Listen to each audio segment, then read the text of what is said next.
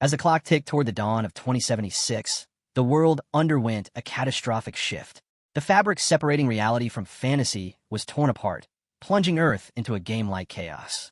Dungeons brimming with monsters erupted across the globe.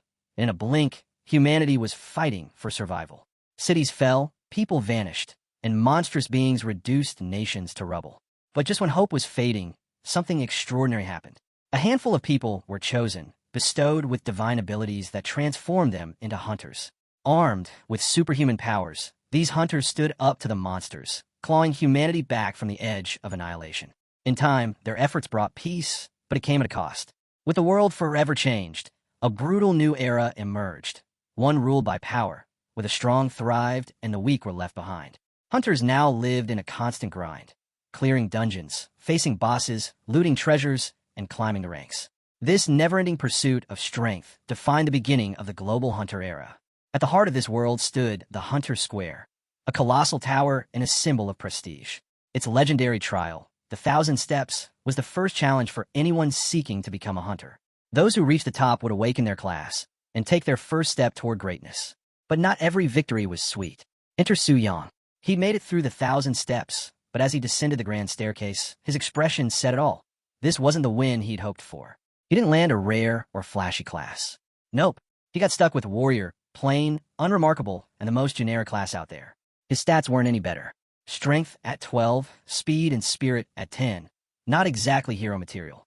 Warriors were always on the front lines, eating hits while others racked up kills from a safe distance. No matter how much they trained, they were usually just cannon fodder in someone else's story.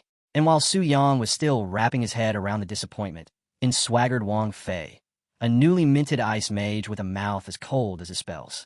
Spotting Su Yang, he couldn't help but take a jab, mocking him as some orphan loser only fit for grunt work. But Su Yang wasn't about to take it lying down. With a slow clap, like brushing off a pesky gnat, he fired back. Sure, Wang Fei was an ice mage, but he reminded him, with a smirk, that mages might have flash, but they break just as easily. Su Yang wasn't backing down. He straight up told Wang Fei to throw hands if he was feeling bold. But of course, Wang Fei wasn't about that life. Instead of stepping up, he started throwing weak threats while conveniently sliding behind his group for cover.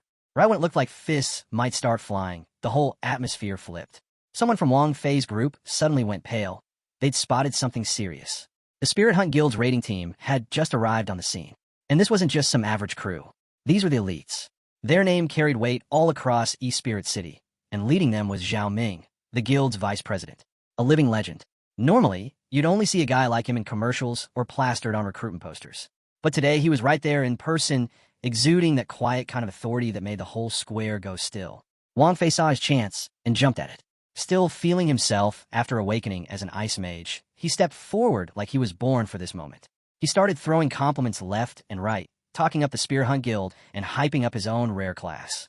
You could tell he was gunning for a spot on the team, hoping to ride his momentum straight into one of the city's top guilds. One of the team members shut him down instantly. No exceptions. If he wanted in, he'd have to go through the official channels like everybody else. No amount of flattery was going to get him in the back door. But then, plot twist, Zhao Ming stepped in. He'd been watching, and while he didn't seem overly impressed, he did recognize some value in Wang Fei's ice mage control skills. Enough to toss him a recruitment card. It wasn't a full invite, but it was a big deal. That card meant Wang Fei had potential, and Zhao Ming was willing to give him a shot, just not right now. The second that card came out, the whole area lit up. Suddenly, everyone around them started shouting their classes, hoping to get noticed too. It turned into a frenzy, players trying to sell themselves to the guild on the spot. But the raiding team shut it down just as fast. No patience for the chaos. They weren't here to host auditions. With cool, clipped professionalism, they reminded everyone that all applications had to go through the official channels. End of story. Then came Su Yang's voice, cutting through the noise. Calm, but curious, he asked if they were interested in warriors. The reply? Brutal. The team didn't even try to hide their disdain. It was like he cracked a bad joke at the wrong time. Nobody said a word. They just looked at him and moved on like he didn't even exist. Yeah, that's what it was like being a warrior in this world. For Su Yang, this moment hit like a punch to the gut. It was just another reminder of how stacked the deck was against him. In a world where your entire future depended on how rare or powerful your class was, being a plain warrior was basically a dead end. Even smaller guilds barely gave guys like him a second glance. But then, something caught his ear, something that snapped his focus back. He overheard members of the Spirit Hunt Guild talking about their next big move. They were headed straight for the Black Dragon's lair. And not next week, today. The raid team was preparing to enter the dungeon through the teleport gate inside Hunter Square. Now, if you're not familiar, the Black Dragon's lair isn't just any dungeon. It's the biggest, baddest S-tier dungeon in all of City CA. This place is crawling with monsters and elite beasts, and waiting at the end is none other than Black Flame Wings Athos, a level 99 nightmare that's wiped out some of the strongest raiding parties in the past. Still, the Spirit Hunt Guild wasn't exactly your average group. With several members rumored to be at the 4th Transcendence level or higher, they actually had a shot. And with their perfect raid track record, yeah, if anyone could take down Athos, it was them.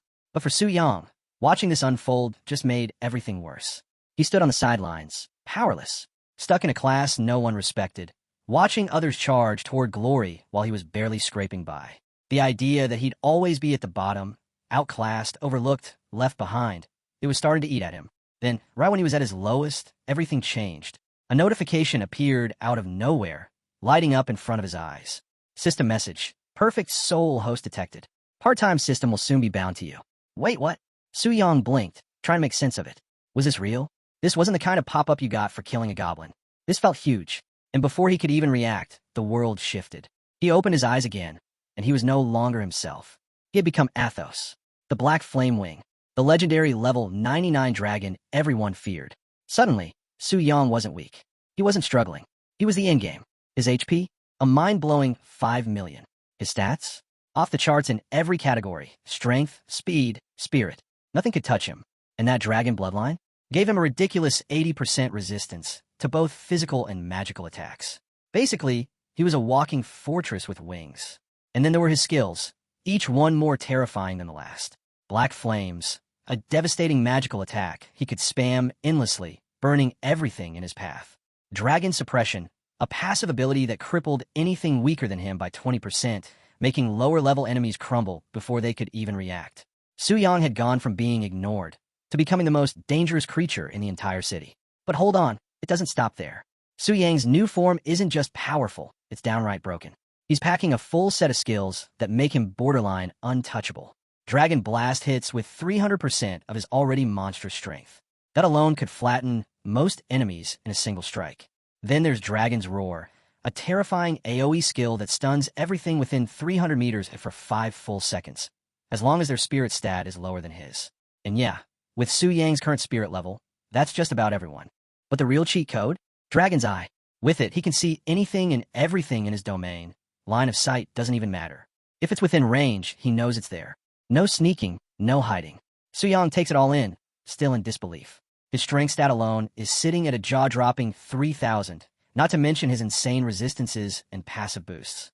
The rush of power hits like a lightning bolt, and before he knows it, he's letting out a roar, deep, raw, and thunderous. The sound shakes the ground and echoes through the entire area. It's a roar of dominance, of freedom, of a warrior who's just been handed the keys to a kingdom. And yeah, he knows it's temporary. He won't be this dragon forever. But in this moment, he's not just tasting power, he's drowning in it. Then it hits him. What if he could use this form to grind, kill monsters, gain experience, and carry that progress back to his real body? That single thought flips a switch. Maybe his warrior class isn't doomed after all. Maybe this is his shot at catching up. No, at surpassing the ones that used to look down on him. As he's reeling from this new plan, Su Yang notices something strange. The monsters ahead of him? They're not attacking. They're frozen, shaking. His dragon's roar must have gone off automatically, and now they're stuck in its aftermath. One of them, a hooded figure near the front, actually drops to their knees. The trembling creature lifts its head, eyes filled with awe, and calls him their king. That's when Su Yang gets it. They don't just see him as a threat. They see him as the Black Flame Dragon. The real deal. Their ruler. So, naturally, he plays along. Looking down on them with the cold confidence of a god, he commands them to rise. Immediately, the hooded one starts praising him, gushing about his unmatched power. But what really catches Su Yang off guard is what the creature says next, something about the dragon's potential. That if the Black Dragon were to reach full maturity, it could easily wipe out the entire human world. Wait, maturity? That's when it clicks. This dragon form he's in, it's not even at its peak. Athos, the final boss of the dungeon, is just a juvenile version. That's insane. Dungeon bosses are usually capped at fixed levels. No growth, no evolution. But this one might keep getting stronger. And now Su Yang's curiosity is fully locked in. Because if this is just the beginning, what comes next? Just as Su Yang was reveling in the overwhelming force he now commanded, something unusual tugged at his focus. Caged nearby was a figure unlike the rest, a stunning elf with flowing silver hair and piercing crimson eyes. Even from a distance, her presence was mesmerizing. But right now, she was visibly straining beneath the weight of his dragon aura. When their eyes met, she didn't flinch. Instead, she snapped at him, demanding her release and warning him of the wrath that would come from the elven race if he dared harm her. Su Yang, completely unfazed. If anything, he was intrigued. Since the world had fused with game mechanics, creatures like elves weren't just myths anymore. They were real, but extremely rare. Especially one like this, who should have been tucked deep inside dungeon territory, far from human reach. This was his first time seeing an elf up close, and he was more curious than cautious. But before he could take the interaction any further, the air around them shifted. A spatial ripple cut through the atmosphere, subtle, but unmistakable. A sign that a player was about to enter the area. The elf felt it too. Her demeanor instantly changed, a confident gleam flashing in her eyes. She assumed her rescue party had arrived and wasted no time taunting Su Yang again. Sure, her freedom was just moments away. Only this time, the dragon turned. He looked directly at her. That froze her in place. Dragons, especially one as fearsome as Athos, weren't known to respond to taunts. They didn't acknowledge what they saw as beneath them. But here Su Yang was, staring her down. She didn't know it, but this wasn't the typical dragon she'd read about. This was someone thinking, planning, calculating. Still, Su Yang wasn't about to waste time arguing with a caged elf. He had bigger problems. The Spirit Hunt Guild was on the move, and their goal was crystal clear. Eliminate the Black Flame Dragon and boost their guild to the elusive 5th stage of transformation. They built a flawless record raiding dungeons so far, but Su Yang wasn't convinced they'd walk away from this one so easily. Not against him in this form. That said, arrogance was a dangerous trap, even for a dragon. So Su Yang activated Dragon's Eye, sweeping the territory for any signs of movement. The results came fast. He locked onto the main assault team, cutting through the outer rim of the dungeon. Leading the charge was Lei Shan, a level 99 Thunderstorm Master, and easily one of the most dangerous players in East Spirit City. By his side, Zhao Ming, the familiar level 95 Storm Archer. Qian Yuan, a level 96 Healing Paladin, likely the backbone of their sustain. And Li Dan, the level 98 Holy Shield Master, their defensive wall. Together, they formed the core of the Spirit Hunt Guild's elite team, marching with precision toward the heart of the lair. Su Yang had to admit, these weren't amateurs. He respected the strength, but he was more interested in seeing how far that confidence could carry them. Their first test came quickly. A horde of magic wyverns swept in, shrieking and clawing, aiming to slow the guild's advance. To most players, it would have been chaos. But not for this squad. Lei Shan barely reacted. With practice calm, he ordered the tanks forward while the damage dealers followed up with a synchronized barrage of fire-based spells, exactly the kind of elemental weakness the wyverns couldn't handle. In a matter of seconds, the swarm was gone. Their formation never broke. Their pace never slowed. From deep within his lair, Su Yang watched the Spirit Hunt Guild advance. And he had to admit they were living up to the hype. Their coordination, timing, and response to pressure were solid. The wyverns hadn't even slowed them down. But Su Yang knew those were just warm-up acts. If he wanted to truly test them, it was time to raise the difficulty. With a flick of his will, he summoned one of his heavy hitters, a dragon warrior. The ground trembled as the towering beast emerged, radiating menace with every step. The sheer size of it made even seasoned hunters pause. For a moment, even Lei Shan's calm demeanor cracked at the sudden appearance of this juggernaut. But panic didn't last long. Lei Shan snapped into command mode, rallying his team with crisp orders. The dragon warrior wasn't just huge, it was fast, able to teleport short distances, which threw off the DPS units and threatened to punch through their formation. The beast lunged forward, almost landing a devastating blow, until Lei Shan activated Divine Light Shield, a radiant barrier that absorbed the incoming attack and saved his squad from disaster. Amid the chaos, Zhao Ming stepped up. He coordinated a swift fallback for the ranged fighters while the front line held the line. Timing it perfectly, he unleashed his Storm Arrow, a high-powered strike that pierced the Dragon Warrior's defenses and helped bring the creature down. It wasn't an easy fight, but the guild pulled through. Su Yang watched silently, nodding to himself. They were good. The Dragon Warrior had done its job, slowed them, tested them, but hadn't stopped them. Still, the elf wasn't impressed. From her cage, she threw more shade, mocking Su Yang for relying on creatures that were so easily crushed. But Su Yang didn't even glance her way this time. He was done playing nice. With another command, he summoned 6 elite dragons, each one fierce, armored, and ready for war. The effect was immediate. The Spirit Hunt Guild, caught mid-recovery, was thrown into temporary disarray. No one expected a black dragon to send reinforcements before the final battle. This wasn't in any strategy guides or past raid logs. It was a wild card move, and it had the guild second-guessing everything. Everyone except Lei Shan. He held steady, keeping the team from spiraling. These were elite monsters, sure, but elites were his specialty. He reorganized the ranks, had his tanks take aggro, ordered the healers to stay on rotation, and led a focus counterattack. Despite being outnumbered and ambushed, the guild rallied. Their raw strength and tight coordination saw them through once again. Su Yang observed, impressed, but also puzzled. These guys were tough, no doubt, but not unstoppable. And yet, they were marching straight toward him with confidence like they had the fight already won. It didn't make sense. Unless they had a trump card, something hidden up their sleeve that even a dragon hadn't seen coming. As Su Yang observed the guild's movements, something strange caught his eye. Just when they were on the verge of reaching him, mere moments away from confrontation, they suddenly veered off course. This wasn't hesitation. It was intentional, calculated, and it sent warning bells blaring in his mind. This wasn't in any known raid pattern. Narrowing his gaze, Su Yang activated Dragon Vision, locking onto their new path, and that's when he saw it. The Dragon Slayer's tomb. Inside, glowing with ominous energy, was something that made his blood run cold. The Dragon Slayer's heart, a rare quest item with the terrifying ability to nullify dragon talents. His heart dropped. Then came the fury. If the guild managed to get their hands on that artifact, it wouldn't matter how high his stats were. His talents, his resistances, his suppression, his signature skills could be completely negated.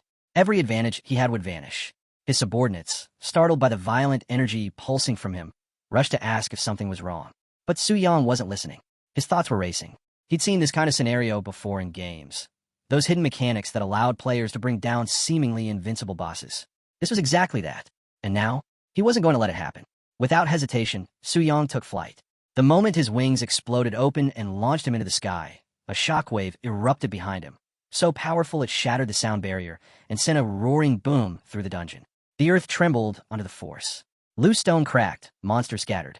His aura surged so violently, it warped the air around him. His army of monsters erupted in cheers, ecstatic that their king had finally taken to the skies. Even the elf, still locked in her cage, was stunned into silence. Dragons never left their lairs. That wasn't how the story went. But this one was different. This one wasn't waiting to be challenged. He was going to crush the threat before it took root. Meanwhile, the Spirit Hunt Guild was still on the move, unaware of the fury speeding toward them. Lei Shan frowned, clearly agitated. None of this was going according to the plan they'd been given. Their carefully plotted raid path was falling apart. Zhao Ming suggested the unthinkable. Maybe the Heavenly Mechanism Pavilion had given them a flawed strategy. Lei Shan didn't want to believe it, but the signs were there. Still, Zhao Ming stood by it. He had paid for that guide with everything he had, even his universe ring, a treasured item, and he wasn't about to accept that it had been a scam. The pavilion's reputation was too solid, too trustworthy. But none of them realized just how wrong things were about to get. Qian Yuan raised a concern that couldn't be ignored. What if they triggered another unexpected event? What if something tipped off the Black Dragon? But Lei Shan waved it off without hesitation. According to the guide, the dragon wouldn't move unless provoked. It was a lazy, overpowered beast that sat in its lair, waiting. As long as they didn't attack it directly, they'd be fine. In his mind, the Black Dragon was just another boss to cross off the list. Dangerous, sure, but ultimately beatable. After everything the beast had done, Lei Shan was more than ready to make it pay. But Qian Yuan had different priorities. He wasn't thinking about the dragon. He was focused on the Elf Maiden's Easter egg. Completing her hidden quest would give them access to the Elven Kingdom. And more importantly, the Elf Maiden herself would be theirs to command. That kind of reward couldn't be ignored. Lei Shan understood the appeal, and he promised that once the dragon was dealt with, Qian Yuan could handle the elf however he wanted. Then, all plans came to a screeching halt. Chen Yuan spotted something. A large silhouette cutting through the sky. At first, they figured it was just a flying dragon, annoying but manageable. But something felt off. These winged beasts were usually guard monsters, restricted to specific zones. They weren't supposed to show up here. As it flew closer, the truth hit them like a ton of bricks. This wasn't a guard monster. It was the Black Dragon, Athos. Panic rippled through the team. They weren't supposed to face him yet. Not without the Dragon Slayer's heart. That item was supposed to be their key to victory. The one thing that would let them bypass his overwhelming talents. And now, they didn't have it. They were exposed. For a moment, the mighty Spirit Hunt Guild, renowned for their flawless raids, considered retreat. Watching from above, Su Yang grinned. This was exactly what he wanted. Their fear, their hesitation, it was everything he'd hoped for. The guild that strutted into the dungeon, so full of pride, now stood frozen, stripped of their supposed advantage. To Su Yang, this was the perfect moment. Take them down now, level up, and send a message to every other guild watching. He moved in for the strike. But just as his attack gathered power, Lei Shan struck first. A burst of lightning tore through the air, catching Su Yang mid-charge. It wasn't strong enough to cause real damage, but it disrupted his flow, bought the guild just enough time to regroup. Lei Shan didn't flinch. Lightning crackled around him as he unleashed a surge of energy that lit up the battlefield. He wasn't running. Not now. Not ever. He turned to his guild, his voice cutting through the fear. We're not backing down. He reminded them who they were. The Spirit Hunt Guild had never lost a raid, and they weren't about to start now. The Black Dragon might be terrifying, but so were they. To fire up the troops, Lei Shan offered a promise. Defeat the dragon, and they'd be rewarded with everything. Gold, gear, glory, even women. Whatever they wanted. That did the trick. The fear in their eyes was replaced by something else, determination. Their enemy looked unstoppable, but for the first time, they believed they could take him. Up in the skies, Su Yang could feel his pulse quicken. This was what he had been waiting for. A real challenge. The Spirit Hunt Guild had shown grit, but now it was time to see what they could really do under pressure. On the ground, Lei Shan was already shifting gears. He barked out commands to Li Dan, instructing him to reinforce both defense and offense. Without hesitation, Li Dan activated his strongest holy light barrier, blanketing the team in layers of glowing protection. At the same time, the healers were summoned to keep the mana flowing, ensuring the team could keep up the pressure. Support classes moved fast, applying high-tier, single-target buffs onto Lei Shan and Zhao Ming, stacking their attack stats to the limit. Everything was lining up for a single goal: create enough of a gap to make a move toward the Dragon Slayer's heart. If they could just buy a few seconds, they might still have a chance to turn the tide. But Su Yang wasn't going to give them that time. With a violent crash of his tail, he slammed down toward the guild like a meteor. The impact was massive. Stone cracked, debris flew, and the entire dungeon floor trembled. Chaos erupted. He wasn't playing by boss rules anymore. No wind-up, no cooldown gimmicks, just raw power. Yet, through the settling dust, beams of light and bursts of magical energy came flying right back at him. The guild had survived. Turns out, Li Dan's triple-layered holy light barrier had activated just in time, shielding them from the worst of the attack. It was a clutch move, one that shouldn't have been necessary this early, but then again, bosses weren't supposed to strike first. This wasn't how raids usually played out, and they were scrambling to adjust. But they weren't about to waste the opportunity. They knew that bosses, no matter how strong, were usually limited to one major skill at a time. And since Su Yang had just burned his tail strike, this was their shot. Qian Yuan raised his staff and invoked a divine blessing, amplifying the healing and holy light magic across the field. Buffs cascaded across the team. Lei Shan and Zhao Ming, fully juiced up with power boosts, locked onto the dragon with precision. This was their moment. Su Yang knew he couldn't dodge, not with the wind-up already underway. So instead, he braced. Wings out, claws grounded, he prepared to eat whatever they threw at him. And then it came. A torrent of light and lightning tore through the battlefield. Lei Shan unleashed a devastating thunderclap, his strongest technique yet, while Zhao Ming's storm arrows split into dozens of bolts, each one homing in on Su Yang's vitals. The force of the combined blast cracked the air and sent a shockwave rippling for miles. Even Su Yang had to admit, it was impressive. Lei Shan raised his hand, rallying his team. Push forward. We've got him. But when the smoke cleared, silence fell. Su Yang was still standing, unshaken, barely a scratch on his scales. The total damage? 10,000 out of 5 million HP. Not even 1%. Their strongest assault had barely dented him. The guild stood frozen. The realization sank in hard. Athos damage reduction was on a completely different level. The lazy, overpowered lizard wasn't just strong. He was untouchable. Some guild members began to hesitate, wondering if retreat was the smarter move. But Lei Shan wasn't ready to back down. According to the guide, the dragon wouldn't unleash its most powerful abilities until its HP dropped below 75%. There was still time. They just had to hold out long enough to grab the artifact. Fueled by that glimmer of hope, they kept pressing forward. Meanwhile, Su Yang's patience was running thin. Their efforts were starting to feel like a bunch of gnats buzzing around, irritating but ultimately pointless. None of their attacks could touch him, yet they refused to give up. But Su Yang was done humoring them. It was time to put an end to this. With a thunderous dragon roar, he unleashed a shockwave so fierce it shattered the ground beneath him. The impact flattened the guild members, leaving them sprawled across the battlefield. When the dust finally settled, Only one figure remained standing, Athos. The Spirit Hunt Guild, despite all its top-tier strength, had been completely crushed. In that moment, it became painfully clear even an A-rank guild was no match for him. As the echo of the roar faded, Lei Shan struggled to stay conscious. This wasn't how things were supposed to go. The guide had failed them again, giving them nothing but false strategies and empty confidence. Still, Lei Shan refused to give in. He tried to rally his teammates, convinced Athos would be vulnerable after unleashing such a massive attack.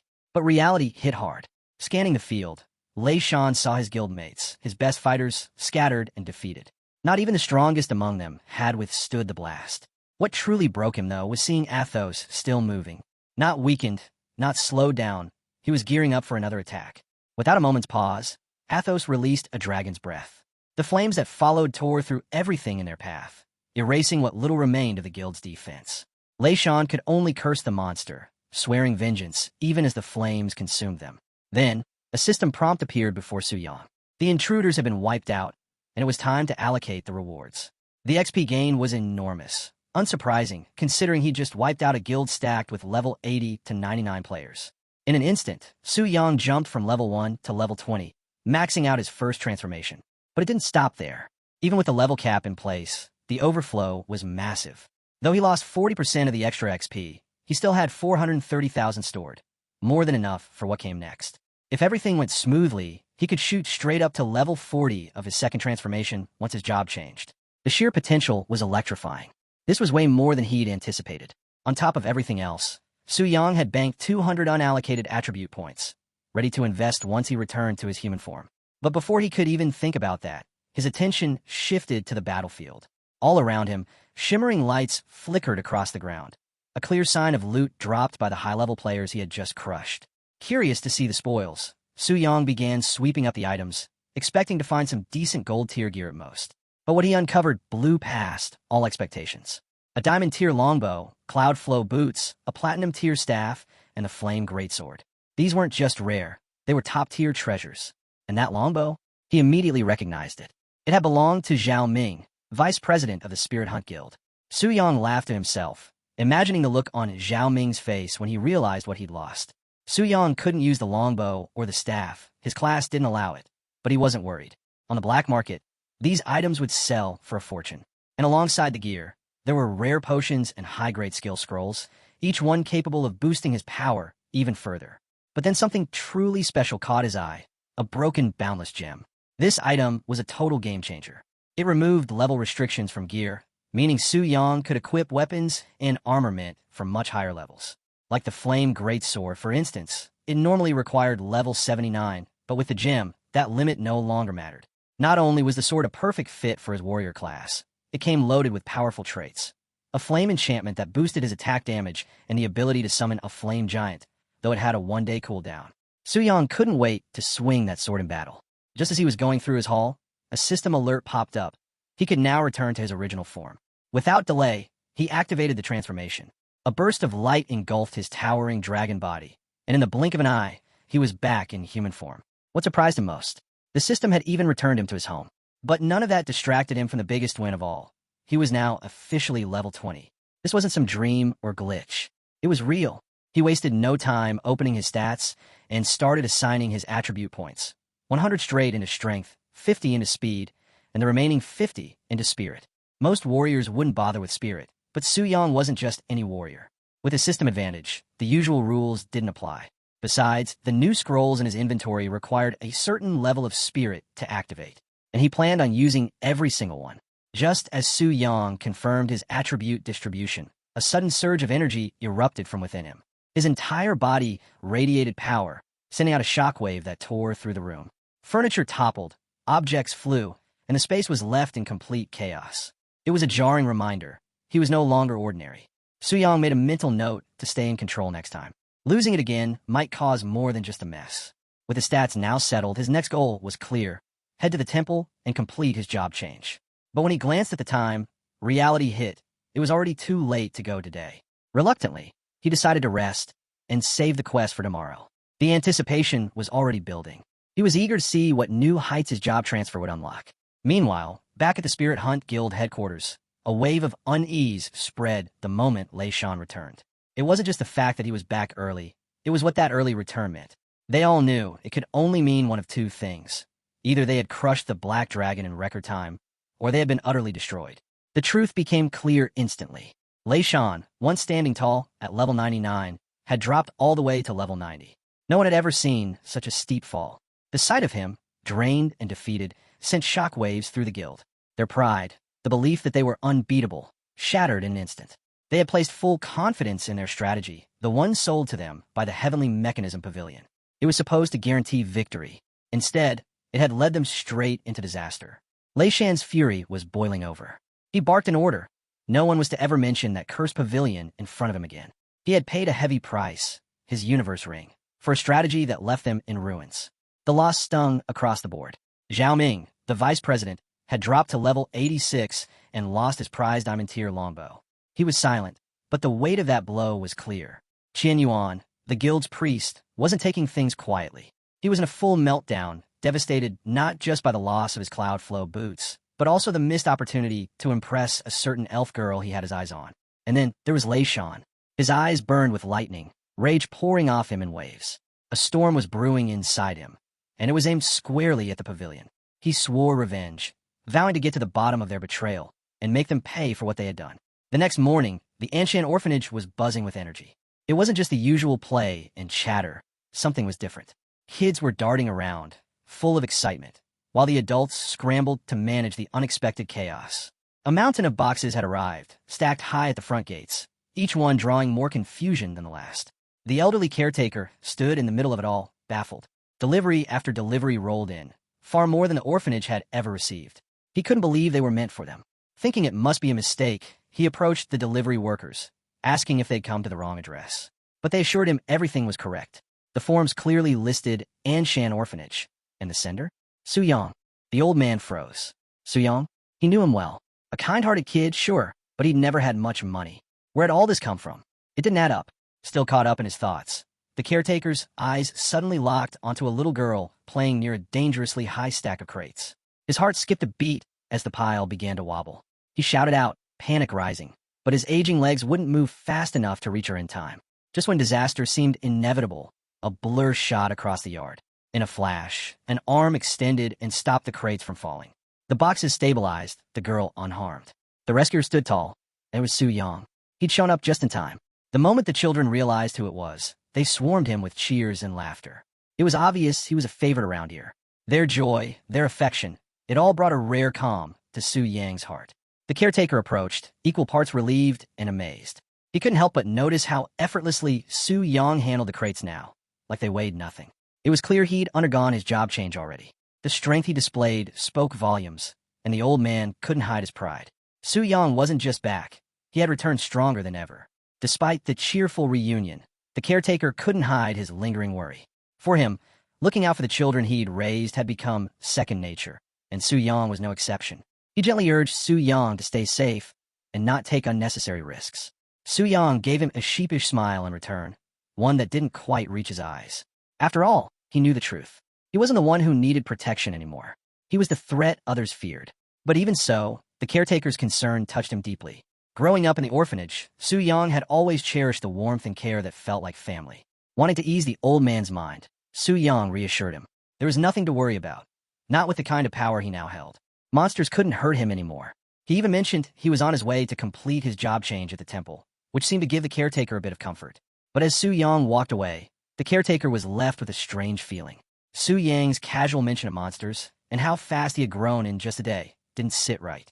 It was all happening too fast, and it raised more questions than it answered. Not long after leaving the orphanage, Su Yang arrived at the profession change hall. The moment he stepped in, he was swept up in a storm of rumors swirling through the area.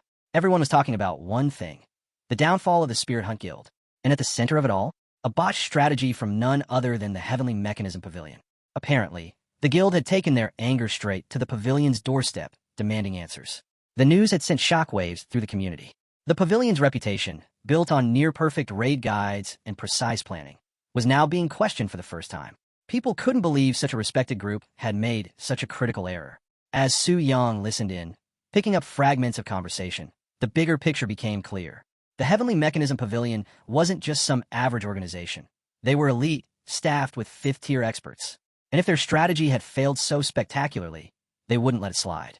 Eventually, they'd come looking for the one who had turned their guide into a death sentence. But the idea didn't rattle Su Yang at all. In fact, it made him grin. The thought of facing off against top-tier players from a group like the Pavilion didn't scare him. It thrilled him. He could already picture the loot they'd drop, and he was more than ready to claim it. Just as Su Yang was lost in thought, enjoying the buzz of anticipation at the temple, his peace got shattered, of course, by none other than Wang Fei, the guy who just didn't know when to quit. And as always, he had his band of background extras tagging along. Wang Fei strutted over, full of smug confidence, wasting no time throwing jabs. He mocked Su Yang for showing up at the temple again, calling his profession garbage. Before Su Yang could even open his mouth, Wang Fei jumped back in. Didn't really care for a response. According to him, Su Yang came here day after day because no guild wanted to recruit him. That thought alone had Wang Fei cracking up. Then, he suddenly got serious. He said it was the perfect time to settle things once and for all. He hadn't finished the job last time, guild business got in the way. But now he was free, freshly upgraded, and ready to teach Su Yang a painful lesson. With his points allocated and new skills in place, Wang Fei was itching to show off. And Su Yang looked like the perfect punching bag. Except, Su Yang wasn't feeling patient today. Before Wang Fei could flex his new power, Su Yang moved. One clean punch, fast, brutal, and straight to the face. Wang's mouth might have been open, but it sure wasn't for long. The blow hit so hard, Wang Fei turned into a ragdoll, bouncing around like a live-action pinball. In seconds, his HP plummeted to 5%. One hit, that's all it took. Everyone watching, silent. This wasn't just a beatdown, it was a warning. Su Yang didn't need words. His fist said it all. Keep pushing, and you'll end up just like Wang Fei. And Wang's crew? Yeah, they got the message. They scrambled to pick him up and bolted without a second glance. As their footsteps faded, a slow clap echoed behind Su Yang. He turned around, and there she was. A woman dressed in black. The outfit looked almost like a nun's. If nuns wore dresses with thigh-high slits and heels. Definitely not your average temple staff. She introduced herself as a transition guide from the Hall of Change, clearly impressed by what she'd just witnessed. With a calm smile, she offered to assist him. Su Yang didn't hesitate. This was exactly who he needed. He told her he was ready for his profession transition. As they walked, she studied him a little closer. Su Yang gave off the vibe of someone new to the hunter world. Fresh, maybe even inexperienced. But what she'd seen earlier, that kind of raw speed and strength didn't come from a rookie.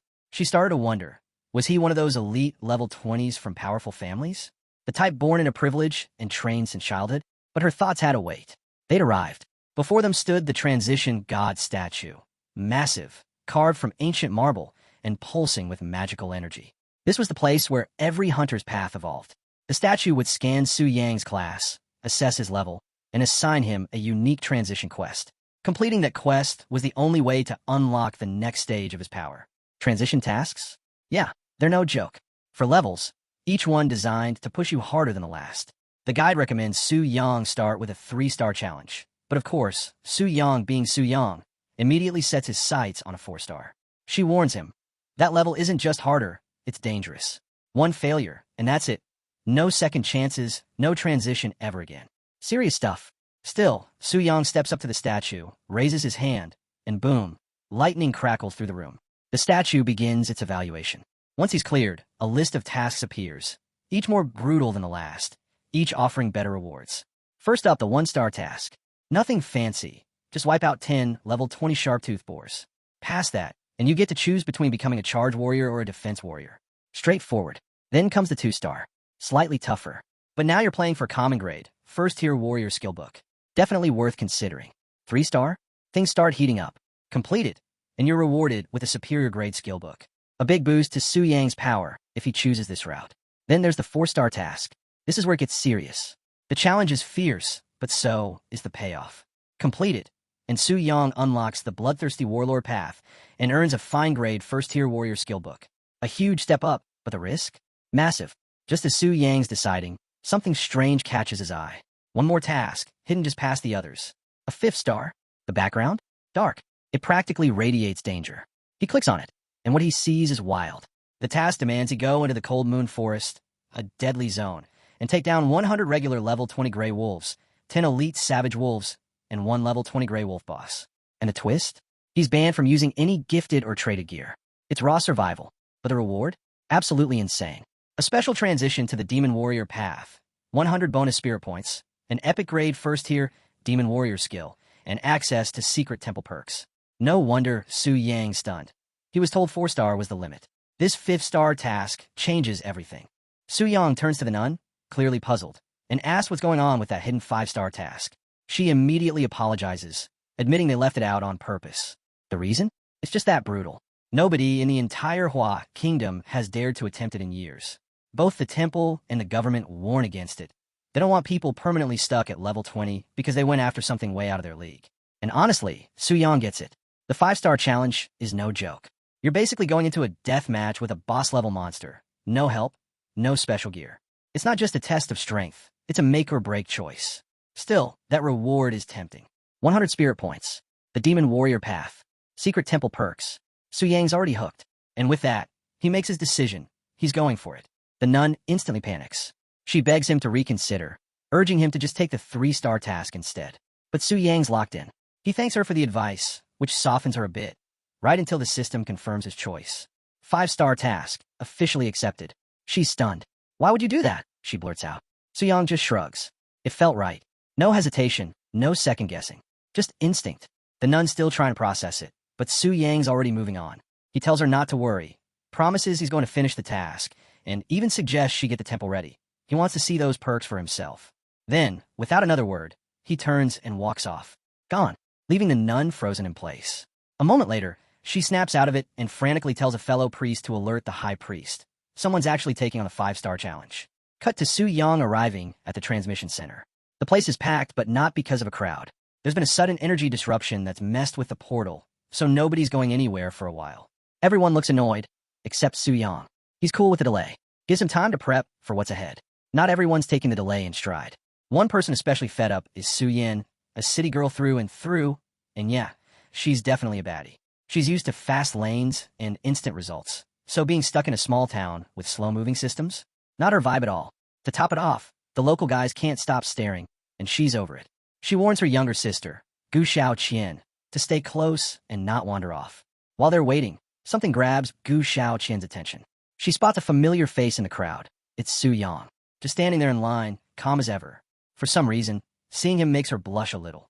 Her heart flutters just a bit. Of course, Su Yin picks up on it right away. She side-eyes her sister and asks what's going on. Gu Xiaoqian tries to play it cool, brushing it off by saying Su Yang's just a classmate who switched professions recently. Totally casual. Totally not a big deal. But Su Yan's not buying it.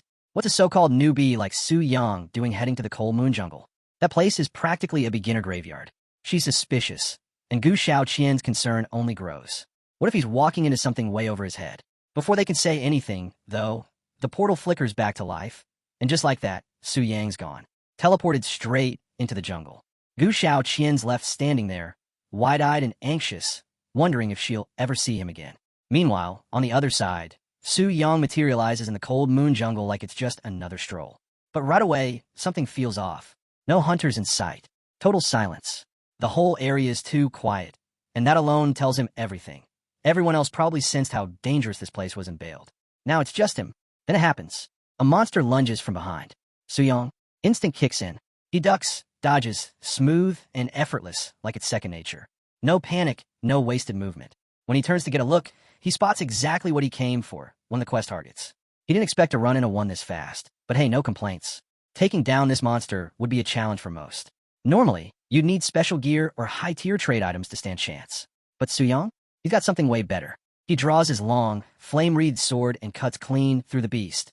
No hesitation, no mercy. He doesn't just kill it, he overkills it, just to watch the sword in full force. The flames torch the creature instantly. This sword wasn't cheap. Su Yang had sunk a fortune into it. The real problem? It came without a gem slot. He had a powerful gem ready to bypass level restrictions, but with no slot, it was useless. So he had to fork over even more for a high-level drilling stone just to carve one in. Bad news? The drilling kept failing. Over and over. His funds dropped from 100 million down to 60 million. Brutal. Still, using the sword now felt worth it. Finally seeing it in action made it all sting a little less. And hey, he still had Xiao Ming's old longbow. If he played it right, he could flip that for some cash, maybe even sell it back to Xiao Ming himself, which honestly made him chuckle. But there was no time to dwell on lost funds. More monsters closed in. Luckily, Su Yang came prepared. He activated a silver tier scroll, summoning a powerful barrier around himself. one that could absorb up to 50,000 damage. The incoming beast didn't stand a chance. They kept slamming into it, mindlessly throwing themselves at the shield, not realizing how pointless it was. Suyang let them wear themselves out. Then, with one flaming arc of his sword, he triggered a blazing whirlwind, tearing through 15 wolves in a single strike. Impressive, yeah, but it was just the warm-up. He still had 100 to go, hunting them one by one. Way too slow. So, he pulled out a monster attraction stone. Rare drop, usually from low-tier bosses. It had one job: lure in ordinary and elite monsters from the surrounding area. Suyang didn't hesitate. He tossed it into the air. It shattered mid-flight, and the magic spread instantly. Wolves started pouring in from all directions, drawn by the stone's power. In seconds, Suyang was surrounded. But backing down? Not his style. He was here to finish the job, and he'd do it his way. Getting ready for the next wave, Suyang popped an intermediate spirit potion, instantly boosting his spirit stat. Then, without missing a beat, he activated a rare scroll, Baptism of Fire. Flames erupted all around him, shooting into the sky and forming a towering inferno that burned through everything within range. Any monster that got too close? Gone in seconds. It didn't take long. He hit the 100-kill mark in no time. But the monster attraction stone had done its job too well. It hadn't just pulled in nearby creatures. It pulled the entire forest. Yet Suyang didn't break a sweat. He still had plenty of scrolls left in his arsenal. And the more enemies that came, the more efficiently he could deal with them. No stress, just more targets. Elsewhere in the cold moon jungle, a squad of hunters moved cautiously through the unusually quiet terrain. Normally, they'd be fighting off beasts nonstop. Today, not a single fight in over 2 kilometers. Something was seriously wrong. One hunter swore he saw a monster run from them. That alone sent chills through the group. Monsters here never retreat. They're aggressive by nature. That's when the lead hunter figured it out. Someone had used a monster attraction stone and dragged every creature in the area to a single location. Greedy, shameless tactics. It was clear someone wanted all the experience, drops, and rewards for themselves, leaving nothing for the rest. Frustrated, the group picked up speed, determined to confront whoever pulled this stunt. But just as they got closer, a massive burst of energy exploded in the distance. A surge so intense it lit up the sky. The shockwave hit them like a wall. It was no ordinary attack. One look was all it took. This wasn't just a strong fighter. Whoever this was, they had to be a third-tier mage or something close. No beginner could unleash that kind of destructive power. The hunters stopped dead in their tracks. Confrontation? Off the table. They turned around fast, muttering curses. Better to live and hunt another day than mess with someone that dangerous. Back at the center of the chaos, Suyang stood alone, surrounded by scorched earth. The battlefield was silent. No monsters, no remains, just ash and charred land stretching in every direction. The wolves were gone. The second phase of his 5-star task? Complete. Now, only one challenge remained, the final boss. A grin crept across Suyang's face. Even after burning through several high-level scrolls, this whole mission had turned out to be way easier than he expected. Honestly, after the nun's dramatic reaction back at the temple, he thought he'd be clinging to life by now. Instead, he was crushing it. With just the final phase left, Suyang actually felt excited. Maybe, just maybe, this last boss would finally give him the fight he'd been craving. He made his way toward Cold Moon Cave, the den of the infamous fearsome Blue Wolf King. This wasn't just some oversized mutt. It was the kind of boss that normally took a team of 3 high-level hunters working in perfect sync to take down. Soloing it? Practically unheard of. But Suyang wasn't the only one making moves. Nearby, 3 hunters crouched in hiding, scoping out the cave entrance. Zhang the mage, Li San the tank, and Zhao Wu the archer. Each one seasoned and ready for action. They had their strategy down, and Zhang had just handed Li San a strength potion to boost his durability. It was clear they meant business. Zhao Wu, though, not feeling it. He'd just switched classes and hadn't even tested his new skills yet. He was shaky, unsure if he could even hold his own in a real fight. Zhang wasn't having it. He reminded Zhao Wu why they were here. The Wolf King's core. That guaranteed crystal drop? It could be turned into a silver-tier staff, powerful enough to carry Zhang straight to level 40. He didn't need doubt. He needed focus. So Zhang kept pushing, hyping everyone up, laying out the plan, building that team energy, until Zhao Wu suddenly raised a hand, signaling silence. He'd spotted someone. All 3 turned, eyes narrowing as a lone figure approached the cave entrance. It was Suyang. He wasn't sneaking. He wasn't cautious. He was just walking, calm, relaxed like he owned the place. Panic hit the trio immediately. Was this guy trying to snatch their boss kill? But then they got a closer look. Young. Too young. No visible armor. No party. No backup. just a sword at his side and that same ridiculous calm. To them, it screamed one thing: newbie with a death wish. Lee Sin muttered that maybe they should stop him, give him a heads up before he got himself killed. Zhang. Not a chance. As soon as Lee San suggested warning the kid, Zhang smacked his arm and shot him a glare. Why waste the effort? He whispered. To him, this was perfect.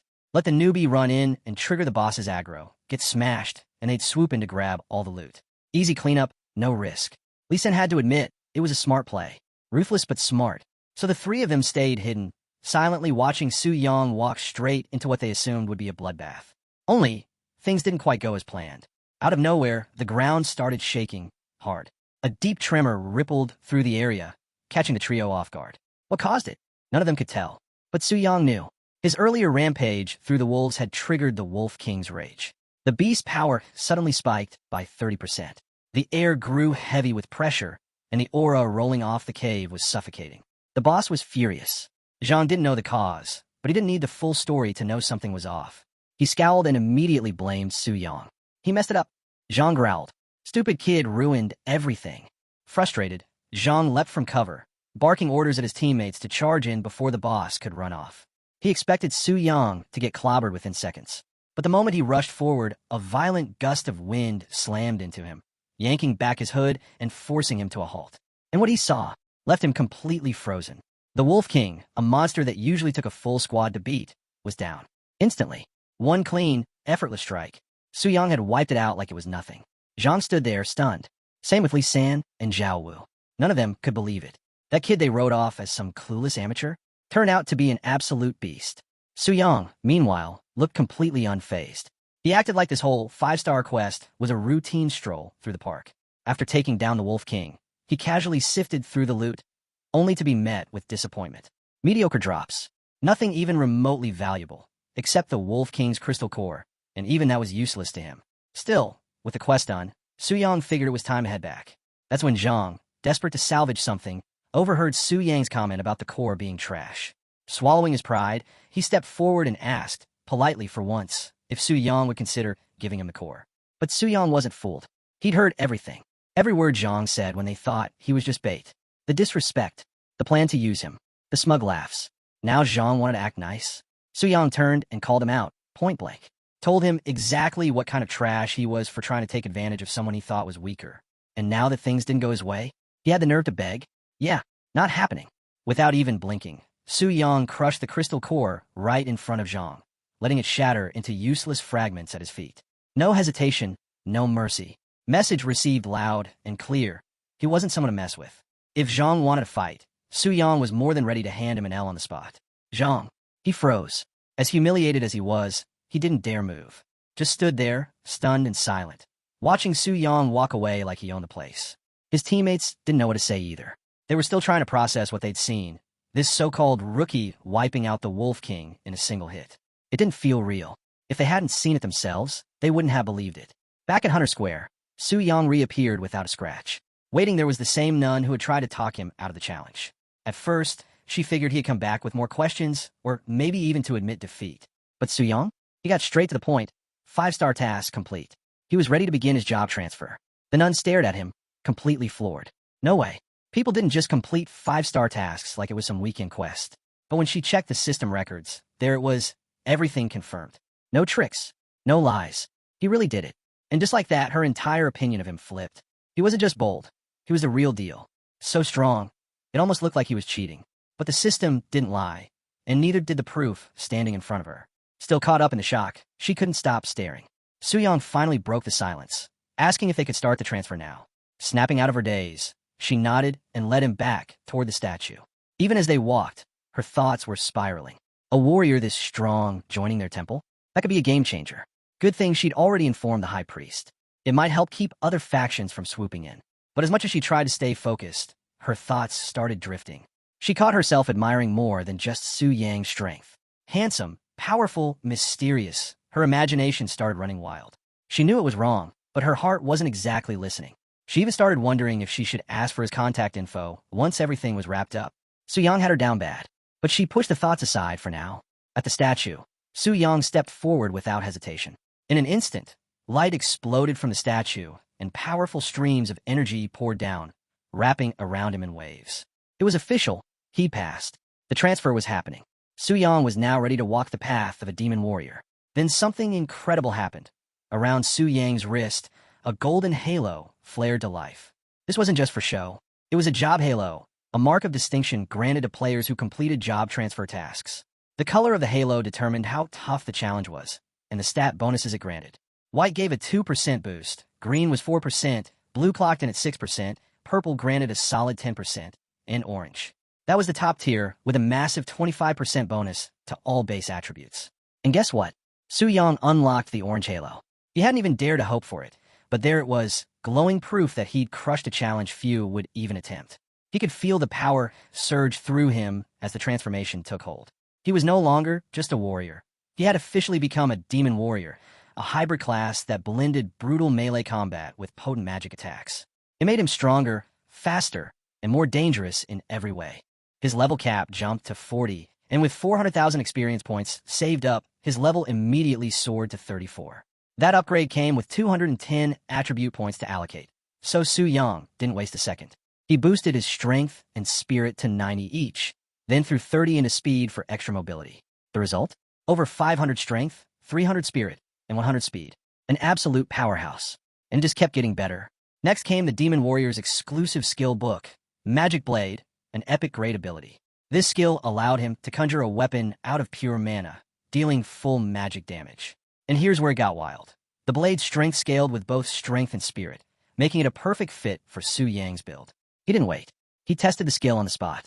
A gleaming blade of condensed mana formed in his hand. When he swung it, the energy sliced clean through the air with unreal precision. But the real surprise? The blade responded to his thoughts. It could shift shape instantly, long-range spear, dual blades, curved saber, whatever he needed in the moment.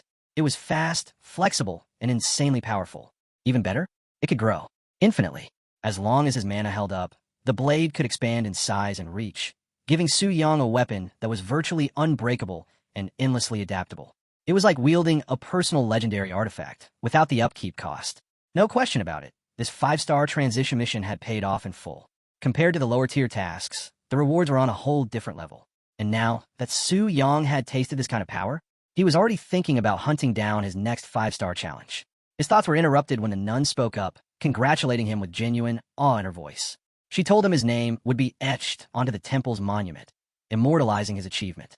From this point forward, he'd be recognized as a VIP of the Job Transfer Temple. That last part piqued his interest. VIP, huh? Su Yang asked, curious. What kind of perks are we talking about? The nun smiled but shrugged. She wasn't exactly sure herself. It wasn't every day someone earned that status. She told him to hold tight while she checked in with her superiors. Turns out, Su Yang didn't have to wait at all. Just as the nun was about to leave, a new figure stepped into the scene. A woman dressed in a stunning white gown that practically radiated authority. It was Bai Ling, the senior priest of the Transfer Temple in Dangling City. Her sudden appearance stunned everyone, including the nun. And for good reason. Senior priests were only one rank below the highest authority in the entire temple. For someone at that level to show up in person, that never happened. But Su Yang's 5-star achievement had changed the rules. He was officially a big deal now. With Bai Ling now taking charge, the nun respectfully stepped aside. She left with a smile on her face, but inside, she was devastated. She still hadn't gotten Su Yang's contact info. Now that the formalities were over, Bai Ling walked up to Su Yang and extended her hand. He hesitated at first, not sure what she was doing. But she quickly explained it was just the simplest way to teleport him to the VIP room for a more private conversation. Su Yang nodded and took her hand. The moment their hands met, a glowing magic circle appeared beneath them, and in a flash, they vanished. When they reappeared, Su Yang found himself in an entirely different section of the temple. It was sleek, quiet, and radiated magical energy. He couldn't help but be impressed. For a senior priest from a third-tier city to casually use this kind of teleportation spell, it was insane. The Transfer Temple really was on another level. Bai Ling noticed his awe and smiled, brushing it off. She explained that it wasn't her own strength. She was using magic borrowed from the temple's sacred statue. Modest, but still incredibly impressive. Then she dropped a bombshell. Dangling City had never had a 5-star job changer before. Even Tianling City, one of the largest and most powerful cities around, had only produced one 5-star achiever in the last 10 years.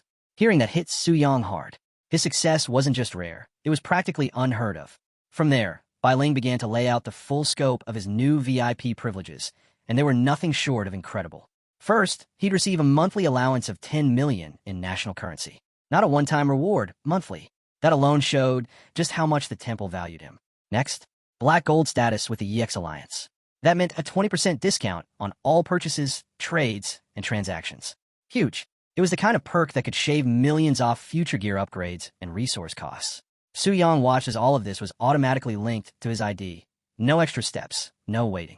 Everything integrated instantly, smooth and seamless. But Bai Ling wasn't finished. Because of his exceptional status, Su Yang now had open access to join any A-level guild in the city. No trials, no recruitment process. If he wanted in, the doors were open. Su Yang, ever the lone wolf, wasted no time asking the real question. Was joining a guild mandatory? Bai Ling shook her head. Not at all, she assured him.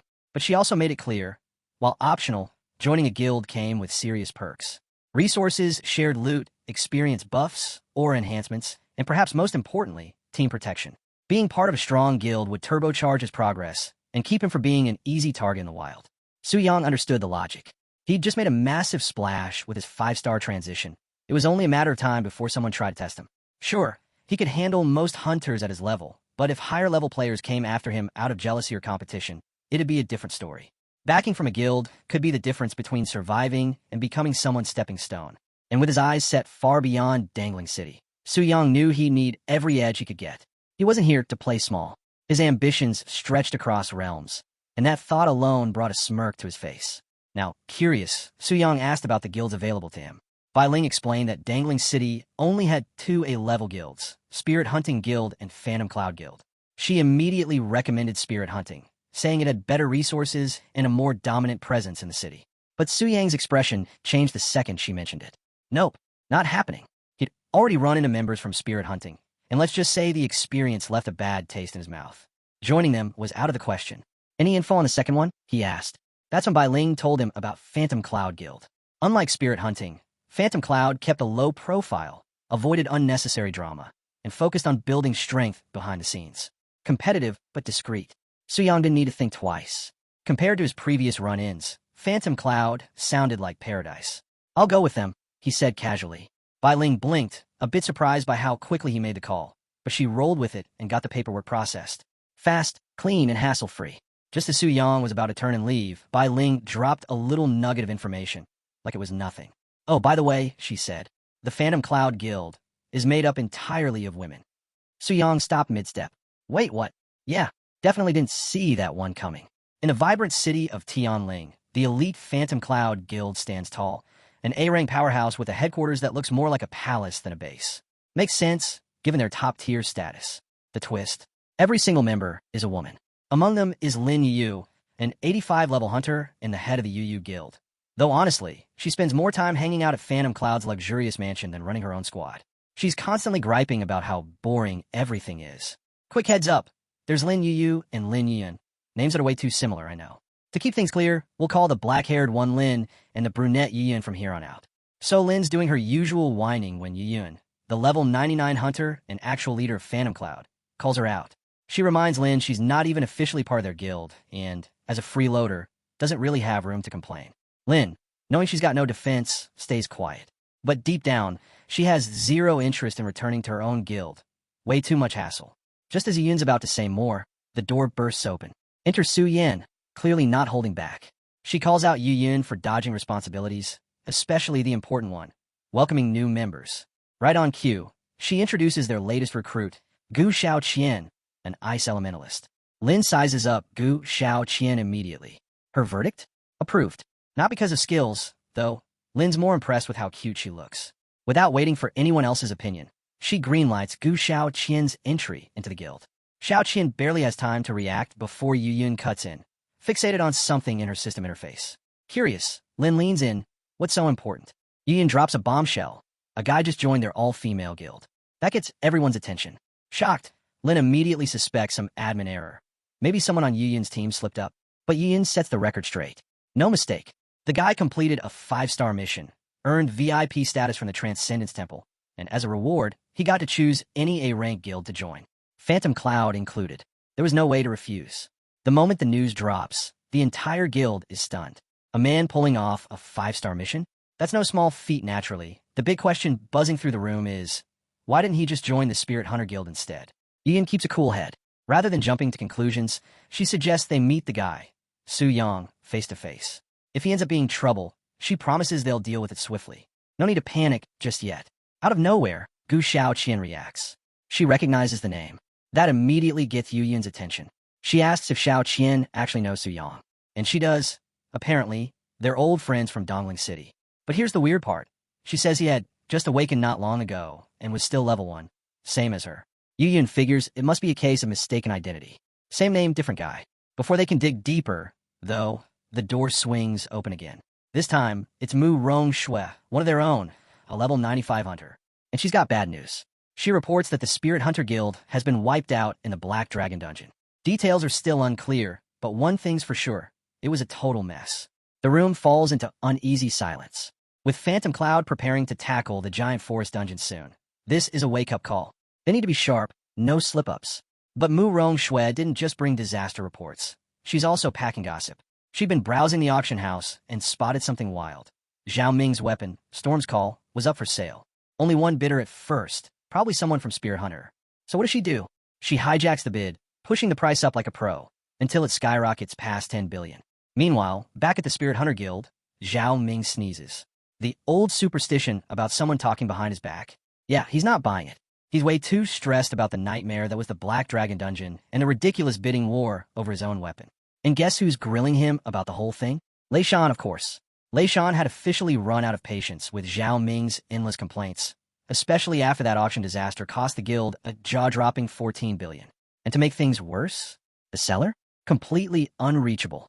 No messages going through, no way to track them. Word of Zhao Ming's failed auction had already swept through Tianling City like wildfire, and now their guild was the butt of every joke. Lei Shan wasn't about to let that slide. Without hesitation, he gave Zhao Ming a savage kick, one that practically flattened him. Whatever dignity Zhao Ming had left went out the window as he collapsed, unable to get back on his feet. With that mess behind them, Lei Shan and Qian Yuan made their way to the next headache, a tense meeting with the Heavenly Mechanism Pavilion. Across a long table, the pavilion's team sat in silence, none of them pleased. At the head sat a white-haired powerhouse, Zhou Tai, level 110, a 5-star bloodthirsty warrior, and the lead strategist of the pavilion. Zhou Tai didn't bother with small talk. He got straight to the point. Was he really hearing that the Spirit Hunter Guild was blaming his squad for the Black Dragon Fortress failure? He wasn't having it. His team had cleared that dungeon 5 times. They had every move recorded, reviewed, and polished into a solid strategy. If something went wrong, it wasn't the plan, it was the execution. As far as Zhou Tai was concerned, the failure was on Lei Shan's crew. But Lei Shan didn't flinch. He pushed back, saying Spirit Hunter had always been cautious with boss raids. They didn't just charge in blindly, they planned every move. He swore they stuck to the strategy word for word. The problem? The Black Dragon didn't behave the way the plan said it would. Something was off. Way off. And while he wasn't pointing fingers, he wasn't about to let his entire squad go down without asking questions. But before the conversation could cool off, Lu Ci, level 103, Shadow Assassin, chimed in with a smug laugh. He didn't hold back. He ridiculed Spirit Hunter for getting wiped out by a level 99 boss, even after being handed a step-by-step guide. To him, their excuse sounded pathetic, and blaming the pavilion's team? Just embarrassing. His tone made it clear. He thought Spirit Hunter was a joke. Lei Shan wasn't about to let that insult slide. He shot a sharp glare at Lu Ci and told him to watch his mouth. But Lu Ci? He was just getting started. He sneered, doubled down, and told him straight up, if you're weak, just admit it. Either get good or back out. The air in the room got heavy fast, tension crackling between both sides. But before it could explode into something more, Zhou Tai stepped in. With years of experience and zero patience for this kind of nonsense, he shut it down cold. He laid it out clearly. The Heavenly Mechanism Pavilion prided itself on accuracy and integrity. Selling flawed intel? Not their style. To prove it, Zhou Tai made an offer. They'd send their exploration team back into the Black Dragon Fortress to double-check everything. If they found an issue with the strategy, the pavilion would take full responsibility and even reimburse Spirit Hunter for their losses. But if the strategy held up, then the blame was on Lei Shan's team, and the pavilion would be officially off the hook. It was fair, and Spirit Hunter accepted. For members from the pavilion strategy team would join Lei Shan on the follow-up raid. No objections from the others. Deal locked in. Just as everyone was about to call it a day, the atmosphere suddenly shifted. A dark green mist crept into the room. Lei Shan and Qian Yuan immediately sprang to alert, bracing for an ambush. The pressure was intense, thick enough to set everyone on edge. But Jotai, completely unbothered. He walked right past them with a calm expression and told them to stand down. No need to make fools of themselves. The one stepping into the room was an enemy. It was Chunluan, level 115, 5-star necromancer, straight from the pavilion's main headquarters. Chunluan wasn't exactly thrilled.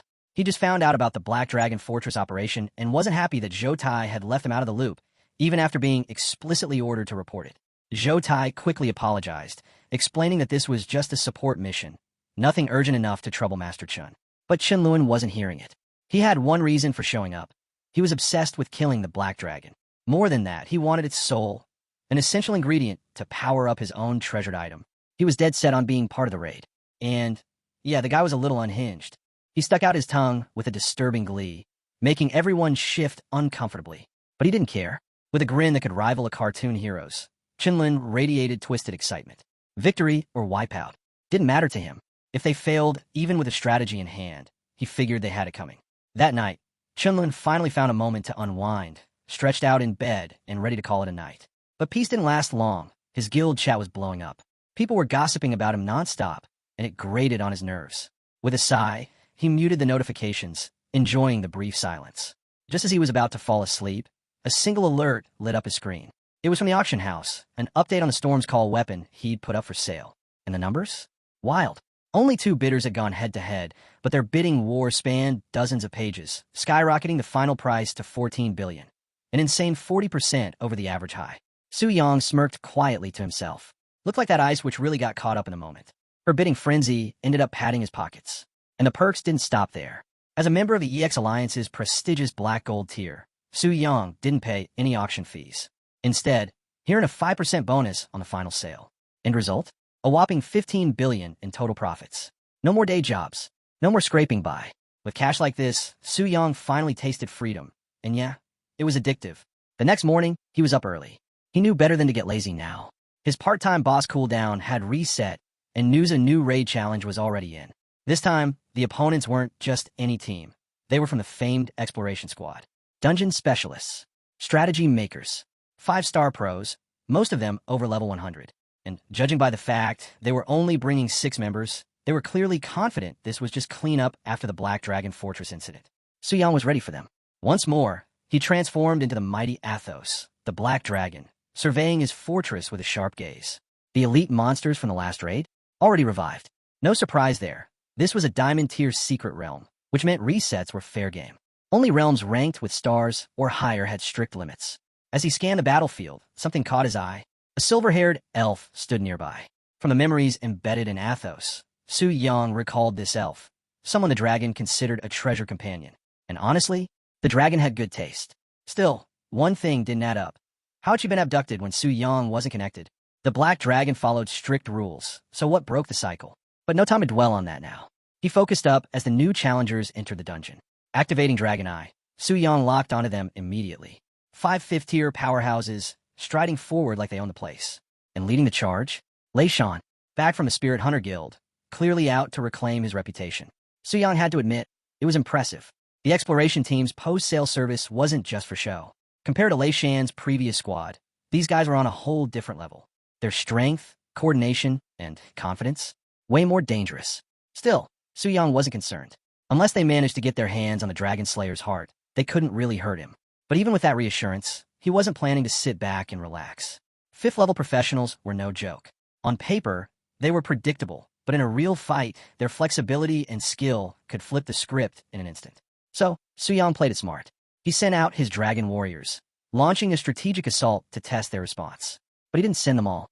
One, in particular, was held back, reserved for something special. Down in the dungeon, the exploration team was making fast progress. Monster after monster went down with ease. No major resistance. At this rate, they were slicing through the fortress like it was nothing. Lu Ci couldn't resist rubbing it in. He mocked the Spirit Hunters, calling their earlier defeat a complete exaggeration. As far as he could tell, they just overreacted. But not everyone was so quick to dismiss the warning. The others reminded Lu Ci that they weren't even halfway through the dungeon. The real challenge was still ahead, and it would come when they reached the boss. Almost on cue, the air shifted. A thick cloud of dust surged forward, and the pressure was unmistakable. Something massive was coming fast. Then came the realization. This wasn't just one enemy. It was an army. Killing intent flooded the battlefield as a swarm of monsters charged straight for them. No hesitation. Every member of the team locked into battle mode. Lei Shan stepped forward and pointed at the incoming wave, telling them this was exactly what had blindsided his guild before. Only difference now? Even more monsters. Zhoutai didn't flinch. He acknowledged the threat, sure, but he made it clear they weren't backing down. With calm authority, he gave the command. What followed was pure precision. Each member moved with expert timing. Shadow Render drained health bars from the flanks. Mountain Barrier manipulated the terrain to control the horde, and Holy Light Blessing powered up Zhoutai for a devastating finisher. With one massive strike, violent strike, Zhoutai brought it home. Monsters dropped like dominoes. Clean, efficient, professional. Even Su Yang, watching from afar, had to admit, they weren't amateurs. Their movements were tight, their coordination flawless, like some mythic squad dropped straight from the heavens. And that mage, quietly standing among them, he hadn't even made a move yet. It was clear, this fight would be nothing like his clash with the Spirit Hunter Guild. If Su Yang wanted to come out on top, he'd have to handle it himself. Without hesitation, he spread his wings and slipped away, vanishing into the distance just like before. His followers erupted in cheers as he left. Zhoutai paused for a moment. Something about this felt familiar. Of course, none of them remembered. The dungeon reset had wiped their memories clean. But there was one who hadn't forgotten. The silver-haired elf, trapped in her prison, watched with growing confusion. She had seen the black dragon show himself plenty of times, but never like this. His behavior was different now, far more aggressive. What had changed? Back with the exploration team, Lei Shan tried to ease the tension. He praised Zhoutai's crew, calling them one of the top strategy squads under the Sky Pavilion banner. He also pointed out how the current dungeon seemed to differ from the guidebooks, making it clear he hadn't intended to mislead anyone. Zhoutai nodded, acknowledging the point, and promised to look into it once the run was over. But Master Chen wasn't buying it. He scoffed at Lei Shan's attempt to defend his guild. To him, the enemies so far were a joke. He mocked the idea that a guild boasting a flawless record could be rattled by such weaklings. His words hit hard, but Lei Shan didn't back down. He responded sharply in Japanese, reminding Master Chen to act like the leader he claimed to be. That's when it hit him. He crossed the line. Master Chen wasn't like the others. This wasn't someone who brushed off insults. If pushed further, the man might tear him apart right then and there. Luckily, Zhoutai stepped in before things got worse. With a casual smile, he brushed off Master Chen's comments as a joke. Everyone knew they weren't. But Zhoutai wasn't trying to be nice. He was thinking ahead. Letting Master Chen lose control would mess with their future deals and damage the team's reputation. He wasn't smoothing things over out of kindness. It was strategy. Lei Shan was frozen, paralyzed by the sheer force of Master Chen's killing intent. For a moment, he was convinced this was the end. But instead of breaking him, the experience only lit a fire inside. He wanted to see these arrogant elites get stomped by the Black Dragon. And almost like fate had hurt him, the Black Dragon suddenly descended, sending a shockwave through the battlefield and proving that Lei Shan's warnings hadn't been empty talk. But this was no ordinary team. They weren't about to fall apart. As seasoned professionals, they didn't have the luxury of panic. Zhoutai instantly took control, ordering synchronized skill chains to optimize their damage output. They had studied the Black Dragon's patterns. With the right timing, they believed they could outplay the beast. That confidence didn't last long. No matter how precise their attacks were, the damage wasn't landing like it should. The numbers weren't adding up. Confusion spread through the ranks. But for Su Yang, still in his dragon form, none of this was surprising. He had counted on his damage reduction talent. It was the reason their best efforts were barely scratching him. Even so, the team didn't let up. They kept up the pressure, trying to wear him down. That's when Su Yang struck back. His first move was straightforward, and the hunters dodged it with ease, exactly what he wanted. The attack was bait, setting up a surprise ambush on their rearguard. It caught the team completely off guard. But Zhoutai wasn't slow to react. He leapt in and blocked the assault, saving the vulnerable backline before it was too late. That gave Lei Shan his opening. He aimed his strongest execution skill, the same one that had finished off bosses in top-tier dungeons. He was sure this would make a dent. It didn't. Lucy I, watching the fight unfold, finally grasped the problem. The Black Dragon's defense was ridiculous. Their damage wasn't just low, it was borderline useless. Before Liu could call a retreat, the dragon's tail whipped through the air and smashed into him, nearly ending the fight then and there. He would have died if not for the Barrier Master's quick shield. The team scrambled to heal and regroup, buying Liu time to recover. But Su Yang wasn't giving them a break. He was already preparing his next move, Breath of Annihilation. The ultimate skill. Panic Hit. That move wasn't supposed to come out until the boss dropped below 70% HP. But clearly, this dragon wasn't sticking to the script. The team was engulfed in flames, but they held their ground. Their ace, Sanctuary, kicked in, cutting the damage by 90% and healing them for 10 full seconds. It saved their lives. But Su Yang didn't flinch. He saw it for what it was, a delay, not a defense. Sanctuary was their last lifeline, and now that it was gone, the next breath of annihilation would wipe them out. The exploration team, though still in formation, was starting to feel the pressure. Whispers spread. Some were convinced this boss wasn't just strong, it was thinking. The way the Black Dragon adapted, countered their moves, and targeted weak spots felt way too calculated. Zhoutai wasn't having it. He shut the theory down fast. This is a diamond-tier boss, he told them. It doesn't think. Stick to the plan. But Master Chun was done watching amateurs flail around. With zero patience left, he stepped in to end the nonsense. As a high-tier necromancer, he summoned his ace, the Bone Dragon Marses. Without warning, the massive undead dragon burst onto the scene, challenging Su Yang head-on. Even Su Yang was caught off guard. Necromancers were rare, and one that could call out a summon this strong, even rarer. This thing wasn't just decoration. It could fight like a dungeon boss. Su Yang didn't hesitate. He lunged at the Bone Dragon to test its might. The clash was intense. Realizing it would take too long to overpower it in close combat, he used his wings to shove Mars's back and create space. But the Bone Dragon came right back with a breath attack of its own. The two devastating blasts collided midair, shaking the entire dungeon. The team looked on in disbelief. Master Chin's summon was holding its own against Athos, the infamous Black Dragon boss. Even Su Yang had to admit it was impressive, but only for a second. He hadn't even begun to show his full strength. Deciding it was time to end the game, Su Yang unleashed his full-powered breath of annihilation. The flames roared to life, swallowing Marses in seconds. When the smoke cleared, only scorched bones remained. But the fight wasn't over. Right in front of Su Yang's eyes, the Bone Dragon resurrected on the spot. Good as new. Master Chin wasn't bluffing. With enough corpses around, he could bring Marses back endlessly. The Bone Dragon, fully regenerated, caught Su Yang off guard. It slammed him down and pinned him in place, blasting him point-blank with its breath. His health plummeted fast, too fast. Su Yang knew he couldn't take another hit like that. With a violent twist of his tail, he broke free and took to the skies, assuming the Bone Dragon was grounded since its wings were nothing more than skeletal remains. He was right, it couldn't fly. But that didn't mean Master Chun was out of options. He commanded it to attack from a distance, launching magic strikes toward the airborne dragon. Su Yang easily weaved through them, not just to avoid damage, but to reposition. He wasn't playing defense, he was setting up for something bigger. His real target wasn't the Bone Dragon. It was Master Chun. Chin caught on quickly and called his summon back to protect him. But Su Yang was already one step ahead. The aerial dodging had been a feint. He swooped in low, leapt off the Bone Dragon's back, and launched himself straight at Master Chun like a missile. The hit landed clean, blasting Chin back before he could react. It was brutal, like paying a toll with your face. Yet somehow, Master Chin was still standing. For a necromancer, his HP bar wasn't as fragile as expected. The credit went to the Barrier Master, who had split the damage across the entire party. If not for that shared offense, Chin would have been toast, and half the team along with him. MVP move, no question.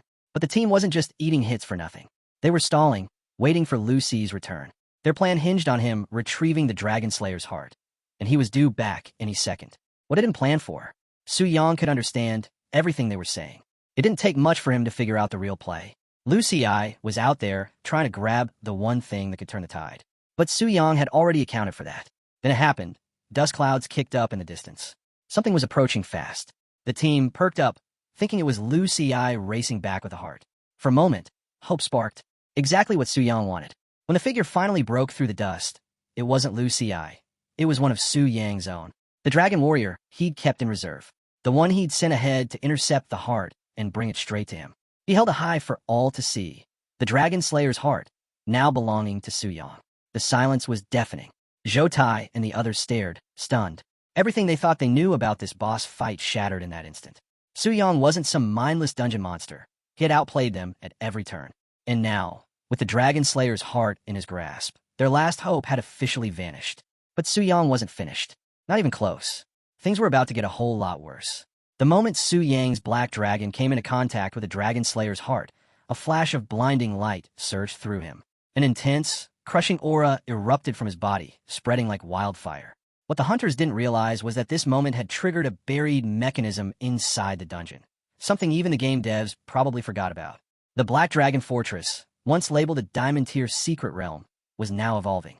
The ground trembled, the sky cracked open, and the entire zone shifted as it ascended into a full-blown Starlight Tier fortress. This was no longer a high-difficulty dungeon. It was a raid-tier death trap. What could wipe out entire guilds was now staring down a party of hunters with no backup. Elsewhere, at the Temple of Transformation, chaos broke out. The senior priest and her nun assistant were losing it. They had sensed something, a spiritual force ripping through dimensions, shaking the very fabric of the hidden realm. The priestess hadn't foreseen this, and whatever was happening, it felt like a warning of something far more dangerous than a dungeon reclassification. This was world-altering. Back in the fortress, the hunters were frozen in shock. A dungeon evolving in real time? That was supposed to be impossible. But the evidence was right in front of them, and so was the bad news. The Black Dragon was no longer the same. Everything about him screamed power. His gear, his aura, even the way he hovered above them, it was all different. Better, stronger, deadlier. They were finished, and they knew it. Su Yang, however, was on cloud 9. The boost had launched him to level 100, marking the start of his early growth phase. All his stats had skyrocketed.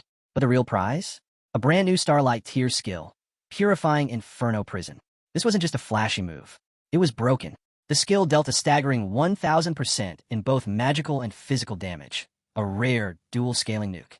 But the true terror was its hidden effect. If you died from it, you stayed dead. No resurrection. No respawn timer. Just gone. In a world where revival spells were standard, this flipped the entire meta. Su Yang now controlled who lived and who vanished forever. Still trying to process everything, Su Yang consulted the system. The answer came fast. The power spike? All thanks to the Dragon Slayer's heart. Turns out, the heart had been capping the Black Dragon's power this whole time. The dungeon had been running in nerf mode. But now that the heart was under Su Yang's control, the system recalculated the difficulty, restoring everything to its original Starlight Tier setting. Su Yang didn't fully grasp what early growth stage meant just yet, but it didn't matter.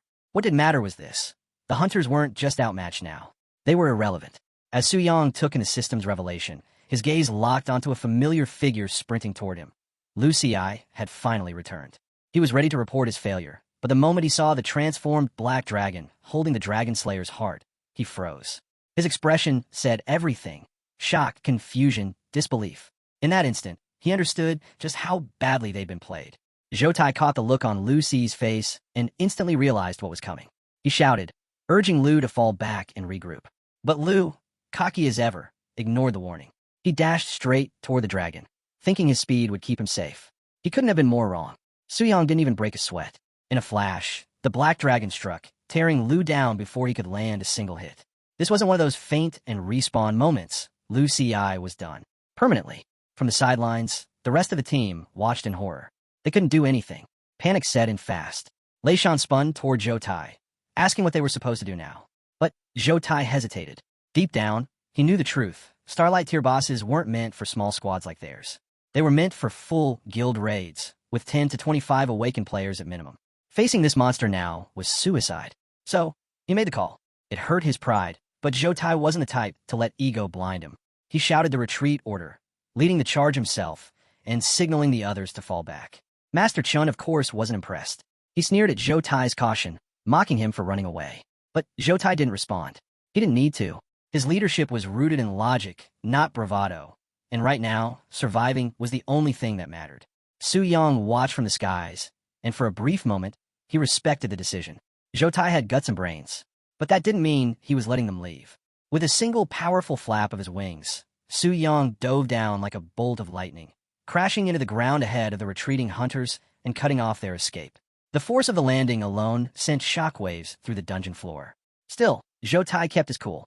He barked new orders, directing the team to boost their defenses and force an opening. Maybe, just maybe, they could break through. But Su Yang wasn't pulling any punches. He knew the Barrier Master had already burned through all his life-saving skills. No more tricks left. No more shields. Without hesitation, Su Yang opened his maw and unleashed his upgraded breath of annihilation. This time, it wasn't just powerful. It was cataclysmic. The hunter's final line of defense crumbled. Lei Shan and the healer were gone, their bodies motionless. No revives, no second chances.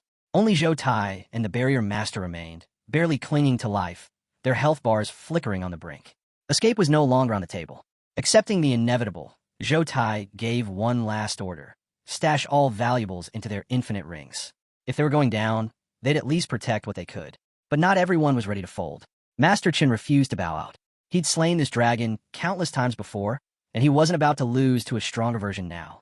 Starlight Tear or not, he still believed victory was within reach. Fueled by stubborn pride, he played his final card. He summoned the Cloud Water Legion, a necromancer's ultimate move. Every fallen creature on the battlefield rose again under his command, forming a massive undead army with no timer, sustained only by his mana and health. It was a last stand, or at least he hoped it would be. The battlefield filled with the dead, a sea of twisted monsters swarming toward the Black Dragon. But Su Yang didn't flinch. With a simple sweep of his massive tail, he erased the horde like dust in the wind. Only the Bone Dragon remained standing. It lunged, unleashing a breath attack straight at Athos, Su Yang's Black Dragon form. But this time, Athos didn't even blink. The blast washed over him without leaving a mark. Then, without warning, he slammed the Bone Dragon's skull into the ground, crushing its pride and putting an end to Master Chen's defiance. For most, that would have been the end. Not for Master Chen. He pulled himself together, flashing a crooked grin. Even now, he clung to one belief. Hunters couldn't die permanently. He'd respawn, return, and grind this boss down until he carved out its soul for himself. That was the final straw. Su Yang had heard enough. The arrogance, the disrespect. It was time to set the record straight. Not just for Chun, but for everyone. With no hesitation, Su Yang activated his most devastating ability, Purifying Inferno Prison. A blazing tidal wave of fire and raw magic exploded from Athos, swallowing everything. In an instant, the entire battlefield was wiped clean. No traces left. Every hunter disintegrated as if they'd never existed. Except one. Even as the flames consumed him, Master Chun kept laughing, convinced death was just another checkpoint. But Su Yang stepped forward, his voice cutting through the chaos. There won't be a next time. And just like that, Master Chen's laughter ended, permanently. Chen's twisted grin melted into pure panic. Something was wrong, very wrong. His health had already hit 0, yet his body hadn't vanished. The system should have pulled him out, but it didn't. Instead, he felt himself unraveling, piece by piece. And the longer it went on, the clearer the truth became. As the world seemed to slow around him, Su Yang delivered the final blow, not with an attack, but with words. "You're not coming back." Chen's scream tore through the dungeon, and then, nothing. No light, no respawn, just silence, as his existence dissolved completely. Gone. Forever. Su Yang stood alone in the aftermath, victorious. The system chimed in, rewarding him with a staggering 9.9 million XP. In one sweep, he rocketed from level 34 to 40, still holding nearly 6 million experience points in reserve. Meanwhile, at the exploration team's headquarters, the mood was grim. No one spoke. No one moved. The weight of what had happened clung to the air like fog. That silence shattered when the senior priest burst through the doors with news no one wanted to hear. Master Chun had not resurrected. And worse, the guild system showed no record of him at all. It was as if he'd never existed. The team stared in disbelief. There were only two explanations. Either his data had been deliberately erased, or something darker had happened. True death. Zhou felt the chill creep down his spine. It wasn't just about losing a teammate. This was a warning. The Black Dragon had done the impossible. It had bypassed the game's safety net, breaking rules everyone thought were unbreakable. The decision was clear. Zhou had to pay off the Spirit Hunter Guild, take full responsibility for the failure, and leave the rest to the higher-ups. This was now way above their pay grade. Still, one detail haunted him. Out of everyone who'd been wiped out by that final blast, only Master Chun was permanently erased. The rest had come back, shaken but alive. So why only him? Was it some hidden dungeon mechanic? Or did the Black Dragon choose who got to live? Either possibility was terrifying. Back at Su Yang's hideout, the atmosphere was the complete opposite. He was finally catching his breath. The fight had drained him, mentally, physically, spiritually. The exploration team had pushed him harder than the Spirit Hunter Guild ever did, and he welcomed it. If anything, it proved they were worthy of their S-class status. Among the spoils of war, 2 items stood out. One of them, a Starlight tier dagger called Shadow's Bloodthirst, was especially valuable. Not only did it give a significant stat boost, but it also came with 2 unique abilities. Su Yang's first ability, Shadow's Body, let him go invisible for a short time while boosting his speed by 50%. Then came the second ability, Compassion Mark. With it, he could mark a target and unleash a surprise strike that dealt a crushing 300% bonus damage. Among the treasure haul, one item stood out, a legendary skill scroll, 5-charge Storm Thunderblade. The name alone sounded fierce, and the skill lived up to it. It could stack power up to 5 times before releasing a torrent of blades that grew more deadly with each charge. Su Yang was stunned. First, he grabbed a diamond tier weapon. Now, he was moving straight to Starlight tier. But the real kicker? The Shadow's bloodthirst dagger came without any usage restrictions. Unlike the Call of the Storm, he could equip it immediately. His combat power surged the moment he did. As for the 5-charge Storm Thunderblade, it wasn't just flashy, it was lethal. Powerful enough to take out a 4th-tier hunter in a single strike, and with no limitations on use. It was a perfect tool for delivering swift, stylish kills. With all these new upgrades, and having hit level 40, Su Yang was amped. It was time, Second Awakening. He wasn't about to waste time sitting on all that bonus experience. But before heading to the transfer temple, one thing nagged at him. Was Chunlin, the undead necromancer he took down, really gone for good? He asked the system to verify. The answer came quickly. Chunlin was confirmed dead. Not just that, the system praised him for eliminating a major threat. Apparently, if Chun had obtained the Dragon Slayer's heart, he would have become even more dangerous. Su Yang had shut that down before it could happen. Then came a shocking bit of info. The system revealed a hidden rule. As a part-time boss, if hunters managed to kill him, he'd die permanently. No second chances. That was a game changer. Fighting high-tier hunters wasn't just dangerous, it was fatal. Even so, Su Yang figured the strength he showed in the last fight would make anyone think twice before coming after him again. Then another thought struck him. He remembered that Starlight-tier bosses like Athos were known as true spirit creatures. They had minds of their own. So, he turned back to the system with one more question. Had the Black Dragon developed its own intelligence while he wasn't controlling it? The system wasted no time in answering. No, the Black Dragon hadn't developed its own mind. Because it was a system control boss, it could only act based on preset behavior routines when Su Yang wasn't linked to it. There was no risk of it gaining independent thought.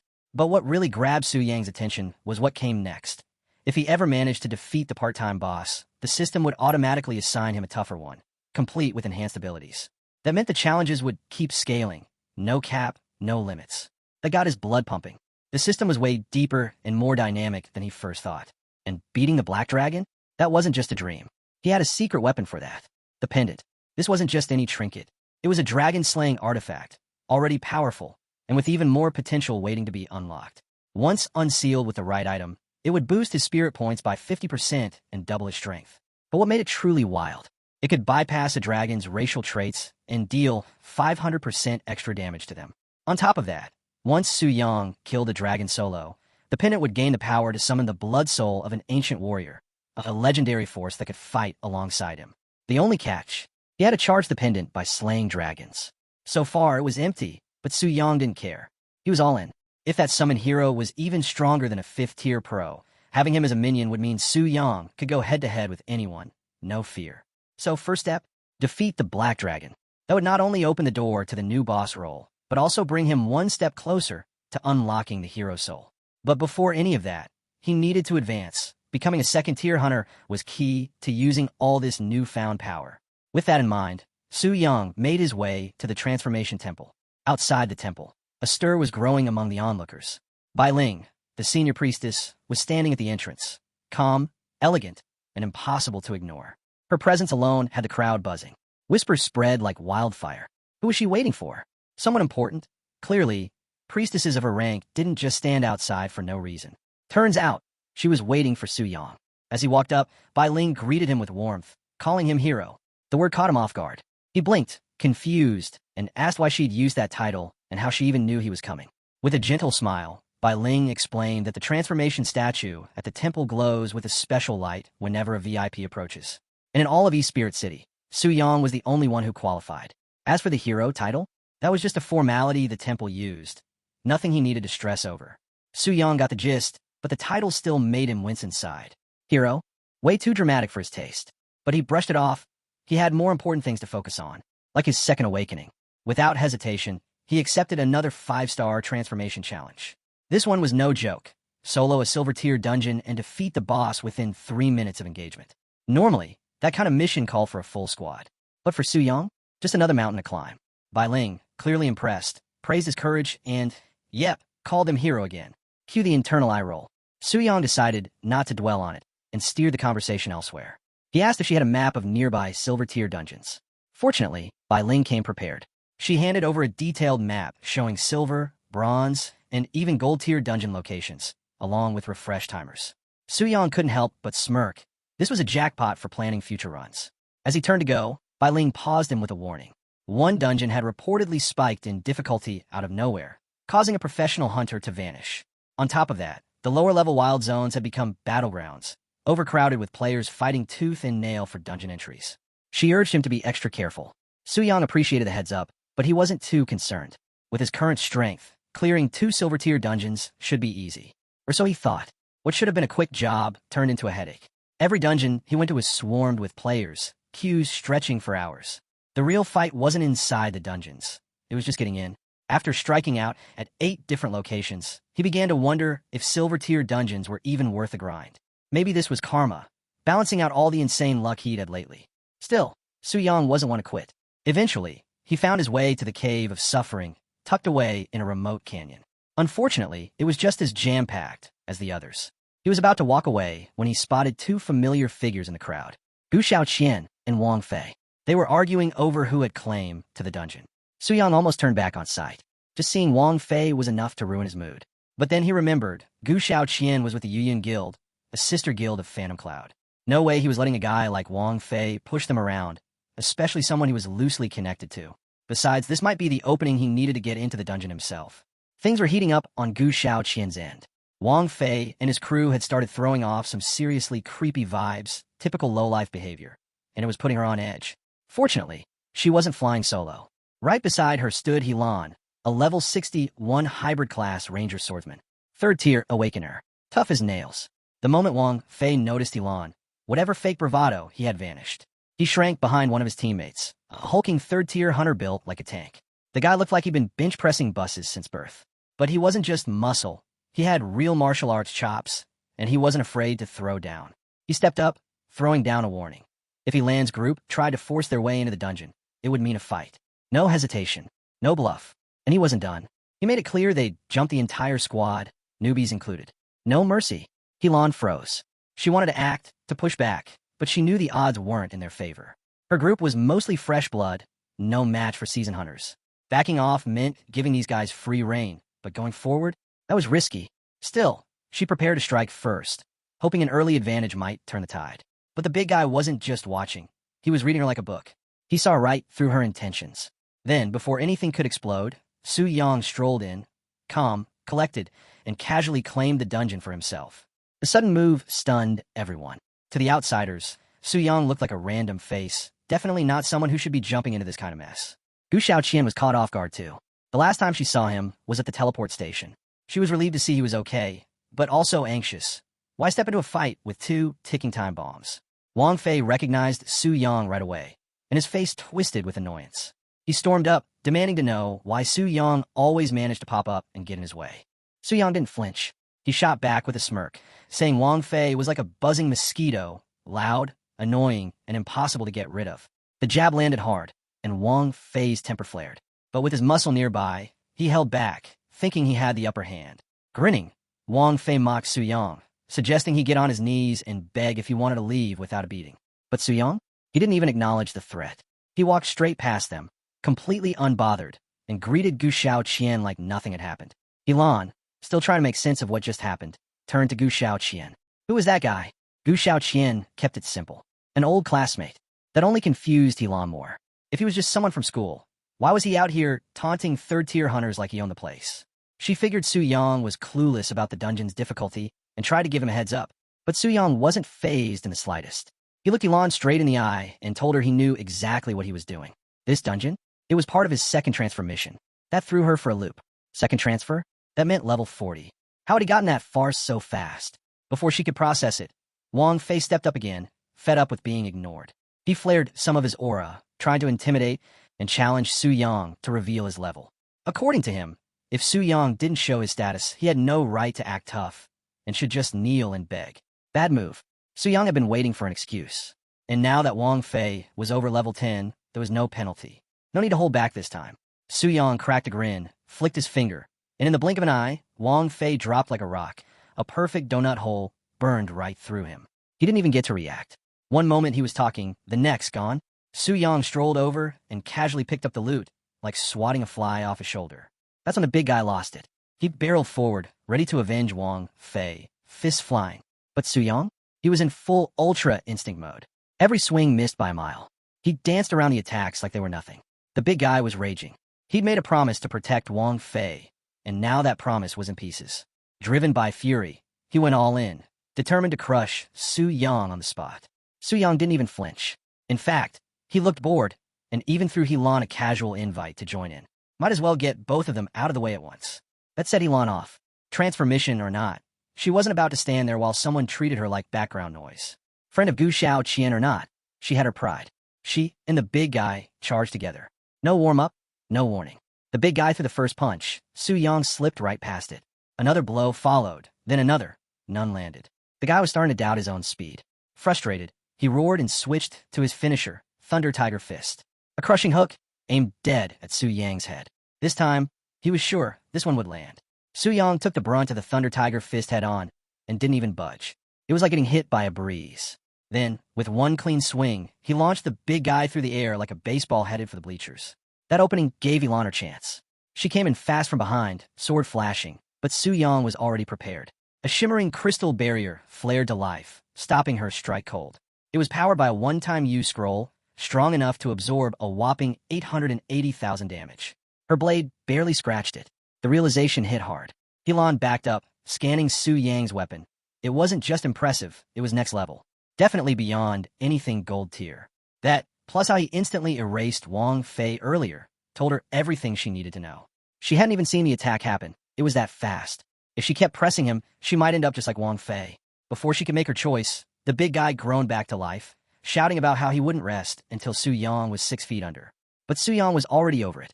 Without a word, he flicked his sword, unleashing its full force, and just like that, the big guy went down again. This time for good. Su Yang turned calmly to Helan. Still want to go another round? She paused, then quietly sheathed her sword. No more fights today. She knew when she was outmatched. Su Yang nodded in approval. Given their guild connection, he appreciated her backing down. Helan was a little taken aback by his straightforward tone, but before she could respond, he made a request. Pass along an apology to her guild leader. He had a dungeon to clear. Without waiting for a reply, Su Yang stepped into the Cave of Suffering. Contrary to the name, the inside of the dungeon was breathtaking. Giant crystals lit up the cavern, casting a soft glow across the walls. Shadows barely existed in the gleaming space.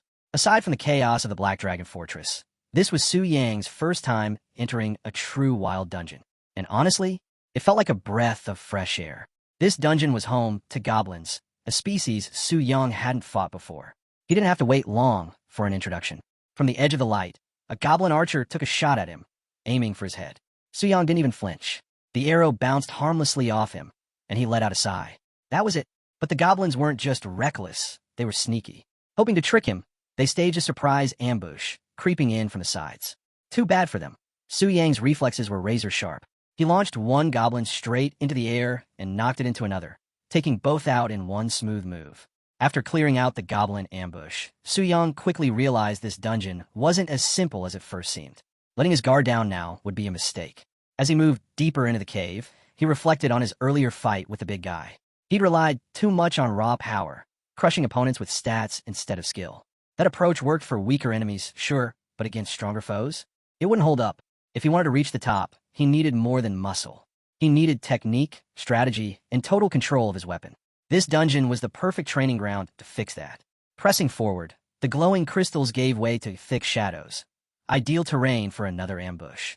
Exactly what Su Yang wanted. When goblins lunged from the darkness, he morphed his mana blade into a shield, blocking their strikes with ease. Then he shifted it into a massive hammer and crushed them on the spot. More goblins tried a mid-air ambush, but Su Yang dodged with flair, flipping his weapon into crossbow mode and picking them off one by one. But defense wasn't his thing. He was ready to finish it. He rounded up the rest of the goblins, drawing them into a tight corridor. Then, with a sweep of his hand, his mana blade transformed into a towering 40-meter greatsword. One swing, and the entire mob was wiped out in a single strike. His weapon was a masterpiece, constantly evolving to match his combat flow. The more he used it, the more excited he got for what other powers his 5-star transfer task might unlock. Before long, Su Yang arrived at the boss chamber. As if triggered by his presence, the boss appeared, a massive tiger. Su Yang couldn't help but laugh. Like most dungeon bosses, it had the ability to speak, but its lines felt awkward and pre-programmed, like reading from a script. No personality, no will. Just another system puppet. He knew right then, this fight was already decided. The tiger lunged, all muscle and momentum. Su Yang met it midair with a clean slash from his demon blade. The tiger never stood a chance. It hit the ground already dead, With the silver tier dungeon cleared and the boss defeated well within the 3-minute window, Su Yang only had one more to go. No reason to slow down. He stepped out of the cave of suffering and instantly felt eyes on him. Other hunters nearby were watching, but none dared get too close. Curious, Su Yang asked what was going on. They offered polite, cautious replies. Just being careful, they said. Nothing personal, but the tension in their faces said it all. Word had clearly spread. Su Yang had just blitzed through one of the toughest silver tier dungeons in 5 minutes flat. No one knew who he really was, but everyone could tell. He wasn't someone to mess with. Gu Xiaoqian could hardly wrap her head around it. Not long ago, they were just classmates. Now, it was like they belonged to two entirely different worlds. Su Yang didn't dwell on the past. Without hesitation, he dove into another silver tier dungeon. Once again, he wiped out the dungeon boss with laughable ease, turning what should have been a tough opponent into a complete pushover. With that, his 5-star transfer tasks were finished. Impressed by his flawless performance, the system unlocked a hidden mission. Phase 1, the Lost Rusty Key. This hidden quest came with a special map leading to a location guarded by a high-level beast. The rewards? A permanent 5% boost to all his attributes and a legendary skill book. Clearly, this wasn't just a bonus. It was tied to his class evolution. A chain of hidden quests was likely waiting for him as he progressed through each transfer stage. There was no way Su Yang would pass this up. The stat boost alone was worth it, not to mention the legendary skill book. And with a title like Phase 1, it was obvious this was only the beginning. The true value of these 5-star missions was far greater than he'd realized. Decision made, Su Yang accepted the quest. The target area was in the high-level wilderness outside Tianling City, where monsters averaged level 40 and up. The beast guarding the objective? Likely level 50 or higher. Even for him, this was no walk in the park. But Su Yang wasn't just any player. He had a Starlight tier weapon in his inventory. The only problem was, it hadn't been unlocked yet. Unlocking weapons of Diamond tier or higher wasn't easy. It required rare, boundless gems and the aid of a Grandmaster blacksmith to slot them properly. The catch? Tianling City didn't have any Grandmasters. That's when he remembered. The Heavenly Mechanism Pavilion had just opened a new branch in Tianling. Known for selling dungeon guides and offering all sorts of intel, the pavilion was a goldmine of information. Plus, it was part of the X-Alliance. Su Yang was curious to see how they'd react when he flashed his black gold card. When he got to Tianling City, the place was overflowing with players scrambling to buy dungeon strategies. The scene was chaotic, crowds everywhere, people yelling and jostling for a spot. Su Yang felt a bit awkward. He'd just made a killing selling items and was now solidly in the wealthy player bracket. Being here, surrounded by desperate faces, felt oddly out of place. Still, he pushed those thoughts aside and walked into the building. That's when he spotted two familiar figures, Zhou Tai and Lu Xi. He hadn't expected to see them here, but their conversation quickly caught his attention. Lu Xi was fuming, complaining about losing his Starlight tier weapon and demanding some form of payback. Zhou Tai wasn't having any of it. He shut it down fast, reminding Lu Xi that they were partly to blame for what happened to Chenlong. In fact, Zhou Tai said they were lucky the main office hadn't come down harder on them. But Lu Xi wasn't done throwing his tantrum. In a burst of rage, he grabbed the nearest piece of furniture and flung it across the room. Unfortunately, it sailed straight towards Su Yang. Big mistake. Su Yang didn't flinch. He wasn't the type to let something like that slide. Never mind that Lu Xi was higher level. Su Yang walked straight up and called him out on his childish outburst. Lu Xi, already on edge, snapped. Instead of swinging, he stomped over and grabbed Su Yang by the collar, trying to throw his weight around. Su Yang just laughed in his face. He wasn't the least bit threatened. Lu Xi might have been stronger on paper, but he was skating on thin ice with the higher-ups. One wrong move, and he'd be the one facing punishment. Su Yang saw it all too clearly. Lu couldn't touch him. Not here, not now. The tension was rising fast, but before things exploded, Zhou Tai stepped in. He tried to de-escalate, telling Lu Xi to calm down and asking Su Yang to back off. Said they were dealing with internal matters. But Su Yang wasn't some passerby to be dismissed. He made it clear he was here on business, an honored guest of the pavilion. He was here to gather intel. That declaration didn't go over well. To them, Su Yang looked like just another rookie trying to act important. Lu Xi even came off as the more reasonable one in comparison. The idea that Su Yang was a VIP? Laughable. They were getting ready to set him straight. Then Su Yang pulled out his black gold card. Everything changed in that moment. Well, it should have. But not for Lu Xi. True to form, he completely missed the point. Didn't even recognize what the card meant. With a sneer, he knocked it out of Su Yang's hand, completely unaware of the trouble he was walking into. Su Yang was more annoyed than angry. Trying to reason with someone like Lu Xi was a lost cause. Luckily, before things spiraled, help arrived. Jiayu, the Grand Steward of Tianling City, Level 120 entered the room. Zhou Tai and Lu Ci immediately straightened up, eager to greet him. They'd been waiting for his arrival. But Jiayu wasn't here to exchange pleasantries. One look at the mess, and his fury ignited. Without a word, he walked up and slapped Lu Ci across the face hard. The room went silent. Lu Ci stood there, stunned. He couldn't believe it. His own brother-in-law had hit him, and in public. He had no idea what he'd done to deserve it. But Jiayu had no time to explain. He wasn't about to waste breath on an idiot. Instead of wasting time on Lu Ci, Jiayu turned to Su Yang and offered a genuine apology for the behavior of his subordinates. Su Yang, more than satisfied with how things had played out, decided not to press the issue any further. Jiayu wasn't just being polite. He was impressed. Carrying a black gold card from the X-Alliance at Su Yang's age, that could only mean one thing. He'd successfully cleared a 5-star transformation and earned elite status. When Su Yang confirmed it, Jiayu's respect for him skyrocketed.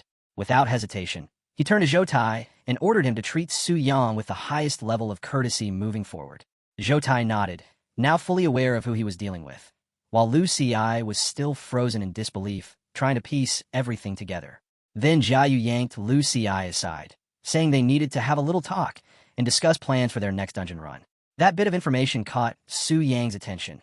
Clearly, the Heavenly Mechanism Pavilion was gearing up for something major. It was all the motivation he needed to stay ahead of the curve. Once Jiayu and Lu Ci exited, Zhou Tai returned, his tone completely changed, humble and respectful. He asked how he could be of service. Su Yang laid it out simply. He needed the location of the master blacksmith in Tianling City, and he was on the hunt for boundless gems. The treasure pavilion had already sold out, and he wasn't taking any chances. Zhou Tai quickly responded. They had information on the blacksmith ready to go. As for the boundless gems, they had some in stock, but the prices were steep. Even with VIP status, Zhou Tai doubted Su Yang could afford them. Su Yang simply smirked and flicked his finger, as if to say, money's not a problem. That gesture was all Zhou Tai needed to see. Realizing Su Yang wasn't just some lucky upstart, he personally went to retrieve the gems, asking Su Yang to wait a moment. Su Yang smiled to himself.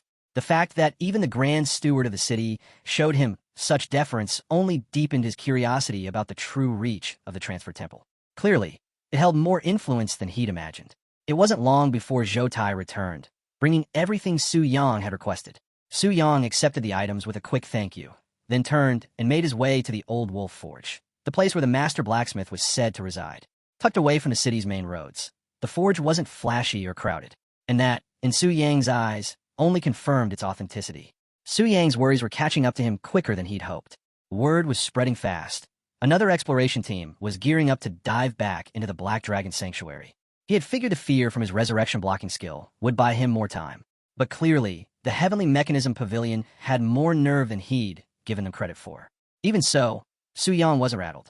He'd assumed Chun Luan's fate would stall their progress, giving him a window to get stronger.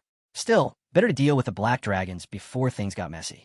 With that in mind, he headed straight for the Old Wolf Forge. What he didn't expect was to run into other hunters already there, Mu Rong Shui, who he'd met before, and a newcomer named Yu. Spotting his fellow guildmates, Su Yang greeted them casually, just like any teammate would. They recognized him right away, but things took a weird turn, and Yu was all over him the second she laid eyes on him, firing off questions like, "Do you have a girlfriend?" and "What about an older sister?" She wasn't even trying to hide it. Su Yang, usually unfazed, was completely thrown off. Luckily, Mu Rong Shui stepped in and steered the conversation back on track before things got even weirder. She looked Su Yang up and down, clearly skeptical, and asked what he was doing at a master-level forge. From her point of view, someone at his apparent level had no business being there. She even suggested he check out the blacksmiths on Commercial Street instead. Su Yang let out a sigh. This was the second time today someone had underestimated him. He didn't bother explaining. It wasn't worth it. Instead, he pulled out his Starlight Tier weapon and a boundless gem. The room went quiet. Mu Rong Shui and Yu were stunned. Even the master blacksmith froze mid-motion, eyes locked on the weapon in Su Yang's hand. It had been a long time since he'd seen gear of that quality. Without another word, Su Yang handed it over. The blacksmith's face lit up with excitement. Fueled by pure adrenaline, his shirt tore off like it couldn't contain his energy, and with a booming voice, he promised to give it everything he had. His entire life's craftsmanship would go into perfecting this weapon. And then, the forge lit up with life. Each hammer strike sent sparks flying like fireworks, dancing across the room like shooting stars. It was the kind of scene people only dreamed of witnessing. Enhancing a Starlight Tier weapon wasn't just rare, it was legendary. For Mu Rong Shui and Yu, it was a moment they'd never forget. But what really left Mu Rongxue speechless was how composed Su Yang remained. While everyone else watched in awe, he stood still, cool, quiet, and completely unshaken. Like this was nothing new to him. And just like that, the mystery surrounding Su Yang only grew deeper. Mu Rongxue's eyes lingered on Su Yang a little too long, and then you definitely noticed. Flashing a sly grin, she wasted no time teasing her. "What's this? You starting to fall for him?" She joked, clearly enjoying Mu Rongxue's flustered reaction. Mu Rongxue quickly tried to deny it, stumbling over her words, but the damage was done. Su Yang, on the other hand, was sweating for a whole different reason. It wasn't the forge's heat, it was the pressure. Surrounded by a guild full of women, he was starting to question his life choices. Sure, it sounded great in theory. In reality, it was like walking through a minefield of attention. Their stares weren't flattering. They felt dangerous. If this kept up, Su Yang was convinced he wouldn't die in battle, but for being smothered by their curiosity. Thankfully, the blacksmith soon finished his work. And what a result! It was incredible. Su Yang was genuinely blown away. The weapon enhancement was flawless. On the first try, no less. Compared to his own past attempts, which had ended in failure and wasted resources, it felt like a miracle. Su Yang asked how much he owed, fully expecting a massive fee. The blacksmith wiped the sweat from his brow and chuckled. Under normal circumstances, this job would have cost $1 billion. But today, after getting to work on such a legendary piece, he felt rejuvenated, inspired even. So, he decided to waive the fee entirely. It was a generous offer. Unheard of, really. But Su Yang wasn't the type to take that for granted. He knew how rare true craftsmanship was, and he believed it should be respected. Without argument, he handed over $1 billion anyway. Not as a payment, but as a thank you, a gesture of appreciation. The old blacksmith didn't protest. In fact, his face lit up with pride. He was clearly touched by Su Yang's thoughtfulness and sincerity. It had been a long time since someone treated his work with such genuine respect. And Yu, meanwhile, was practically sparkling with excitement. Watching Su Yang toss around billions like spare change, and smile while doing it, was straight out of her dream romance novel. She was already halfway sold. Even Mu Rongxue was stunned. The more she saw, the more convinced she became that Su Yang had to be some heir from a super-rich family. But Su Yang? He had no intention of sticking around for the aftermath. The moment things wrapped up, he slipped out of the forge without a word, doing everything he could to escape the wave of attention heading his way. Not long after, Su Yang reached the edge of Tianling City, where the looming Wild Spirit mountain range began. The landscape here was harsh and unforgiving, cloaked in silence that warned any unprepared adventurer to turn back. This was a zone meant strictly for second-tier awakeners and above. But Su Yang? He wasn't even remotely concerned. He had come prepared. From his inventory, he pulled out a stash of rare, high-grade potions, each one designed to permanently raise his stats. He consumed the maximum allowed for each category, instantly boosting his speed and spirit to new heights.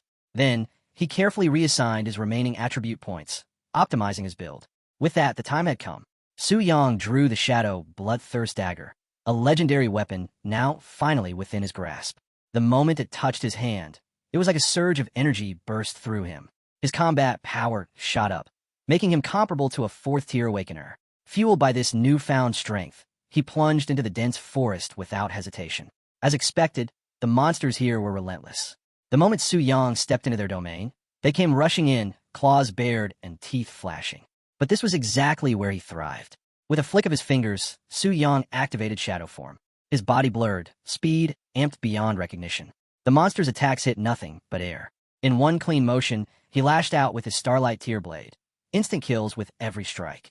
But Su Yang had no interest in grinding through mobs the slow way. He switched gears. Spreading out a stack of powerful scrolls, he unleashed a massive area of effect barrage. The resulting blast wiped out entire clusters of enemies in seconds. The weaker ones never stood a chance. If someone like the legendary Megan had been watching, even they would have been impressed by the sheer efficiency. With the area cleared, Su Yang turned toward the real prize, the cave where the mission's boss beast was said to dwell. Based on the quest details, this creature had to be at least level 50. Strong, yes, but Su Yang was itching to see how many hits it would actually take. The cave trek turned out to be surprisingly smooth. Not a single monster crossed his path. Most likely, they sensed what was coming and retreated deeper or went into hiding. Su Yang didn't mind. It just made getting to the boss that much faster. Then, he reached the heart of the cave. The scene was chilling. The lair looked like a death trap. Razor-sharp spikes jutting from the ground, unstable footing, and hidden pitfalls all around. At the center stood a jagged rock platform, slick with blood. Resting atop, it was the beast. What drew Su Yang's attention though, wasn't just the brutal terrain or the blood-soaked rock. It was the status display above the creature. Only its name and level were visible. No stats, no abilities, nothing else. That alone screamed danger. Su Yang made a mental note. He needed a higher-tier clairvoyant skill book fast. The next time he faced something like this, he didn't want to go in blind. But for now, he'd have to rely on instinct and razor-sharp focus. Moving in under the cover of shadow form, Su Yang crept closer to the boss without making a sound. Once in striking range, he activated Wraith Mark, instantly boosting his damage output by 300%. Without wasting a second, he drove his blade into the beast, carving off a massive chunk of its HP in a single blow. But it wasn't enough to finish the job. The boss roared to life, enraged and fully awakened. In a blink, it launched a barrage of thorns in all directions, aiming to skewer Su Yang where he stood. Too slow. Su Yang weaved through the attack like it was nothing, effortlessly dodging every incoming strike. Then he countered. With his demon blade flashing in every direction, he unleashed a storm of slashes, hammering the beast from all sides and chipping away at its health bar. The monster howled in fury, preparing to retaliate, but Su Yang wasn't about to give it the chance. He charged straight for the core, blade raised. In one final motion, he brought it crashing down with immense force, the sound of the impact echoing through the cave. The boss staggered, let out one last cry, and collapsed in defeat.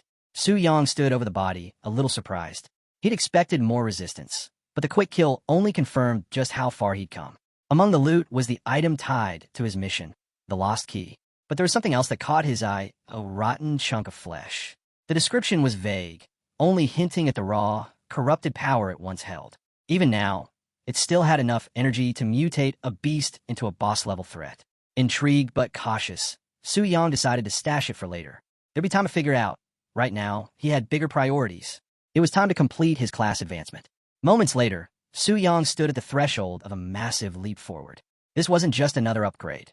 This was a full-blown transformation. His recent achievements, capped off by the successful 5-star mission, pushed his base attributes up by a whopping 25%. But the rewards didn't stop there. As part of his evolution, Su Yang unlocked a rare skill exclusive to Magic Warriors, Dual Spirit Enhancement. It was a game-changer, boosting his spirit by 10% of his strength, and his strength by 10% of his spirit. The synergy was wild, amplifying his power beyond anything he'd had before. And because he'd also cleared the hidden mission tied to his transfer, he earned even more. Another 5% increase to all attributes. A new, elite class, Magic Warrior. And best of all, a legendary skill book, his ticket to even greater dominance. With his level cap finally lifted, Su Yang wasted no time. All the stored experience points he'd been holding back surged through him, shooting his level straight up to 58. The rush of power was immediate. He paused only for a moment before distributing his fresh attribute points, splitting them evenly between strength and spirit. The balanced build pushed his base stats to insane levels, well beyond the range of a typical third-tier awakener. With that, plus his top-tier gear, Su Yang was now a serious threat, ready to take on anything in his path. Even a Spear Hunter guild didn't seem so untouchable anymore. The thought of going toe-to-toe with a fourth-tier awakener while still technically in the second tier, it fired him up. Just imagining the look on their faces if he won was enough to make him grin. And now, with Dual Destruction Blade added to his arsenal, a skill that let him fuse his Demon Blade with whatever weapon he had equipped, the possibilities were wild. With that fusion active, even a Platinum-tier dungeon boss wouldn't stand a chance. It wasn't just a good skill, it was a weapon of pure devastation. As his awakening wrapped up, Bai Ling appeared to offer her congratulations. Along with his class upgrade came a boost in VIP perks. His monthly allowance jumped from 10 million to a jaw-dropping 50 million, and the discount on his Black Gold card went from 20% to 30%. But Su Yang barely reacted. Where these rewards once would have stunned him, now they just felt expected. He gave a nod, calm and unfazed, already thinking ahead. Before he took off, Bai Ling asked what he planned to do next. Su Yang shrugged, admitting he needed a short break, just 2 days. Even someone like him needed to recharge. But a break didn't mean slacking off. No, Su Yang had plans. He was heading to the Heavenly Mechanism Pavilion. There were still a few critical items he needed to grab before his next mission. Because his next goal wasn't just big. He was going after the Black Dragon. During a high-level strategy session, Grand Steward Jiayu entrusted Zhou Tai with leading a team into a hidden realm. Confident in their strength, Jiayu casually asked if 30 members would be enough to clear the expedition. Zhou Tai agreed without hesitation, certain the number would suffice. But Jiayu reminded him of one critical detail. The realm had a unique restriction. no one could be resurrected once they fell. To ease the concern, Jiayu revealed that the headquarters had already taken precautions. He handed over a life jade ring, a rare artifact designed to ensure the team's safety. Zhou was clearly impressed. Such a priceless item, he muttered, expressing sincere gratitude for the gesture. Jiayu, as laid back as ever, brushed it off and told Zhou to handle the mission. With a smirk, he added that if he weren't so swamped, he'd be the one out there slaying the dragon. Just as the meeting was wrapping up, the room's doors burst open. A noblewoman strode in, her voice cutting through the tension like a blade. She declared that the exploration squad had no authorization to deal with the Black Dragon. Everyone in the room stiffened the moment they recognized her. Luo Linger, the young mistress of the Tianji Pavilion. The atmosphere instantly shifted. One of Jiayu's aides rushed to inform him, and he quickly greeted her with urgency and respect, clearly unprepared for her sudden entrance. Luo Linger, unbothered by the fuss, made it clear she hadn't announced her arrival and demanded her presence remain secret. Taking full control of the situation, she announced a new directive. From this point forward, no one was to enter the Black Dragon Fortress without her approval. She intended to personally subdue the beast. Jiayu, treading carefully, asked if these instructions came from the pavilion master himself. Luo Linger's reply was firm and absolute. Her presence alone left no room for argument. Her authority rolled through the chamber like a wave, forcing Jiayu into quiet compliance. With the room under her command, Luo Linger ordered the immediate collection of all intel on the Black Dragon and requested a place to rest. Her instructions were followed without delay. Once she exited, Jiayu exhaled slowly, not realizing he'd been holding his breath. Still stunned, he muttered about the surprise visit. His brother gave him a look and reminded him. Luo Linger wasn't just anyone. She was the daughter of the Pavilion Master and the youngest prodigy ever recognized by the Global Beastmaster Association. Jiayu nodded, fully aware of just how gifted Luo Linger was. The Global Beastmaster Association stood shoulder to shoulder with the Mighty X Alliance, its sole purpose to capture and tame the rarest beasts across the land. From dungeon overlords to elite wild monsters, nothing was out of their reach. And within this legendary group, Luo Linger was already making waves. It wasn't hard for Jiayu to piece it together. This had to be a covert mission. Luo Linger was aiming to subdue the Black Dragon before any other top-tier beastmasters got wind of it. If she pulled it off, not only would her name echo across the continent, but the Tianji Pavilion's influence would soar like never before. Without wasting time, Jiayu issued strict orders to his men. Once inside the dungeon, they were to follow Luo Linger's commands without question, especially during the final phase of the battle. Under no circumstances were they to land the final blow. The goal wasn't victory. It was to help her secure the dragon. As his team moved swiftly to execute his commands, a messenger arrived with a fresh update. Apparently, someone had already bought a detailed strategy guide for the dungeon the day before. And the buyer? Su Yang. The moment the name was spoken, Lu Ci's expression darkened. The more he heard about Su Yang, the more he suspected the kid wasn't just lucky. He was interfering on purpose. Whether it was chance or design, Su Yang kept showing up at the worst possible time. Jiayu remained calm. Probably just a coincidence, he said. After all, how could Su Yang know Luo Linger would be involved? Still, his sudden interest in dragons left everyone slightly on edge. Zhou Tai considered retrieving the guide from Su Yang, but Jiayu immediately shut that idea down. Su Yang was a VIP of the temple. They couldn't afford to cross him. Besides, there were likely other versions of the strategy out there. The others agreed, and Jiayu sent his men to find an alternative copy. Meanwhile, in a quiet corner of the city, Su Yang sat comfortably in his quarters, flipping through the pricey guide he had picked up for 5.1 million gold coins. The cost was ridiculous, but considering it came from the Tianji Pavilion, he had expected nothing less than top-tier intel. He skimmed the sections on red dragons, white dragons, then reached the Black Dragon chapter. Something felt off. As he muttered the details aloud, he frowned. The guide made no mention of a crucial ability, the Black Dragon boss's 80% double damage reduction. For a pavilion with such a spotless reputation, missing something that important made no sense. Su Yang furrowed his brow, flipping back to the part that triggered his doubt. His mind wandered to that strange encounter in the desolate Spirit Mountain range, the beast that devoured the decaying flesh. Could it be that unique bosses evolved in unpredictable ways, hiding abilities even seasoned exploration teams couldn't detect? It certainly matched what he had seen firsthand. As he read further, something else stood out. According to the guide, only 3 black dragons had ever been spotted across all of Longxia. 2 had already been slain, leaving only 1 still alive, the very one Su Yang was targeting. But there was a glaring inconsistency. One of the defeated black dragons had originally been classified as late stage in its growth cycle. Yet after it was killed, post-battle analysis downgraded it to early growth stage. That reclassification came after discovering it had consumed some sort of unknown rotting flesh, which explained the temporary surge in its strength. Then he found something that made him sit up. A bolded note from the Tianji Pavilion declared their intent to buy any such rotting meat fragments for a high price. The realization struck Su Yang like lightning.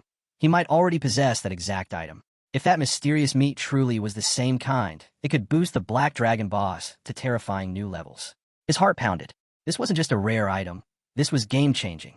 Su Yang quickly ran the numbers in his head. With a power-up like that, the Black Dragon would likely ascend to Radiant Moon Tier, a level where it would crush any 5th-tier squad thrown at it. No matter how many teams the pavilion sent, none would be able to bring it down. He couldn't help but grin. If he let the dragon consume the meat, then cleaned up the rewards after the chaos, his level would rocket straight to the 4th rank. But he knew this tactic wouldn't last forever. The Tianji Pavilion wasn't blind. They'd catch on eventually, and when they did, the curtain would fall. Still, the idea of killing the dragon felt bittersweet. It had played such a huge role in his climb. As he debated, a system alert popped up on his screen. System notification. If a boss previously tamed by the host is slain, it will automatically become a 100% loyal subordinate. Su Yang's jaw nearly dropped. Wait, he could tame it? The system confirmed it. No strings attached. A black dragon, his. As a pet. The thought sent a rush through him. A dragon wasn't just strong, it was legendary. Even the elite SSS tier guild, the Global Beastmaster Association, had only a handful of members who had ever tamed one. And now, Su Yang might just join those ranks. Su Yang pictured it clearly. Unleashing a dragon pet in the middle of a guild war, the battlefield erupting into chaos with a single roar. The destruction, the awe, the fear on his enemies' faces. It was enough to make him smirk. But the daydream faded fast. Even with a legendary weapon and powerful new skills, his current stats just weren't cutting it. Taking down the Black Dragon alone? That would take forever. And if someone interrupted him mid-fight, it'd all fall apart. He took a step back and reassessed his approach. Relying on side bosses had its limits. Without competition, the pace slowed. And since his level was still relatively low, defeating side bosses came with diminishing returns in terms of experience. Worse yet, if another wave of exploration teams arrived, especially if things got messy with overflows, he could find himself in serious trouble. One thing was clear, he needed to level up. Fast. He weighed his options. Grinding solo in high-level wild zones? Risky and time-consuming. Tackling a challenging dungeon? Now, that had potential. Just as he was mapping out his plan, a new notification popped up from his guild. They were organizing a raid in the Giant Forest Dungeon, Diamond Tier, and exactly the challenge he needed. Without hesitation, Su Yang confirmed his participation. The guild chat instantly lit up. Anu and Su Yan were especially enthusiastic. Su Yan even joked that she'd personally protect Su Yang during the run. Her teasing sparked a wave of playful comments from the others, poking fun at her sudden burst of generosity. Clearly, they thought she had other motives. Su Yang stayed cool, not letting the banter distract him. Lin Yuyan, however, sent him a private message. She voiced her concern, reminding him how dangerous the giant forest was. It wasn't a place to underestimate, but Su Yang was confident. He replied that he'd be heading in ahead of the group and told them to catch up when they were ready. Elsewhere, the scene shifted to the job transfer temple. There, Lei Shan, leader of the Spear Hunter Guild, stood in silence, deep in thought. His face was hard, his mind heavy with pressure. After clawing his way back to level 99, he had finally triggered a level 5 job advancement quest. The problem? The materials needed were buried inside the giant forest dungeon. His team looked stunned when he shared the news. Someone finally said what they were all thinking. The giant forest difficulty was on par with the Black Dragon Fortress. With their current levels, this was beyond dangerous. The scene swept over the team members, each one processing the gravity of their situation. Li Dan, a level 88 Holy Light Shield Warrior, Qian Yuan, the level 89 Healing Paladin, and Zhao Ming, a level 90 Storm Multi-Shot Archer, all wore the same grim expression. The odds were stacked against them, and they knew it. With a heavy sigh, Lei Shan acknowledged the harsh truth. Yoyin's team was gearing up for the giant forest raid, and realistically, there was no way they could compete for this year's trial dungeon ticket. His team exchanged glances, their frustration and disappointment silently shared. The gulf between them and Yoyin's rising power was becoming painfully clear. But just when it seemed like all hope was lost, something shifted in Lei Shan's eyes. A flicker of something darker, determination laced with desperation. He stood straighter, voice low and resolute. If we can't rise, then we'll make sure they don't either. His tone carried a finality that froze the room. Zhao Ming hesitated, his voice uneasy.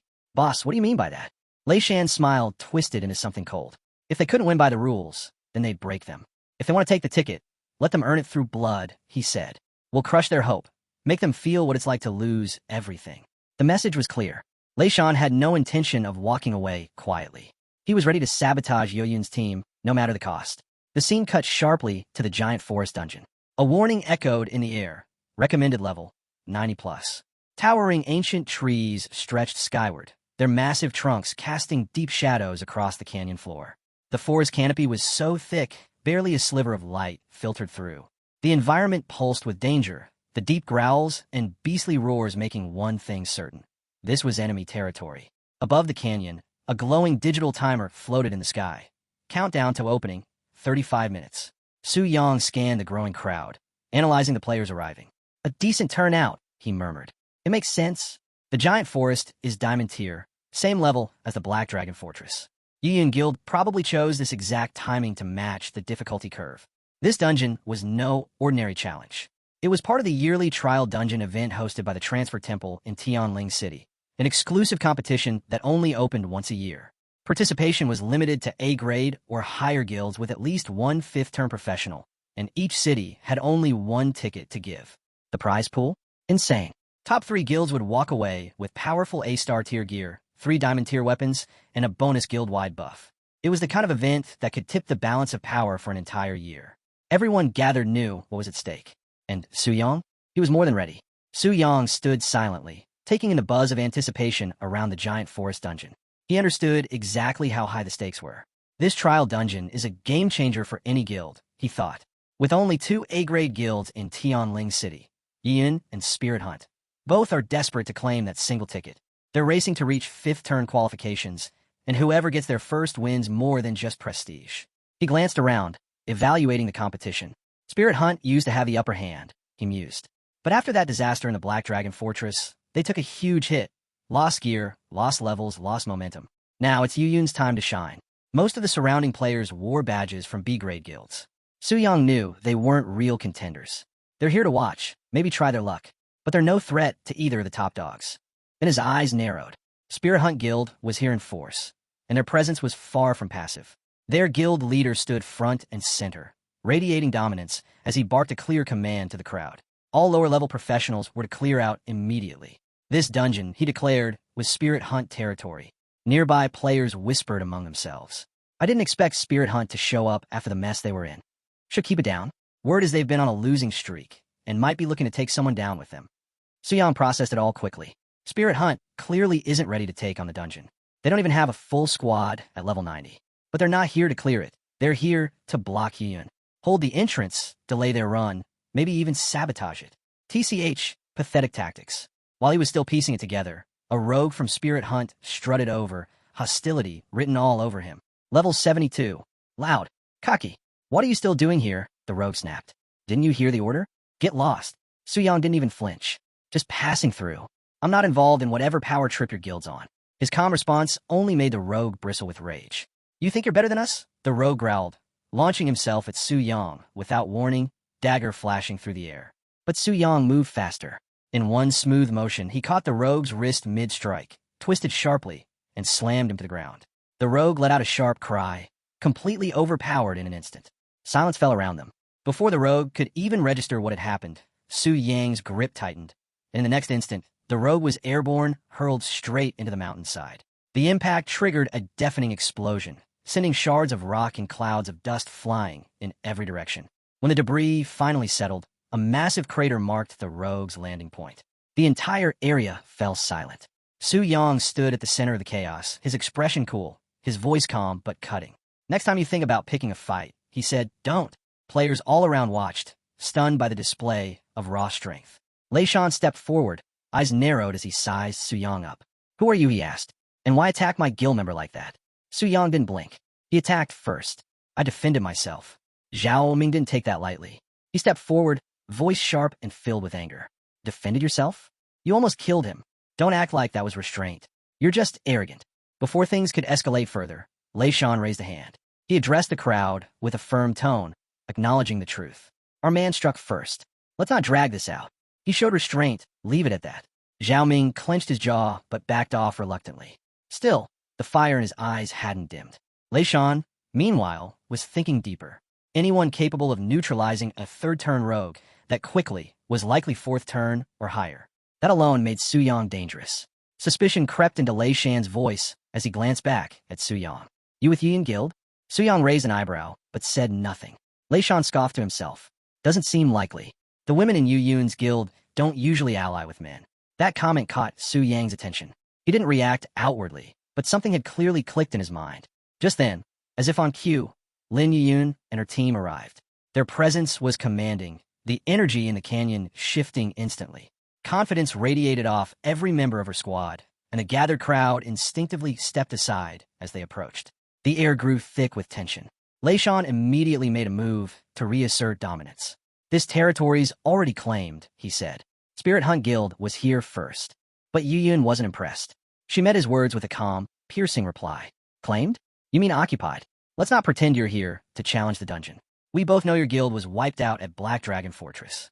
Her words struck hard. You're just here to block us. Not out of strategy, but out of spite. Tell me, Lei Shan, are you really ready to start a guild war over this? Lei Shan's grin twisted into something darker, revealing his true intent. If his guild couldn't enter the dungeon, then Yu Yun's wouldn't either. He didn't care how far he had to go. If they had to drag everyone down, so be it. That was the final straw for Mu Rong Shui. She stepped forward without hesitation, her voice sharp and unyielding as she called out Spirit Hunt Guild members for pushing things when Lei Shan hadn't even given the order to engage. Her stance made it clear she was ready for a fight. Tension snapped like a taut string. A clash felt seconds away. Then Su Yang stepped forward. Just his presence shifted the entire atmosphere. His calm, confident stride and piercing gaze caught everyone off guard, including the Spirit Hunt Guild. He turned to Lei Shan with a faint smile. So no one enters the giant forest. Huh, he said, almost teasing. That decision isn't yours to make. Spirit Hunt's formation wavered slightly. His confidence rattled them more than any weapon could. From Yu Yun's side, the reaction was immediate. Whispered conversations sparked among her guild mates, especially the women. Recognizing Su Yang, they exchanged excited glances. That's him, right? Definitely. The one from the guild chat. Su Yen, the wind mage, grinned knowingly. Ji Muzi, her bar companion, nodded with growing interest. Even Lin Yun herself was quietly observing, finally matching the name to the man. Su Yang turned to her and addressed her directly, voice calm and measured. I didn't officially report to your guild. Figured it might have made things smoother for you that way. Yu Yun's eyes narrowed slightly, calculating. Su Yang was wrapped in layers of mystery. Temple VIP, holder of a rare Starglow tier sword, possibly the heir of an S-tier guild. His presence raised more questions than answers. She wasn't sure whether to treat him as an ally or a threat. Meanwhile, in the back, Li Dan was simmering. His glare locked onto Su Yang, fists clenched. He had feelings for Niu, and watching her fawn over someone else stirred a deep resentment. He muttered under his breath, barely holding himself back. I'll kill him. Zhao Ming, more pragmatic, was focused on the broader picture. Lei Shan, he said gravely. He's not just some passerby. He's with Yuyan. That confirmed it. The outsider, standing in their way, was actually one of the guild they were trying to suppress. Lei Shan's composure cracked. His voice turned cold. So you've been toying with us this whole time. Su Yang met the accusation with a smirk. And what if I have? What are you going to do? Try your luck now. But before Lei Shan could respond, an attack came flying in. Su Yang caught it without flinching, mid-air barehanded. Zhao Ming. He'd had enough and finally snapped, launching the attack himself. But Su Yang didn't just block it. He retaliated. An eye for an eye, Su Yang said flatly. With precise speed, he countered. One blow, clean, controlled, devastating. Zhao Ming was thrown backward, pain written across his face as he staggered, clearly shaken by the sheer force behind the strike. The message was crystal clear. Su Yang wasn't here to play. The moment their vice leader fell, a Spirit Hunt Guild member cried out in panic. The shock was clear. They finally understood just how deadly Su Yang's retaliation was. But the fight wasn't over yet. Fueled by rage, Lei Shan charged at Su Yang, roaring that he was asking for death. Su Yang didn't flinch. Calmly, he called him out for blocking a perfectly fine dungeon just to cause problems. He scoffed, saying time was money, and he had no time to waste playing with fools. One of Lei Shan's confused subordinates blurted out a question, asking what Su Yang meant by fat sheep, but there was no time for an answer. Lei Shan, seething with anger, barked that Su Yang was spewing nonsense and that his death was inevitable. But before he could act, Su Yang pulled out something unexpected, a skill scroll.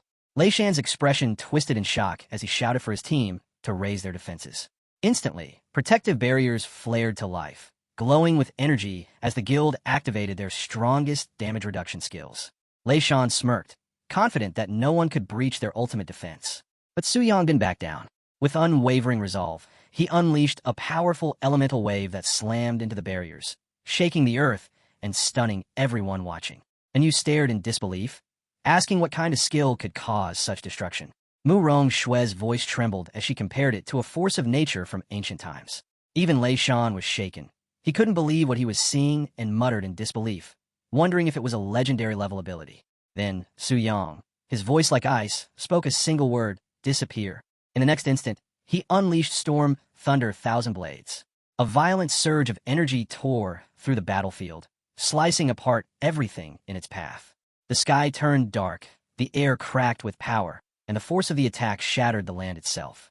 Silence followed. The entire area was in ruins. Yiyun could hardly believe it. The Spirit Hunt Guild had been wiped out in seconds. Mu Rong Shui struggled to process it, pointing out that even a legendary scroll shouldn't have been enough to destroy an A-rank guild so fast. Ji Muzi, quietly sketching, commented that Su Yang hadn't just used the scroll, he had combined it with other techniques. The group gathered around her drawing, impressed by the detail. And Yu praised her work, and Mu Rong Shui studied it carefully, noting that the blade Su Yang summoned was made from densely concentrated magic. Ian took a moment to analyze everything she'd seen. Slowly, it all clicked. Su Yang had used a legendary skill to break through their magical defenses, followed up with a flurry of epic skills to create chaos, and finished them off with his magic forge blade. It was a flawless, layered strategy. And Yu chimed in, noting that under normal conditions, level 58 skills wouldn't have threatened someone like Lei Shan. But when paired with the Spirit Hunt Guild's expensive gear and setup, it all added up. That's when it hit them. Su Yang wasn't just strong. He was in a league of his own. The girls stood there, stunned. Their conclusion was unanimous. Su Yang had to be the young master of some top-tier guild. Their expressions shifted from disbelief to a quiet, growing respect and curiosity. Su Yang, completely unfazed by their admiration, casually cut through the silence. So, can we head into the dungeon now? His voice snapped Yun back to reality. She nodded quickly, gathering herself, and the group moved forward. As they entered the dungeon, the environment shifted. Towering trees loomed overhead, casting deep shadows across the forest floor. Su Yang scanned the area, noting how the thick woods made the place feel like it belonged to giants. The dense terrain hinted at trouble. Yu Yun immediately advised everyone to stay sharp and stick together. Su Yang took the lead, walking beside him, and Yu leaned in and asked if he thought the dungeon would go smoothly. He nodded, confident. She gave him a sly smile and teased, bringing up the chaos back at Black Dragon Fortress. If something unexpected happens again, she grinned, you better protect your big sister. Su Yang chuckled. I'll do my best. Their playful moment was cut short by a rustling sound in the bushes. Instantly alert, the group turned, only to find a rabbit hopping out. And Yu sighed in relief, but that breath barely escaped before a two-headed raptor burst through the trees with a deafening roar. It was level 89, and it wasn't alone. And Yu screamed, but Yin quickly stepped up. Her voice was calm, steady. Don't panic. It's just a small one. Focus. The team readied themselves. Yun, a level 99 Holy Knight, moved to the front. But before they could strike, a massive figure crashed through the trees. A level 95 elite rock bear loomed above them. And Yu panicked again and shouted for Su Yang to save her. Su Yang took one glance and assessed the fight instantly. We're missing a secondary tank. And Yu nodded frantically. High-level female tanks are super rare, all right? Without hesitation, Su Yang stepped up. I'll tank, he said smoothly, instructing the healers to stay locked on his HP. Yin gave a sharp nod, recognizing his readiness. Let's move, she commanded. As the team braced for the fight, Su Yang activated his fourth turn support skill. Power surged through him, his strength practically doubled on the spot. He charged in, met the rock bear head-on, and in one swift, explosive strike, brought the elite monster crashing down. Yin walked over, clearly impressed. With you in the lineup, she said, our odds in this dungeon just skyrocketed.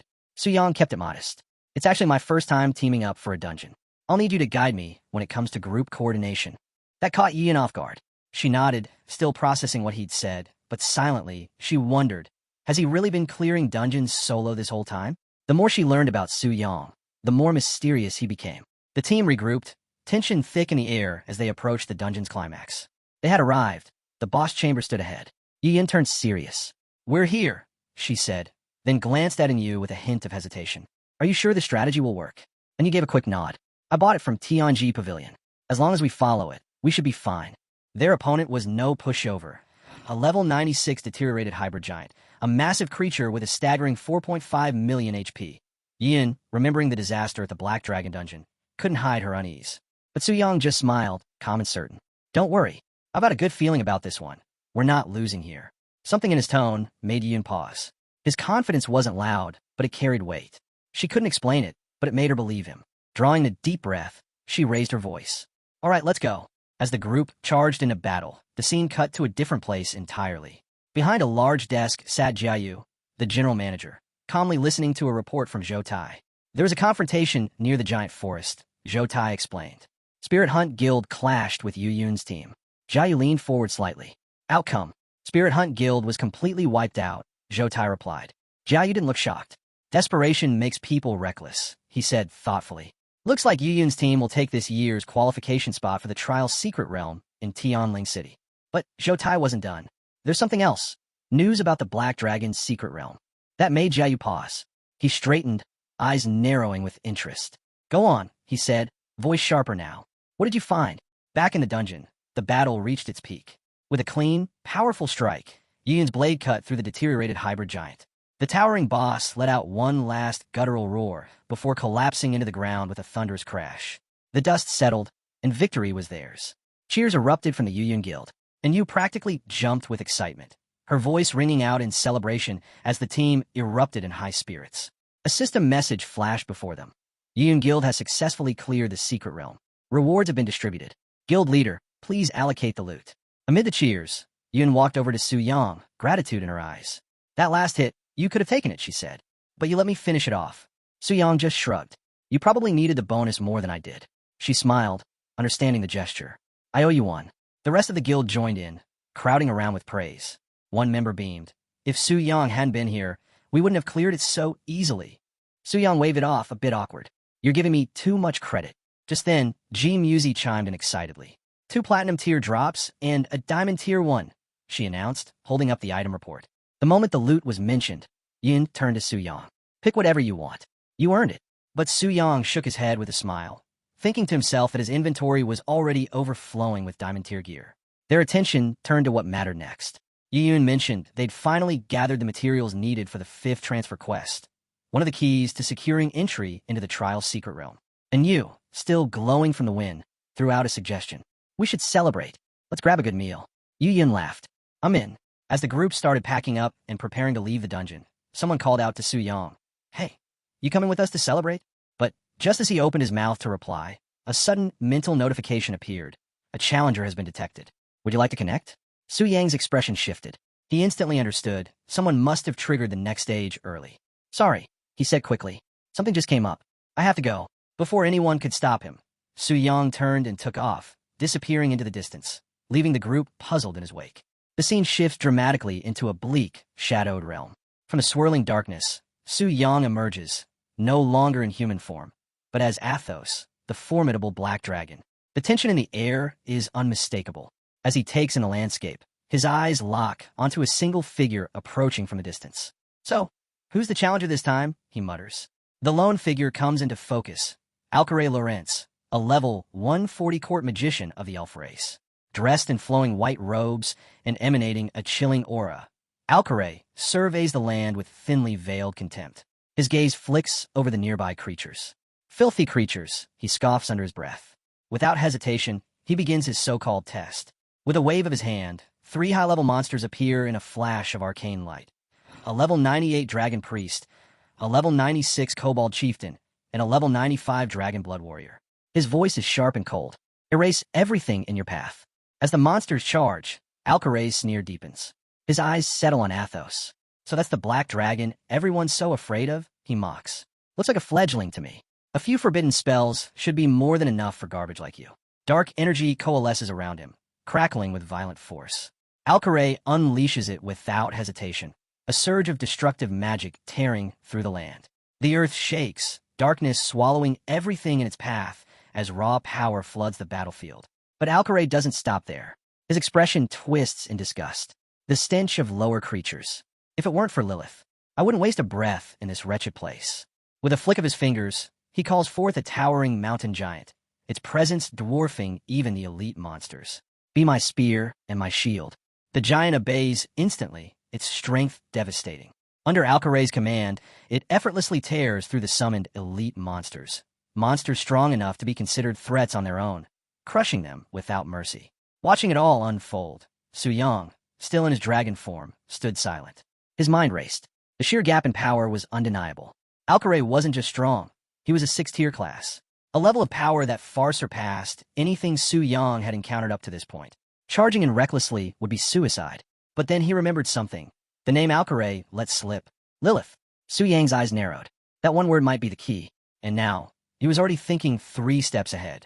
Su Yang turned his head and barked at the figure beside him, still slumped over, apparently asleep. Hey, enough napping. Seriously, how are you still sleeping? Wake up. His voice did the trick. The elf stirred, blinking drowsily. Huh? Who's yelling? Not wasting a second, Su Yang jumped straight to the point. Are you Lilith? Lilith of the Elven Kingdom. The moment her name left his mouth, her eyes flew open. Shock washed over her face.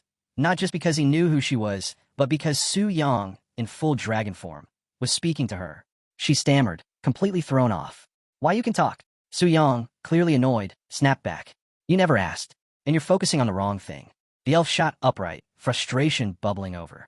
Dumb dragon, what is going on with you? You've done nothing but nap and wander around like a clueless beast. And now you're suddenly talking? Plotting strategies? What the hell? As her mind caught up, a horrifying realization struck her. Her expression twisted as the color drained from her face. Wait, you've been aware this whole time? Her voice trembled. Do not tell me. You saw everything? Did you do anything weird while I was asleep? Her panic exploded. You perverted dragon. Get away from me. Su Yang let out a sigh, rubbing his temples. What is this conversation even? Losing patience, he narrowed his eyes. All right, if you're not going to answer my question, I'll just eat you. That got her attention. Terrified, she backed away and blurted it out. Okay. I'm Lilith Savaraya, the 6th daughter of Queen Savaraya of the Elven Kingdom. That name stopped Su Yang in his tracks. His mind ran through what he'd read in the basic Dragon Guide. The Elven Kingdom, Dragon Kingdom, and Giant Kingdom were the 3 ruling forces within the SSS Ultra Ultimate Subspace Nations. Among them, only the elves had any history of being friendly toward humans, and ruling over them all was Queen Savaraya. He hadn't expected this random elf girl to be part of that royal lineage. Before he could say more, Su Yang noticed a shift in the atmosphere. Reinforcements had arrived. Looks like your people finally showed up, he muttered, glancing toward the approaching figures. Lilith followed his gaze. At first, she seemed relieved, until her face fell. She recognized Alcaray immediately, and her mood soured. She groaned under her breath. Oh great. Su Yang picked up on her reaction right away. Judging by that look, I'm guessing you're not happy to see him. Lilith's voice turned sharp, laced with anger. Alcaray and his entire bloodline, they're filth. I'd rot in this place 1,000 years before I let him rescue me. That caught Su Yang's full attention. What did he do to you? Her expression darkened. He tricked me, put on this fake, charming persona, and I fell for it.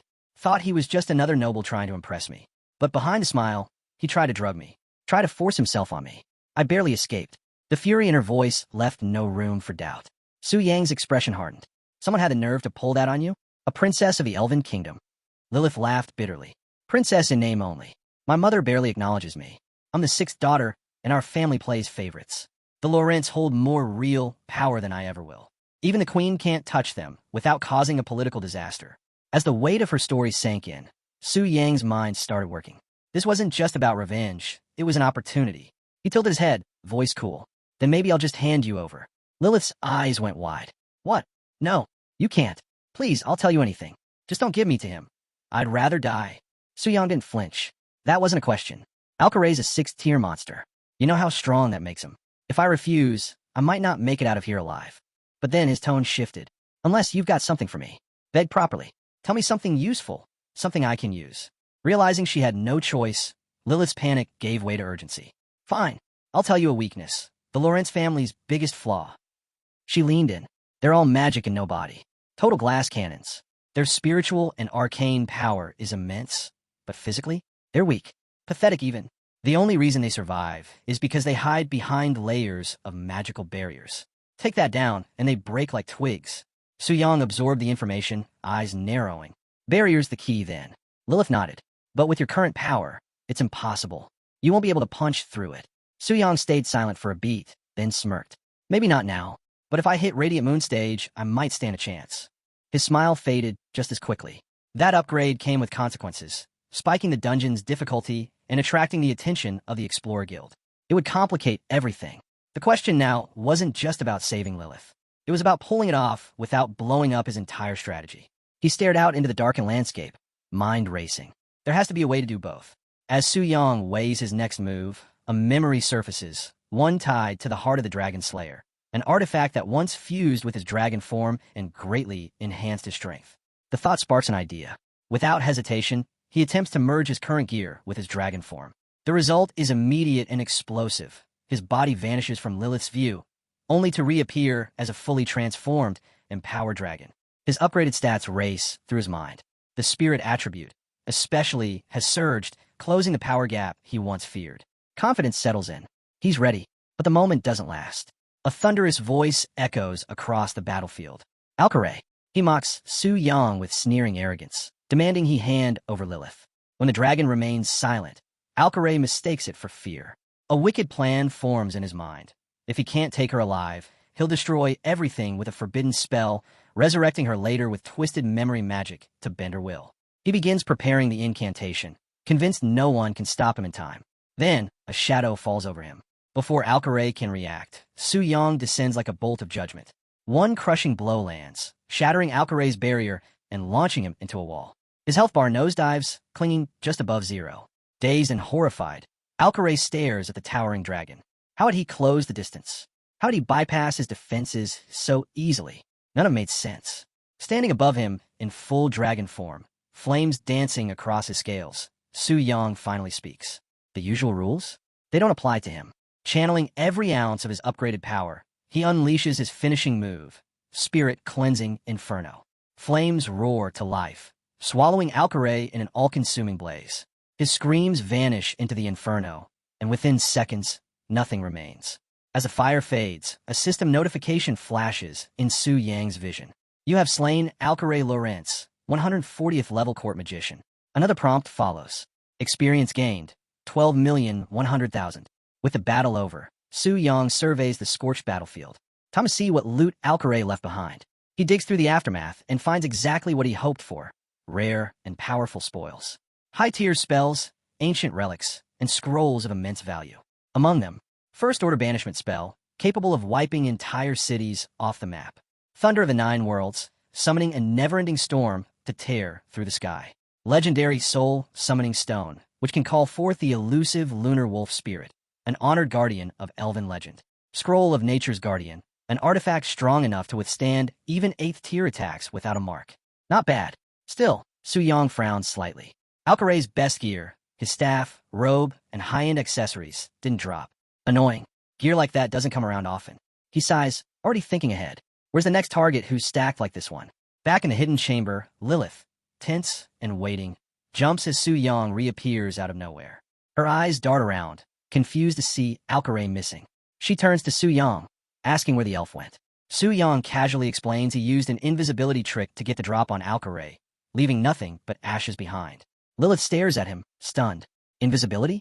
That's something only rainbow dragons are supposed to pull off. Her interest sharpens. This black dragon clearly isn't ordinary. Meanwhile, Su Yang starts to wonder about her. Elven royalty are usually packed with magical talent, yet Lilith doesn't give off even a hint of power. Curious, he asks her why. Lilith hesitates, then tells him the truth. A curse placed on her bloodline by the giant king generations ago. It seals away their magic and drastically cuts their lifespan. Each generation, one royal bears the full weight of it. And this time, it's her. Because of that, she's been sidelined, ignored, treated like nothing. Su Yang listens in silence. Deep down, he gets it. If he hadn't had his own edge, he could have ended up just like that. Powerless, disposable. Maybe, just maybe, he's turned both of their paths around. But then Lilith's expression shifts. Worry creeps in. She sees him thinking and fears the worst. What if he's changed his mind about protecting her? Before she can say anything, Su Yang quietly pulls himself out of his thoughts and speaks. He reassures her. She's safe now. At least, as long as they're inside this realm. His words catch her off guard. Why would he just let her go? What does he mean by real freedom? He explains. He's not just protecting her here. He intends to see it through, even after they leave this place. Then he turns to his subordinates, giving a direct order. Make sure she's protected. Without hesitation, they bow and accept. Lilith stands frozen, unable to believe it. She expected cold indifference, not this unexpected kindness. Soo-young glances back at her one last time before his dragon form dissolves, and he slips into sleep. His body stills, but his mind stirs. As he transitions back to the real world, he feels a sense of accomplishment. Everything from this secret realm has given him the edge he'll need, especially for what's coming. That confrontation with the expedition team? He's ready. As he sits up, a familiar chime rings from his device. A notification, then another and another. His eyes narrow as he checks. 99 plus unread messages. His first guess? Maybe Lin Yuan finally reached out. But no, it's more than that. Way more. Message after message rolls in. Not spam. Not a virus. Real names, real senders, all urgently trying to contact him. Soo-young frowns, scrolling through them with a growing sense of unease. Something's definitely going on. As Soo-young scrolled through the barrage of messages, a few stood out with urgency and concern. Where have you been? Or, at least leave a note next time you disappear. Some were more casual, inviting him out for simple hangouts, or even jokingly requesting a quick sketch. Soo-young chuckled to himself. These women are surprisingly intense. Still, out of everyone, it was Lin Yuyan's message he chose to answer first. Hers was calm and considerate. No guilt-tripping, no demands. She simply said she understood he was probably busy, suggested they catch up when possible, and thanked him again for everything he'd done. Soo-young paused for a moment. Compared to others, especially the more calculating types like Ling Ao and the expedition crew, Lin Yuyan felt refreshingly genuine. This, he thought, is what a guild should be. Supportive, easygoing, real.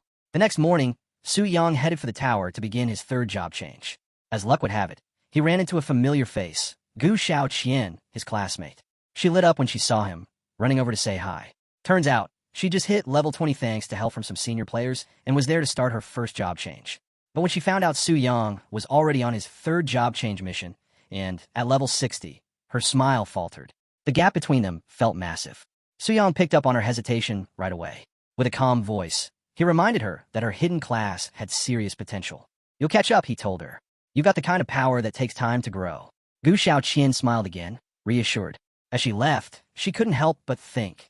No matter how far he advanced, Soo-young was still the same, thoughtful and kind. Turning back to the task at hand, Soo-young checked the mission board. His latest challenge, Demon Warrior, double proof of magic and strength. A 5-star mission for the third job change. Requirements? Gather magic-devouring spirit grass and survive 2 grueling trials. 1 magical, 1 physical. The rewards were top-tier, platinum-grade gear, pieces from the Abyss Arena set, and a legendary demon spirit weapon. But the mission wasn't going to be easy. The restrictions were tighter, the enemy stronger, and failure wasn't an option. Just then, Bai Ling appeared, her tone unusually serious. She warned him about the Red Moon phenomenon, a rare event that amplifies monsters' bloodlust and makes dungeon conditions far worse.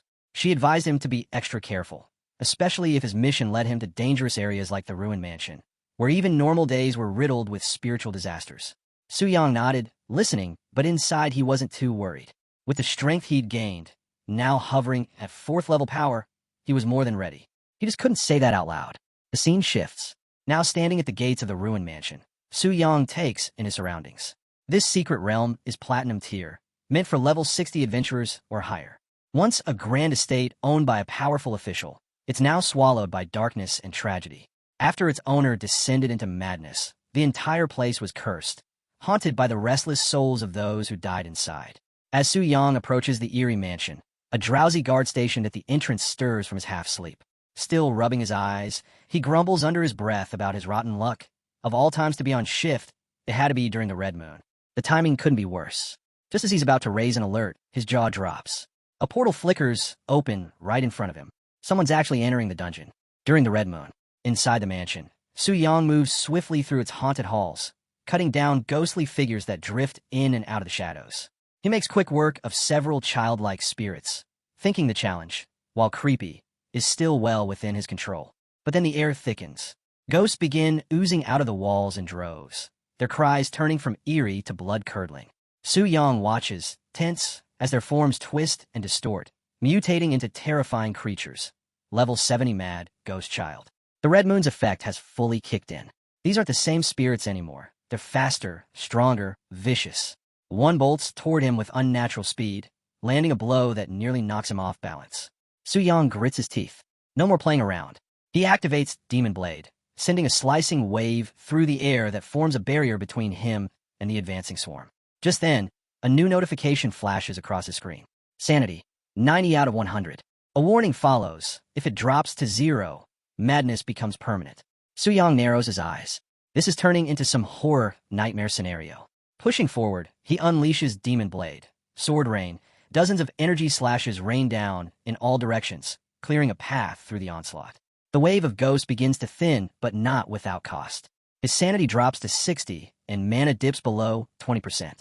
Fatigue is setting in. He tightens his grip on his weapon, wondering how much longer he'll have to last before reaching the final stage. Eventually, after clawing his way through the haunted labyrinth, a hulking shadow looms ahead. A level 82 elite zombie giant lumbers out of the darkness, its grotesque form covered in rotting armor. Su-yang clicks his tongue. He doesn't have the resources to drag this fight out. Time to end it. He reaches into his inventory and activates the legendary Soul Summoning Stone. A glowing circle appears beneath him as a spectral wolf, radiating silver light, emerges with a deep, resonant growl, the lunar wolf spirit. Without waiting for a command, the wolf charges. One strike. That's all it takes. The elite zombie giant doesn't even get the chance to roar before it's torn apart. Su-yang nods with satisfaction. Exactly what I expected from a legendary summon. The power gap in this dungeon is brutal. With the lunar wolf spirit pacing calmly at his side, Su-yang feels his confidence surge. No more holding back. It's time to finish this dungeon. He presses forward through the corrupted estate until he stands before a pair of towering, ironclad doors, the boss room. He raises his hand. Open. With a deep groan, the doors swing open. From the darkness inside, a mournful voice drifts out, trembling with regret. Ancestors, forgive me. I am guilty. As Su-yang steps into the chamber, a cutscene fades in, revealing the boss's grim past. A shadowy figure draped in guilt mutters that he's spilled too much blood, and more will follow. The screen flashes with the boss's profile. Red Moon Corruption, Devouring Spirit Ghost, level 90, race, undead. A wicked laugh echoes as his aura explodes across the room, signaling the battle's deadly start. Su-yang calls on the lunar wolf spirit, warning it not to deal the final blow. He wants that for himself. One glance at the boss's level confirms it. The Red Moon's buff has pushed it close to Diamond Tier. Without his spirit companion, this fight could have been a disaster. With perfect timing, Su-yang finishes the boss himself. A notification pops up. You have slain level 90 boss. Red Moon Corruption, Devouring Spirit Ghost. Rewards drop in instantly. Platinum tier equipment and a rare item. The Devouring Spirit Ghost Soul Core. The gear? Not worth his time. But the Soul Core's 80-point spirit boost? That could come in handy for potion crafting. Satisfied, Su-yang doesn't linger. He heads for his next destination, determined to keep moving. The scene shifts. A blood-red moon looms overhead, casting a chilling glow. Beneath it, Luo Linger stands with arms crossed, frustration written all over her stance. Her eyes lock onto the ruined mansion in the distance. Why haven't they come out yet? She mutters, impatience creeping into her voice. Next to her, Lucy Eye offers a guess. Maybe a few are hiding or still trying to escape. He adds that the ruined mansion under the red moon isn't meant for the average adventurer. It's the kind of place only someone like Luo Linger could walk through without flinching. But she's had enough of guesses. Who's inside? How long have they been there? She snaps. Zhoutai pauses before replying. The raid's been underway for over 30 minutes, but no A-level or B-level guild in Tianling City has claimed it. No one knows who went in. That only irritates Luo Linger more. She knows how deadly this place is under the red moon. It's nearly as dangerous as a diamond tier dungeon. Going in solo should have been suicide. Then a loud boom shatters the silence. The portal at the mansion flares to life. Zhoutai points toward it. It's activating. Someone's coming out. From the swirling light, Su-yang emerges, breathing heavily, still recovering from the brutal fight. The moment Su-yang steps out, he spots the crowd waiting, and instantly recognizes a few faces. His mind races. Did they figure out who I really am? Is this a setup? Zhoutai stares in disbelief, muttering, It's just Su-yang again. The tension thickens. Su-yang, unfazed, glances around and casually says, Didn't expect such a crowd this late. What's with all the attention for a simple platinum tier dungeon? One of the guards, clearly irritated, snaps. You seriously went in alone under the red moon? Are you trying to die? Su-yang shrugs. Was it really that big a deal? The guard doubles down. You think this is a joke?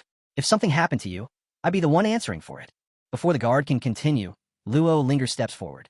Her voice is sharp and commanding. That's enough. Step aside. She turns to Su-yang. Tell me, did you clear the ruined mansion alone? Su-yang gives a relaxed nod. Yep. Gasps ripple through the onlookers. A solo clear under the red moon? Unheard of. Luo lingers, eyes narrow, intrigued. Impressive, but I want the crystal core from the boss. Name your price. Su Yang raises a brow. And why would I give that up? The crowd goes quiet. Her assistant storms forward, clearly annoyed. Show some respect. Do you even know who you're talking to? This is Luo Linger, the genius of the Global Beast Master Association. She's the youngest daughter of Tianji Pavilion's master. The assistant steps in threateningly. You really think ignoring her request is wise? But just as she's about to make a move, Luo Linger raises her hand. Stand down. Su Yang watches calmly. From what he can tell, she's not here to cause trouble. So he decides to ask directly. All right then, what is it you want? Luo Linger replies without hesitation.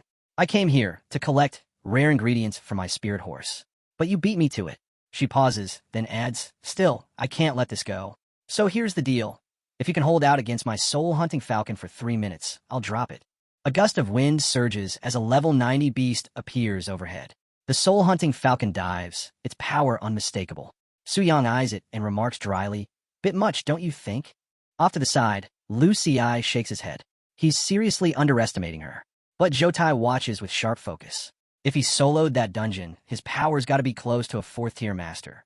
The falcon dives in, wings slicing through the air as it unleashes a fierce blade storm. Su Yang instantly knows defense won't cut it. The falcon's strikes are fast, relentless, and have serious range. With no time to hesitate, he decides to drop the act. He draws his blade, and the moment he activates Dragon's Bloodlust, the sword flares with violent energy. From the sidelines, Lu Ci's eyes widen. He whispers under his breath, that sword, could it really be that one? The falcon strikes again, surging with power, but Su Yang meets it head-on. He unleashes Soul Impact, a crushing blow that lands clean. The falcon reels back, taking massive damage, and the crowd freezes in disbelief. Su Yang smirks. Not even close to 3 minutes. Luo Linger's expression hardens. You killed my beast. Su Yang stays calm. You said survive for 3 minutes. Never said I couldn't fight back. Maybe you're just used to people doing whatever you say. Inside, he's ready. If she wants to escalate, he won't hold back, even if that means breaking out forbidden spells. Before things boil over, Zhou Tai steps forward. Luo Linger, you can't fight him. She glares at him, but he continues. He's a VIP under temple protection. Gold member of the X-Alliance. The Grand Court gave orders. His affairs must be handled with caution. Luo Linger is taken aback. Temple VIP? She begins to connect the dots. Could he have completed the 5-star job transfer quest? Even with the Tianji Pavilion's backing, she hadn't managed that. Su Yang catches the look in her eye and smiles. Temple VIP, huh? Yours is what, 4th tier? The subtle jab lands. Luo Linger, irritated but intrigued, lets it go. She turns to her group. We're leaving. Don't forget, challenging a temple VIP is not an option. Su Yang watches them walk off. Tianji Pavilion's young miss might be powerful. He thinks, but I'll go even higher. He checks his quest log. Next up, the Earth Dragon. Without wasting time, he heads toward the Wilderness Mountains, narrowing in on the Rock Abyss Earth Dragon's lair. His status panel updates. Target is alive, full health. But he's not alone. Moments later, Luo Linger and her team show up at the same spot. She scans the area, satisfied that no one's claimed the fight yet. Zhou Tai and Lu Ci confirm it. They've done as ordered. The Earth Dragon challenge is still open.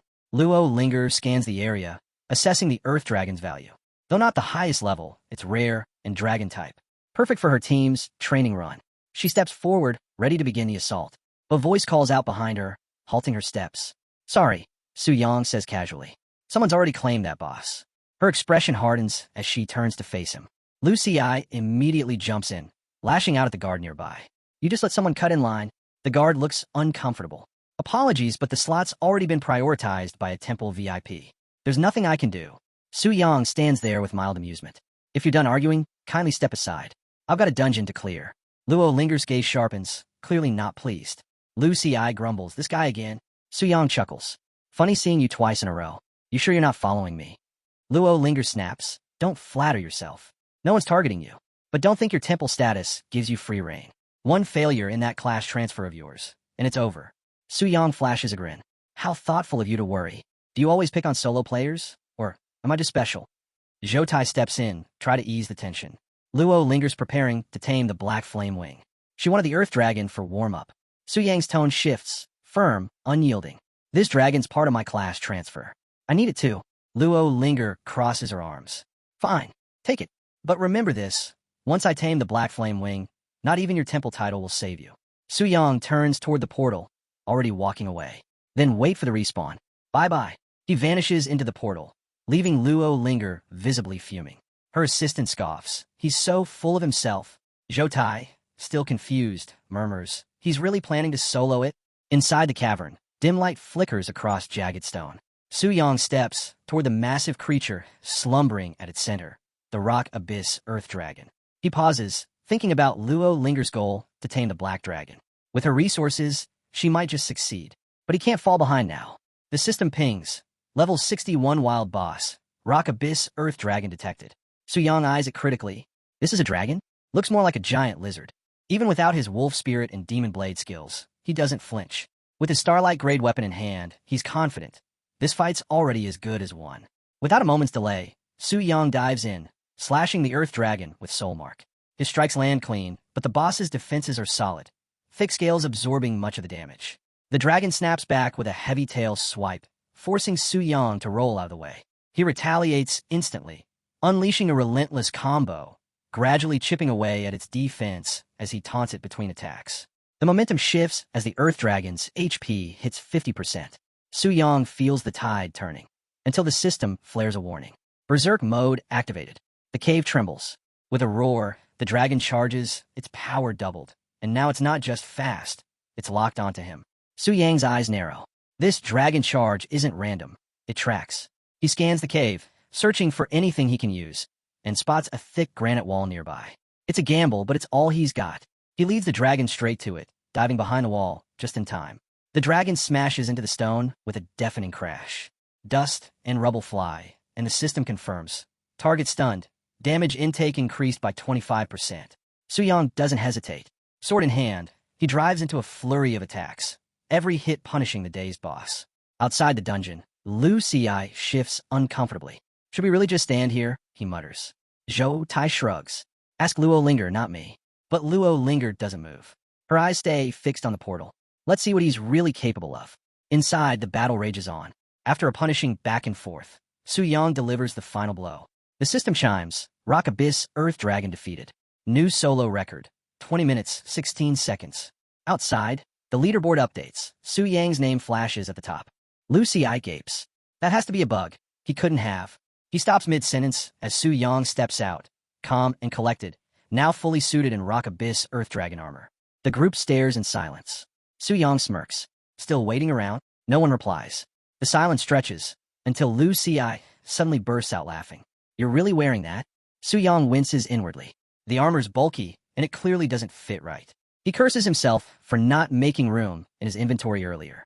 Still, he brushes it off with a cold smile. If it's so funny, go beat my record. Luo Linger steps forward, refusing to flinch. You've got skill, I'll give you that. But compared to the Black Flame Wing, this was child's play. Su-yang's eyes lock onto hers. Then, I'll tame the black dragon before you ever touch it. Luo Linger freezes for a moment, stunned by what she just heard. Then she snaps back, scoffing at Su-yang and daring him to repeat himself. Without hesitation, Su-yang meets her glare and declares, I'm Su-yang. Not just a VIP at the transfer temple. I'm also the one destined to conquer the black dragon. Right then, his system notification pops up. His 5-star job change task is complete. Elated, Su-yang sees the next challenge unlocked. Hidden job change task, Stage 2, Glory of Blood. As he reads through the requirements, he realizes the location it mentions, the Sleepy Mountains, is the site of a long-abandoned prison once used for gruesome blood experiments. It's near Tianling City, and he instantly recalls the route. Without wasting a second, he gives Luo Linger a quick farewell and takes off, fired up by the promise of what's to come. Behind him, Luo Linger clenches her fists in frustration.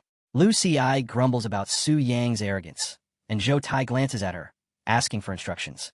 With a cold look, she orders them to shadow Su-yang closely and report back the moment he enters the next stage of his job change. Zhou Tai nods and quickly disappears into the distance, tailing Su-yang from the shadows. Meanwhile, Su-yang finds a quiet spot, his golden armor gleaming, his transformation now complete. He checks his equipment stats and sees that his Rock Abyss Earth Dragon set significantly boosts his power and defense. Good enough to carry me through to the 4th job change, he mutters, satisfied. In the distance, the fog-covered Sleepy Mountains loom large. Shrouded in a chilling stillness, the place has an eerie, haunted vibe. As he makes his way through the dense mist, Su-yang notes how tough visibility is. Long way to go, he says to himself, trudging onward. Suddenly, glowing red eyes pierce through the fog. Without hesitation, Su Yang rushes in, slicing down the lurking shadow beast with powerful, precise blows. Just as the path begins to clear, a voice calls out behind him. He spins around to see a confident figure step out of the mist. Zhang Yin, a thundersword specialist, crackling with electric energy. She eyes him with interest, wondering what someone like him is doing in such a deadly zone. Half joking, she offers to tag along and keep him safe. Su Yang turns her down politely, but firmly. This mission doesn't allow teammates, he says, and continues on his way. Zhang Yin watches him go, sparks dancing around her, intrigued by his resolve and wondering just what kind of mission he's walking into.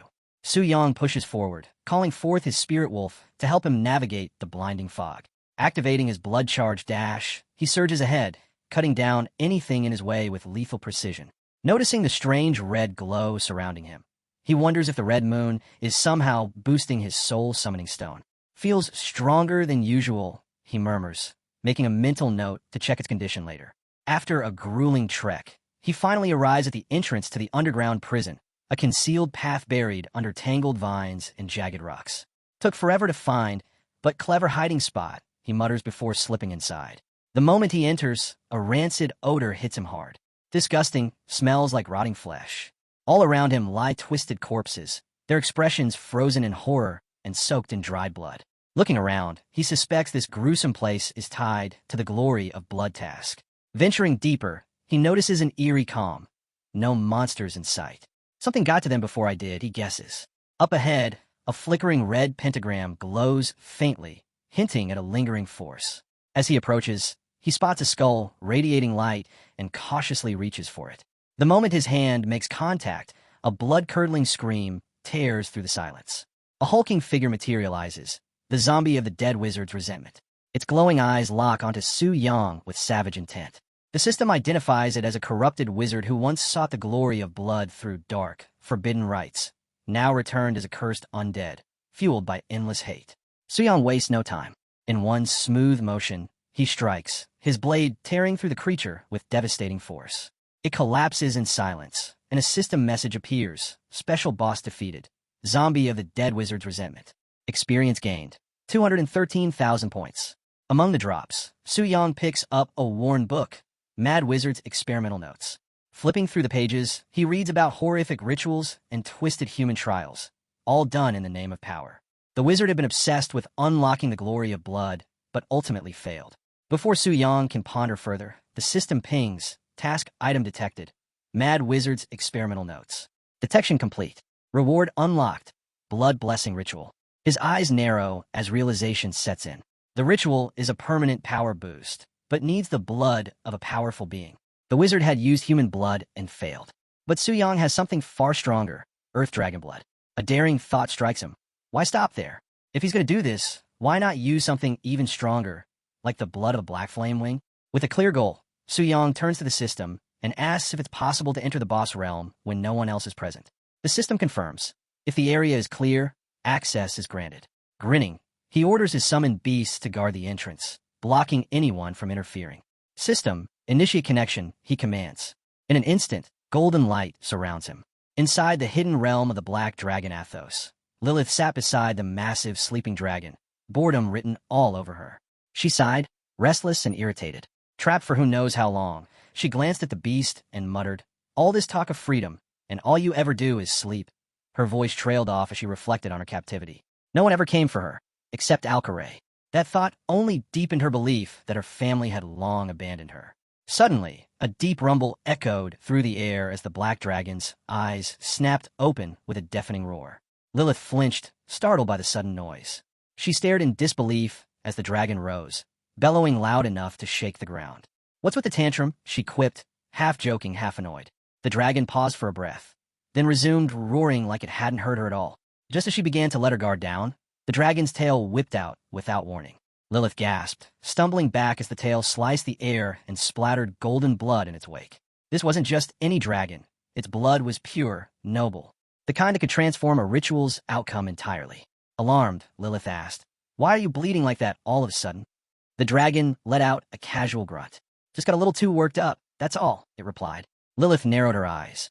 "Don't tell me. You got dumped by a little female dragon in your dreams, she teased. The dragon blinked. What little female dragon? It quickly brushed the question aside. Forget it. Don't overthink things, I was just curious. As the golden drops gathered in a container nearby, a soft chime echoed in Su Yang's mind. Black Dragon's essence blood has been stored in the warehouse.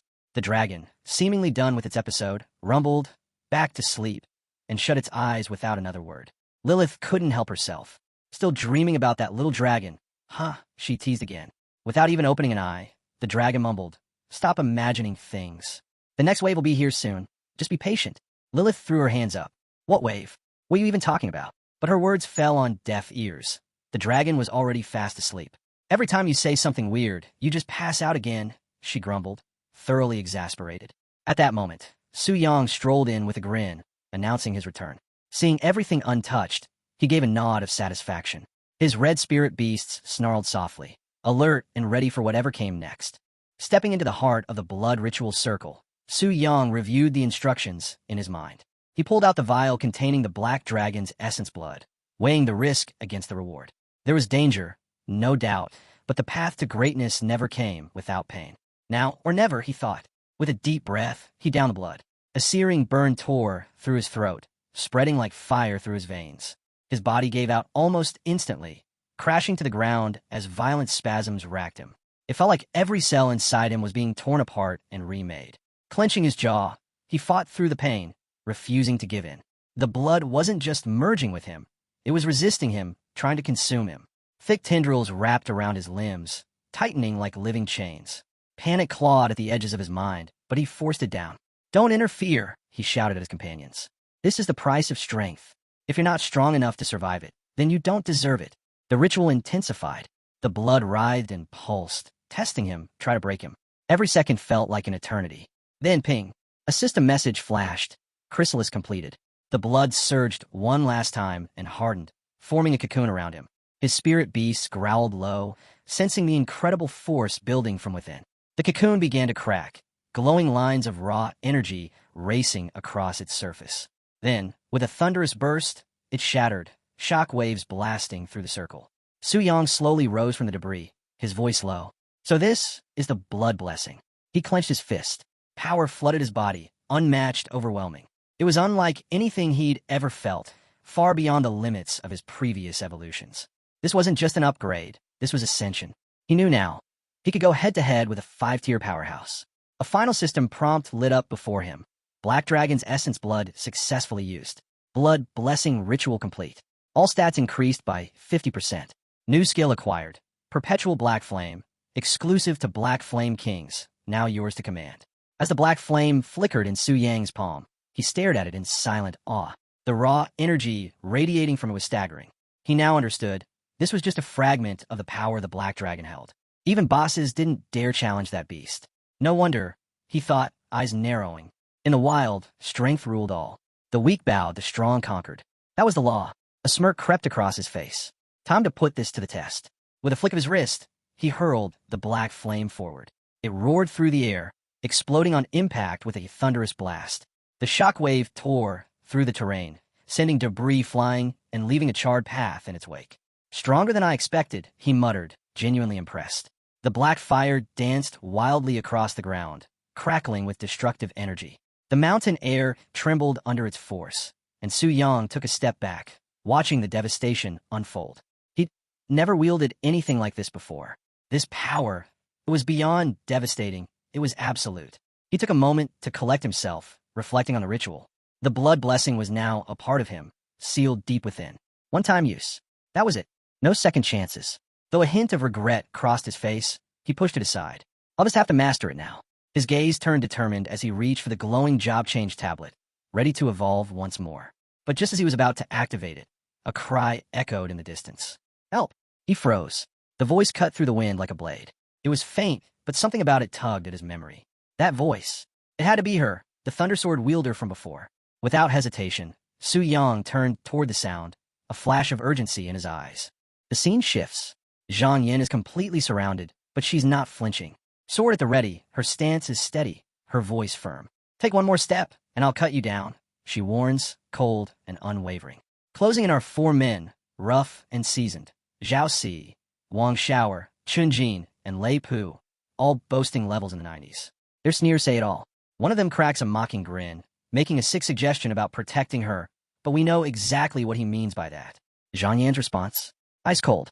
She throws it back at them, asking if they're so bold because they think the Transfer Association won't come after them. Her grip on the sword tightens. She's scared, maybe, but not backing down. The thugs laugh it off. Wang Xiaoer, cocky as ever, brags about his kill count and says rules don't mean much to him. Chunjin adds that the association's blacklist is basically their home now. They've been off the leash for a while. Then there's Lei Pu, the worst of them.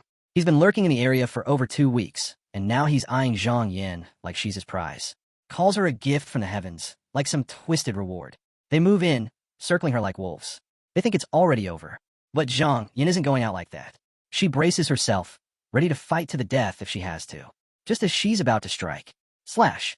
A flash of motion, and Lei Pu screams, clutching his arm. His hand? Gone. In steps Su Yang. Cool, composed, and carrying what looks like a simple weapon. He appears out of nowhere. He's heard rumors about this gang stirring up trouble, but didn't expect to meet them face to face. He doesn't bother with threats. Just one icy question. So, how do you want to die? The thugs lose it, charging at him with fury.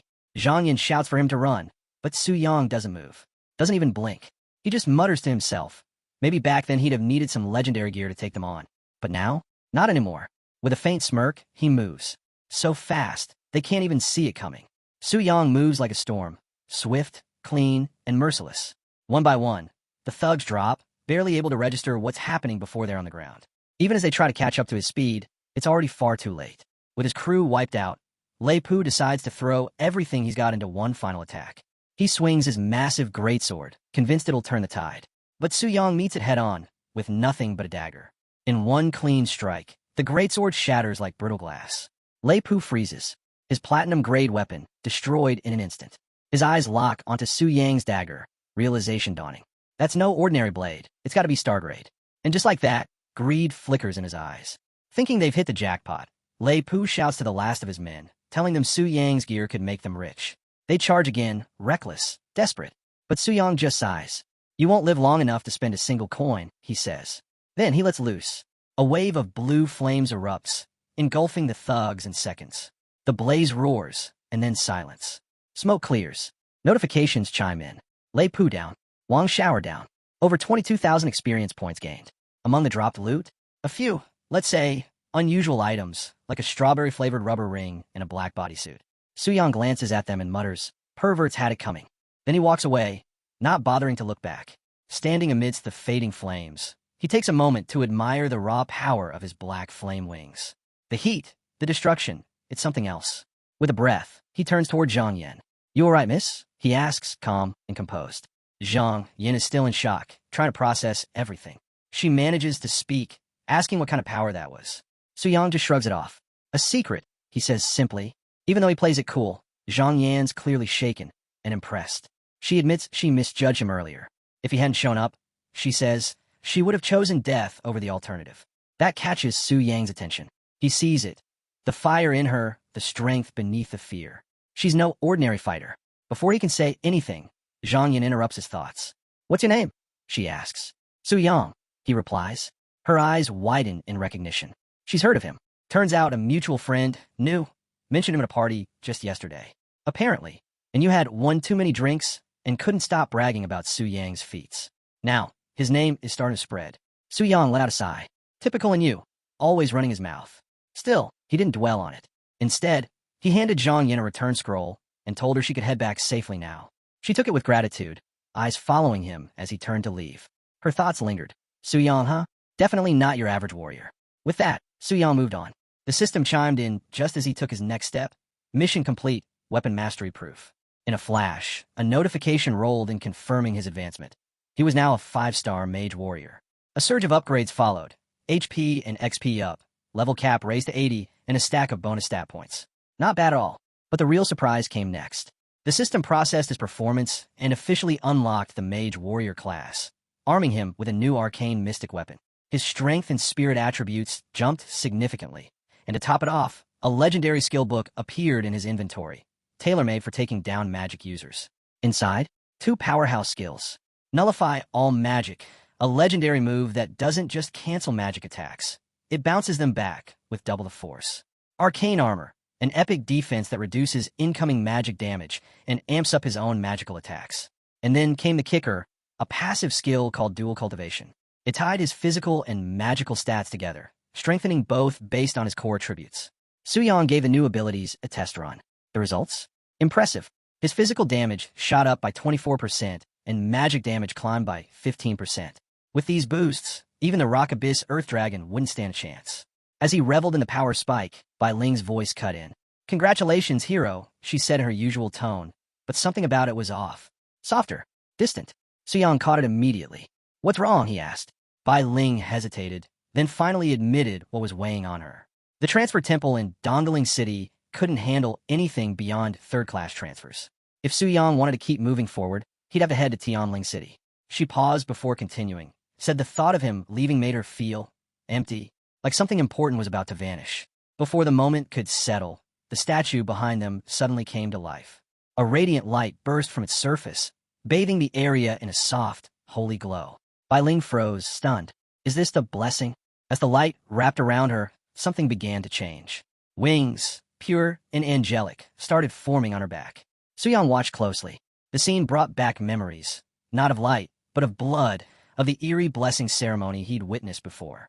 Only this time it was different. Holy, clean, unervingly divine.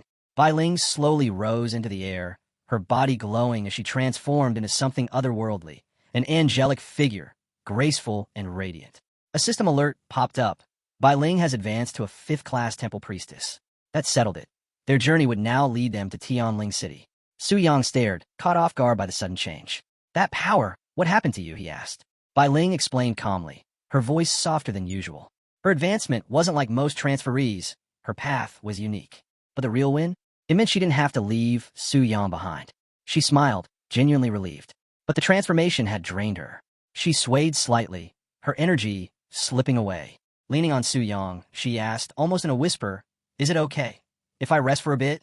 Without hesitation, he wrapped an arm around her shoulders, steady and reassuring. Feathers drifted down around them like falling snow. "Yeah," he said gently, "we're in this together." Together, they moved forward. Ahead loomed a massive doorway, ancient and full of mystery. As they approached, the door groaned open, drawing all eyes toward them. The crowd gathered outside was already buzzing with murmurs. Suyang, as always, had become the center of attention. Whispers passed through the crowd like wildfire. One guy, clearly irritated, scoffed, "Took him long enough." Another elbowed his friend, grinning. But they were doing some training inside. Suyang didn't flinch. He didn't care. Holding Bai Ling close, he strode through the doorway, ignoring the gossip. What kind of nonsense are they even talking about? He thought to himself, not breaking stride. He addressed the crowd in a calm but firm voice. "Make way. If you're here for a class transfer, step forward." Just as things seemed to be settling, a large man stepped in front of him, blocking the path. His tone sharp, his eyes full of suspicion. "What did you do to the priestess?" Suyang didn't even blink. He met the man's glare with a colder one of his own. "Move." That one word hit harder than any shout. The man felt his legs go weak under Suyang's pressure. His whole aura screamed danger. He didn't know who he was dealing with, but one thing was clear. He didn't want any part of it. Before the tension could drag on, a cheerful voice called out. A young priestess ran up, beaming. "Suyang, just got promoted. I'm the new temple priestess of Dongling City." Suyang turned, nodded, and offered a grin. "Congrats. Hope the pay raise is worth it." She flushed a little at the tease, laughing awkwardly. "But seriously," she said, "I'll miss seeing you and Bai Ling around." Suyang offered a small wave. "We'll visit. Maybe have some tea sometime." Her eyes lit up. "Deal." As he walked off, she stood there watching him go, hugging her staff close and whispering under her breath, "So, I still have a chance." Suyang speaks with a temple official, who assures him that Bai Ling will be well looked after as she begins her new role as the priestess of Tianling City. Suyang nods in agreement, grateful for the support, but his mind is already racing ahead. He knows it's time to establish a base here. He's thinking about buying property and making sure his grandparents are settled and comfortable. The scene transitions to a quiet room where Suyang is seated, pen in hand, writing a heartfelt letter to his grandparents. He tells them about his move to Tianling City and reassures them he's doing just fine. Along with the letter, he includes some money, hoping it'll ease things for his family. He ends the letter with a promise to visit often, signing it with care. Next, we follow Suyang as he tours a stunning villa. The southeast view is breathtaking, and the realtor is clearly impressed with the place, pointing out that it comes fully furnished and ready to move in. The asking price? $9.8 million. Soo-young likes the vibe, but can't help wondering if it's a bit too much for just one person. Before he can worry too much, the realtor pitches a solution. For an extra $1 million, Soo-young could have a full-time maid team to manage everything for him. The maids greet him warmly, calling him Master Soo-young, and their cheerful energy seals the deal. He gives the go-ahead to start the paperwork. Settling into his new life, Soo-young enjoys the rewards of all his hard work. He's relaxing in a private hot spring, soaking in the warmth, thinking how unreal it all feels. Not long ago, a life like this was out of reach. Now, with money in hand and a sense of peace, he leans back and lets himself drift off, planning to check in on Bai Ling in the morning. Over at the temple, Bai Ling slowly regains consciousness. Confused at first, she's comforted by a nearby priestess who offers her a bowl of soothing herbal soup. Grateful, Bai Ling accepts and begins to feel better almost immediately. As they talk, the priestess mentions how the temple's divine statue hadn't shown any signs in years, and yet now, everything seems to center around Soo-young. She asks Bai Ling what she thinks of him. Bai Ling smiles, describing him as someone capable of pulling off the impossible. He's not just powerful and brave, he's kind, resilient, and the kind of person who brings light to even the darkest times.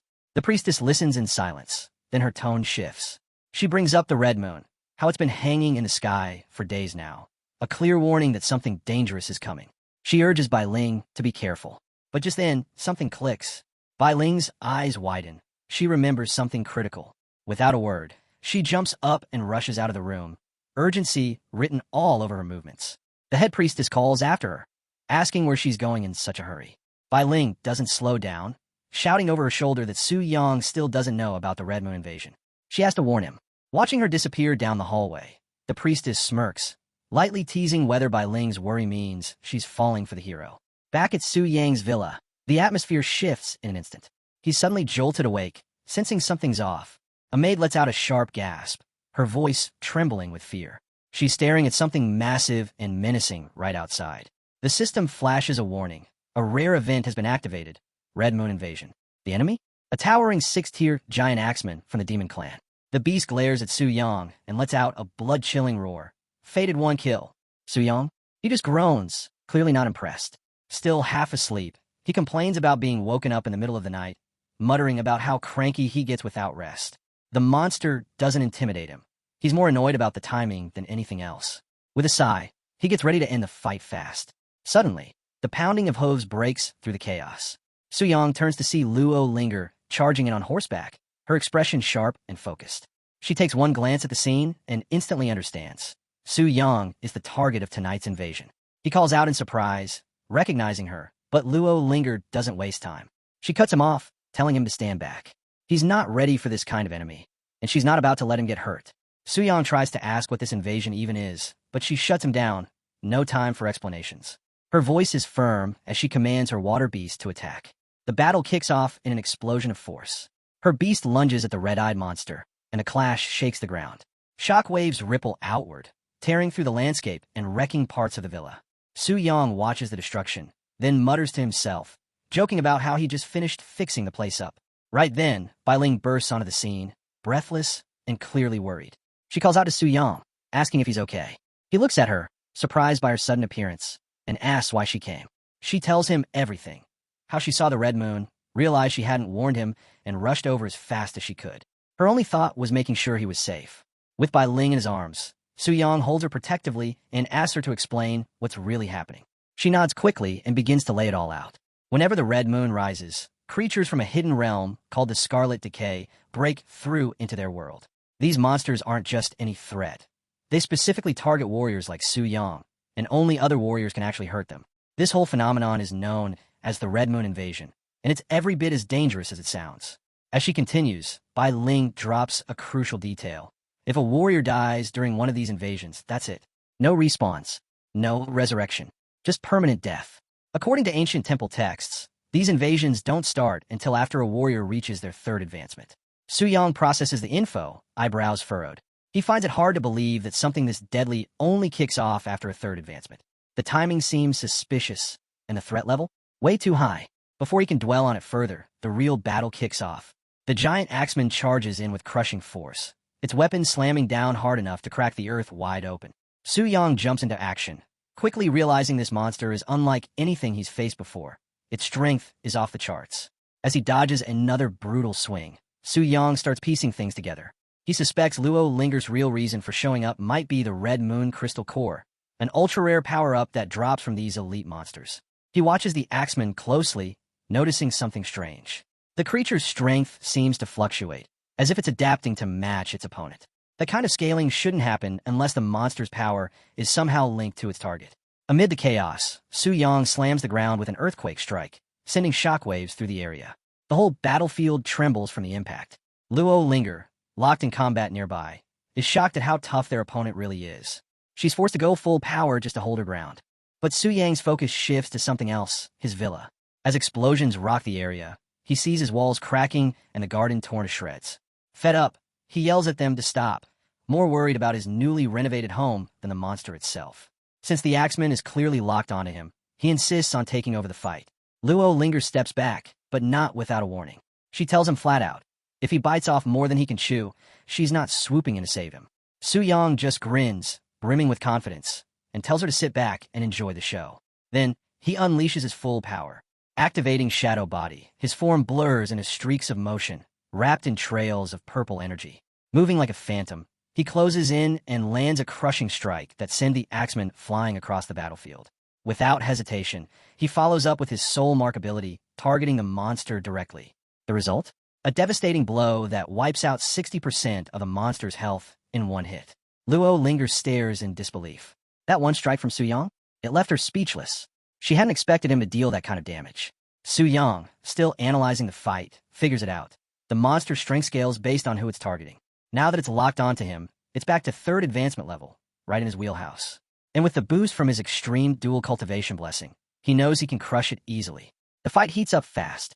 Su Yang throws out heavy blows that rattle the battlefield, splitting the ground with every hit. The axeman lets out a furious roar, its eyes glowing like fire as it slips into a berserk state. It charges at Su Yang, howling warrior die. But Su Yang doesn't flinch. He stands firm, a soft glow rising around him as he preps his next attack. As the demon rushes in, Su Yang calmly mutters that it's just not strong enough. Then, boom, he launches a devastating final blow that overwhelms the monster completely. A system alert pops up. The Scarlet Decay's level 75 limb-grafted axe wielder has been defeated. Su Yang barely reacts. He shrugs it off, thinking maybe this whole Red Moon invasion isn't as terrifying as it's hyped up to be. Off to the side, Bai Ling has been watching every second of the fight. She's genuinely amazed, calling out how incredible Su Yang is for handling it so effortlessly. Luo Linger, meanwhile, observes from a distance, her expression unreadable. She doesn't look impressed. In fact, she wonders if there's something darker beneath Su Yang's calm surface. Then, with a smirk, she warns him that this little victory doesn't prove anything, and next time, he'll have to answer to her. Su Yang doesn't take the threat seriously. Instead, he raises an eyebrow, more curious about why she always seems to talk to herself. But his attention shifts when he notices the glowing red crystal now in his hand. Something about it feels important. He glances at Bai Ling, asking if this is what Luo Linger was really after. Bai Ling begins to explain, confirming that it's the Red Moon Crystal Core. But before she can say more, the crystal pulses with a strange red light, ominous and sudden. Both of them freeze, caught off guard. Then everything hits at once. Su Yang's body suddenly starts changing in bizarre, uncontrollable ways. He freaks out, shouting, "Oh no, my body!" as the power surges wildly through him. Bai Ling, terrified, calls out his name in panic, trying to reach him. When Su Yang finally snaps out of it, he jolts awake. His whole body still feels off, like something inside is trying to realign itself. He sits up, trying to get his bearings. That's when he notices Bai Ling standing nearby, acting like everything's fine, but her hand is pressed tightly over her neck, trying to cover something. Still groggy and confused, Su Yang points at it and asks, "Hey, what's with that mark?" Bai Ling quickly tries to ease his worries, assuring Su Yang that she's fine and there's no need to panic. She explains that her unique priestess constitution allows her to purify scarlet contamination on her own. It might take a day or two, but she'll recover without a problem. Still, Su Yang isn't completely sold. He tells her not to push herself, saying he'd feel awful if she got hurt because of him. Her expression softens at his words. She gives him a warm smile and calls him her brave hero, the admiration in her voice hard to miss. That moment of connection lingers briefly before Su Yang straightens up, now fully awake and ready to refocus. Just then, Bai Ling lights up, remembering something important. She excitedly tells him that she hasn't even explained the perks of his 5-star third advancement yet. Su Yang blinks, still waking up, but gives her a nod to go on. Bai Ling starts listing off the benefits, and they're no joke. First, his old subsidy of 50 million, that shot up to a massive 1 billion. The moment she says it, the number practically sparkles with importance. It's a huge leap, and it clearly catches Su Yang's attention. But that's just the beginning. His alliance shopping discount also doubled, from 5% to 10%. And now, he's got access to any S-level guild, no conditions attached. Bai Ling flashes a visual of a sleek new membership card, making sure he understands just how rare that is. Still, she also warns him. Now that he's earning so much, he's bound to attract attention, so he needs to be careful about who he trusts. Then she drops the biggest news yet. The Red Moon Crystal Core Exchange Shop is now unlocked for him. That gets Su Yang's full attention. Curious, he asks what exactly that shop is. Bai Ling explains that it's run by the temple and allows warriors to trade Red Moon crystals for powerful loot. Everything from rare gear to special artifacts. To access it, all Su Yang has to do is place his hand on a deity statue, and the shop interface will appear. As she speaks, a display appears showing the shop's inventory. High-tier items glowing under red moonlight, each tagged with their cost in crystals. The selection is jaw-dropping. First-tier forbidden spells cost 300 cores, second-tier spells are priced at 900, semi-divine artifacts go for 4,000. And then there's the crown jewel, the Eternal Golden Spear, a divine artifact that costs a staggering 10,000 red moon crystals. Su Yang is clearly intrigued, especially since even someone like Luo Linger seems desperate to get her hands on these cores. He browses the items, visibly impressed, but then reality hits. He checks his inventory and sees only 3 red moon crystals. Just 3. And the cheapest thing starts at 300. Looks like he's got a long grind ahead before he can start shopping. Unshaken by the steep cost of those top-tier items, Su Yang makes up his mind. He's going to power up fast. If he wants to farm more red moon crystals and unlock those powerful rewards, he'll need to increase the invasion difficulty and take on even more dangerous enemies. As he maps out his next steps, Bai Ling gently interrupts him. She reminds him it's time for her to return to the temple and resume her duties. But just before she leaves, she mentions something intriguing. A foreign dignitary is visiting Tianling City today. Dignitary? Su Yang asks, raising an eyebrow. Bai Ling nods and explains that the visitor is from Longxia country and should be arriving soon. The scene shifts to the Grand Temple in Tianling City. A powerful surge of energy ripples through the air as a portal opens wide. From it steps a young woman, wide-eyed with wonder as she takes in her surroundings. She's in awe of Longxia, clearly impressed by its scale and aura.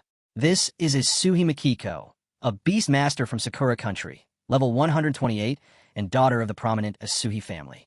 Her escorts, a squad of seasoned warriors, confirm her safe arrival. One of them mentions how the Isuhi family pulled out all the stops for this journey. Their goal? To tame a dragon. Apparently, Sakura country doesn't have any dragon secret realms, and the Eagle Federation's prices were too steep, so they turned to Tianling City in hopes of better luck. Soon after, Isuhi and her group arrive in the city, where they're welcomed by Mr. Li, the diplomatic consul. He greets them formally, showing all the expected courtesy. Isuhi returns the gesture, thanking him for personally coming to meet them. But Mr. Li's focus is clearly elsewhere. He brings up the real reason for their visit, the legendary Black Dragon. It's infamous for its power and cruelty. He asks if Isuhi truly feels ready to take on such a brutal beast. Before she can answer, Wu Zi, one of her escorts, jumps in confidently. He assures Mr. Li there's no need to worry. In fact, he boldly claims that Isuhi might even outmatch Tianling's own famed beastmaster, Luo Linger. Mr. Li chuckles at the bravado, amused by their confidence. Wu Zi laughs too, trying to keep the mood light. Isuhi jumps into the conversation with ease, teasing both men and joking that they already sound like old friends. Her playfulness throws Mr. Li off a bit, but before he can respond, she flashes a smile and asks him for a few tips, since they're still new to the area. Mr. Li notes to himself how refreshing her honesty is, a far cry from the political scheming he's used to. He points them in the direction of the Black Dragon Fortress, located just outside Tianling in Yongfeng City. He shows them the teleportation platform they'll need and politely excuses himself, explaining he has official duties to return to. Isuhi waves with a bright smile, calling out, "Take care, old master," as she bids Mr. Li farewell.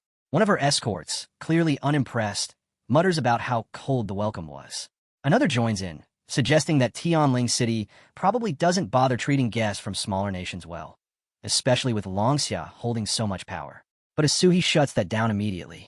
Ever the optimist, She reminds her team that they're guests here, and it's their job to respect the customs of the host country. She even throws in a traditional longxia, saying about guests following the host's rules, noting that Mr. Lee did his part by guiding them without interference.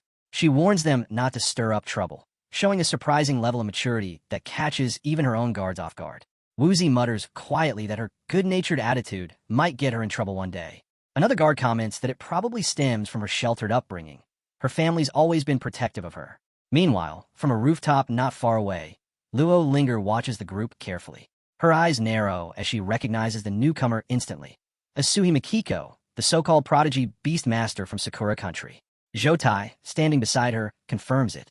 He explains that Asuhi joined the Global Beastmaster Association around the same time as Luo Linger and built a solid reputation with her talent. He's sure she came here aiming for the Black Dragon. But Luo Linger isn't too concerned. Asuhi's strong, sure, but she doesn't see her as the real threat. What's been occupying her mind more is Su Yang, the wild card who keeps defying expectations. She asked Jotai for an update on the investigation she had him run. Jotai delivers the report straight. They've gone through Su Yang's background top to bottom. No major guild support, no noble backing. He's a complete outlier who's clawed his way up on his own. Even Yu Yun Guild he's affiliated with hasn't done much to assist him. Everything Su Yang has accomplished, he's earned solo. That revelation throws Luo Linger for a loop. It's hard for her to grasp how someone with no foundation has managed such a meteoric rise. She stares off thoughtfully, growing more and more intrigued by Su Yang's potential. Could he really be the kind of person who might tame the Black Dragon? The idea nags at her. Maybe, just maybe, she's starting to feel a bit threatened, even if he's only just reached his third advancement. Back down below, Woozy taps Asuhi on the shoulder, letting her know it's time to move out. He suggests they get back and prepare for the challenge ahead. The group starts heading off, but something catches Luo Linger's attention. She pauses, sensing something strange in the air. Her sharp gaze scans the area, and Jotai notices the shift in her expression. He leans in and quietly asks if they've been spotted, despite the fact that they're cloaked in a high-grade stealth field. Luo Linger quickly catches on. Asuhi might be sharper than she gave her credit for. This new challenger from Sakura Country could be a real problem. Wasting no time, she flips her strategy. Turning to Jotai, she commands him to rally their squad and meet at the Black Dragon Fortress gates in 30 minutes. Things are escalating fast in the secret realm, and they need to be ready. Jotai doesn't hesitate. Although her urgency surprises him, he knows better than to question it. He scrambles to carry out her orders. The stakes just got real. Meanwhile, the scene jumps to Su Yang's extravagant new residence. He's barking out instructions like a drill sergeant, directing maids on exactly where to clean and how to reinforce the structure. Everything has to be perfect. But then, an alert flashes across his system. Intruders are making a move in the secret realm. A prompt asks if he wants to sync with the boss. Su Yang's demeanor shifts instantly. He accepts the connection, eyes narrowing with focus. As he turns to leave, a maid timidly points out that the mansion is still under construction. Without breaking stride, Su Yang waves it off. He has business to handle, and tells them to hold down the fort. In the blink of an eye, he links into the secret realm. A powerful energy erupts around him as his form begins to shift. Then the screen lights up, the challenge is on. An S-level guild with 24 members has entered. Their leader? Luo Linger. Recognition hits instantly. Su Yang's eyes flare as he reads her name. A shout of disbelief escapes him. So she's the one behind this incursion. Elsewhere, Luo Linger rallies her crew. She promises massive rewards to anyone who helps bring down the Black Dragon. Her determination fuels the group, and they charge forward with fiery momentum. Watching from the shadows, Su Yang lets out a low, cold laugh. She's caused him enough headaches. Now it's time to settle the score, and he's planning to collect with interest. From within his massive dragon form, Su Yang surveys his troops. He can tell right away, this isn't like the last group. They're stronger, more organized, and fully loaded with elite gear. This won't be an easy fight. The real challenge is just beginning. One of Su Yang's dragon warriors steps forward, brimming with confidence. He promises they'll crush the intruders without breaking a sweat. Another elite soldier quickly backs him up, vowing that not a single enemy will leave alive. A quick stat window flashes across the screen. Level 95 mutated dragon blood warriors. These elite bosses boast insane strength and nearly unbreakable defenses, making them a terrifying force to face. But Su Yang's sharp eyes catch something unusual. Two unfamiliar creatures standing among his ranks. He points them out, asking who they are. That's when Lilith, the elf princess, speaks up a bit nervously. She reminds him of that time he lost control and self-recovered during a frenzy. Apparently, these two creatures had licked the blood he spilled during that moment and mutated because of it. Su-yang raises an eyebrow, curious about the results of direct dragon blood exposure. Lilith explains further. Only these two survived the mutation. Others didn't have the same luck. She gestures to a couple of trembling creatures nearby, who quickly bow their heads and apologize, clearly wishing they hadn't tried their luck. Su-yang eyes the new mutants, estimating their strength. They aren't at his current level, but they might be as strong as his black flame wing form before he evolved. That's enough. Without delay, he sends them out. Intercept the enemy, show their worth. The creatures roar with excitement and rush out, eager to prove themselves in battle. But Su-yang's attention lingers on Lilith. Something's off. He asks her directly if anything's bothering her. She tries to shake it off, forcing a smile, but she's clearly not herself. As Su-yang turns away, refocusing on the oncoming fight, Lilith's thoughts wander. Deep down, she knows the Hero Brave team is no joke. Their strength is the real deal, maybe even enough to take down the Black Dragon. But for some reason, the idea doesn't sit right with her. A part of her just can't feel happy about it. The scene cuts to the Hero Brave squad charging forward. Their formation is tight, their attacks sharp and coordinated. Every strike hits with precision, clearing a path through the battlefield. The team's leader stays calm under pressure, urging everyone to stay alert. This place is full of surprises. Leading from the front, Luo Linger glances back and teases her team for being so uptight. She points out that even if the Black Dragons reach Stellar Tier, the smaller creatures shouldn't have changed much. But Zhoutai doesn't drop his guard. He insists caution is key. Things can shift at any moment. And right on cue, a loud siren echoes across the battlefield. Everyone freezes. Two towering, monstrous figures step out from the darkness, elite bosses. The real fight is about to begin.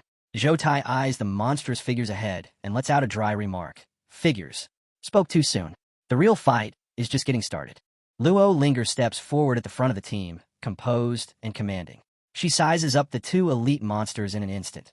One's immune to physical attacks, the other shrugs off magic.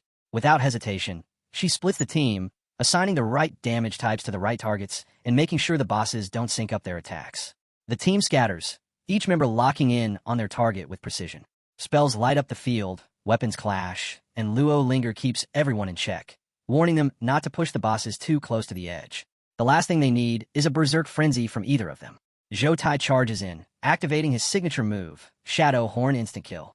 The ground quakes as a strike lands clean. One of the bosses lets out a chilling roar as it goes down, its voice echoing with fury.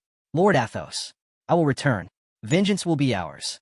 That's when Su-yang finally steps in. He's had enough. Watching from a distance, he can't stay silent any longer. Fury burns in his eyes as he sees Luo Linger trying to claim his subordinate. Sure, he knows players capture creatures all the time. It's part of the game. But this is his territory and his people. He won't stand by while someone steals what's his. Still, Su-yang isn't reckless. He knows the odds. Luo Linger's team is powerful, and a full-on confrontation could go sideways fast. He weighs his options, gaze falling on something in front of him, an object that looks as foul as it does mysterious. Lilith notices his hesitation and follows his eyes. When she realizes what he's considering, her face twists in horror. You're not seriously thinking of eating that, are you? Su-yang's face hardens. He doesn't want to, but he knows he has to. With a deep breath, he grabs it and swallows it whole, grimacing as the slimy, foul thing slides down. The taste hits immediately, like rotting sludge mixed with sewer water. Lilith stares, horrified. How does it taste? Su-yang gags, his expression twisted, like something that should have stayed buried. Then, everything changes. A violent surge of power bursts from within him. Light explodes outward, blinding and brilliant, shaking the earth. A golden beam shoots skyward, splitting the clouds with a deafening roar. The sheer force ripples through the battlefield. The dragon warriors fall silent, staring in awe. One murmurs in disbelief. Is that our lord? Another drops to one knee, whispering reverently, My king. Luo Linger shields her eyes from the blinding light. Her breath catches as a realization hits. That power, it's overwhelming. She looks toward the fortress, her eyes wide. Something massive has awakened. The battlefield stills. Then, out of the golden blaze, a colossal shadow emerges. Su-yang descends from the light, fully transformed. Towering and majestic, his evolved black dragon form dominates the sky. His wings stretch wide, casting a chilling darkness over the land. Every soul below can feel it. The weight of his presence, the raw, unshakable power he now commands. Luo Linger stares up at the towering figure, her breath catching in her throat. The sight before her is unmistakable. The legendary Black Dragon, fully evolved. She gasps as system notifications start pouring in, flashing across her interface. Dungeon boss Black Flame Wing has mutated. New identity, Black Dragon Athos. The alerts don't stop there. One after another, they confirm what everyone's now realizing. This isn't just a power-up. It's a full-blown tier leap. The once formidable dungeon boss has ascended to Radiant Moon Tier, level 15. The secret realm itself trembles in response, reshaping to accommodate the overwhelming power now coursing through its core. The rules have changed. The difficulty has spiked. The challenge just hit an entirely new ceiling. Su Yang, now Black Dragon Athos, scans the field with icy precision. The thrill of his transformation surges through him. A sharp grin cuts across his face. Perfect, he declares, his voice cold and certain. Now, let's see who's worthy to face me. High above, his massive wings stretch wide, casting a suffocating shadow over the battlefield. The pressure of his presence weighs heavily on the adventurers below. On the ground, Lu Ci spirals into full panic. He waves his arms, his voice cracking as he yells, "We just leveled up. What kind of cursed luck is this? Who jumps from elite to boss from hell mode in one shot? Where are the devs?" Zhou Tai grabs his shoulder, trying to rein him in. "Get together. Focus." But the rest of the squad is visibly rattled. Eyes dart toward Luo Linger, all looking for answers, for orders, anything. Someone mutters shakily, "What do we do now? That thing's not just a boss, it's death on wings." Luo Linger clenches her fists, trying to steady herself. She mutters under her breath, "No way. A moonlight tier? That has to be a glitch." The doubt lingers in her voice, thinly veiled by denial. This dungeon must be bugged. Above, the dragon chuckles, a low, thunderous rumble that echoes across the skies. Flames begin to ripple along his scales, igniting the air around him. "You still think it's a bug?" His voice booms. "Then let me teach you what real power looks like." The ground trembles beneath them. Zhou Tai's instincts kick in. Defensive skills now. The team scrambles. Mountain wall, light shield, fire resist, earth protect us. But it's not enough. Su Yang inhales deeply, then unleashes a cataclysmic blaze. A sea of fire crashes down, tearing through shields and barriers like paper. Screams echo through the battlefield as the flames consume everything in their path. The defenses crumble. The heat is unbearable. And this is only the beginning. Agonized screams pierce the air as the attack crashes down, instantly wiping out 10 adventurers. Only 6 remain upright, hanging by a thread. Zhou Tai, recognizing the sheer power of a moonlight-ranked boss, silently thanks their foresight in bringing backups. He yells to the survivors, urging them to activate the Ring of Life's Emerald, a one-use item that revives the user with full health. A glow spreads across the battlefield as the fallen rise once more, ready to fight again. Overhead, Su Yang watches in silence, impressed by their grit. It's clear, they came locked and loaded for a fight like this. On the ground, Luo Linger pushes forward, summoning colossal elemental beasts, a bear, a wolf, and a bird, to join the fray. She launches a coordinated strike, meteor rain, thunder strike, heavy blood strike, all directed at the dragon. Explosions of light tear across the sky, but the dragon barely budges. Luo Linger's confidence starts to crack. No matter how hard they hit, the dragon doesn't flinch. Her plan to wear it down bit by bit crumbles. She tries to regroup, but the dragon's already powering up another devastating ability. With no defenses ready, the adventurers scatter, but it's too late. A desperate cry echoes across the field. Someone's praying for a miracle. Then it hits. Dragon impact smashes into the earth, sending a shockwave ripping through their ranks. The ground splits beneath them, defenses shatter, and chaos takes over. Ulgin falls, unmoving. The team scrambles to find a way to bring him back, but Lu Ci just lowers his head, lips tight. "It's over," he mutters. "We're not making it out of this." Luo Linger looks around at the devastation. Stunned, they're even still breathing. One blow nearly ended them all. Zhou Tai steps up beside her, his voice low but firm. He tells her to run, that if anyone can escape and warn the others, it's her. She clenches her fists, furious. She's not ready to run. Not after everything. But Zhou Tai doesn't waver. The moment the dragon evolved, their fate was sealed. This isn't a battle. They're facing annihilation. He begs her to leave, to survive. Tears sting her eyes as she finally nods.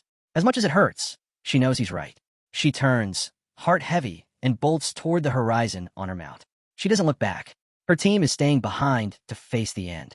All she can do now is live, and make sure their sacrifice isn't in vain. As Luo Linger rides hard into the distance, she feels the weight of eyes burning into her back. The dragon locks onto her fleeing figure, a low growl rumbling in its throat. Running, are you? You really think I'd let the main course walk away? It says, its voice dripping with cruel amusement. But just as it prepares to launch after her, a voice shouts across the field. Zhou Tai steps forward, his body barely holding together, yet his spirit unbroken. He roars at the dragon, hurling every ounce of strength into his voice, daring it to face him instead. The dragon pauses, curious. Then, with a snort, it turns its gaze back to the adventurers now charging forward in one final act of defiance. So brave. Throwing your lives away, it scoffs. In a single sweeping motion, its wings ignite the air. A surge of flame rushes out, engulfing them all. There's no time to scream. Only silence as the fire fades, and nothing remains but scorched earth. Far ahead, Luo Linger urges her mount faster, fury and grief battling inside her. Her thoughts spiral. How could she have let this happen? She once believed she was unstoppable, a genius. But now, she's left running from a battle she couldn't win. Not her, not Sumakiko, not even Su Yang could have changed the outcome. Still, somewhere deep inside, a spark remains. If she can find another dragon, just one, maybe all isn't lost. But fate doesn't wait. Out of nowhere, a blast hits her mount. She's thrown from the saddle, spinning through the air. She hits the ground hard, pain shooting through her. Dazed, she looks up, only to see a monstrous shadow falling over her. The dragon. It had wiped out Zhou Tai's group in less than a minute, and now it's back. Luo Linger scrambles, summoning the last of her strength. She calls her elemental beasts again, forcing them to intercept. They roar and rush the dragon, but it doesn't slow. In a flash, its massive claw slams down, grabbing her like a toy and lifting her high into the sky. She kicks, thrashes, screams. Nothing works. You humans think you can tame me, the dragon growls, pulling her closer to its open jaws. Terror floods through her. She's helpless, dangling in the grip of a monster. Her strength crumbles, and with it, her courage. Tears spill freely as she breaks down, sobbing uncontrollably. No longer a warrior, just a girl caught in the jaws of death. The dragon halts mid-motion, caught off guard by her sudden emotional collapse. Its claw trembles slightly as it stares at her, utterly baffled. Luo Linger, still sobbing, blurts out everything. How she can't stand the thought of losing to Su Yang, how she's terrified of disappointing her father, and above all, how she really doesn't want to be eaten. The dragon sighs, clearly unimpressed. Are you serious right now? It mutters, rolling its eyes. Its grip loosens just a bit. Fine, I won't eat you, it adds with an icy tone, but don't get your hopes up. You're still dying. Without another word, the dragon conjures a blazing fireball and launches it point blank. Flames engulf Luo Linger in an instant. Ding! You have killed the 5th transformation, level 130 Beastmaster Luo Linger. Experience gained. The flames die down, and in their place stands the dragon, Su Yang in his final evolved form, looking down at the scorched battlefield. He smirks slightly. In the end, humans and monsters were always destined to clash. Luo Linger simply had the bad luck of crossing his path. A bright notification flashes before his eyes. Total experience gained, 31.9476992 million. He calculates the gain, just 7 levels. A decent boost, but nothing spectacular at his current stage. Progress only slows from here. If he wants to keep climbing, he'll need to take down far stronger opponents. His attention shifts to the scattered loot left behind. Platinum and diamond tier gear sparkle in the debris, but he barely gives them a glance. What truly grabs him is a glimmering moonlight tier ring, embedded with an infinite stone, powerful enough to lift level caps. Just as he starts examining it, another item drifts up, an ominous scroll pulsing with raw energy. The Wrath of the Wind God, a second forbidden spell to add to his growing collection. His grin widens. With 2 of these in his hands now, the spoils from his battle are beyond anything he expected. No one would dare challenge him after this. Not for a long while. Elsewhere, far from the chaos, Lilith sits alone beneath the setting sun. Her eyes are fixed on the horizon, her thoughts lost in the promise she once made. She wonders what true freedom might feel like once all of this is finally over. In a flash of light, Su Yang reappears in the heart of his opulent mansion, walking in with the air of someone who just conquered the world. I'm back, he announces calm and collected. His servants freeze for a second, startled, then burst into motion, rushing to greet him with visible relief and excitement. None of them expected him back so soon, especially not after a battle of that scale. Su Yang takes a slow look around. The once damaged estate now gleams, fully restored. He nods, clearly pleased. You've done well, he says, acknowledging their effort before stretching out with a casual yawn. Now, I think I'll enjoy a full body massage. Without delay, the maids attend to him, hands working expertly as he reclines, finally letting himself relax. A slow smile spreads across his face. Victory never felt so comfortable. Meanwhile, just outside the Black Dragon dungeon, the mood couldn't be more different. The adventurers who had fought Su Yang stand in stunned silence, the weight of their defeat sinking in. One of them finally breaks it. How does he always level up after every fight? He mutters, frustration etched in his voice. We had numbers, we used our revival items, and we still lost. Zhou, ever the composed leader, silences the grumbling with a sharp look. Focus, he says firmly. Where's the young miss? Has anyone seen her? Their eyes dart around nervously, but no one speaks. The realization hits them hard. They haven't seen Luo linger since exiting the dungeon. A chilling thought creeps in. Could she have ended up like Master Chun? Zhou Tai's sharp hearing picks up a faint sound nearby. Crying. He follows it, heart heavy, until he finds her, Luo linger, curled in a dark corner, her pride shattered. Young miss, he calls gently. She doesn't look up. Her voice is barely audible, cracked with defeat. I failed. I was so close. I almost had him. How can I still call myself a genius? Zhou Tai hesitates, unsure how to answer. But before he can speak, she wipes her face quickly, masking her vulnerability. Don't pity me, she snaps, trying to pull herself together. He doesn't flinch. I'm here to report our losses, he says plainly. Then softer, he adds, no one expected the dragon to evolve. Losing to something like that, it's not a disgrace. His honesty cuts through the fog in her mind. Maybe it wasn't just her failure. Maybe it was simply impossible. Still, as she sits there, her thoughts drift to Su Yang and to Sui Makiko. They're still out there, still ahead. But this isn't the end. Not for her. A flicker of determination sparks back to life. If she can tame another dragon, something even stronger, she can still rise again.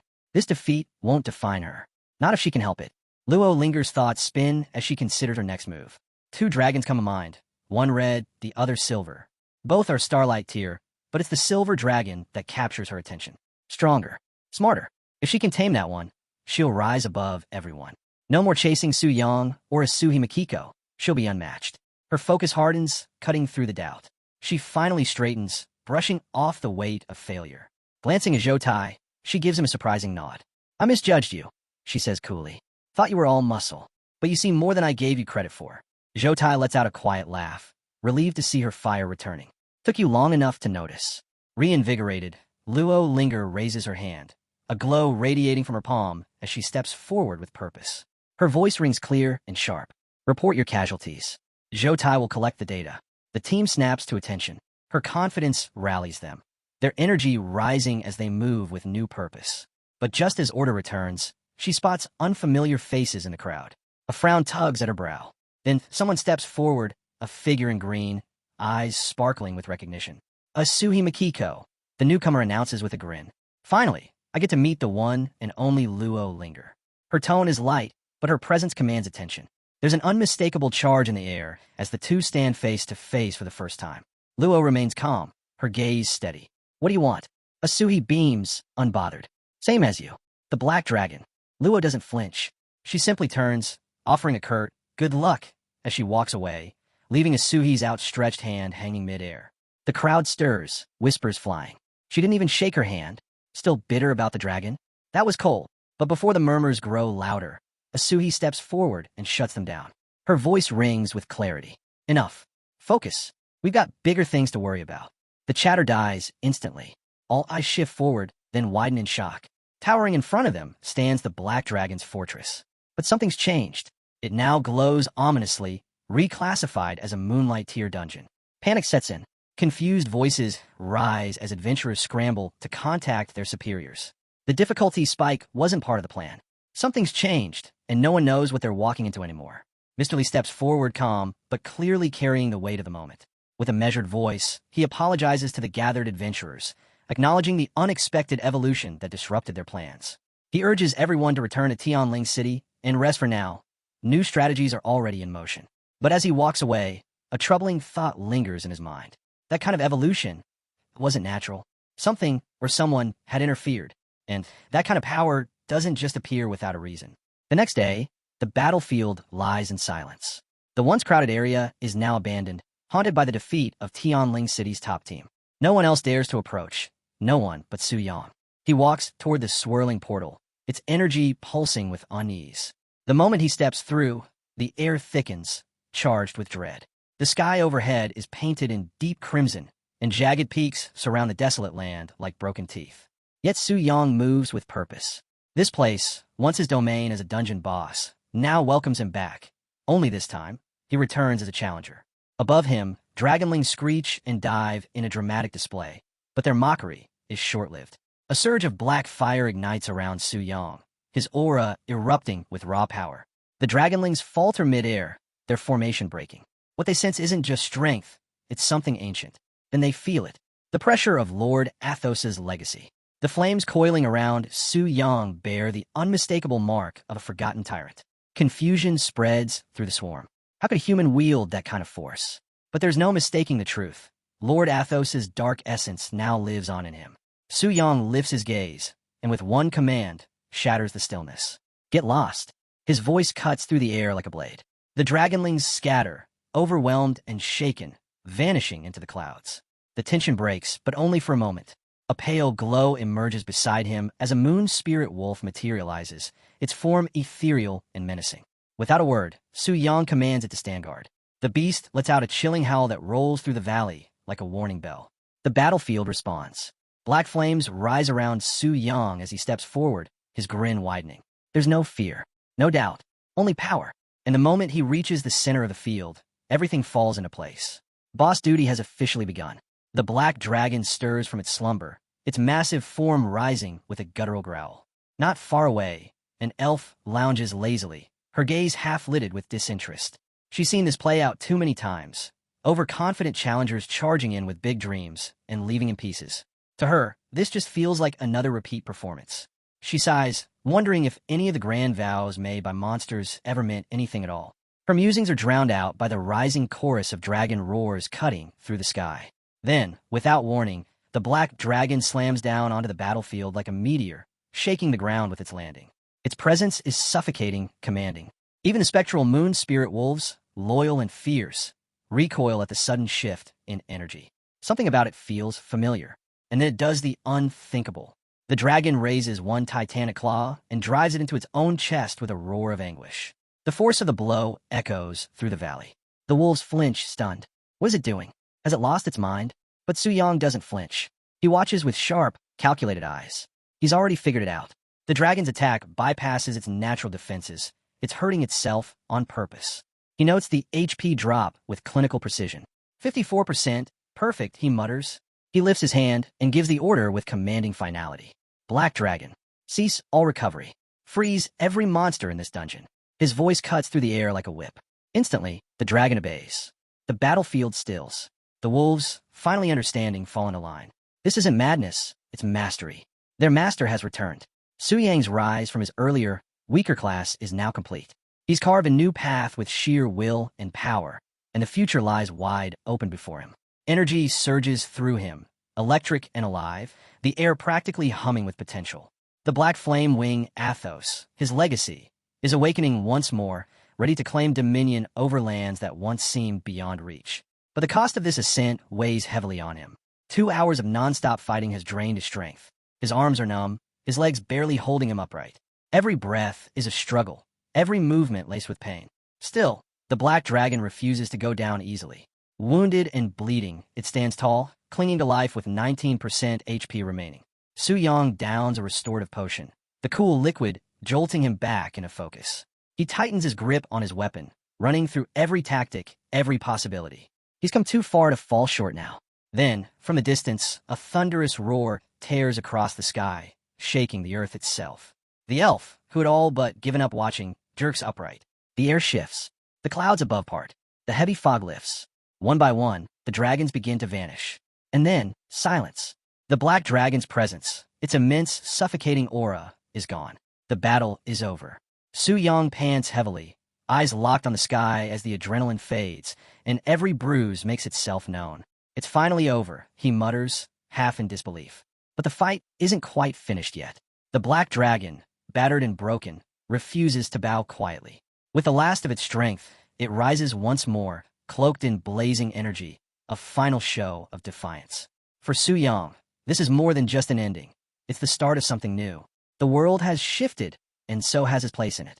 Then a barrage of system messages flood in. Victory confirmed. Experience rolls in. More than triple what he's ever seen before. One final jump takes him from level 79 to 80 in an instant. As the battlefield quiets, his eyes catch a faint shimmer among the remains. A weapon, gleaming, otherworldly. Instantly, Su-yang senses it's no ordinary loot. Without hesitation, he steps forward and grips the hilt. The moment he lifts it, the earth quakes underfoot, power coursing up his arm like a roaring river. The weapon's name blazes across his vision. Dragon Bone Greatsword, Devourer of Athos. A legendary blade, its passive ability sends a chill down his spine. Every time it fells a dragon, 10% of that dragon's attributes become his. Su-yang stares at the weapon stunned. This isn't just powerful, it's evolutionary. With every kill, it grows. And so does he. Tightening his grip, he gives a single command. Drink. Instantly, the sword answers. A massive surge of energy bursts from the blade, tearing through the ground, shaking the entire field. It's more destructive than anything he's ever unleashed. Still clutching the sword, Su-yang reflects on the truth behind its creation. Black Flame Wing. So you're descended from the ancient devourer, he muses. No wonder it was so powerful, even in its youth. The system didn't drop this weapon by chance. It was part of something greater. A destiny that now ties him to the legacy of a primordial beast. Then, another ping. Task complete. Dragon Slayer's heart. The black dragon's heart now rests in his hands, throbbing with a deep, ancient energy. As its power floods him, his spirit spikes by 50%, his strength doubles, and he gains the ability to ignore any dragon's innate talents, while dealing 500% extra damage. But the true prize is its once-in-a-lifetime gift, the power to summon ancient heroes through his blood. He lets out a short laugh. I've basically become a raid boss. Just as the thought settles, another notification chimes. Boss co-op kill detected, generating boss minion. His eyes widen. The black dragon's massive form begins to reappear, no longer hostile. Energy swirls around it. Not rage, but allegiance. Su-yang watches in awe as the system confirms it. Athos, the mighty dragon once hell-bent on killing him, is now his. Loyal. Bound. His dream of commanding a beast of legend has become reality. Without hesitation, Su-yang climbs onto the dragon's back, the sheer force beneath him humming with barely contained power. In one smooth motion, they shoot into the sky, cutting through the blood-red clouds as they head toward the fortress. Far below, Lilith stands frozen, struggling to process what she's witnessing. The dragonkin have vanished. The black dragon defeated. It's a scene she never believed she'd live to see. But there it is, clear as day. Su-yang, riding the beast like it was born to serve him. The earth trembles as the dragon lands before her, sending shockwaves through the ground. Su-yang stands tall atop the creature, his presence so commanding it stops Lilith cold. She doesn't move. She doesn't speak.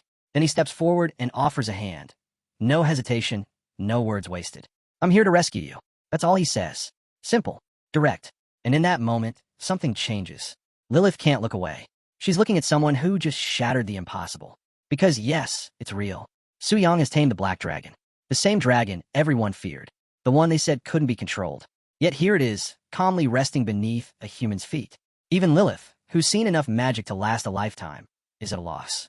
No elf had come close. No warrior had even dared. But Su-yang? He's doing it like it's just another Tuesday. Legendary dragon slayer? Maybe. But one thing's for sure, he's no ordinary man. And he's not done. Turning to Lilith, he tells her to climb on. She hesitates. It's a freaking dragon, after all. But something in his voice makes her move. She grabs his hand, and he pulls her up. Hold tight, he says, already preparing for liftoff. With practiced ease, Su-yang takes the dragon skyward again, the wind howling past them. Lilith clings to him, heart racing, unsure if she's terrified or just overwhelmed. Su-yang looks back at her, calm as ever. Open your eyes, he says. She does, and what she sees takes her breath away. Endless sky, towering peaks, a world spread out beneath them like a dream. For the first time in forever, Lilith feels weightless. Unchained, she whispers to herself, something about finally feeling free. And then there's the dragon. It glances back too, its gaze holding something more. Something unspoken. Su-yang catches the look, but stays focused, eyes locked on the portal ahead. We're almost there, he says. Just hang on. Back at the fortress, all hell's breaking loose. Soldiers are locked in a desperate fight, trying to hold off an endless wave of monsters. Their commanders shouting out orders, keeping the line from collapsing. But it's not looking good. Then, out of nowhere, a massive shadow cuts across the sky. All heads turn upward.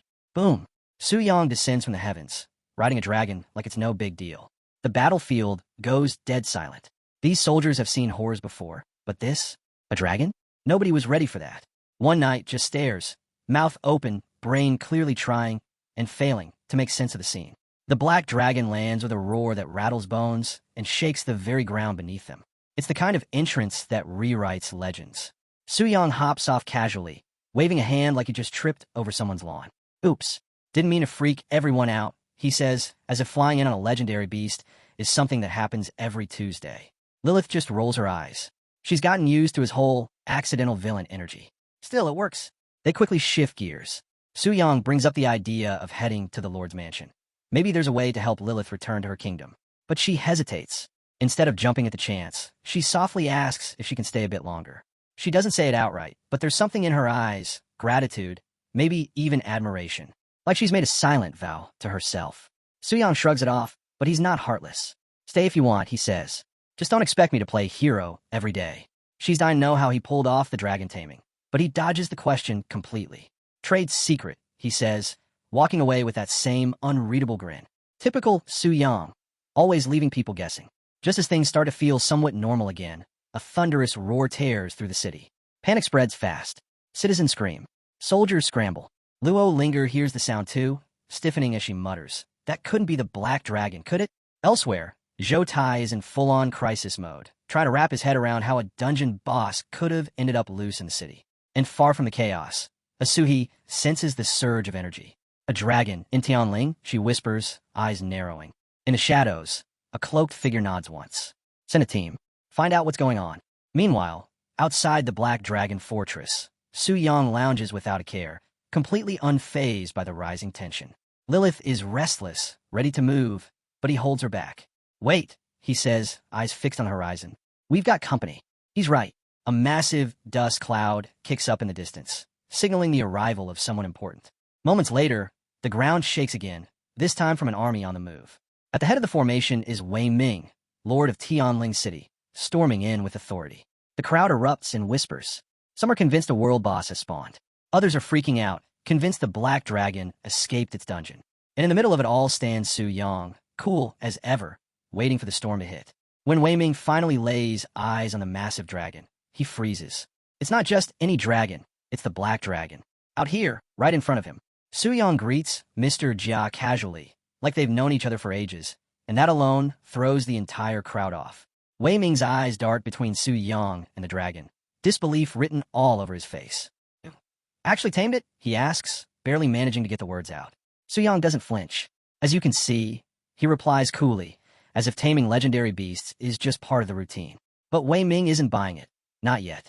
He demands proof, still clinging to reason. There's no way some kid just walked in and took control of a moonlight tier Black Dragon, right? Wrong. Su Yang simply gives the beast a nod.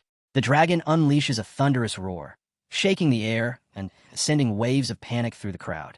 Soldiers fall back, people scream, and Wei Ming turns pale, his legs nearly giving out from the shock. Stop, please, he yells, realizing in that instant. This isn't a bluff. It's real. All of it. Lilith, still hanging onto the dragon, glares at Su Yang. Was that really necessary? She snaps. But he just shrugs, like it was a perfectly reasonable way to make a point.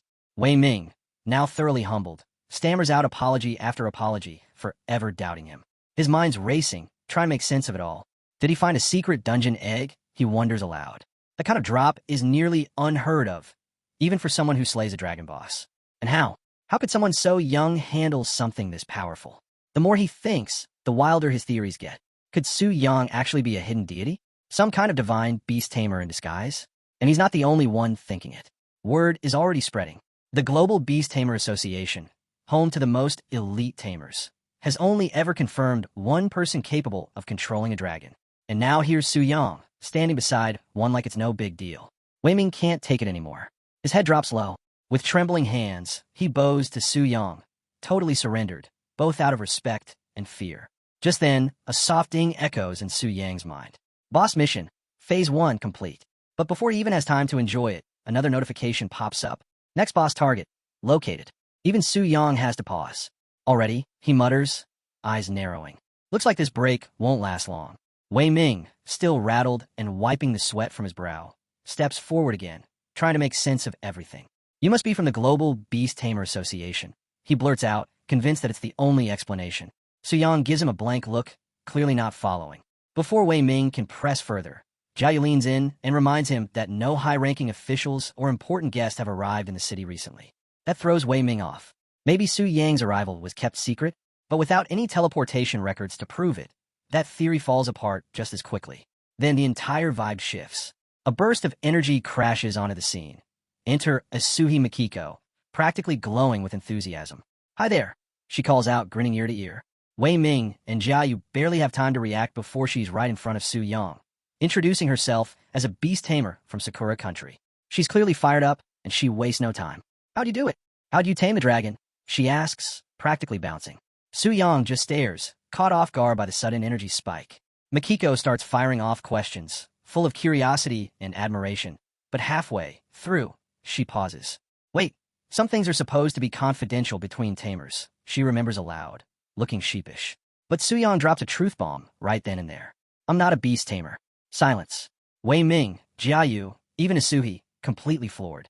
"Not a tamer? Then how?" The black dragon towers behind him like living proof of the impossible. Even elite tamers struggle with dragons, and this guy, who isn't even registered, is out here flying one like it's no big deal. Su Yang stays chill, though. "I've got my own ways," he says, offering no further explanation. Then he shifts focus, turning to Wei Ming. "Let the people know there's no need to panic when they see the dragon flying overhead." Still in a daze, Wei Ming nods and hurries off to relay the message. As he moves, he finds himself admiring Su Yang even more, not for his power, but for how effortlessly he carries it. No ego, no theatrics, just quiet confidence. Back by the fortress, Asui steps closer again, this time a little more reserved. "Would it be okay if I told my teacher about you?" she asks. Turns out, her teacher is one of the top 9 heads of the Beast Tamer Association, and if they hear about Su Yang, they'll definitely want to meet him. Wei Ming chimes in, comparing Asuhi to Luo Linger, another well-known tamer. "Totally different styles," he adds. Su Yang listens quietly, the mention of the association's higher-ups sparking a flicker of interest. But he's not here to play minor. "I've got other things to take care of," he says simply, brushing off the attention. With that, he hops back onto the black dragon. One smooth motion, and he's airborne again, leaving Wei Ming and Jiayu watching from below, stunned all over again by the man who just redefined what they thought was possible. As the dragon takes flight once more, Wei Ming wastes no time alerting the city, letting everyone know that the black dragon has been subdued and there's no need to freak out when they spot it in the sky. The moment it glides over the city, jaws drop. The streets buzz with chatter as people try to wrap their heads around the insane power it must have taken to tame a creature like that. One question keeps echoing. Who could have possibly pulled this off? Cut to a random girl, just minding her business, sweeping the yard, when bam, Su Yang and the black dragon land with a thunderous crash right in front of the residence. The whole place trembles, her broom hits the ground, and she's left stunned. But Su Yang, cool as ever, casually apologizes and drops the bomb. He's the writer. The second she recognizes her master, her nerves settle, and she exhales in relief. Meanwhile, Su Yang's deep in thought. This whole scene? Not what he planned. He wasn't trying to show off. But the truth is, without a beast tamer spatial ability, he's got no way to stash the dragon. So now he's stuck parading it around. Not intentional, but hey, sometimes you gotta roll with it. He then turns to Lilith, offering her the freedom to choose whichever room she likes. He leaves her in the hands of his staff and heads off to take care of more pressing matters. Lilith takes a look around, and honestly, she's impressed. The place is spotless, roomy, and gives off a cozy vibe. She can totally see herself settling in. As for Su Yang, he's breathing easier. He half expected a diva, but Lilith's chill attitude is a pleasant surprise. With that handled, Su Yang dives back into the real task at hand. He summons the system, and right away, a new boss pops up. This time, it's a sovereign of original sin straight out of the demon abyss. And here's the kicker, it's God tier. Yeah, it doesn't get more intense than that. The moment he sees the rank, Su Yang's hit with the weight of what's ahead. His mind kicks into gear, reviewing the ranking ladder. Once you hit the 5th tier, every 50 levels takes you higher. Starlight is 6th, Moonlight's 7th, Sunlight comes next, and, sitting at the top, God tier. And to reach it, you've got to survive the trial of the gods. Su Yang can't help but feel the weight of this new step. It's a massive jump. Taming a Starlight tier black dragon was already a milestone, but this God tier threat is on an entirely different scale. He can't help but wonder what doors this encounter might open, what new powers or possibilities might come with brushing against the divine. Then it starts. He activates the summoning, and in an instant, energy spirals around him, pulling him into the process. In a flash, he's standing before the god-tier boss from the demon abyss. Towering and monstrous, its sheer presence crushes the air around it. Su Yang checks its stats and immediately sees the problem. Everything about this creature is absurd. Its power, its speed, its defense. Almost every attack type bounces right off it. Fire, water, physical, darkness, it shrugs them all off. The only exception? Light. That's the only thing that can crack its armor. Digging deeper, Su Yang finds out just how bad it really is. This thing rules the demon abyss. Worse yet, it's not alone. It can revive its demon army endlessly. And as long as even one of them survives, the boss itself can't be killed. That's the real kicker. If he wants to win, he'll have to wipe out every last demon in the abyss. No shortcuts. No second chances. The system lays it all out. The demon abyss isn't just some regular dungeon. It's a rift, a massive one, that links straight to the human world. Kind of like the gateways to Lilith's kingdom or the Dragon Kingdom. But unlike those places, the abyss is pure chaos. Anyone can enter, sure, but survival? That's another story. Each level drags you deeper into madness, with demons getting nastier the lower you go. And this place doesn't play around. The first floor starts at level 40. It's a deadly proving ground, perfect for adventurers hungry for power or loot. As Su Yang takes it all in, he can feel the scale of what he's up against. The abyss is a full-blown world, not just a challenge. It's an endless spiral of battles. Humanity has only made it down to the 386th floor, and even that took elite guilds like the Ring of the Archmage and Knight's Sanctum teaming up. Those are the heavy hitters, the ones brave, or crazy, enough to face god-tier threats. Someday, Su Yang might find himself standing against them. But right now, he's got a monster of his own to deal with. Then his eyes land on the 7 kings of sin, the ones who rule the abyss. 7 thrones line the hall, but only 4 still burn with power. The other 3? Already taken down by adventurers who came before. Su Yang narrows his focus on the glowing ones, drawn to the ancient runes carved into each throne. His instincts flare up. This is his moment. Time to act. Then it happens. The god-tier boss flexes its true might and activates a second ability. With a lazy wave of its hand, a vortex of purple energy erupts, twisting through the air and drawing in the dormant runes. One of the unlit thrones suddenly flares to life. From it, King Beelzebub the Gluttonous returns, revived, reeking of hunger and power. His grotesque form oozes menace, and at Blazing Sun tier, his stats are straight-up terrifying, 20 million HP and enough raw strength to make even veterans think twice. But here's the twist. This so-called terror of the abyss? He drops to his knees. Beelzebub, the once-feared king of gluttony, bows his head low before the sovereign of original sin, mumbling apologies. It's pathetic. This beast who used to make people tremble is now a broken creature, begging for forgiveness like a dog that's been kicked one too many times. The sovereign stares him down, those blazing eyes filled with cold judgment. This wasn't the kind of comeback he expected. Watching the whole thing, Su Yang can't help but scoff. Blazing Sun tier? That's it. To him, Beelzebub looks more like an overhyped mess than a real threat. But then the details come in. Beelzebub's first ability? The more he eats, the stronger he gets, with no ceiling to stop him. And his second talent? That's where things get serious. Every time he devours something, it's like sending a tribute up the chain. 2% of the consumed beings it tributes go straight to the sovereign. Permanently. Su Yang quickly sees the problem. Beelzebub isn't just dangerous on his own. He's a power funnel. Every kill, every bite, makes the sovereign stronger.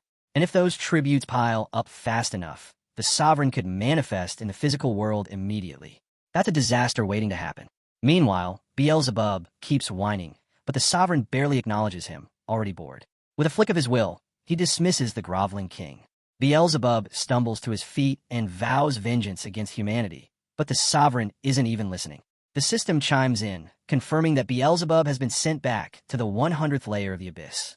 Su Yang just shakes his head, thinking, figures. He's probably the weakest of the 7. With the briefing over, Su Yang exhales and clears his mind.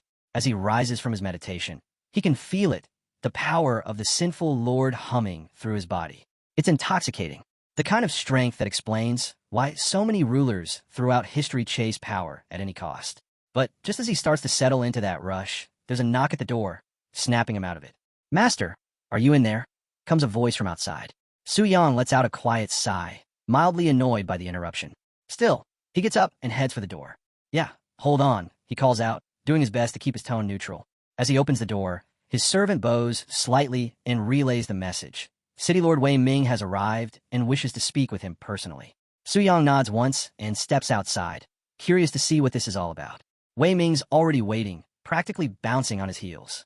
The moment he sees Su Yang, he bursts out, "You're finally here." Su Yang stays calm, his expression unreadable. "What's so urgent, City Lord?" Wei Ming lights up. "You don't know? Word of your dragon-taming feat has spread across all of Longxia and beyond. You've set off a storm in the beast-tamer world." Su Yang listens in silence as the black dragon symbol glows faintly beside them, a silent reminder of what he's pulled off. Wei Ming continues, "You've shattered the global Beast Tamer Association's expectations. No one believed something like this could be done, until now. But not everyone's buying it. Plenty of skeptics are still out there, unconvinced because they didn't see it with their own eyes. So, to settle the doubts, the Global Beast Tamer Association released an official statement, and they've already sent one of their top leaders to Longxia to verify the truth for themselves." Su Yang's eyes narrow slightly. "When's this leader expected to arrive?" "Any moment now," Wei Ming replies. A slight tension creeps into Su Yang's chest. Leaders at that level aren't here for small talk. This meeting could shape everything. Meanwhile, over at Tianling City's transport hub, the atmosphere shifts. A crowd starts to form as something, or someone, draws everyone's attention. People begin murmuring. A presence is approaching, but it's not coming through the VIP lane. Instead, the figure moves quietly through the crowd, blending in without fanfare. Whispers spread like wildfire. "Make way! Make way!" Eyes turn toward the center of the growing commotion. Even Luo Linger, ever alert for anything major, catches the buzz. Something's definitely going down over there, she thinks, her interest piqued. Then the figure steps into view. None other than Elder Luo Dashi, a towering figure within the Global Beast Tamer Association. His appearance alone sends ripples through the crowd. He offers a calm, respectful smile, apologizing softly for the scene his arrival has caused. But no one is fooled. His humble demeanor doesn't dull the fact that his presence here signals something big, something game-changing. Elder Luo Dashi's arrival turned heads right away. His presence demanded attention. But he wasn't there to bask in admiration. Even in the midst of it all, he took a moment to greet Luo Linger from Tianji Pavilion, showing clear respect for her reputation in the beast-taming world. Meanwhile, Luo Linger was battling disappointment. She couldn't shake the thought that she'd failed to tame the black dragon. That single moment could have secured her place as Longxia's top beast tamer. Now, with Su Yang's recent breakthrough, her position was on shaky ground. Let's dive into what happens next. Seeing her troubled, Elder Luo offered a few words of wisdom. He knew she was frustrated, so he gently reminded her not to obsess over rankings and recognition. His point was clear. What truly matters is the path she walks, not just the glory it brings.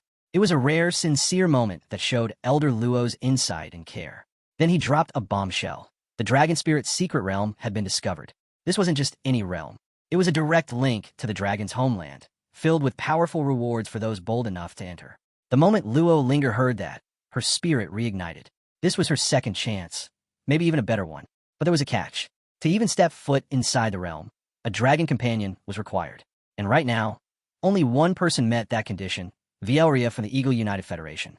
Elder Luo admitted that many had tried, himself included, but no one had managed to succeed like Vielria. He also mentioned that his teacher believed the stronger the dragon, the greater the blessings inside. That's why Elder Luo had his sights set on the black dragon. It wasn't just a beast, it was a key to unimaginable power. Fueled by new determination, Luo Linger told him she was aiming for the silver dragon. It wasn't as fierce as the black one, but still held more promise than the red. Elder Luo nodded, urging her not to rush. He reminded her that Tianji Pavilion already had control of the White Dragon's secret realm, and gently suggested she come with him to meet a new rising star in the beast-taming world. But before he could finish, Luo Linger suddenly recalled something urgent and took off without another word. Elder Luo simply chuckled, watching her go. Her fire was back, and he respected that. Back with Su Yang and Wei Ming. The two were prepping to meet the elder they'd heard so much about, when the ground suddenly trembled beneath them. A thunderous roar ripped through the air, fierce and impossible to ignore. Both of them froze. They knew exactly what that meant. Elder Luo had arrived. And subtlety? That wasn't his style. High above, he descended like a firestorm, riding a blazing beast wreathed in flame. The heat scorched the air as his mount let out another ear-splitting roar, the flames crackling even brighter in its wake. The sky lit up with his entrance, impossible to look away. Wei Ming shielded his eyes from the blaze, disbelief written all over his face. "The elder," he muttered, stunned by the sheer spectacle. Elder Luo landed smoothly atop his fiery steed, its burning wings sweeping down with force, sending a blast of heat across the ground. Every eye locked on him. This wasn't just an arrival, it was a declaration. Without so much as a greeting, Elder Luo shot a cold glance at the group and dropped a sharp insult without blinking. Pathetic. Just sit there and stew in your weakness. The words hit hard, and silence fell, heavy and tense. His mount gave another fierce flap, stirring the scorched air. Trying to ease the moment, Wei Ming stepped forward, clearing his throat. Elder Luo, a pleasure. I'm Wei Ming, City Lord of Tianling. This is Su Yang, the genius who tamed the Black Dragon. He motioned toward Su Yang, hoping the introduction would smooth things over. Elder Luo's gaze shifted. As his eyes landed on Su Yang, his expression changed, suddenly alive with interest. To tame a black dragon at your age? Extraordinary, he said, clearly impressed. Remaining calm, Su Yang offered a polite reply. Elder Luo, you flatter me. It was merely chance. But Elder Luo laughed loudly, clapping a hand on Su Yang's back. Don't be so modest. You're the first to do it. Own it. Then, with a proud nod, he added, We'd be honored to welcome you into the Global Beast Tamer Association. Su Yang's eyes narrowed, intrigued. When would that be? Elder Luo, grinning with confidence, responded, We'd like you to join right away. But to everyone's surprise, Su Yang shook his head. Elder Luo, I'm not a beast tamer. I can't accept. The elder blinked, stunned. What? You're not? He was completely thrown. That's right, Su Yang said, firm and unfazed. Elder Luo's eyes widened in disbelief. You're serious? He blurted out, genuinely thrown off. He immediately pulled out Su Yang's ID for confirmation. And there it was, level 80 magic spirit weapon warrior. Told you, Su Yang said plainly, gesturing toward the ID. Elder Luo stared, still trying to wrap his head around it. Hey, warrior, he mumbled, barely audible. The realization hit hard. Su Yang, the one who tamed a black dragon, wasn't even classified as a beast tamer. Su Yang turned and began to walk off, leaving Elder Luo frozen in place. Wait, hold on a second, the elder called after him. But Su Yang didn't stop. He kept moving, completely unbothered. Shaking off the shock, Elder Luo quickly linked up with the other elders of the Global Beast Taming Association. Messages began pouring into the group chat. I heard you found the Black Dragon Tamer. Elder Zhao Kun fired off. Did he accept the offer? Why even ask? Elder Trump added confidently. We're the best in the world. Of course he'll join us. Elder William Smith chimed in next. Congrats to Long Xia, another legend in the making. Even Vielria, known for taming a dragon herself, dropped in. Finally, someone else who did it. Can't wait to meet him. But Elder Luo didn't join in the celebration. He sent a single message. There's a problem. He's not a beast tamer. He's a warrior. The chat fell silent. Elder Luo stared at the screen, already anticipating their reaction. Knew this wouldn't go smoothly, he thought with a sigh. That's when Carolina, the president from the Siberian Northern Plains, stepped up with a new idea. What if we make him an honorary member? Let him enjoy the benefits. 9 thumbs up followed almost instantly. The decision was made. Back in Tianling City, Elder Luo faced Su Yang once more, this time with a more diplomatic tone and a smile that didn't quite reach his calculating eyes. Su, my friend, he said smoothly. After some discussion, the association would like to offer you honorary membership. You'll get full access to our resources. Su Yang smiled faintly, but his gaze stayed sharp. Honorary? Sounds nice. But what's the catch? Elder Luo waved it off casually. Nothing major. We'd just like you to hold a few small sessions, share how you tame a dragon. Nothing big, just 10 people or so. Su Yang's thoughts churned. This wasn't just some casual invitation. He was being approached by the elites of the beast-taming world. And with the weight of an SSS-ranked guild behind the offer, the benefits were undeniable. He knew opportunities like this didn't come often. After a brief silence, Su Yang looked Elder Luo straight in the eye. All right, I'll do the lectures. Just know, I don't think my methods will do much for your people. Elder Luo let out a quiet laugh. That's perfectly fine.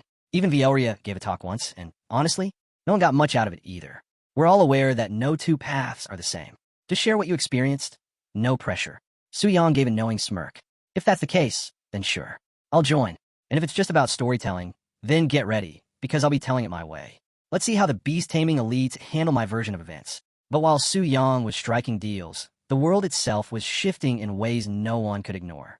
Ever since reality and the virtual realms began merging, mysterious transfer statues have been appearing everywhere. These weren't ordinary monuments. They were the foundation of a new power structure. From their emergence came the formation of the Transfer Temple, overseen by the World United Council. At the heart of this global shift was a new epicenter, the Holy City. And standing at the very center of it all was Euphemia Vega, Known only as the Divine High Priestess, Euphemia Vega was cloaked in mystery. Always robed in radiant garments and exuding an overwhelming divine presence, she ruled the temple from the shadows of the holy city. No one had ever seen her leave, and her true power remained unknown, just whispers and secondhand stories. But there was one recorded event that defined her status. 10 years ago, Augustin, the president of the SSS-ranked guild, Ring of the Mage God, challenged her. Fresh off his rise to demigod status, having completed the trial of the gods, he was hungry to prove himself. As a level 300, 9-turn element destroyer, he unleashed everything. Forbidden flames, cursed lightning, catastrophic ice storms, each spell powerful enough to wipe out a city. But none of it worked. Euphemia Vega's divine shield held strong. Not a single spell made it through. She stood untouched, calm, unshaken. Augustin's confidence shattered, and from that moment on, her authority went unquestioned. No one dared to test the might of the divine high priestess again, and the transfer temple became a symbol of untouchable power. Now, in the present moment, deep within the heart of the holy city, Euphemia Vega stands alone in her sanctum. Cloaked in divine robes and masked in gold, she exudes a presence that feels both distant and absolute. But even here, where light reigns supreme, something dark has stirred. An alert echoes through the chamber. Trouble in the demon abyss. A place long thought sealed, silent and still. But now, the impossible has happened. Beelzebub, the king of gluttony, has returned. Euphemia's gaze sharpens behind her mask. In their world, star-ranked bosses were never supposed to rise again once defeated. That rule had held since the dawn of the system. But now, that rule was cracking. The boundaries of reality were shifting. She lowers to one knee before the holy statue, hands clasped in prayer. Her voice is quiet but resolute, asking for guidance, for light to expose the growing darkness. As the chamber dims, a gentle hum fills the air. The eye of insight awakens within her, its glow cutting through layers of space and time. Her vision stretches far, descending deep into the abyss, a bleak, cursed expanse carved with ancient ruins and monuments of past wars. Shadows move across the scorched ground, echoes of sins once vanquished. Humanity had once pushed as far as the 386th level, each 100 floors revealing a new king of sin. On the 100th level, gluttony. Beelzebub. On the 200th, lust. Asmodeus. And on the 300th, greed. Mammon. All had fallen, their thrones left cold and empty. But now, Beelzebub's seat burns once more, radiating hunger and malice. Only 2 thrones remain dormant. The unthinkable is unfolding. At the base of the abyss, where reality thins, Euphemia stands in silent awe. Even with the eye of insight active, the energy flooding through is beyond comprehension. This mana, it has no end, she whispers, unable to mask her disbelief. She lifts her staff high, its radiant blue light bursting forth like a divine beacon. Her voice rings out, commanding and fierce. Evil, reveal your true form before the holy light. In response, the darkness trembles. A rift tears open, a swirling black portal of raw, chaotic energy. From within, a figure begins to emerge. Humanoid, yet twisted, cloaked in shadow. Euphemia feels the air change. The pressure, the dread. Something ancient, something wrong, has returned. A thunderous voice erupts from the void, shaking the ground beneath her feet. Who dares watch our king? It roars. The force of it crashes into Euphemia like a storm, leaving her senses reeling. A dark silhouette steps forward, its aura growing heavier with every stride. Begone, the figure commands, and the air itself ripples with raw energy. Then Lucifer, the sin of pride, emerges, her towering form wielding a massive crimson blade that hums with deadly power. With a swift motion, she swings, unleashing a blinding arc of destruction aimed straight at Euphemia. Euphemia reacts instantly. Resist! Barrier, she shouts, casting her divine shield just in time. The blast slams into it with earth-shaking force, hurling her backward through the air. She coughs, trying to catch her breath, wings flaring wide to steady her descent. High above, Lucifer watches, her gaze sharp and unrelenting, radiating the cold majesty of God. The impact leaves a mark. Euphemia's eye of insight flickers out, unable to withstand the sheer intensity of Lucifer's attack. My vision's gone, she mutters, shaken. The towering figure descends, her black wings stretching out like a cloak of night. Lucifer sneers. Did it run? Pathetic. Without another word, Lucifer turns and drops to one knee. A shadowy form appears behind her, cloaked in darkness. She bows deeply. My king, she murmurs. I failed. Someone dare to watch you. I let them escape. Her voice drips with devotion and something darker. Her crimson eyes glint as she smiles coldly. When will I feel your touch again, my king? Far away, Euphemia begins to vanish into the shadows, her mind racing. That wasn't just any enemy. That was God Tyr, she whispers, dread creeping in. We completely underestimated the abyss. She struggles to grasp the magnitude of what she's seen. A being powerful enough to command the kings of sin? Just what kind of existence is that? Suddenly, the skies quake as a deafening sound rolls across the world. A golden light bursts from the heavens, blazing through the darkness. Euphemia's eyes go wide. A world announcement? She gasps. The message rings out clear and ominous. World boss, monarch of the deadly sins, has emerged in the deepest layer of the demon abyss. Elsewhere, the world trembles with anticipation as the announcement echoes far and wide. President Carolina of the Global Beast Taming Association wastes no time in sharing what she knows. Whoever defeats the monarch of the deadly sins, the one who commands all seven, has a shot at claiming the Sin Reversal Series weapons, she explains, her voice unwavering. They're incredibly rare and unbelievably powerful. Augustin the Mage steps forward, ever the strategist. These weapons aren't just trophies, he states. They're vital for the battle ahead. And the higher your transfer star rank, the greater your chances of earning one. His warning is clear. Only top-tier adventurers have any hope of survival. Then comes the thunderous voice of Tang Zhan, the formidable leader of the Undying War Domain. Bring down the monarch, he declares, and the next expansion will ascend the divine ladder. Stay ready. His words send shockwaves across the adventuring world, signaling a whole new chapter is about to begin. Back in Tianling City's job transfer temple, the energy is electric. Players are buzzing with shock and excitement. No way, a world-class boss? One of them shouts, eyes wide in disbelief. We've never seen anything like this before. Even the strongest demigod bosses had never reached this level. Could this really be a true, god-ranked threat? Standing nearby, Linger nods. It has to be. Just look at the name of the expansion, 10th Transfer. That's god-ranked territory for sure. This is the real deal. As the rest of the world tries to process the scale of the event, Su Yang quietly absorbs the weight of his own revelation. He's now counted among the world-class bosses himself. Elder Luo Dashi, sensing the shift, turns to him. Brother Su Yang, looks like I'll have to step away for a bit. The president's summoned me, but I've finished the membership paperwork, so we'll catch up soon. Su Yang smiles and waves him off. Go ahead. I've got things handled here. As Luo Dashi disappears into the crowd, Bai Ling steps up, her voice hushed. Brave hero, with all these strange things happening, what's really going on in our world? Something feels off. Su Yang places a hand on her shoulder, steady and calm. Whatever it is, I'm not going anywhere. Her expression softens. I know. I believe in you. He nods, his smirk returning as his eyes scan the horizon. The gears are already turning in his mind. Every SSS-ranked guild must be moving right now. The race to challenge the monarch is underway. But before that happens, he has to be ready. His gaze sharpens. The Sin Reversal series, he's heard the stories. God-tier artifacts, born from the power of the sins themselves.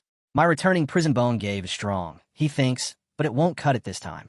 If I want to stand a chance against the monarch, I need one of those weapons. The plan is already forming, and he won't waste a single second. Su Yang freezes mid-thought, a spark of realization hitting him like a jolt of lightning. Hold on. If I, as the monarch of the deadly sins, were to take down the kings of sin myself, would they drop the sin reversal weapons too? The idea races through his mind. As the ruler of the abyss and the original sin monarch, his authority over the kings was absolute. They'd never resist him. On the contrary, they'd offer their loyalty without hesitation. Resurrection wouldn't be a problem either, except for that one irritating flaw. The cooldown's way too long, he mutters. If I could shorten that. His gaze shifts to the massive golden statue towering in front of him, thoughts churning. Right now, even the strongest pros in the game were barely brushing the edges of semi-god rank. But the upcoming expansion, Ascend the Divine Ladder, was clearly more than just hype. The secret to godhood? It had to lie with the original Sin Monarch. His competitive instincts blazed to life. If I manage to solo the original Sin Monarch, I'll be the first to ascend, he thinks with a grin. The thought of those veteran players grinding non-stop for years, finding out he's only been active for a month, and is already breaking past them, makes that grin even wider. He turns to look at the statue of the divine high priestess, his angelic companion silent at his side. Taking a breath, he centers himself again.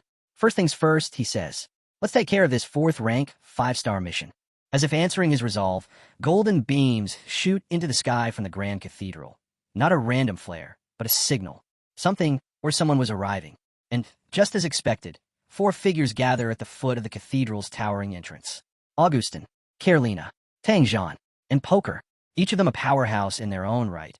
Each of them alert and silent as tension hangs in the air. Augustin, head of the Divine Magic Circle and a formidable 9th-rank element annihilator, breaks the silence with a dry laugh. Well, look at that. Guess we all got the same mysterious invitation. Carolina raises an eyebrow, flashing a sharp smirk. You? Awake this early? Didn't think I'd live to see it. Her words are teasing, but there's no mistaking the edge of seriousness in her tone. Tang Zhan cuts through the banter with a firm voice. New version, world-class boss. There's no room for error. No fluff, just facts. Even Poker, normally reserved, speaks up with weight in his voice. The Holy High Priestess herself sent out this call. This isn't just a routine meetup. As the group steps into the Grand Cathedral, golden beams of light continue to surge from its towering spire, drawing even more eyes from the surrounding area. Augustin scans the crowd, noting the buzz of voices and eager faces. Quite the turnout, he murmurs, amused. Looks like all the elite from the SSS-ranked guilds showed up. Excitement ripples through the crowd. Whispers spread like wildfire. Is that Augustin, the mage prodigy? Lady Carolina's really here. And that's Tang Zhan. He came in person. The presence of these top-tier legends only fuels the rising tension.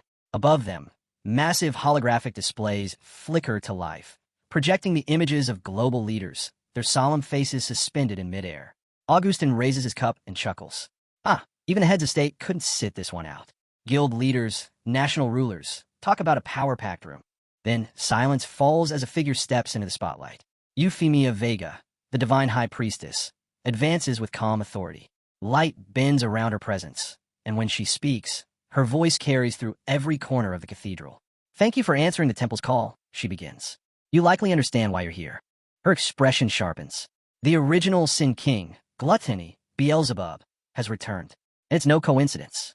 This resurrection is linked to the rise of the world-class boss, the original Sin Monarch. A hush descends. The implications are immediate and heavy. Euphemia doesn't pause. The divine statue's revelation was clear. If we want to defeat the Sin Monarch, we must first obtain weapons from the reverse Sin series. These artifacts can only be obtained by defeating the original Sin Kings. She takes her place at the head of a grand round table, her gaze cutting through the silence. The final blow is crucial. Only those with high-star transfer ranks can trigger the drop. If you want the weapon, you need to land the killing hit. Her eyes sweep across the gathered leaders. You are the strongest forces we have. This task belongs to you, and no one else. Suddenly, a massive holographic screen lights up above them, displaying detailed reports from the abyss. Maps, data, and ominous visuals fill the space. Euphemia points toward the projection. The farthest level cleared in the demon abyss is currently 386. In that stretch, our teams encountered 3 original Sin Kings: Gluttony, Lust, and Greed. She narrows her eyes. Based on our findings, a new Sin King appears every 100 floors. That leaves 314 more levels before we reach the Monarch. Euphemia Vega turns toward the 2 strongest adventurers in the room, Augustin and Tang Zhan, both standing at level 372. Her voice is firm. Master Augustin, General Tang Zhan, based on your experience, how many abyss levels can be cleared with each level gained? Augustin raises his drink with a tired grin. 3 levels per bump, give or take. Any more than that, and this old body might just give out. Tang Zhan steps in right after, his tone dead serious. It only gets worse the deeper we go. Even for us, pushing through multiple layers back-to-back isn't realistic. The difficulty scales hard. Euphemia nods slowly, the weight of their words settling over the room. To reach level 700, you'll need to level up more than 100 times. This isn't going to be a sprint. It's a long haul, she says, her expression grave. That's when Poker, the ever-calculated judgment condemner, joins the conversation. We've got one potential shortcut, he begins, eyes sharp. Every time we kill an original Sin King, the EXP spike is massive, enough to boost the whole squad. If we can find a way to revive them repeatedly and farm them, we might just be able to accelerate our leveling and increase the odds of getting Sin reversal weapons. It's bold and risky, but no one can deny the logic. Everyone knows what's on the line. Euphemia brings the conversation to its most critical point. Then how do we handle the distribution of the reverse Sin series weapons? She asks, scanning the room. Poker doesn't sugarcoat it. These aren't just legendary drops, they're necessities. Without them, we can't beat the Sin Monarch. Without them, no one ascends. Augustin leans in, eyes gleaming with challenge. So who's stepping up to grab the first one? His words hang in the air, like a gauntlet thrown on the table. Another voice cuts in, slightly amazed. Everyone's actually being this upfront today. Must be something big, the warrior mutters. But poker brings the focus back. Cool, clear, unshaken. We're not here for ego. These weapons are the gate to ascension. That's the goal. The room tenses, minds turning with plans and calculations. Until boom, Euphemia slams her staff to the floor. The impact echoes like thunder, cutting through the noise and tension with a wave of divine energy. Her message is clear, enough talk. Eyes forward.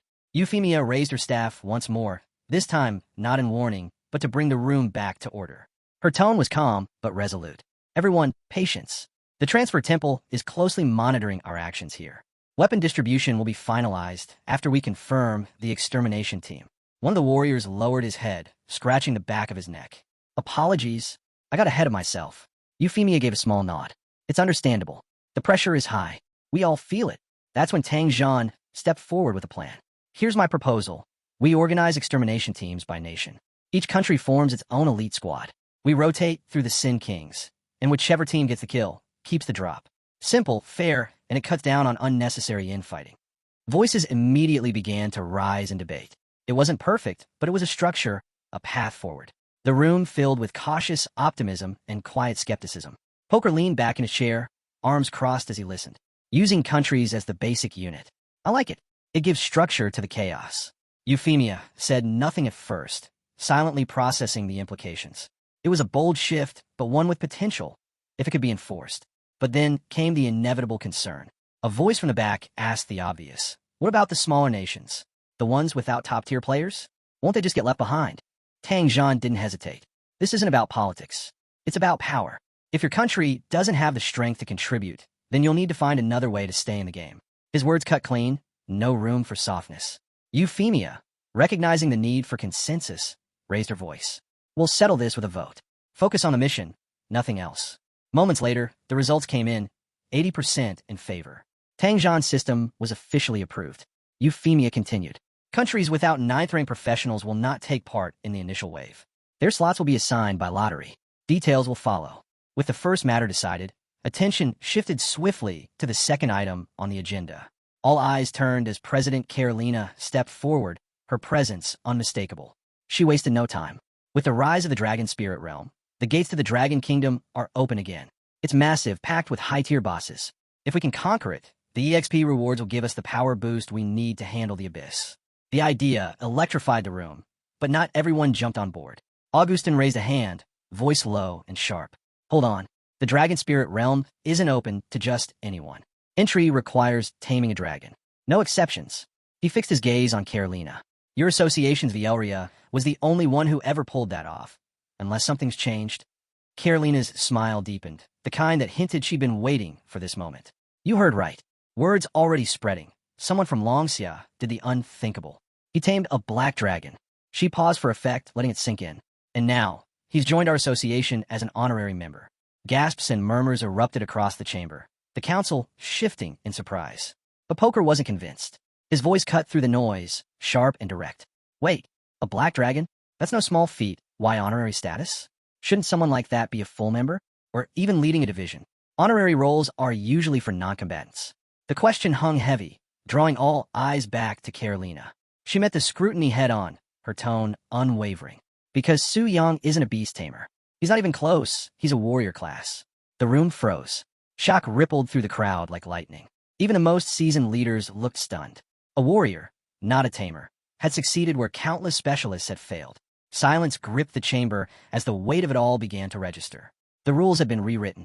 A non-tamer had bonded with a black dragon, breaking every expectation, every tradition. It was more than just a twist. It was a shift in the game itself. And everyone in that room knew it. The battles ahead had just taken a whole new turn. At the Holy City's transfer temple headquarters, the atmosphere was thick with disbelief. Augustin paced furiously, his fury barely contained. He couldn't wrap his head around what he'd just heard. Over and over, he'd faced dragons with raw power, forcing them to their limits. He'd slain everything from starlight breeds to the rare sunlight tier dragons, yet not one had bowed to him. They all chose death. Now, the idea that someone else had managed to succeed where he'd failed, it was a direct hit to his pride. His voice boomed through the hall, slicing through the hushed whispers. Only beast tamers could control dragons. This was a fact he'd lived by. But now that belief was slipping through his fingers, and he raged against the idea. President Carolina, unshaken by his temper, cut in coolly. She reminded him that just because he couldn't do it didn't mean no one could. Her words were sharp, and they landed hard, calling out his lack of composure as the leader of the prestigious ring of the mage god. Augustin bristled, his temper flaring even hotter. He fired back, accusing her of empty talk and daring her to prove otherwise. If she thought taming a dragon was so easy, let her show it. His tone was venomous, and the air in the room shifted as tension thickened between the two. The spectators held their breath, feeling the clash of egos ripple through the space. Poker stepped in before the situation spiraled further, trying to bring some calm. He reminded everyone that the entire holy city was watching, stunned by the news that had spread like wildfire. A young warrior, without any beast tamer background, had supposedly tamed a dragon. For those gathered, it felt unthinkable. Not even elite 8th or 9th tier professionals had ever done such a thing. Off to the side, High Priestess Euphemia Vega quietly mulled over the situation. Could be true? Could someone so young and seemingly ordinary achieve something so extraordinary? Her eyes narrowed as she considered the weight of what it meant. President Carolina turned toward her, speaking directly now. She revealed that the warrior in question had already been officially registered with their organization before the meeting even began. Intrigued, Euphemia accessed his file at once. As she scanned the data, her expression changed. Suyang, a warrior, yes, but only at his 3rd transformation. How could someone at that level pull off something so impossible? Poker couldn't hold back his disbelief. 3 transformations, he muttered, and he took down the Black Flame Wing. The thought was staggering. Tang Zhan stepped forward, echoing the shock. A talent like that, emerging from Longxia with no signs or warnings. The whole thing defied logic. He, like the rest, was left speechless. Carolina stepped forward, her voice calm but resolute as she addressed the room. She proposed something unthinkable, inviting Suyang to share his methods firsthand. If he'd truly tamed a dragon without the traits of a beast tamer, then understanding how could open a new frontier. Her words stirred the room. A future where anyone, regardless of background, could tame mythical creatures? It was a concept that shattered everything they thought they knew. The murmurs swelled into a storm of speculation. Was this the beginning of a new era? Could dragon taming become a universal skill? The idea thrilled some, terrified others. Poker, ever pragmatic, wasn't as easily swayed. He raised a critical question. If this power extended beyond the beast tamer elite, what would become of the dragon spirit's secret realm? Would the Global Beast Tamer Association lose its grip on one of its most valuable resources? But Carolina didn't flinch. She met Poker's gaze and spoke without hesitation. The future she envisioned wasn't about borders or control. It was about evolution, progress for everyone. The notion of beast taming no longer being a closed-door art was more important than territory. Augustin, ever calculating, saw his opening. Flashing a sly grin, he announced his next move. He'd head to Longxia immediately and offer Suyang forbidden curse techniques in exchange for the truth behind his methods. He didn't care if he had a barter or bargain. He was determined to get to the bottom of it first. While the leaders clashed and strategized, miles away, Suyang let out a loud sneeze, causing Bailing to laugh as she handed him a tissue. She joked that even warriors couldn't dodge the common cold, but Suyang barely acknowledged it. His focus had already shifted. A new mission was on the table, a diamond tier challenge in the frozen city. He scanned the details with a faint grin. High level? Dangerous? Solo? Just the way he liked it. His goal? Infiltrate the frozen city's palace and take down the infamous Eye Switch. The reward list read like a dream. An upgrade in strength and spirit, a legendary demon spirit, a rare mystical weapon, and a powerful active skill book. To others, the quest would be near impossible. To Suyang, it was another step forward. Without a word, he climbed onto his black dragon. With a single push, they launched into the sky, leaving a blur behind as stunned bystanders watched him vanish into the clouds. Deep within the frozen city dungeon, another story was unfolding. A team of adventurers was being battered by the cold and the sheer ferocity of the Eye Switch. Their voices echoed against the frost-covered walls, filled with frustration and exhaustion. The Eye Switch stood unyielding, her armor untouched, her power crushing. The group could barely hold on. Just as the adventurers reached their breaking point, a thunderous sound echoed above them. The massive eye of a black dragon snapped open, its glare sharp and unforgiving. The group froze, fear gripping them, until a calm, commanding voice broke through the chaos. Suyang had arrived. He told them to stand down. The battle was his now. Relief flooded their faces as they quickly made way, the weight of survival lifting from their shoulders. They stared in disbelief as Soo-young advanced, with Athos, the towering black dragon, silently trailing behind him.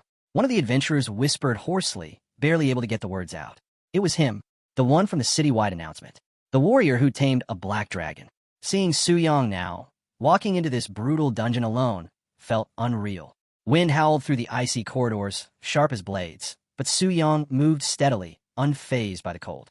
Then, without warning, a deafening roar split the silence. From the shadows emerged a towering Bigfoot snow monster, its level displayed at 92. Behind it, a pack of level 89 snow monsters surged forward, snarling and relentless. But they never made it far. Athos let out a roar so fierce, it shook the very dungeon walls. The icy beasts skidded to a halt, their courage dissolving into panic.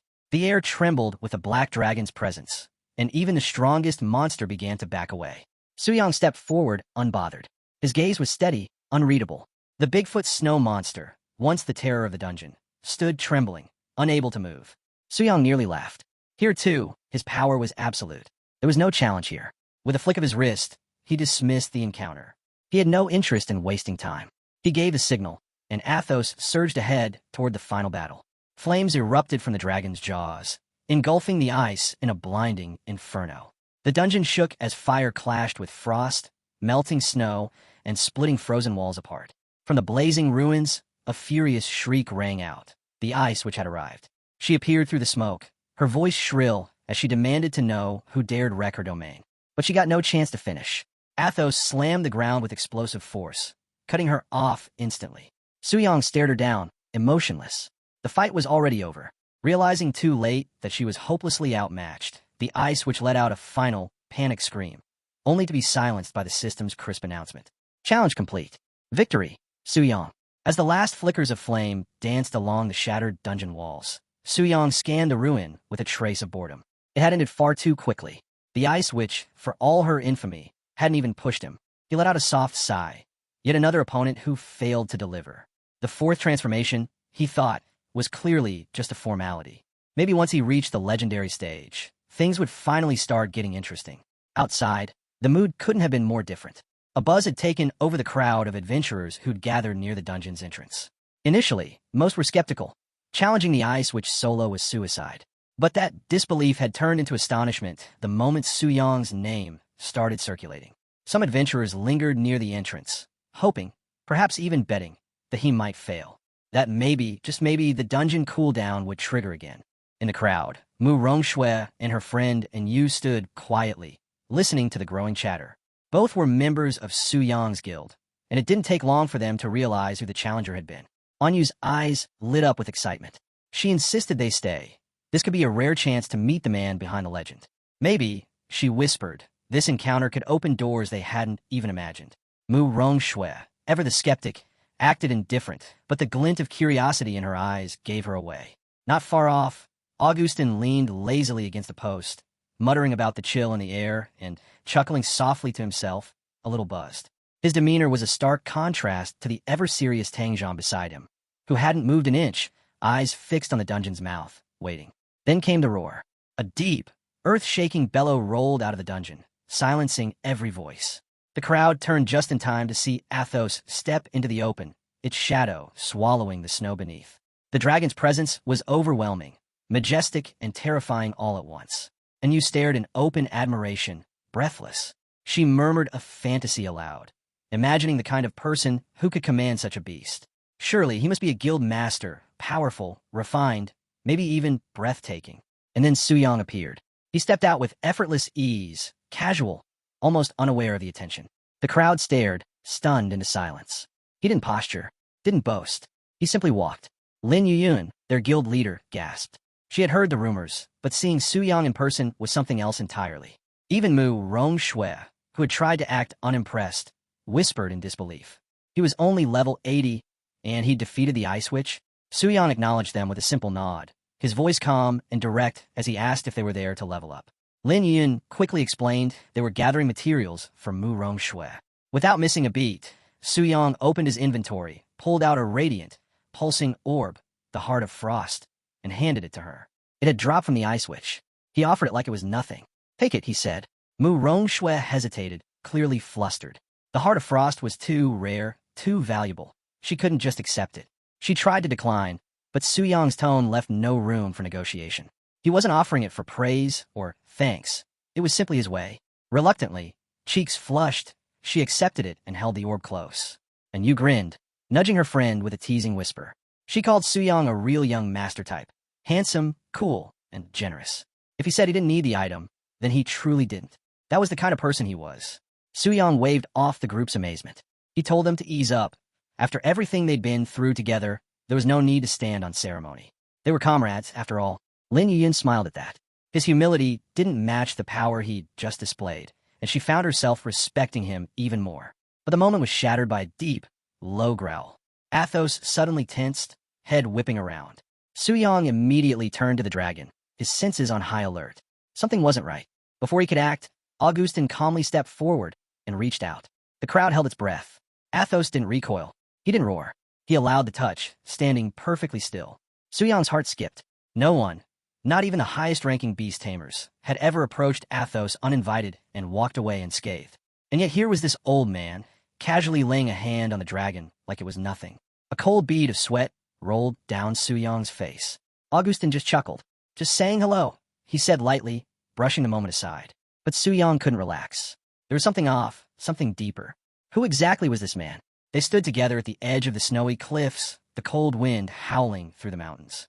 Su Yang's group gathered close, the air tense again. And Yu wrinkled her nose at the strong smell of alcohol drifting toward them, and Mu Rongshui's eyes narrowed. There was something familiar about the man. She knew she'd seen him somewhere before, but where? Augustin's lazy grin cut through the growing tension. Relax, he said with an amused wave. I'm not here to cause trouble. And just like that, he vanished. Gone. No trace. No sound. No flash of light. Su Yang stood frozen, his body tense. What just happened? No chant. No movement, not even a flicker of energy. Was that spatial magic? No, more than that. Group teleportation with no indication at all? Struggling to stay calm, Su Yang called out into the wind. He complimented the man's technique, trying to keep his tone even. He asked what business they had with him, though the words caught slightly in his throat. When the names dropped, they hit like thunder. Augustin, president of the Ring of the Mage God. Tangzhan, president of the Undying War Domain. Su Yang's stomach twisted. These weren't just top-tier professionals. They were legends, rulers of the strongest SSS-tier guilds in existence. And they were here, for him. He forced a smile, his mind racing. What could people like that want from someone who'd only just reached the 4th transformation? He cleared his throat and asked, as evenly as he could, whether this was about dragon taming. But even he could hear the unsteadiness in his voice. Augustin's grin widened at Su Yang's question, though his relaxed air couldn't hide the sharp glint in his gaze. Exactly, he said. That was why they'd come, to uncover the secret behind taming a dragon. As he spoke, his aura surged without warning, a wave of raw magical pressure exploding outward. Su Yang's breath caught. The power pressing down on him was suffocating, unrelenting, heavy, and absolute. His limbs stiffened under the weight, every instinct screaming at him to defend, to run, to survive. Tangzhan's disapproving glare cut through the tension. Ease up, he said flatly, giving Augustin a cold look. You'll scare the kid. The words, calm but cutting, brought Augustin back to himself. He let out a sheepish laugh and dialed his aura back, the pressure evaporating like a passing storm. Maybe another drink would help me mellow out, he joked, brushing it off as if nothing had happened. To break the tension, Augustin reached into his robe and pulled out 2 shimmering scrolls. Light rippled off them like waves. Forbidden spells, he declared. One-time use and devastating. All yours if you tell me how you did it. Su Yang's heart pounded. Forbidden spell scrolls. Just hearing the words was enough to make most adventurers salivate. They were rare, powerful, and nearly priceless. But Su Yang sensed this wasn't just a trade, it was a test. He couldn't afford to slip. Keeping his nerves hidden, he lifted a finger, pretending to think. Then, with all the confidence he could muster, he proposed something else. Instead of scrolls, he wanted a forbidden spell skill book. Augustin's expression shifted. The easy smile faded. Suspicion crept in. A skill book? He asked, eyes narrowing. What would a warrior do with that? The pressure returned. Less magical this time, more psychological. A silent dare. Su Yang didn't flinch. Tangzhan stepped in again, calm and collected. There are warriors who've learned to balance combat and magic, he said. Rare, but not impossible. Seizing the moment, Su Yang nodded. My class is Mystic Spirit Warrior, he said smoothly. It lets me fuse physical power and magical technique. That seemed to do the trick. Augustin reached into his storage and drew out a glowing book, its surface etched with thunder sigils. He handed it over with a note of caution. Inside was the Tier 2 forbidden spell, Thunder Destruction Technique. The spell wasn't just powerful, it was destructive on a scale that demanded mastery, focus, and rank. This wasn't a shortcut, it was an investment. Suyang accepted it with steady hands, his mind already spinning with possibilities. This spell, if learned properly, could devastate even enemies above his level. It was a long-term weapon and a deadly one. But he didn't stop there. Keeping the momentum, he reminded Augustin that taming a dragon wasn't a guaranteed success. Even a mighty global beast taming association had failures. His tone was cautious, laying groundwork to keep expectations grounded. Augustin waved the thought away, confident and dismissive. Then, with a snap of his fingers, he summoned a sound barrier. The air shimmered, enclosing them in silence and secrecy. "All right," he said. "Talk." Within the bubble of glowing light, Suyang began. His voice was steady as he spun his story. Part truth, part crafted illusion. He detailed the process of gaining Athos's trust, the psychological tactics, the power balance, the tension between strength and respect. Every sentence was calculated. Augustin listened closely, eyes flickering with interest. He asked no questions, just absorbed it all. When Suyang finally finished, Augustin gave a slow nod. His smirk returned. "Good," he said. "I'll head to a dragon's sanctuary and try it myself." His confidence was back, this time with purpose. He was ready to put Suyang's methods to the test. And Suyang? He'd successfully walked the tightrope. For now, Tangzhan, though initially reserved, gradually gave a nod of approval.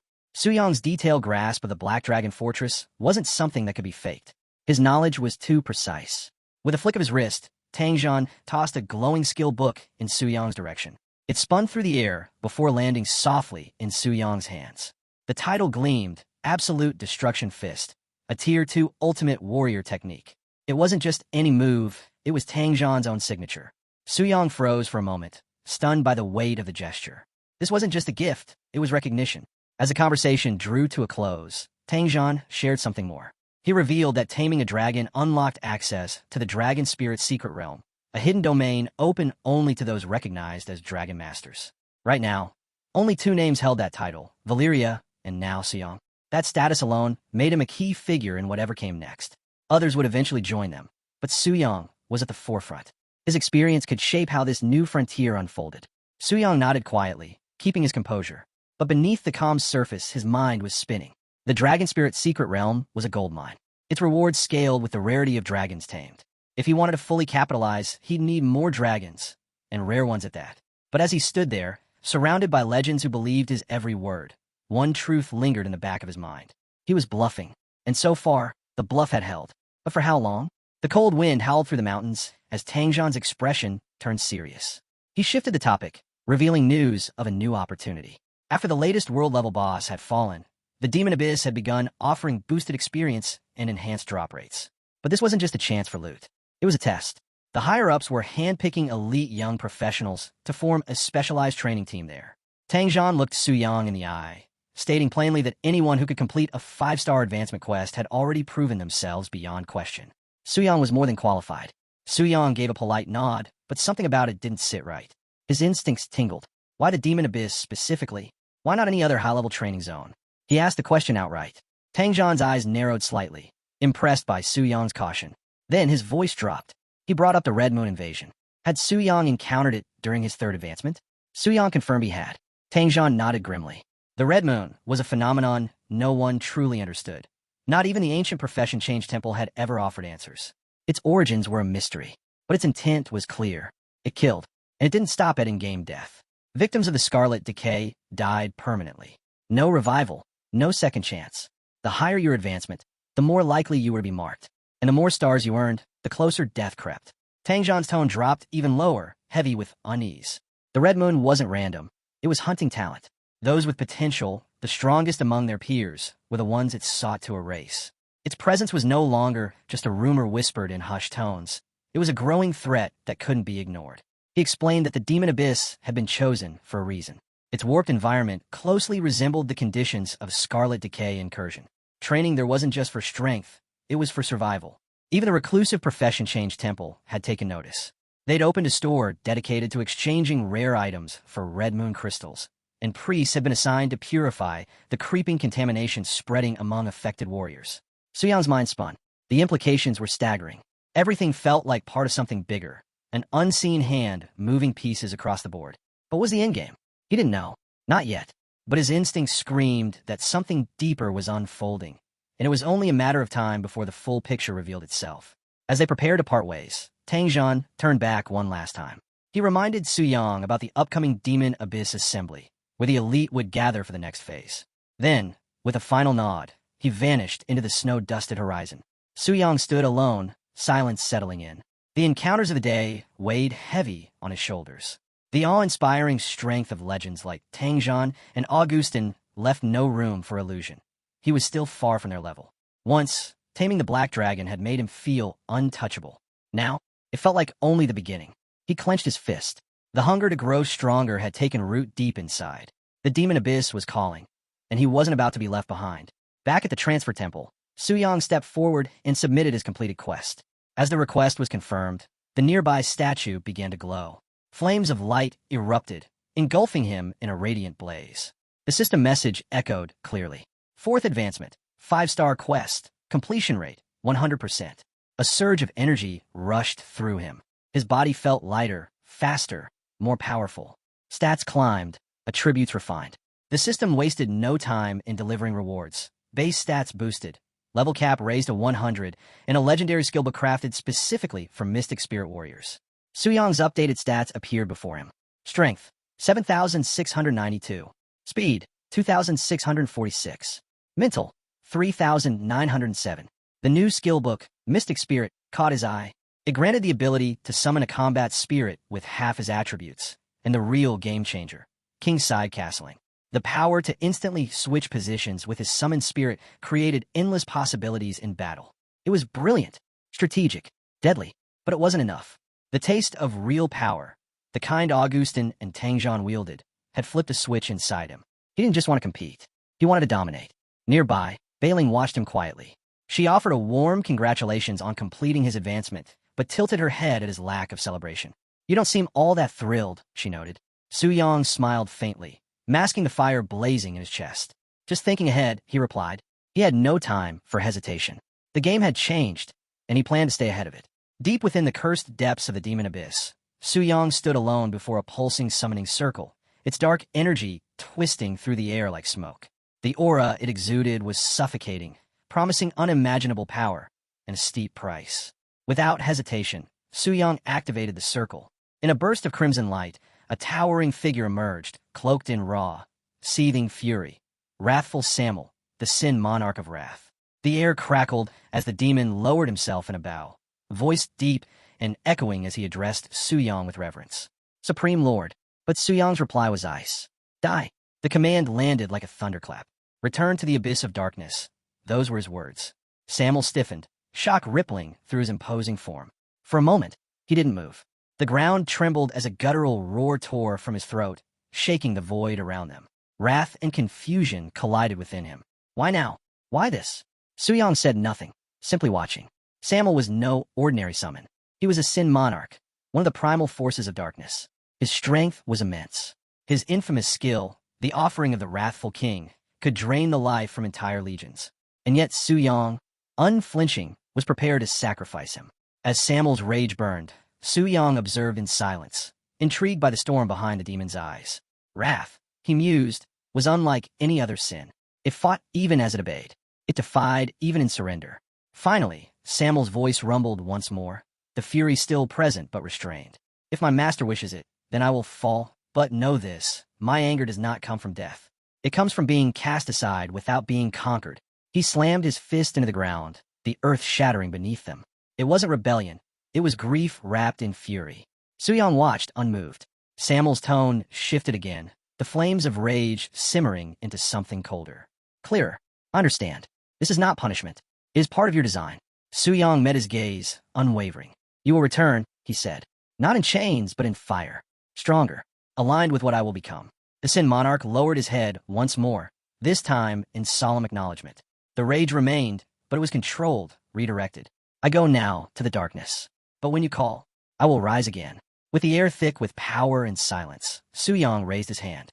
A massive, ominous blade materialized in his grip, its surface glowing with a deep red light that pulsed like a heartbeat. The temperature dropped, breath visible in the now frigid air. He lifted the blade, its weight final. Very well. The blade sliced through the void with a thunderous howl, crashing straight into Samuel's chest. The impact shattered everything around it, ripping his body apart in a flash of obliterating darkness.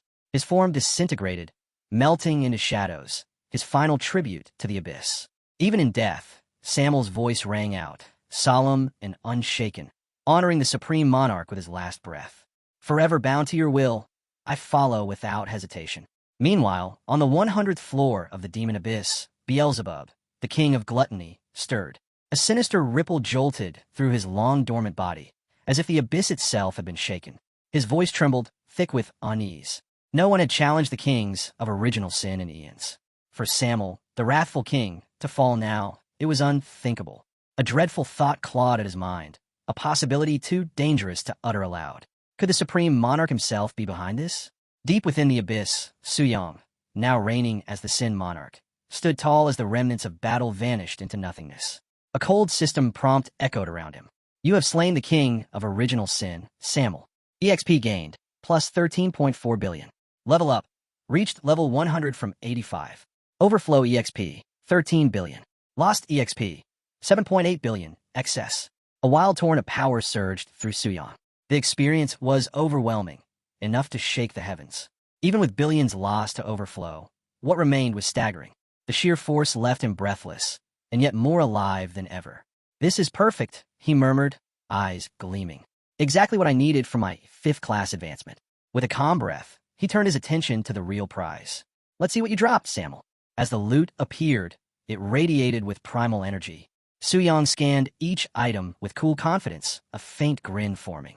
These weren't just high-tier drops. They were relics worthy of a fallen demigod. Loot gained. Flesh of the King of Original Sin. Permanently boosts HP by 10 million. Broken Heart of the King of Original Sin. Increases strength by 10,000 points. Demon Wrathful Samuel Horn. A rare material used to forge legendary grade gear. Demon Source of the King of Original Sin. Grants immunity to demonic erosion for 400 layers. Suyang's eyes flickered with disbelief as he took in the numbers. 10 million HP? 10,000 strength points?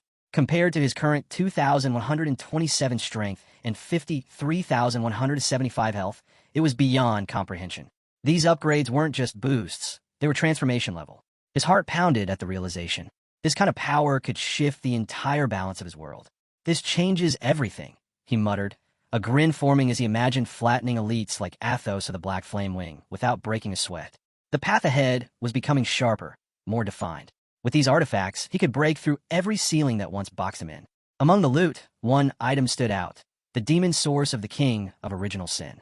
A single vial, glowing ominously, packed with immense potential. Immunity to the abyss's demonic corrosion. It was exactly what Tang Zhan had warned him about, the Crimson Infection. Now, Suyang held the countermeasure in his hands. But as he took it all in, a thought flickered at the edge of his mind. If Samuel, one of the demon abyss's kings, had fallen, were there beings even more powerful out there? Something, or someone, beyond the kings of original sin? Could the supreme monarch himself be among them? He pushed the thought aside. That question could wait. Right now, his mission was clear. Strengthen himself, reach divine tier, and then uncover the rest. His gaze fell on the final piece of loot, and it nearly stopped his breath. A demigod artifact, armor of the wrathful king. Its very presence radiated domination. Suyang scanned the stats, each line more insane than the last. Health plus 2 million. Strength plus 5,000. Physical resistance plus 5,000. Toughness plus 35%. But the real terror came with its effects. Passive, desire for destruction. Stats rise for every 1,000 enemies slain, lasting until the fight ends. Active, wrathful berserker. Sacrifices 70% of current health to boost all attributes by 200% for 10 minutes. Suyang couldn't hide his awe. No restrictions. No cooldowns. Just raw, unfiltered destruction. It was a demigod tier item in every sense. Yet, even with such a treasure, a twinge of dissatisfaction crept in. He'd hoped for more, specifically inverse sin weapons. But only the armor had dropped. Only one, he muttered, mildly annoyed. Can't win them all, I guess. Still, there was no denying it. This haul was beyond anything he could have dreamed of. With one last look at his inventory, he steadied himself. System, disconnect. But before the command could finalize, a new prompt blinked onto the screen, stopping him cold. Special drop detected. Unclaimed item pending confirmation. Suyang's eyes narrowed. Special drop? That wasn't a feature this world even had. Curiosity took over. Without hesitation, he selected the reveal option, ready to see what mystery had just landed in his lap. The chamber erupted in a crimson blaze as the system screen morphed, casting a menacing glow that filled the room. Emerging from the light was a weapon unlike any Suyang had seen. Inverse Sin, Punishment of Wrath. It pulsed with an intense red aura, its dark, intricate design almost alive with sinister power. The moment it appeared, the system locked it in place, soul-bound, exclusive, irremovable. Then came the stats, and they were beyond belief. Plus 20,000 strength. Toughness reduction, 60%. Trait, Deadly Sin. All damage inflicted becomes true damage, ignoring all forms of defense. Special, Inverse Sin, Punishment of Wrath, applies a 10% debuff to all enemy attributes. Ultimate, Judgment Slayer of Kings. When the king of original sin is defeated, the weapon dissolves, leaving behind a permanent authority in its wielder. Suyang stared at the details, speechless. This wasn't just a reward, it was a revelation. The Inverse Sin line wasn't made for average battles. These were divine-tier weapons, forged for one purpose, to dethrone the undethronable. For the first time, the legends made sense. Tangzhan, the demigod ninth job warrior, had reached heights few could imagine. Yet not even he could challenge the king of original sin. Suyang now understood why. He hadn't possessed an Inverse Sin weapon. Each of these cursed artifacts didn't just empower the wielder, they weakened the target. A 10% debuff per weapon. 7 weapons. A full set could shave off 70% of the king's strength. That wasn't just a plan, it was the only viable path to victory. He gripped the weapon tightly, the realization weighing heavy. This was no ordinary loot drop. This was a turning point, a signpost in his journey that everything from here would be different. But before he could bask in the discovery, the room darkened once more. The portal in the corner flared violently, shadows twisting across the floor. A figure stepped through, elegant, dangerous, and unmistakably powerful. Lucifer. Her form solidified as she stepped forward, her demeanor sharp with restraint. She lowered herself into a respectful bow, her voice soft but edged with unease. Supreme Monarch, she began, eyes lowered. Forgive me. While you rested, I returned to the abyss without your leave. The tension in the room thickened, her admission hanging in the air like a blade. Lucifer raised a crackling weapon toward Suyang, its core pulsing with eerie violet and crimson energy. Her stance was a blend of submission and defiance, as though daring him to pass judgment. She stood ready, silently inviting the punishment she knew was coming. Suyang's eyes narrowed, her words replaying in his mind. This wasn't something he could let slide. As the Supreme Monarch, discipline among his ranks wasn't optional. It was law. Though Lucifer knelt before him, her eyes held a glint of mischief, a quiet rebellion that challenged his rule in the subtlest way. Without hesitation, Suyang responded. His power erupted without restraint, judgment falling hard and fast. Lucifer didn't flinch. She endured every blow, her loyalty never in question. But beneath her obedience, that flicker of resistance remained, loyal, yet unyielding, walking a thin line between reverence and rebellion. She didn't back down. Her posture bordered on defiant, daring him to push further. Each punishment reaffirmed Suyang's dominance, yet she accepted them not with shame, but with pride. His glare cut through her, an unspoken reminder that he would not tolerate insubordination. Finally, the weight of her actions seemed to sink in. Her voice shook as she asked for forgiveness, the earlier edge in her tone now replaced by genuine regret. But Suyang didn't entertain words. He demanded results. As the air around them settled, Lucifer steadied herself and gave her report. In Suyang's absence, humans had breached the abyss, something no one had ever dared before. The culprit? The Holy High Priest. The only human capable of such a feat. Suyang's thoughts spiraled inward. The moment of the intrusion lined up too perfectly with his severed connection to the system. Coincidence? Not likely. The Transition Temple had used that exact moment to expose him, to declare his presence as a world-tier threat. In Euphemia Vega, she wasn't just strong, she might be on the level of the divine. With the pieces falling into place, Suyang gave a clear order. Lucifer was to return and stay alert. She bowed low, accepting without resistance. Still, as she turned to leave, her mind remained on him. She thought of his overwhelming power. Even the fall of wrathful Samuel seemed insignificant compared to Suyang's strength. Her admiration grew deeper, her loyalty stronger. No mortal could defy him and live. As she vanished into the darkness, a faint warmth touched her face. For Suyang, she would face anything, even death. Her devotion was unshakable. After Lucifer vanished into the shadows, Suyang remained seated on his throne, surrounded by the chilling silence of the abyss. Thoughts swirled in his mind, the recent revelations weighing heavily. He had clearly underestimated the transition temple. Their strength, long concealed, now explained their persistent influence. But Suyang wasn't one to dwell on setbacks. To him, they were nothing more than brief detours, fleeting hurdles on his journey. He turned his attention inward. The path forward had never been clearer. All distractions faded beneath the priority that mattered most: power. Strength was the only truth. And the fifth transmutation task loomed ahead, a critical milestone in his climb toward the legendary tier. With unwavering resolve, Suyang steeled himself for what was next.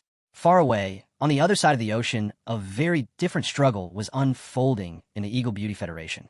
At the new Silver Lake Dragon Nest, Augustin stood in frustration, his plans falling apart. Despite copying Suyang's proven methods to tame dragons, nothing was working. His attempts, no matter how precise, ended in failure. Behind him, a worn-out dragon let out a fierce growl, its scarred scales proof of the day's battles. Its spirit, however, remained unbroken, and its roar carried through the valley like a challenge thrown straight at Augustin. Unwilling to back down, Augustin forged ahead. He pushed through 3 separate dragon secret realms in a single relentless day, confronting every major dragon stronghold in the Federation. But success continued to evade him. Just as he paused to reassess, a glowing system notification flashed in front of him, its words carrying world-shaking weight. World announcement. The first weapon of the Reverse Sin series has been obtained. World-class boss subjugation progress. 1 out of 7. The moment he read it, shock coursed through him. His eyes widened, his mind spinning. Someone had done the impossible, an achievement that upended the established order. Rage flared within him. The balance had been broken. The rules set by the temple had been outright defied. It wasn't just a breach, it was a personal insult, a strike at everything he and Euphemia Vega stood for. His fury quickly turned into suspicion. Could it be Tangzhan, the elusive legend with the power to pull off something this bold? Whoever it was, Augustin's anger solidified into a burning vow. No one would get away with challenging Euphemia Vega or himself. His aura surged, crackling with violent energy. Whoever dared to cross the line would face the full weight of his wrath. In the tranquil yet imposing heart of Kyoto, beneath the grand pagoda framed by drifting cherry blossoms, tension simmered beneath the surface. The leaders of Sakura country had gathered, and Lord Tokugawa presided with unwavering authority. The topic on the table was as urgent as it was dangerous: their campaign to tame dragons and carve a place for themselves in the war against the king of original sin. Tokugawa's eyes narrowed as he questioned one of his officials, specifically casting doubt on the abilities of the man's daughter. His voice carried a quiet intensity, pressing for assurances. Rumors were already spreading. Someone had reportedly subdued a black dragon in another region. If they didn't act swiftly, they risked falling behind. Asuhi Sonikairo, head of the respected Ajui family, responded calmly. Negotiations with Lania were still underway, but he was confident. The red dragon, while formidable, lacked the overwhelming power of its black-scaled kin. His daughter's chances of victory were strong, and he stood by her. Satisfied, Tokugawa shifted gears. He addressed the entire assembly with commanding authority. This was their moment. Sakura country could be the first to strike at the king of original sin. There was no room for hesitation. The room answered in silent agreement, their commitment resolute. But the charged atmosphere was abruptly shattered as a glowing notification flickered into existence before them. World announcement. The first weapon of the Reverse Sin series has been obtained. World-class boss subjugation progress. 1 out of 7. The news hit like a lightning bolt. Gasps filled the chamber. Eyes widened in disbelief. Tokugawa's composed demeanor cracked, if only briefly. Around him, the officials erupted in a mix of outrage and disbelief. Impossible. Who did this? One cried out. How could they have secured a Reverse Sin weapon already? Another demanded, fists clenched. The revelation sent shockwaves through the assembly. These weapons weren't just rare, they were practically legend. That someone had both defeated a world-class boss and claimed such a prize was more than just impressive, it was unprecedented. Tokugawa's thoughts raced. Which nation had pulled this off? The Eagle Beauty Federation was a strong possibility, but the truth remained hidden. Rising to his full height, Tokugawa's expression hardened. He delivered a clear, unshakable command. They would go to the holy city. The temple owed them answers. Whoever had dared to break the order's sacred laws would face them head-on. This offense would not be overlooked. The focus shifts to the heart of the Holy City, the Transfer Temple's headquarters. The air inside the vast, ornate hall is thick with urgency. Footsteps echo across the gleaming marble floor as messengers rush back and forth, each bearing news heavy enough to shake empires. At the center of it all stands the third holy high priest, Euphemia Vega. Her poise is untouched, her presence radiating quiet command, but beneath that calm exterior, tension brews. A messenger steps forward and delivers a grim update. Leaders from across the globe are converging on the Holy City. Heads of SSS-ranked guilds, monarchs, and powerhouses alike, all stirred by the shocking world announcement. The acquisition of a reverse sin weapon had shattered the delicate balance. Now, all eyes turn to Euphemia for answers. Without delay, Euphemia gives a single, resolute order: lower the temple's divine barriers. Her attendant bows and moves swiftly, and soon, golden light floods the hall, signaling that the temple is now open to all who approach. As the preparations unfold, Euphemia turns inward.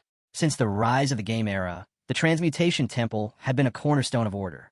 It had ended wars, brokered peace, and maintained a fragile unity across countless factions. But this sudden upheaval, the theft of an artifact of mythic power, threatened to unravel it all. Should conflict erupt now, it would fracture their defenses at the worst possible moment. Enemies still unseen lurked in the shadows of this world, and the temple couldn't afford disarray. Soon, the Round Table Hall fills with the presence of the world's elite. Powerful figures line the chamber, tension rolling off them in waves. Among them, Lord Tokugawa steps forward, his tone sharp and accusatory as he addresses Euphemia directly. His voice cuts through the air. He reminds them all of the pact made under her guidance. Sakura Country was set to lead the first strike against the king of original sin in 3 days. That promise had been torn apart.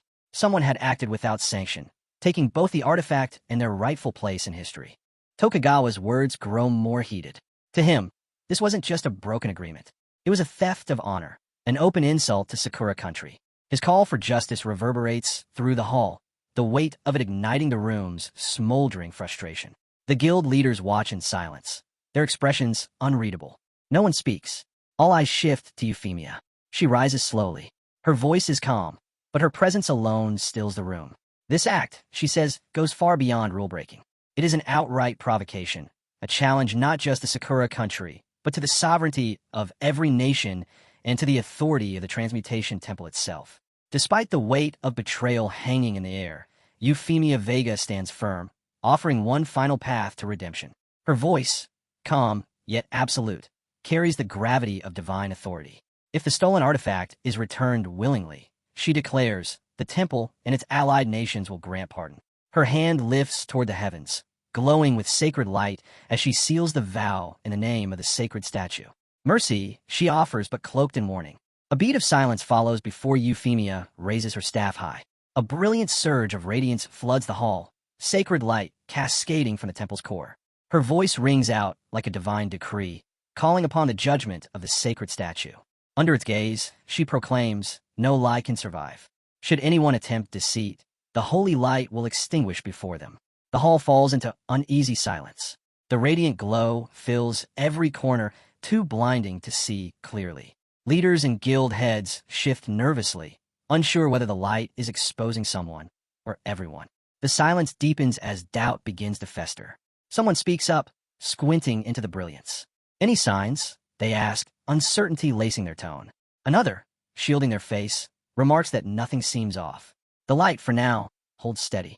President Carolina scoffs, breaking the tension with a sharp remark. Maybe the culprit is too much of a coward to step forward, she suggests. Her words slice through the murmurs like a blade. From the side, Tangzhan speaks, his tone low but deliberate. He points out that there is still one individual who hasn't faced the temple's divine judgment. The room stiffens instantly. Conversations stop. Eyes turn. Augustin whirls toward Tangzhan, his voice rising with accusation. Are you implying Euphemia Vega herself? He demands, disbelief flashing across his face. Before the room can erupt, a sudden shift occurs. All movement halts. The light around Euphemia intensifies, her divine presence surging with unmistakable power. Every eye turns to her now, waiting, watching. I should have included myself in a lie detection spell, she said plainly, her voice steady, like someone delivering bad news without sugarcoating it. Given the circumstances, it's no surprise the suspicion's on me. The room tensed under her admission, but Euphemia wasn't finished. Her aura flared, blindingly so, and the air itself felt heavier, as if reality strained under her presence. A few people in the crowd groaned, shielding their eyes, while someone muttered under their breath, "Can someone turn off that damn spotlight?" Augustine stepped in, clearing his throat awkwardly, his smile a little too forced. "Great priest, please excuse their lack of tact," he said, trying to smooth things over without drawing more fire. "We've always trusted your strength. You'd never stoop to something so low." His voice carried conviction, but his smile flickered halfway through, like a gambler bluffing with nothing in hand. Trying to pivot the conversation, Augustine reminded everyone that the lie detection spell hadn't flagged a single soul. No lies, no confessions, so who, then, could have assassinated the king of original sin? This wasn't some sloppy hit job. It required a master, someone skilled enough to bypass elite surveillance and layers of protection. Carolina wasn't about to let the trail go cold. She stepped forward with precision, her voice cutting through the room like a blade. "Not everyone with that level of power showed up," she pointed out, motioning toward the empty seats. Funny how some demigod tier fighters suddenly had better things to do. Tang Zhan, standing just behind her, didn't flinch. His arms crossed, eyes sharp, he replied, "That's fair, but let's not start pointing fingers without proof. We don't know enough yet to accuse anyone." Unfazed, Euphemia raised a hand and immediately silenced the room. Her words came calm but decisive. "The spell doesn't just catch those directly involved," she explained. "It also reveals those who helped. Accomplices always leave a trace. Yet here we are, with nothing." Her eyes swept the room, still and piercing. The silence that followed was thick, broken only by an uneasy cough here and there. Then she spoke again, cutting through the tension. "This is unlike anything we've faced before, but we don't get to ignore it. What matters now is what comes next." Just like that, the focus shifted. "The Demon Abyss," she continued. "Sakura Country was chosen to lead the charge. But with the fall of the King of Gluttony, the stakes have changed. The next king of original sin is buried deep in the 200th layer."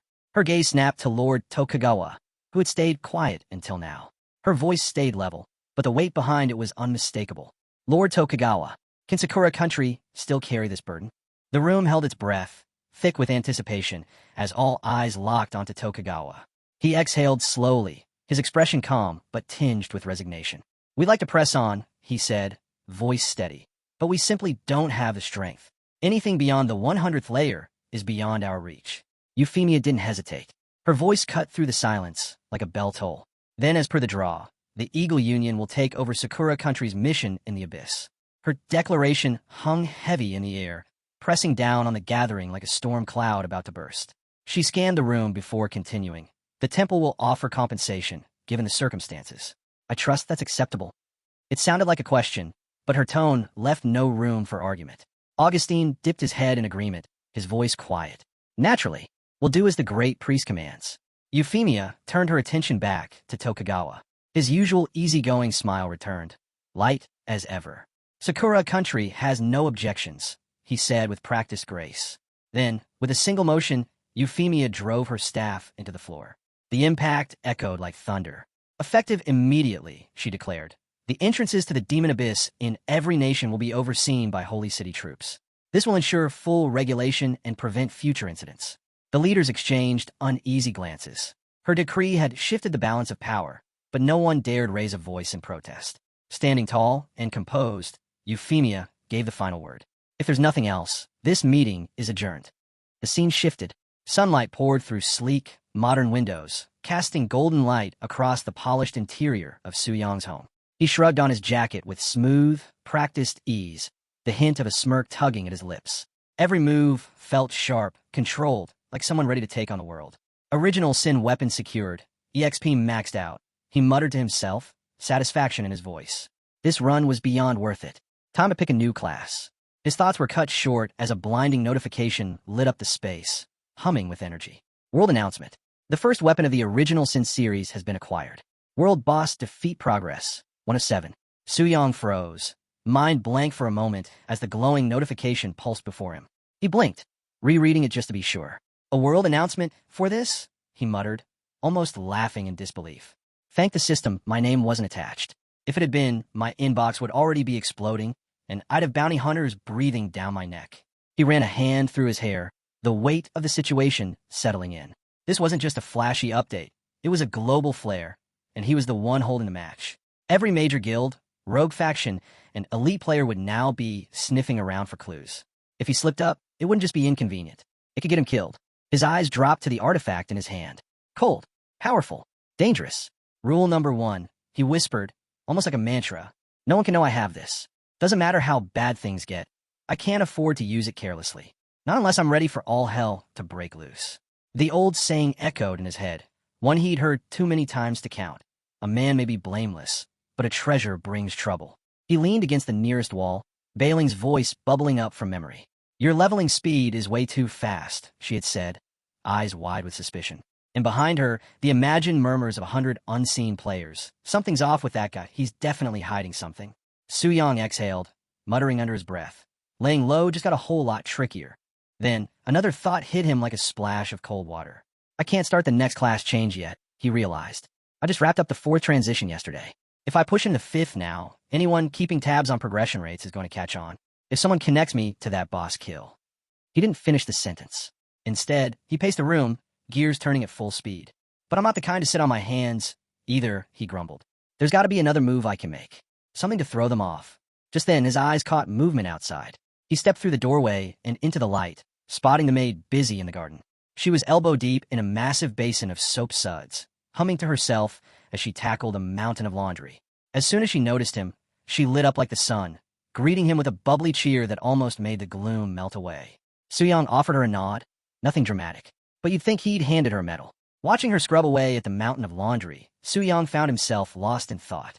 Not long ago, he was just scraping by, barely surviving, barely noticed. Now, he stood here, receiving respect, even admiration he wasn't sure he'd earned. It felt surreal. We've got a washing machine, don't we? He asked, head tilted in mild confusion. Why go through all that trouble? You'll wear your hands out. The maid froze. Her face flushed instantly, a full blush spreading as her mind spun into overdrive. He's right next to me, and he's worried about my hands? Am I dreaming? Fighting the urge to squeal, she quickly collected herself and replied, though her pride still slipped through. Well, yeah, machines are easier, she said, brushing her hair behind one ear. But I like doing it by hand. I can get rid of the tough stains better. And when everyone's clothes are perfectly clean, it makes me happy. Her voice carried genuine warmth. But as soon as she realized how close Su-Yang still was, her composure cracked. Flustered, she blurted something unintelligible and darted off, leaving behind only a trail of embarrassment. Su-Yang watched her flee, one brow raised slightly in amusement. A soft chuckle escaped him as a faint smile tugged at his lips. I see, he murmured, glancing down into the soapy water. His reflection stared back at him. Calm, unreadable, still. Washing away the dirt, he mused. Then his eyes lit up as an idea struck. Wait a minute, just like in those old crime flicks where they clean dirty money. Maybe I can do the same with EXP. Find a solid grind spot, stay low, and boom. Convert black EXP into pure, white EXP. A grin played on his face as the pieces began clicking into place. From the distance, a small, hesitant voice floated back. You don't think I'm weird, do you? You don't, right? But Su-Yang barely heard her. His focus had already shifted to the next step. 2 destinations danced at the front of his mind. The Dragon Spirit's secret realm, mysterious, untouched, elite. Entry was locked behind one condition, a giant dragon companion. Hardly anyone could get in. Aside from him, the only other player eligible was that prodigy Beastmaster from the Eagle Union. If he claimed to have gained experience there, no one would question it. Its exclusivity was the perfect cover. Su-Yang's eyes narrowed as his thoughts shifted to the Demon Abyss. That place has been open too long, he muttered, stroking his chin. Tang Zhan's even planning to send rookies there. Too many eyes, too much noise. The decision was clear. The Dragon Spirit's secret realm is the safer bet. With that choice locked in, a strategy started to take shape. If I can delay others from entering before the official opening, all the better for me. He ran through the short list of players who might qualify early. Luo Linger came to mind, a formidable force in her own right, and another Beastmaster from a rival country, equally dangerous. But even against such odds, Su-Yang's confidence didn't waver. I don't have to face them head-on, he said, smirking. A vision of himself surrounded by swirling dragon spirits filled his mind. Powerful, untouchable, commanding. It fueled him. Or, he added casually, I could just go full dragon hunter and wipe out the available giant dragons before anyone else even gets the chance. He liked the sound of that. System, he called out, pull up the current data on the giant dragon secret realms in Longxia. A soft hum filled the air as a warm glow lit up the space. Bailing's voice echoed, crisp and professional. Right away, hero. Please wait a moment. Moments later, a holographic map appeared, glowing with vibrant colors. A massive red dragon, wreathed in flames, rotated on the screen. Bailing began her briefing. Here's what we have on the giant dragon's secret realms in Longxia, she said. To the southwest, near Johua City, is the Silver Dragon's secret realm. In the north, close to Amling City, is the Red Dragon's secret realm. Both are rated at Starry Radiance tier. Suyong processed the information instantly. Reserve me a slot for the Silver Dragon's secret realm, he ordered without hesitation. Bailing paused for a moment, then added, reservation confirmed, but there's something odd. The top 50 slots are all booked by the Tianji Pavilion. A slow grin spread across Suyong's face. Just as I thought. Luo linger, he mused. If she fails to get that black dragon, it makes sense she'd go after another. His smirk sharpened as the pieces fell perfectly into place. The Tianji Pavilion's blocking off all the top slots to clear the way for her. Classic move. But she's stepping right into my path again, he added, voice low. Guess I'll spare her a second of sympathy, or not. Suyong turned his attention sharply, his voice direct and commanding. Bailing, doesn't being a temple VIP guarantee top priority in secret realms? Bailing responded without delay, her tone steady with a touch of reassurance. Yes, that's right. As long as you've made a reservation, no one else gets ahead. Unless they're a 5-star class changer ranked higher. She hesitated for a beat, then added, still, could this cause problems with Tianji Pavilion? Suyong didn't miss a beat. Doesn't matter. Book it. Understood, she nodded. Suyong leaned back, completely at ease. Tianji Pavilion? What's there to worry about? Just being a temple VIP had once made people like Jia you tread carefully around him. Now, he wasn't just that. He was also the one who tamed the Black Dragon, and on top of that, an honorary member of the Global Beastmaster Association. With all these titles behind his name, even if the Tianji Pavilion mustered all the guts they could borrow, they still wouldn't dare make a move. His eyes shifted to the two floating relics surrounded by violet energy. One was a squirming chunk of raw flesh, pulsing and dark. Fury Samuel's flesh, from the original Sin King. The other was a broken crimson heart, radiating a menacing, endless aura. Fury Samuel's shattered heart. Suyong reached toward them, his thoughts hidden beneath a calm exterior. And let's not forget, I still have my ace in the hole. The room dimmed, tension rising in the air. His stats echoed in his head. Over 10 million HP, strength nearing 30,000. Unless they send a 7-star class changer, Tianji Pavilion has no shot. The words echoed in his mind, charged with defiance. A slow, sharp grin spread across his face. His eyes narrowed in the dim light, and a low laugh slipped out as he stared at the two relics. A few pests in my way, he said quietly. I'll clear them out. And while I'm at it, let's wipe out every last dragon. He glanced back at the flesh and heart, his grin twisting as a new thought popped into his head. Wait, how exactly am I supposed to eat these? I can't just, swallow them? The ridiculousness of it made him chuckle. He tilted his head, eyes narrowing with sudden curiosity. Maybe if I cook them first? Grill, stir-fry dessert? His mind ran wild, visualizing bizarre dishes. Stir-fried furious flesh, sizzling and gleaming with heat. Crispy fried furious heart, golden and ominous with a sinister dipping sauce. And the final course. A furious sundae, its eerie purple swirl, both terrifying and oddly tempting. But the daydream faded as quickly as it came. Suyong shook his head, snapping back to reality. No way, he muttered. I can't cook, and letting someone else try? Too dangerous. What if word gets out?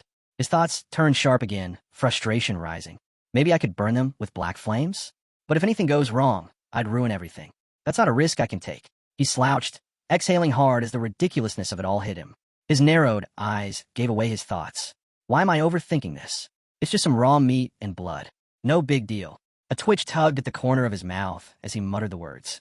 He leaned back slightly, giving in to the bizarre situation, while the two eerie artifacts hovered in front of him like some twisted puzzle waiting to be solved. But enough was enough. Suyong straightened, eyes sharp with fresh resolve. Reaching forward, he seized the glowing remnants, power crackling between his fingers. Energy flared, filling the room with blinding light. Then, with a thunderous boom, an explosive wave surged outward, shaking the walls and sending ripples through the air. Golden brilliance consumed everything, roaring with unchecked force. Outside, a maid froze mid-step, startled as the blast rocked the atmosphere. Heat swept over her, nearly knocking her off balance. Shielding her face from the searing light, she stumbled, then bolted toward the house. She skidded into the room, glass crunching underfoot as she burst through what was left of the doorframe. Smoke filled the space, swirling and thick, slowly giving way to reveal Su Yang standing in the wreckage's heart. He was wrapped in nothing but a towel, his body relaxed, completely unfazed by the destruction around him. She froze on the spot, eyes wide as they landed on him. The shock hit instantly, her face flushing a deep red. It's nothing. I didn't see anything, she yelped, flailing her hands in a frantic attempt to recover. Really? Just glad you're okay. Her embarrassment spiraled as she backed away, barely holding it together. Soo-young glanced down at the broken glass, then back at the panicked, maid retreating like a startled animal. A small smirk crept onto his face. Thought I was caught for a second there, he murmured. Running a hand through his still damp hair, his eyes shifted to a glowing status panel that floated in front of him, pulsing like a badge of victory. Health, 10,420,000. Strength, 27,760. Speed, 4,414. Mental, 6,236. Resistance, an impressive lineup of near unbeatable values. A quiet laugh slipped from him, laced with satisfaction. Yeah, this is what peak looks like. With a fiery burst, wings of flame tore from his back, radiating pure power. The aura of his dragon soul hunter ability surged outward, wild and consuming, ready to level anything that got in its way. His voice rang out, full of fearless conviction. Even if that starry tier black flame wings comes at me again, I'll crush it. His blood pumped with adrenaline, the thrill of raw power coursing through every inch of him. He grinned, savoring it. Feels like my whole body's itching to go hunting. Without wasting another second, Soo-young turned and strode out of the room, each step humming with energy. Let's see how Lilith's doing, he said to himself, curiosity flickering in his tone. Hope she's settling in. Back in Jiwa City, the tension was thick enough to slice through. Luo Linger slammed both hands onto the table, her voice cracking like thunder. Someone cut in front of me. Who dares? Her eyes locked onto Tang Si, captain of the Tianji Pavilion branch there. He flinched under the pressure, tugging nervously at his tie as he avoided her glare. We had everything booked, he said, voice shaky. But yesterday, we got a special reservation from a temple VIP. Before he could say more, she cut him off, disbelief sharp in her tone. Temple VIP? Her fists curled tight, violet eyes narrowing. And you don't even know who it is? In her mind, a single name echoed with a mix of dread and irritation. Soo-young. Could be him again? The thought soured her mood instantly. Flashbacks of their past run-ins flared up, each more infuriating than the last. Her jaw tensed. No way. This kind of coincidence can't keep happening. But deep down she knew, it was just the kind of thing Soo-young would do. Trying to calm the situation, Tang Si forced a weak smile. Miss Luo, how about we head to the Silver Dragon's secret realm and wait? Once the VIP arrives, we could maybe negotiate? Arrange some kind of trade? Scram. Luo Linger snapped, her voice like ice, sharp enough to chill the entire room. Tang Si nearly jumped out of his shoes. Why yes. Right away, he yelped, bowing non-stop as he backed out, practically running from the room as if escaping a natural disaster. Alone now, Luo Linger stood straight, her resolve only intensifying. If it's really Soo-young, she thought grimly, the timing couldn't be worse. He just conquered the Black Dragon. Going up against him directly would be suicide. I need backup. Without wasting a moment, she tapped her communicator. Teacher, are you free? The response came quick, calm, and firm. Speak. What's going on? I was heading to the Silver Dragon's secret realm, she explained. But someone used a temple VIP reservation to cut ahead. I'm pretty sure it's Soo-young. Since you know him, could you talk to him? Maybe convince him to give it up? A pause on the other end. Then, all right, I'll ask. She exhaled, slightly relieved. Still, the irritation lingered under her skin. She turned sharply and walked out, muttering to herself. The nearby guards exchanged wary looks, but didn't dare stop her. Not with that stormy energy radiating off her like a blade drawn and ready. Just moments later, her communicator buzzed. Luo Linger snatched it up, expecting her teacher's message to smooth things over. But as her eyes scanned the screen, her expression twisted in disbelief. Girl, that guy didn't agree. Her lips parted in shock. Turn me down, she said aloud, struggling to believe it. Me? A recognized figure in the Global Beastmaster Association? Before she could even stew in the frustration, another message lit up her screen. Her teacher didn't hold back. Anyway, he said no. You don't get it. He's pretty popular right now. I've even heard the war god is showing interest. You'd better not stir anything up. The words war god hit like a bolt of lightning. Luo Linger's entire body stiffened. There was only one man in Longxiao worthy of that title, Tang Zhan, the extreme path tyrant. The mere thought of him sent a chill racing down her spine. A monster among men, known for his unmatched power and brutal dominance. And now he was paying attention to Soo-young? Frustration burned hotter in her chest, her thoughts spiraling. Even the war, God respects him? Is Suyang really that far out of reach? A voice pulled her back. One of her subordinates stepped forward hesitantly. Miss, what should we do now? She didn't even hesitate. Arms crossed and voice sharp, she snapped. Why are you still standing there? Move! With a sharp spin and fire in her stride, she led the way out, each step echoing with fierce determination.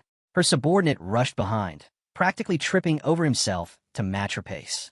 The scene shifted. Silver Dragon, Secret Realm. Suyang entered the glowing domain, eyes scanning the massive cliffs and the ghostly light washing over the land like a haunted dream.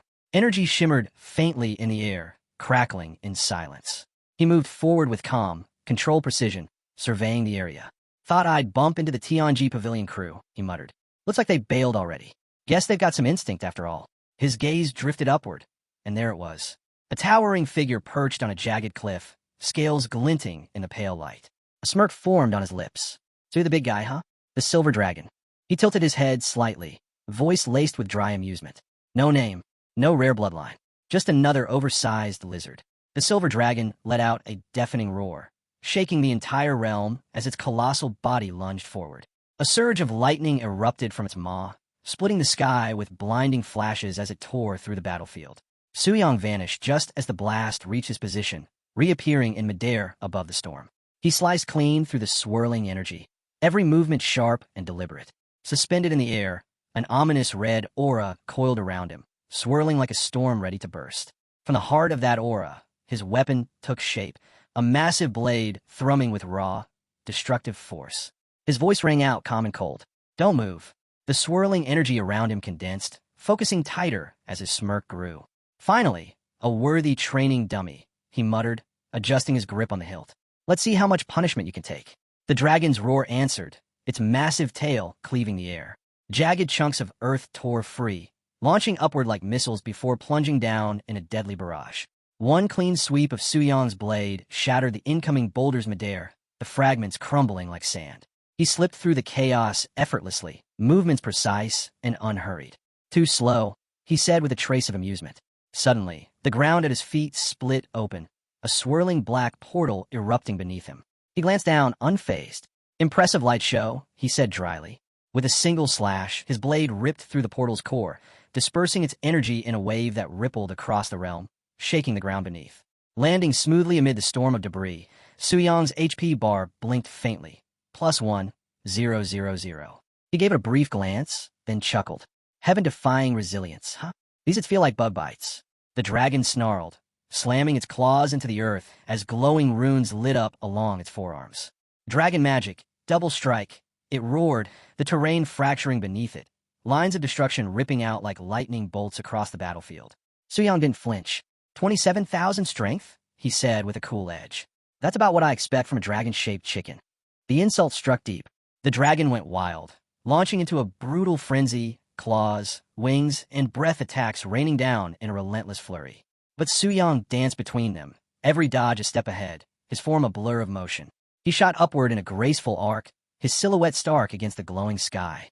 The silver dragon whipped its head around, eyes glowing bright as it fired off a torrent of lightning and slicing winds, filling the air with chaotic, destructive force. And yet, Suyang hovered there, untouched, grin still in place, confidence radiating like a storm contained in human form. Suyang lifted his blade high, its glow slicing through the chaos like a judgment from above. Then, with a single flawless arc, he brought it crashing down.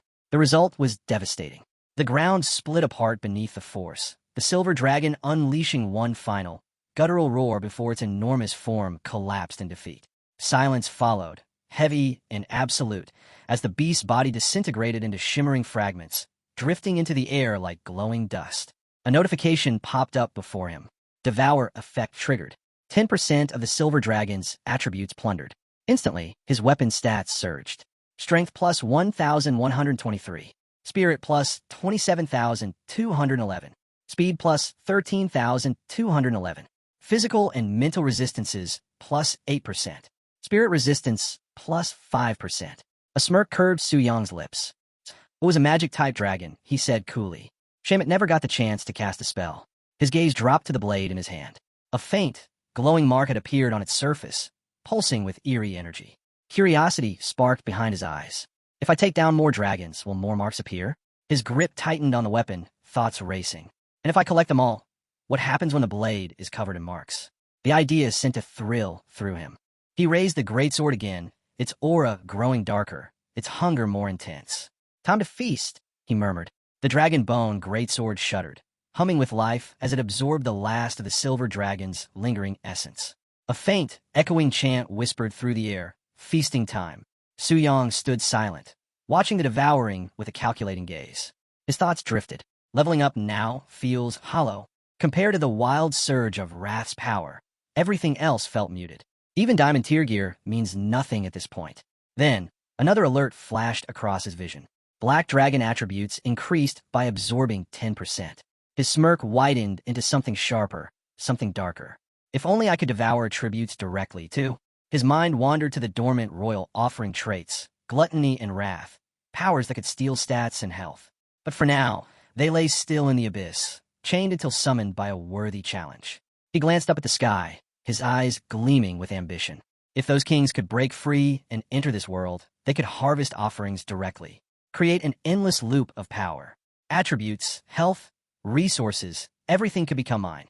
A fire ignited within him, a pulse of dangerous confidence. He clenched his fist. As long as I can bring the king of original sin into the real world and let it plunder in my place.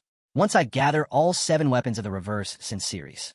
He paused, voice low but clear, each word weighty with conviction. I'll be unstoppable. The image in his mind was vivid, cutting down world-class bosses solo, setting off an entire global expansion by himself. Power would be more than his right. It would be his dominion. A shadowy aura spread slowly around him, thick with intent, giving me royal tribute. His voice was steady, ice-cold. It won't be an obligation. It'll be an honor. But just as the fantasy reached its peak, his smirk faltered. Reality hit like a brick. Enough, he muttered, dragging a hand across his brow. His expression turned serious, the weight of logistics settling over his thoughts. First off, how do I even summon the king of original sin from the abyss? Without that, everything else was a pipe dream. Second, how do I stop it from getting killed the moment it shows up? If it's taken out before gathering enough resources, the cost would be catastrophic. The ambition remained, but now, so did the challenge. Suyang let out a quiet sigh, a flicker of irritation passing over him. I'll figure out later, he muttered. Right now, I need to get to the next dragon's realm. The scene cut to a desolate landscape. A colossal dragon lay lifeless, the ground torn apart and scorched around it. Suyang stood alone amidst the wreckage, eyes locked on the path ahead, determined and undeterred. Suddenly, a system notification flared across the sky, snapping him from his thoughts. World Channel notification. In the Dragon Rift secret realm, the Red Dragon Hall has been conquered by Asuhi Mikiko. Suyang froze, disbelief flashing in his eyes. No way. Meanwhile, deep within the Dragon Rift realm, the battlefield echoed with victorious shouts. The mighty red dragon lay motionless, its massive body casting a long shadow over the celebrating group. At the heart of the cheers stood a young woman, her aura radiant like the flames of the fallen beast. She really did it, someone shouted, barely containing their excitement. From the crowd, another voice chimed in with pride. Sakura Nation finally has a dragon. The energy in the air buzzed with anticipation. The patriarch will be overjoyed. The reward are going to be huge. An elderly man stroked his beard, eyes shining with approval. First Seong with a black dragon. Now Miss Mikiko of the Asuhi family has claimed the red. This era is full of wonders. He stepped forward, offering a respectful bow to the young woman at the center of it all. Miss Asuhi, congratulations. We'll now escort you to Longcheng City and ensure your return to Sakura Nation. Mikiko nodded, her poise unwavering. Thank you, Grandpa. Her gaze drifted beyond the celebration, thoughtful. It's a pity I couldn't meet the one who tamed the black dragon. There's something different about him. A quiet smile curved her lips. But now that he's part of the Global Beastmaster Association, I'm sure we'll meet someday. Elsewhere, Luo Linger stared at the announcement, fists clenched in frustration. Unbelievable, she growled, stomping the floor hard enough to make it tremble. Dealing with Suyang was already bad enough, and now Asuhi Mikiko's pulled ahead of me, too. She turned her attention to the world chat, the feed overflowing with chatter. Yamamoto Taro, my student, Asuhi Mikiko, has claimed the red dragon. Zhao Kuan, your student? That dragon should have been mine. William Smith, congrats. Looks like we've got 2 new dragon tamers in the ranks. President Carolina, doubtful. Augustine already confirmed Suyang's method couldn't be copied. Villia, 2 more tamers? Perfect. More minds to share knowledge with. The competition was heating up, and everyone knew it. Luo Linger's hands curled into fists as she scanned the flood of praise in the chat. Her voice dropped, low and bitter. Now it's all about Asuhi Makiko. What am I even chasing anymore? Her subordinates shifted uneasily, the tension thick in the air. One of them finally spoke up, hesitant. Miss, this might become a serious problem. Far away, Suyong watched the same notification scroll past. He exhaled slowly. Didn't expect her to move this fast, he said, his voice calm. But the calm didn't last. His gaze sharpened, his mind already shifting gears. This changes the game. With the Dragon Spirit Secret Realm opening soon, I can't afford distractions. I have to get ready. Suddenly, a glowing screen lit up in front of him, revealing a meeting of high-ranking figures locked in a heated debate. Report. The Demon Abyss Crusade army has been officially formed. Since Wrath's downfall, the Crusaders are treading carefully. Their full assault is only a matter of time. Beelzebub won't hold them off. He's too weak, just a temporary seat warmer. A crooked grin tugged at Suyong's lips. He tilted his head slightly, voice smooth and cold. Sorry, Gluttony King, but before anyone else gets to you, I'll claim your end as my prize. His eyes lifted, reflecting an ambition that cut through the darkness like a blade. Meanwhile, on the 100th floor of the Demon Abyss, Beelzebub lounged on his grotesque throne, arms draped lazily over the sides. This is getting dull, he mumbled, sinking deeper into the warped seat. Why hasn't anyone dared show their face yet? His crimson eyes narrowed, lost in thought. Then, out of nowhere, a flashback slammed into him like a hammer. Chaos. Snarling wolves bursting from the shadows. Dozens of them. Eyes glowing red, jaws dripping with menace. And at the center of it all, Carolina's twisted grin burned into his memory. He remembered how his body locked up, how the wolves descended. No time to fight, no chance to flee. Just raw, helpless fear. Yanked back to reality, Beelzebub jolted as a booming voice thundered from the sky, shaking the very air around him. Heed my call and return to the depths of darkness. The words hit like a curse. His breath caught. His chest tightened. A storm of dread crashed through his mind. Samuel. Summoned. Destroyed. The memory was too clear. And now, a chilling thought whispered through his mind. Am I next? Beelzebub lowered his head, the weight of surrender pressing down on his broad shoulders. A long-buried truth clawed its way back. This existence was never truly his. It was borrowed from the monarch. Better to embrace death by his command than fall to the hands of humans. Dark energy surged outward in violent waves, violet streaks crackling through the air like wildfire. The ground trembled beneath the pressure. Beelzebub dropped to one knee, the power swallowing him whole as his form was engulfed in the storm. At the abyss's deepest point, the final floor of the Demon Abyss trembled beneath the presence of the original Sin Monarch, Suyong now fully in control. His towering figure stood at the abyssal throne, cloaked in a storm of crimson energy streaked with violet. The moment shattered in a blinding flash as Beelzebub appeared before him. Beelzebub knelt, his massive frame shaking. He bowed low, forcing the words out through gritted teeth. Your loyal servant Beelzebub responds to the call. Suyong's voice cut through the silence, firm and merciless. Gluttony. By this monarch's will, I summon you to your end. Offer your flesh once more. Do you resist? Silence held for a breath. Then, steady and without fear, Beelzebub answered. How could I resist? My life belongs to the Lord. If you wish to reclaim it, I have no objections. Suyong's eyes gleamed, pleased. Your loyalty is admirable. So be it. The ground rumbled violently. The violet glow intensified, erupting with blinding force. Beelzebub's final cry echoed through the abyss before the darkness consumed him. From a void, chains of violet energy surged forward, snapping around his body like vipers. They tightened with a screech, locking down his limbs as his eyes flared in panic. Absorb. The word rang out like thunder, sealing his fate. The chains pulsed with brutal force, ripping through him, draining every ounce of his essence. His body convulsed, mouth open in a voiceless scream as the energy tore him apart from within. Ding! You have slain the king of original sin, gluttony, Beelzebub.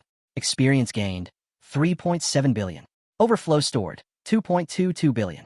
His enormous form collapsed, disintegrating in flashes of violet light. Shards of energy scattered, his body reduced to fragments, and then dust. Silence reclaimed the abyss. Items acquired. Gluttony's heart, plus 5 million HP, permanent, plus 2,000 to all stats. Gluttony's active shell, imprisonment effect usable on target. Gluttony's demonic core, immunity to demonic corruption up to the 100th floor. Gluttony's Heart, material rare crafting item for HP boosts, defense upgrades, or the divine artifact forging. The air slowly settled, the crushing pressure lifting, but the land remained scarred. Twisted tendrils of darkness snaked from the earth, rising like silent markers of Beelzebub's demise. Within the abyss, the silence was broken by Suyang's calm, slightly amused voice. I assume Beelzebub, not fully evolved through devouring, would drop lesser loot compared to a higher-tier king like Samuel. His eyes lingered on the glowing remains.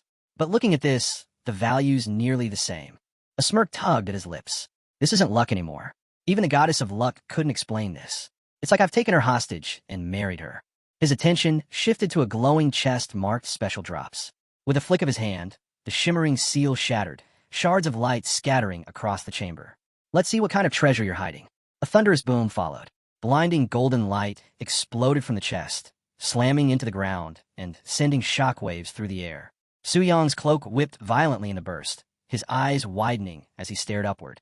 Suspended in midair was a divine artifact, radiating overwhelming energy. Sin Reversal, Gluttony's Punishment.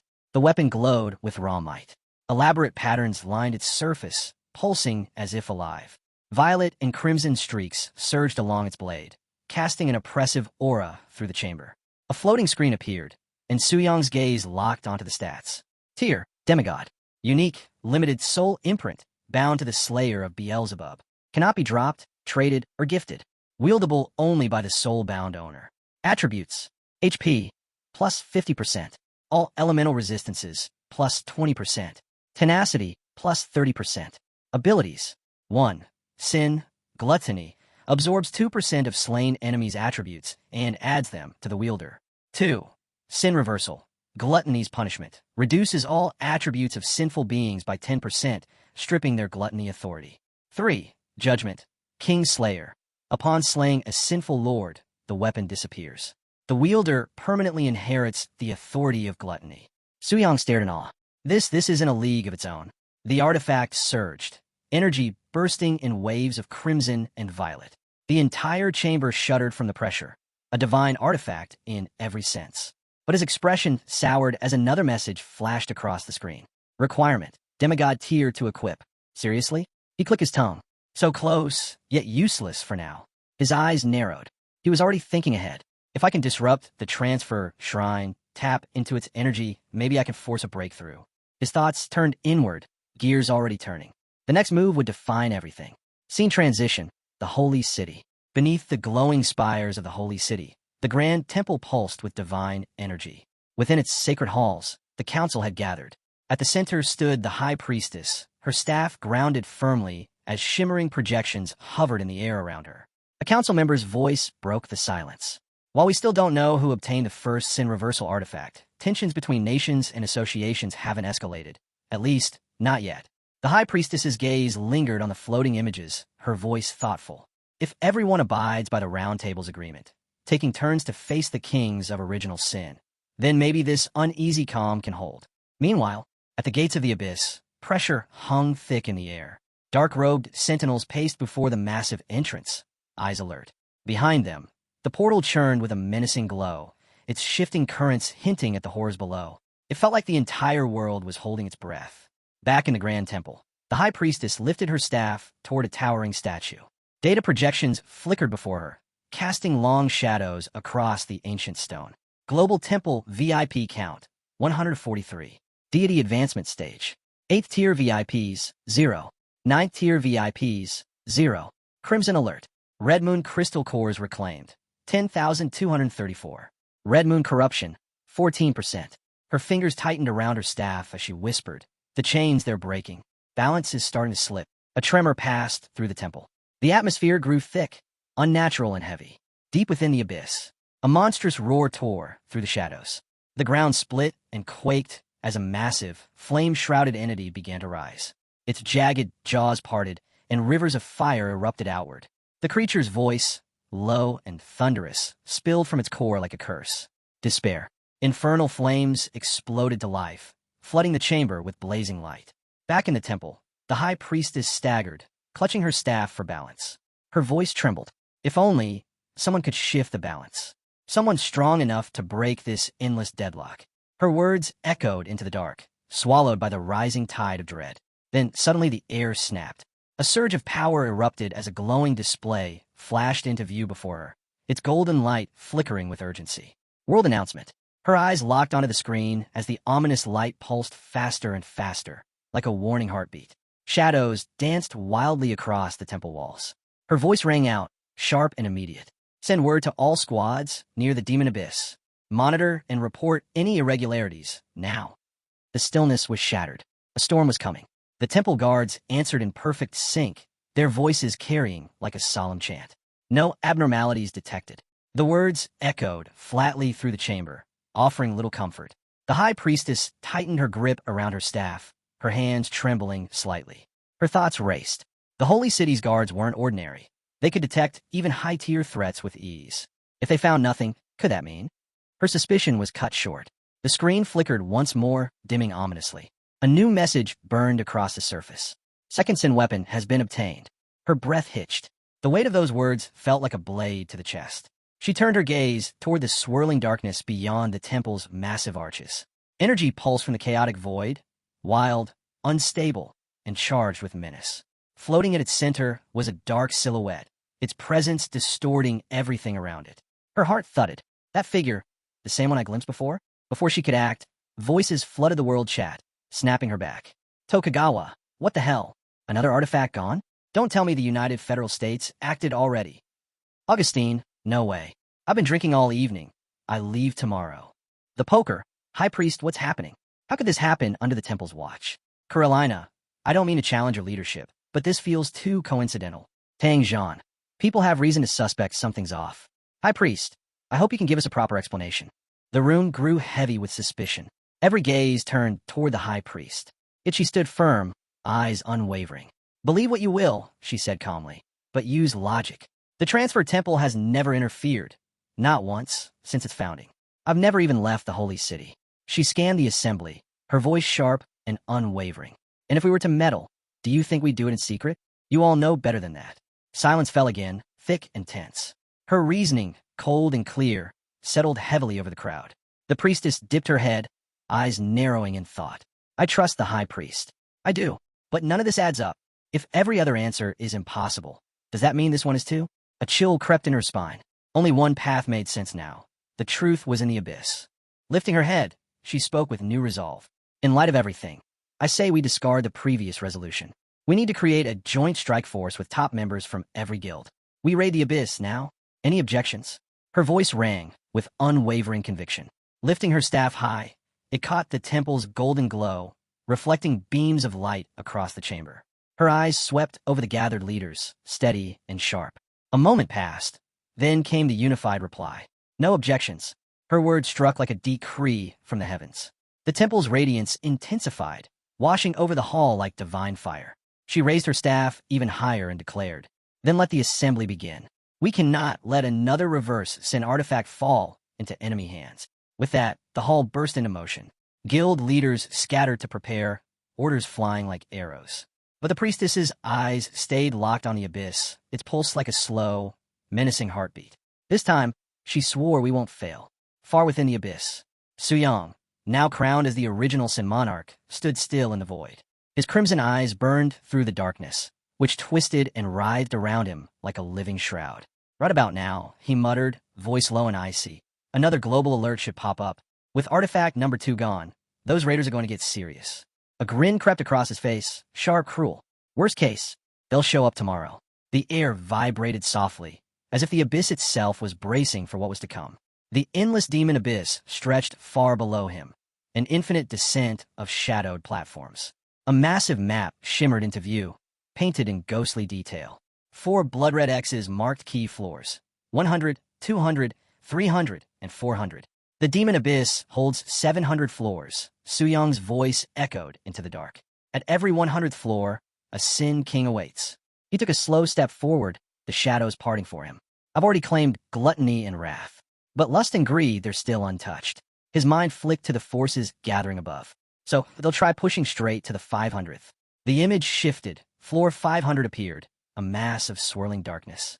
It pulsed once, then shattered like brittle glass, but its oppressive presence lingered. "But that's all by the book," he said, voice slicing through the silence. His red gaze narrowed, and the grin widened. "My very existence is what breaks the system." Suddenly, the abyss shook violently. From the darkness, Lucifer emerged, wings unfurled in terrifying glory. Waves of black energy exploded from her, distorting the void itself.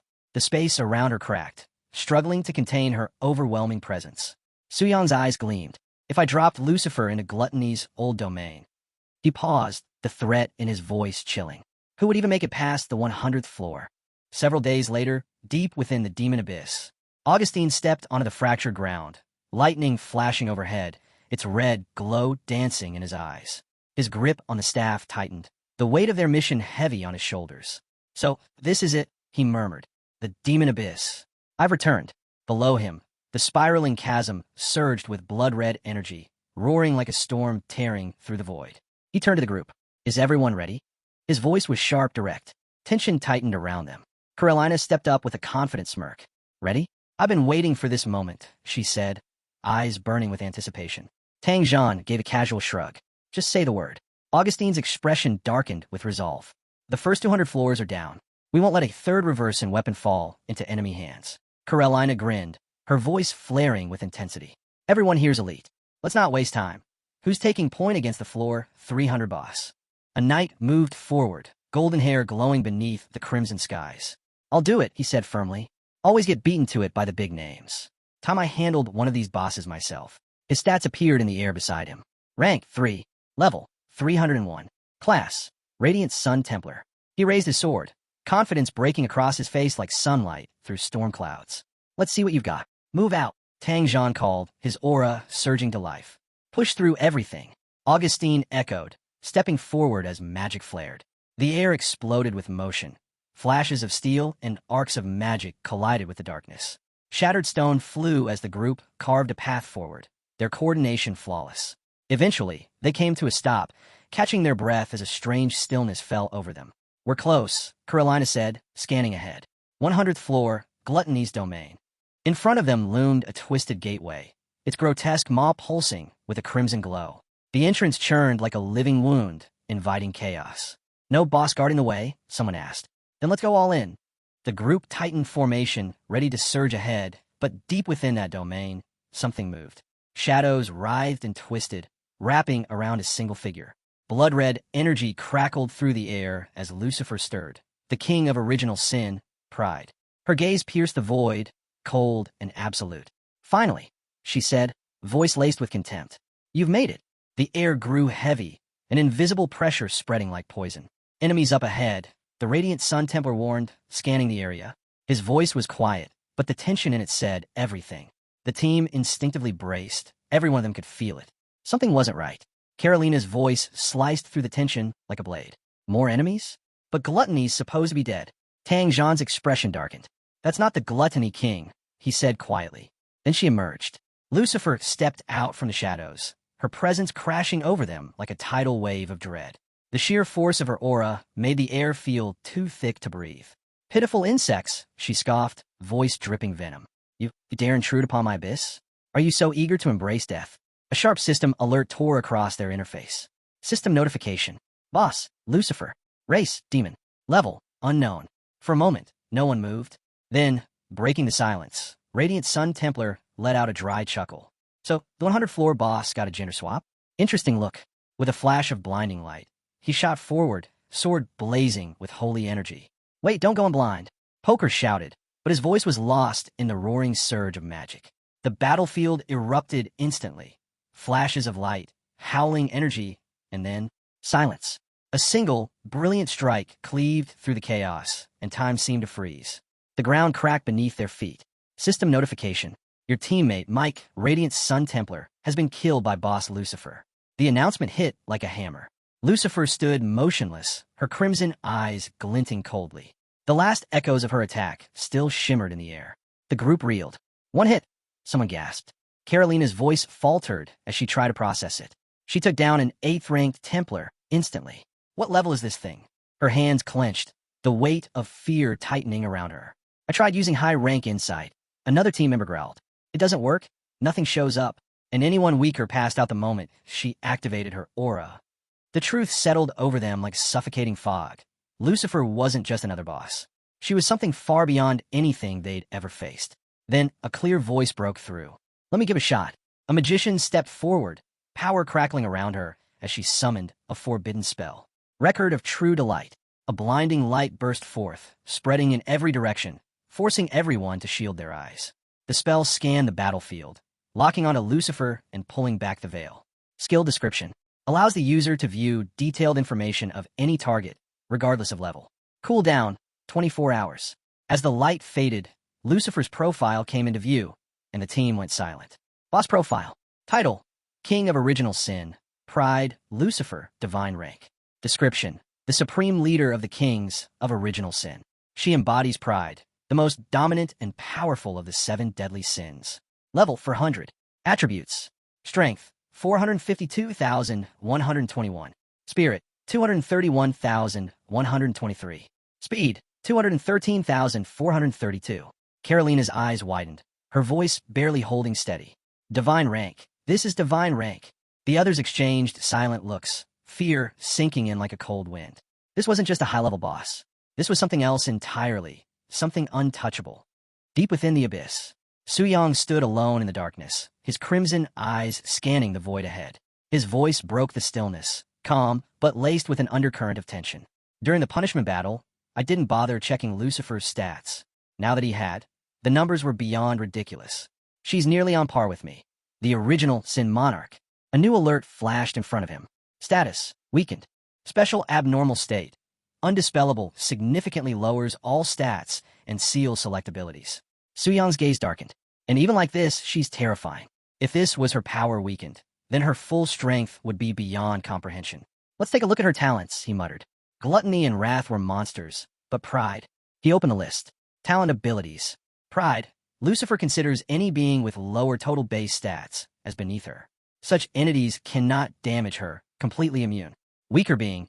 Defined as any life form whose base stats are less than Lucifer's, regardless of rank. Note: only those who have defeated a king of original sin are exempt and can harm her. Offering of the King of Pride. Those slain by Lucifer are branded with the soul mark. Subjugated loser, granting her the right to issue one absolute command to the fallen. Suyang clenched his jaw. "You gotta be kidding me, this is broken." He tried to reason it out, but the logic didn't make it any better. If your stats are lower, you can't hurt her. And right now, no divine rank pros exist in this world. She was a walking wall of invincibility. Unless someone had already killed a Sin King before, Lucifer was basically untouchable. Then his expression shifted, calculations sparking behind his gaze. And that last talent, the offering of pride. If she wipes them out, I gain control over the entire assault team. Once. A slow, twisted smile curved across his face. Tangjeon. Augustine. Oh, this was going to be beautiful. Flashback. A few days earlier. In the depths of the abyss, Suyang's voice rang with cold authority. "I've made my decision, Lucifer. You're taking Beelzebub's place. Guard the 100th floor." He paused, a cruel edge in his tone. "Let them come. Let those arrogant fools taste what true power looks like." Lucifer's crimson gaze lit up, a twisted grin curling across her face. She bowed low, her tone laced with both mockery and feigned loyalty. "Lucifer, your devoted servant, follows the king's command." Present time, 100th floor of the abyss. The battlefield boiled in chaos as top-tier rankers unleashed their full might. Frost Howl, Elemental Chimera, Cover Poker. Carolina's voice rang like thunder as 2 colossal, spectral beasts surged into view. Frost bled from their forms, freezing the air as they lunged ahead, claws slicing through nothingness. Poker sprinted in right behind them, his red cloak trailing like a streak of fire across the war-torn ground. Ultimate Tyrant Mode. Tangjeon's roar split the air as his body swelled with raw energy. His muscles surged with power, each thunderous step shaking the ground as he braced to strike. No one holds back. Augustine's command echoed across the field. His staff flared with chaotic magic as he cast a massive spell. Flames and lightning surged in tandem, tearing through the battleground with explosive force. Ultimate Destruction Fist. Tangjeon charged, his colossal form driving forward, fist aglow with lethal energy. The air split apart with the blow, the earth buckling beneath the sheer power. Overhead, the sky cracked as raw elemental forces collided, sending violent bursts of energy arcing in all directions. Thunderstorm of heaven and earth. Augustine lifted his burning staff high, summoning a beam of pure light that carved across the battlefield. It tore through everything in its path, detonating in a blinding explosion that engulfed the abyss. When the light faded, silence swallowed the field. Only the faint fizz of fading energy lingered in the heavy air. Dust and smoke coiled upward, blanketing the ground in eerie stillness. The fighters stood still, breaths ragged, hearts pounding. Slowly, they regrouped, eyes locked on the drifting debris. "Did we win?" someone asked, voice barely more than a whisper, tinged with fragile hope. The silence dragged, until a desperate voice rang out. "Leader!" All eyes snapped toward the smoke as their president emerged, armor shattered, breath uneven. "President!" the team shouted, rushing toward him. But their relief twisted into horror as the haze lifted and revealed another figure, untouched, standing where devastation should have reigned. Lucifer, her wings unfurled, casting a suffocating darkness across the field. Crimson eyes flashed coldly, her presence pressing down on them like a mountain. A shock wave burst from her, sending everyone staggering back. Above her, a chilling sight. HP, 100%.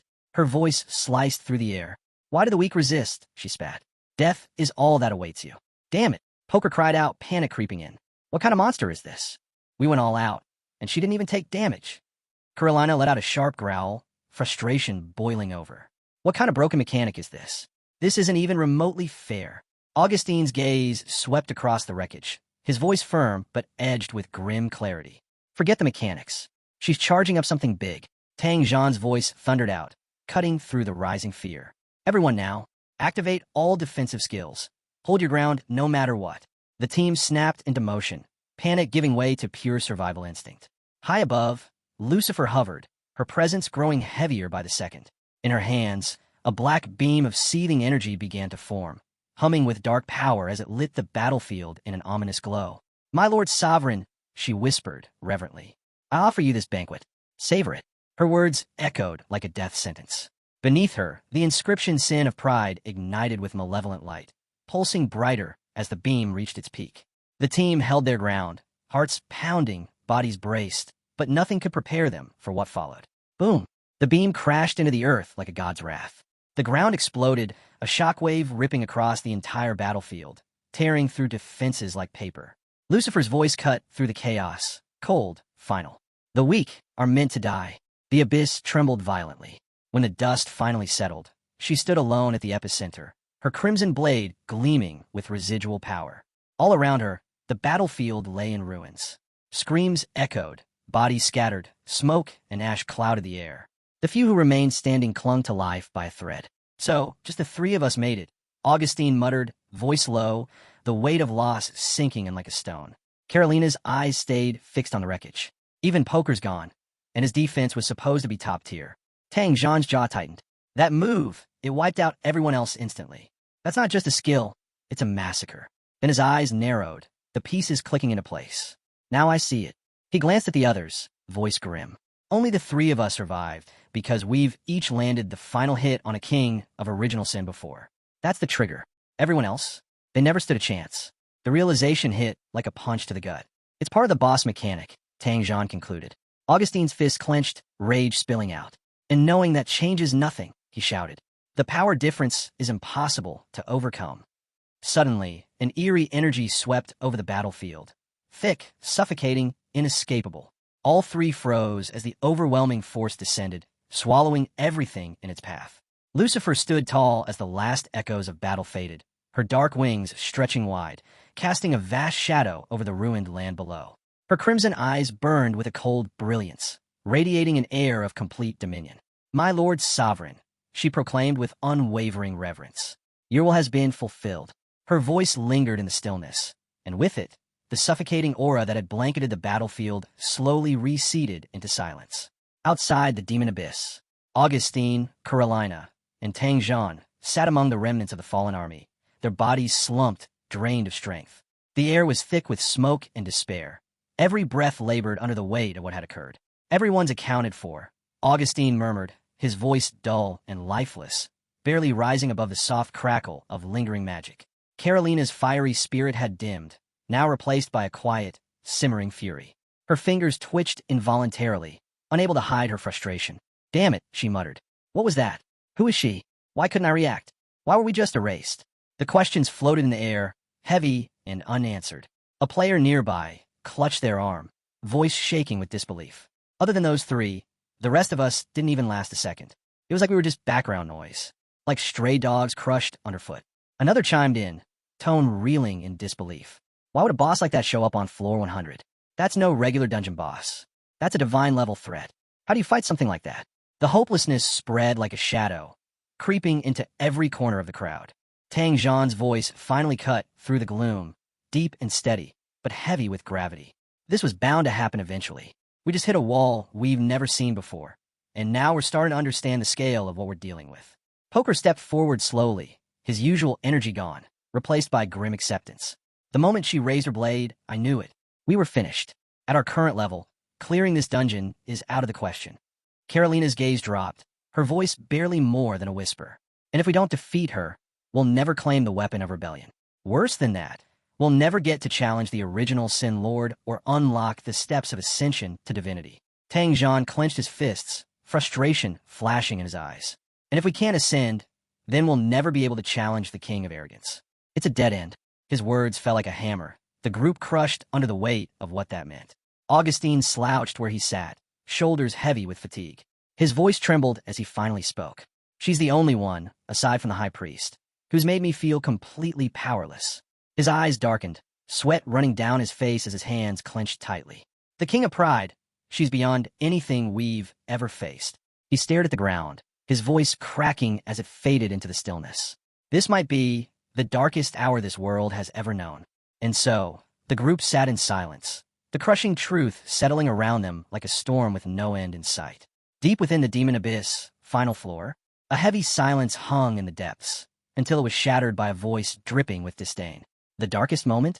Sure, sneered the original Sin Monarch, his words laced with cruel amusement. But you're wrong about one thing. The towering figure leaned forward, his crimson eyes gleaming with twisted pride. With a lazy flick of his clawed hand, he gestured dismissively, as if swatting away insects. The steps of ascension to divinity will arrive, he declared, but they won't be advanced by you. I will be the one to ascend. A surge of dark energy exploded around him as Lucifer's offering merged seamlessly with the king's offering, forming a swirling vortex of shadow. The monarch's grin stretched wider, fangs catching the dim glow of the flickering abyss. These soul imprints, he continued, they let me track your movements, monitor your thoughts, pinpoint your exact location. Who need a full map view when I've got this? The chamber filled with eerie, floating orbs, pale blue lights drifting through the void. The monarch's eyes narrowed as he scanned them, crimson irises reflecting the glow of suspended souls. Odd, he murmured. Amid all this despair, one emotion doesn't belong. Joy. He focused, eyes locking onto a single orb, brighter than the rest.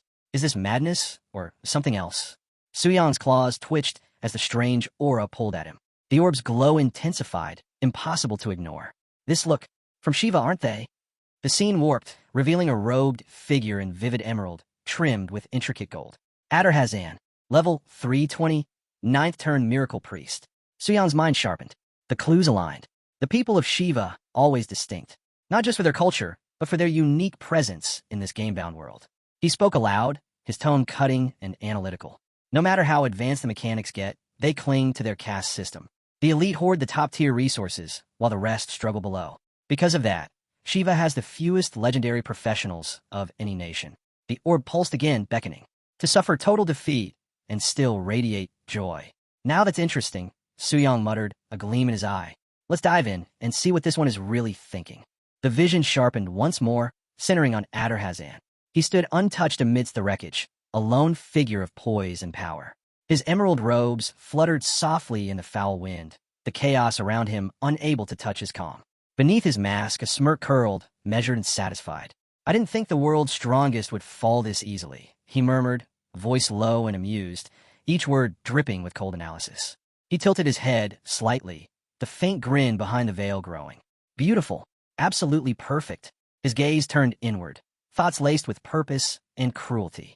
With the elites crippled and global mission progress at a standstill, well, Shia and the American Union won't recover easily.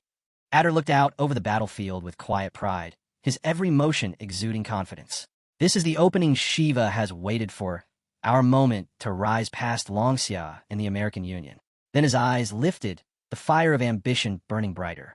We will become the next global superpower. Within his mind, a vision surged forward, a towering being cloaked in dread, its crimson horns twisted in malice. The ancient devourer, surrounded by violent energy, its gleaming eyes bore into Adder, as if weighing his worth. Adder's voice dropped to a whisper, cold and unwavering. If we can claim the ancient devourer's legacy. The words echoed, heavy with ambition and danger. Deep in the demon abyss, Suyang's crimson eyes snapped open with sudden clarity. The ancient devourer, he breathed, his tone sharp with realization. A memory stirred, faint but vivid. That name, I've seen it before. Right, on the dragon bone sword. The vision shifted again. A glowing void emerged, and within it hovered the dragon bone sword, pulsing with a sinister, blood-red light. Dragon bone sword, Devourer Athos. Named for Athos, descendant of the ancient devourer. In the end, he fell into eternal death. A sword of bones, a soul of blood. The corpses remain. The devouring never ends. Suyang's voice trembled with the weight of understanding. So, the Black Dragon AOS was a descendant of the ancient devourer. I thought it was just lore, flavor text. I didn't think it was real. The revelation hit like a blow, dark and undeniable. The scene flickered again, fragments of memory rising from Adder Hazan's mind. Suyang watched as a hidden discovery unfolded, made by Adder's brother, Yumino Hazan. Near the edge of the dragon spirit's secret realm, Yumino had uncovered a worn, ancient stele. The stone's weathered inscription whispered secrets thought long buried. Here lies the ancient devourer, sealed in eternal slumber. He was slain by an unknown hero. Dragons and spirits celebrated his fall, but that hero was betrayed. His body buried.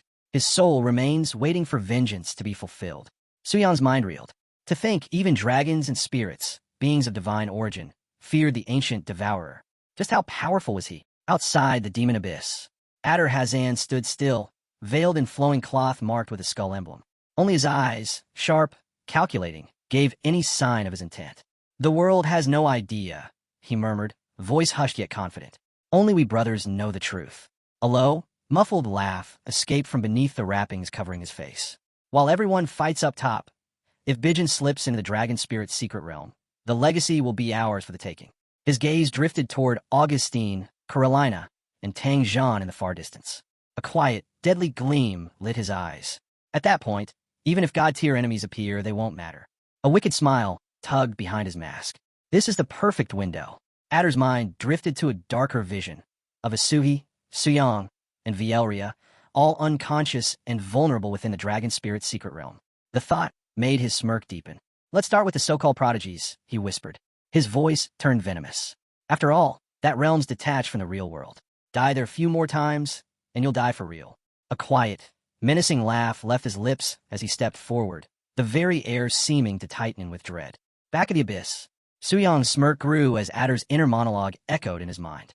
Might as well hold a little funeral for you now, Adder Hazan, he said coolly, voice soaked in mockery. Who'd have thought your private thoughts would be broadcast like this? His smile curved sharper, like a blade drawn in silence. Really now, how should I thank you for spilling everything? His tone dropped, dark and deliberate. Bijan, 7th rank beast trainer? Yeah, that shouldn't be too hard to erase. Suyang's eyes glinted, his thoughts now razor-focused. Cold, precise, merciless. Then a flicker crossed his mind. His smirk twitched. Oh, right, he muttered, his voice dipping into a low, ominous tone. Lucifer, what's she doing right now? The energy orb in his grasp pulsed, casting a deep violet hue across his face. Within its glow, Lucifer's presence stirred, faint but unmistakable. Her aura oozed into the chamber like a creeping fog, suspended in the void of swirling violet light. Lucifer stood completely still, arms folded, her silhouette outlined by the glow. She hadn't moved an inch. Suyang stared through the orb and muttered. She's been like that for a while. Doesn't she get tired? Or maybe that kind of thing stops mattering at God tier. Then, with perfect timing, Lucifer's lips curved into a subtle grin. Her crimson eyes snapped open, shimmering with mischief. With an amused tilt to her voice, she spoke into the stillness. So calm and composed, my lord must enjoy watching me keep up the act. A beat passed. Her grin widened. Ah, this energy is too entertaining. You really are too humble, my lord. Suyang blinked. I'm embarrassed just watching this, he muttered under his breath, half in disbelief. Cringe. That was his only thought before he cut her off with a firm, commanding voice. Lucifer, come. She reacted instantly, a twisted delight dancing in her eyes. Moving with a mesmerizing grace, she descended toward him, her presence growing heavier with every step. Before her master, Lucifer knelt before Suyang, her tone sweet and silky as she spoke. "My lord, tell me, have I served you well?" Suyang towered above her, radiating absolute dominance. His deep voice echoed around them. "You eliminated every enemy. Well done, Lucifer. You've earned a reward." Her face lit up with a sly satisfaction, and she bowed her head even lower, voice trembling with restrained excitement. "If I've pleased you, that alone is enough for me. How could I ever dare accept such a blessing so easily?" Suyang slowly lifted his hand, crimson energy gathering in his palm, swirling like liquid fire. It pulsed with a dark intensity. "This is from your lord. You have no right to decline." The energy flared, then shot forward, spiraling violently as it struck Lucifer dead center. Her eyes went wide, breath catching as the force tore through her, burning hot and unstoppable. "Main injection. Essence." The words thundered like a spell across the void. Lucifer gasped, body trembling as the power surged through her. Her voice came out shaky, filled with astonishment. "It's incredible. I feel reborn." Her claws clasped tightly, head bowed once more, but her voice turned needy. "My lord, I want more. Please, can I have more?" From his throne, Suyang leaned back into his throne, glowing eyes narrowing. One claw drummed against the armrest, his voice cold and firm. "Prove yourself again. Then we'll talk." Lucifer snapped to attention, her gaze unwavering. "As you will it." She disappeared in a blink of shadow and light, leaving only silence behind. Left alone again, Suyang relaxed, crimson eyes gleaming with quiet amusement. His claws tapped the throne's armrest in steady rhythm as he muttered under his breath. Putting on an act for a god-tier subordinate is exhausting. She's such a handful. A dim glow flickered from the swirling darkness lodged in his chest.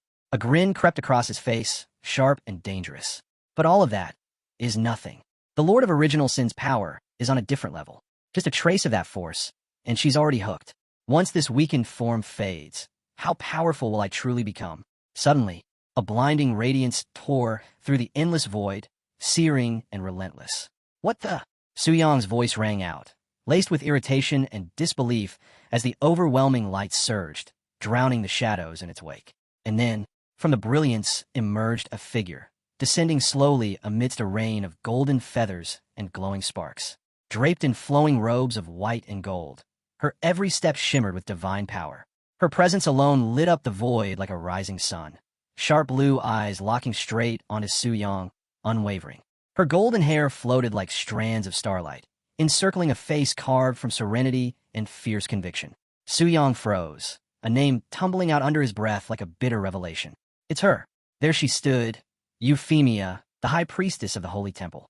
Her light pushed back the suffocating dark, as if daring the abyss itself to retreat. Not long ago, inside the hallowed halls of the holy temple, Euphemia clutched a report in trembling hands. Her usually composed voice cracked with disbelief. "The resistance army, our strongest force, completely wiped out? How is that even possible?" The glowing screen before her told a grim truth. No survivors, no chance, just devastation. Her grip tightened around her staff. This isn't right. I can't stay silent any longer. Determined, she lifted her hands toward the heavens, voice ringing with sacred command. "O sacred statue, I speak as your chosen, Euphemia Vega, third high priestess. Grant me your divine strength." Blazing gold light descended from above, wrapping around her like living fire. The temple walls trembled under the weight of her invocation. Let the holy light descend. Wings of pure energy unfurled behind her, each feather glowing with divine force. Above her head, a radiant sigil formed, pulsing with raw, celestial power. System notification. The Eye of Insight has evolved into the Eye of Truth. Euphemia's entire being shone with unmatched brilliance. Her wings now a majestic cascade of shimmering feathers, alive with holy light. Skill upgrade. The final form of the Eye of Insight, empowered by the sacred statue. Infused with the essence of the holy stars, it reveals all truths without exception. Now, she hovered in the heart of the demon abyss, wings ablaze with holy energy. Rays of light burst outward from her form, cutting through the darkness like divine fire. Her voice broke the silence, firm and unwavering. "What is this monstrous darkness? Are you the Lord of the Abyss?" On his throne, Suyang leaned forward, a slow, jagged grin spreading beneath his ragged hood. His crimson eyes burned like coals in the gloom. Clawed hands rested lazily on the arms of his throne, but the pressure of his presence was crushing. "And what," he said, voice low and venom-laced, "brings the high priestess of the holy temple to the heart of pure darkness?" Euphemia's gaze sharpened, unfazed despite the crushing weight of his presence pressing in on her spirit. She stood her ground, voice firm and clear. "You know who I am." Suyang let out a cold, mocking chuckle. "Of course I do," he replied, his tone dripping with venomous amusement. "Your so-called resistance force, your mission to strike the demon abyss, all those desperate little plans." With a casual sweep of his claw, he dismissed her efforts as if they were dust. Lucifer wiped them all out without breaking a sweat. "So what now? You came all the way here to witness your own failure." He stood, rising from his throne like a storm uncoiling. Each step forward warped the air, shadows curling around his towering figure as the weight of his power thickened. "Then tell me, High Priestess," he snarled, voice echoing through the abyss, "how would you prefer to be welcomed? In the depths?" Euphemia's eyes blazed with sapphire fire, her grip on her staff tightening. She stared down the demon before her, massive, monstrous, grinning with that jagged, bone-deep leer. "The last time I looked into the abyss with the eye of insight, he was asleep," she recalled, her pulse quickening. "But now he's awake. Is this what's behind the strange shift in the abyss?" She pushed her divine perception as far as it would go, trying to pierce through the dark ocean of his power. But even the evolved eye of truth couldn't reach its core. Whatever this was, it was beyond. A chill settled in her chest. "He's beyond gods," she whispered, more to herself than to him. Her wings pulsed with divine energy, the feathers glowing brighter as power surged through her body. "I have to fall back, rejoin the resistance, and plan our next move." She raised her staff high, and the air trembled. Threads of divine energy twisted together, splitting the darkness as a space-time rift began to open behind her, glowing with holy brilliance. Suyang's eyes flicked to the rift, his smirk deepening with condescension. "A space-time rift?" he said, voice dripping with scorn. "You think you can just walk in and out of this place like it's your temple courtyard?" With a flick of his wrist, a torrent of dark energy exploded from his palm, coiling through the air like a living curse, aimed straight at her. Euphemia's wings shot open, blazing with holy light as she surged upward, just barely escaping the blast of dark energy. But the shadows weren't finished. They morphed and stretched like living limbs, snaking through the air before wrapping around her mid-flight, locking her in place. She strained against them, her staff gripped tightly as the suffocating pressure pressed in. Her wings shuddered, struggling to stay alight beneath the crushing grip of the darkness. From his throne, Suyang leaned forward, eyes gleaming with wicked delight. "I wonder what kind of loot drops when you kill the most powerful high priestess," he mused aloud. A twisted grin spread across his face as energy coiled into a crackling vortex above his clawed hand. "Not that I need more experience points. What a waste." He launched the attack. The very ground trembled beneath the power unleashed, the blast roaring toward her with unstoppable force. But the moment it hit, she was gone. Her form vanished like mist, disappearing without a trace. Suyang's eyes narrowed, grin fading to a scowl. Then, after a beat, a low chuckle escaped him. Figures. The continent's most elusive priestess wouldn't go down that easily. He leaned back once more, the orb in his hand pulsing ominously. Black tendrils slithered outward, writhing like they were alive, still hungry for something to destroy. Suddenly, the void ripped open again. A jagged fracture split the dark skies above, burning with a fierce orange glow. The air quaked as the tear widened, lighting the abyss like a sword of flame. Suyang's gaze snapped upward, crimson eyes locking on the storm of light that split his realm in two. Meanwhile, in the holy temple, Euphemia collapsed onto the marble floor with a heavy thud, breath coming in ragged gasps. Her golden hair clung to her skin, her chest heaving as she steadied herself. "That was too close," she whispered, wiping the sweat from her brow. Her wings folded slowly, still faintly glowing as the last of the divine energy faded from her. All around her, the sacred halls glowed with a gentle warmth. The towering golden statues stood tall, their stillness offering a fragile sense of peace amidst the chaos swirling inside her. A voice broke the quiet. "High Priestess, are you hurt?" Euphemia turned, seeing Raya, her fellow priestess, approaching with clear worry etched across her face. "I'm fine," Euphemia said, exhaling deeply. "Just drained." Even surrounded by divine sanctuary, the lingering weight of the abyss clawed at her mind. "How's the resistance?" she asked, regaining her composure. "They've regrouped. They're heading to the holy city now," Raya answered, her voice steady and calm. Relief flickered in Euphemia's eyes, but it was brief. Survival was only the first step. Now came the reckoning. Good, she said with quiet resolve. I'm returning to my chamber to rest. Stay here. If anyone arrives, tell me immediately. With that, Euphemia turned and walked away. Her steps were slow, heavy but unyielding. Above the holy temple, faint strands of violet energy slithered across the ceiling, dancing silently through the ornate carvings. Hidden in the shadows, an unseen presence awakened, its single glowing eye casting a dim, eerie light over the sacred hall. Through the rift that linked back to the demon abyss, Suyang had found his way into the temple's very core. I didn't think the energy would trace back to its origin through Euphemia, he muttered, his voice no more than a breath in the darkness. In the shadows, silently, Suyang followed behind the high priestess. His crimson eyes gleamed with quiet malice as he trailed her every step. So this is Euphemia, he mused mockingly. Until now, I only knew her as a name, pages in a report, a face in the news. Supposedly never left the holy city. But the truth is, she wasn't staying by choice. She was confined. With power like that, she could have gone toe-to-toe with Lucifer herself. A soft, dark chuckle escaped him at the thought. He imagined her shackled beneath Lucifer's heel, her soul bent to his will. If she had fallen, he whispered, I would have carved her essence with my own sigils. Turned her into a flawless puppet. All that divine power, utterly mine. What a shame. Yet even more compelling was what he'd just confirmed. The dark force of the original Sin Monarch had slipped into the real world, undetected. Was this the work of the transformation statue? His gaze shifted toward the towering figure standing at the center of the temple, the colossal, sacred statue. The statue hub. Suyang's mind churned. All professions, every divine path across the world, they're linked through this one point. His voice lowered, thick with revelation. And this one right here, it's the hub, the core of it all. A wicked grin tugged at the edges of his skeletal face. What if I could corrupt it, he whispered. Slip my power into its system. Overwrite the very foundation of sacred law. The thought electrified him. Without another word, he raised his hand. A swirling orb of violet energy burst to life in his palm, seething with chaotic power. The temple fell silent as the dark energy surged forward, wrapping the statue in waves of corruption. The shadows around them stilled. Time crawled. The energy pressed in, twisting and pulsing as it searched for a crack, any weakness to exploit. Then nothing. The energy flickered and died.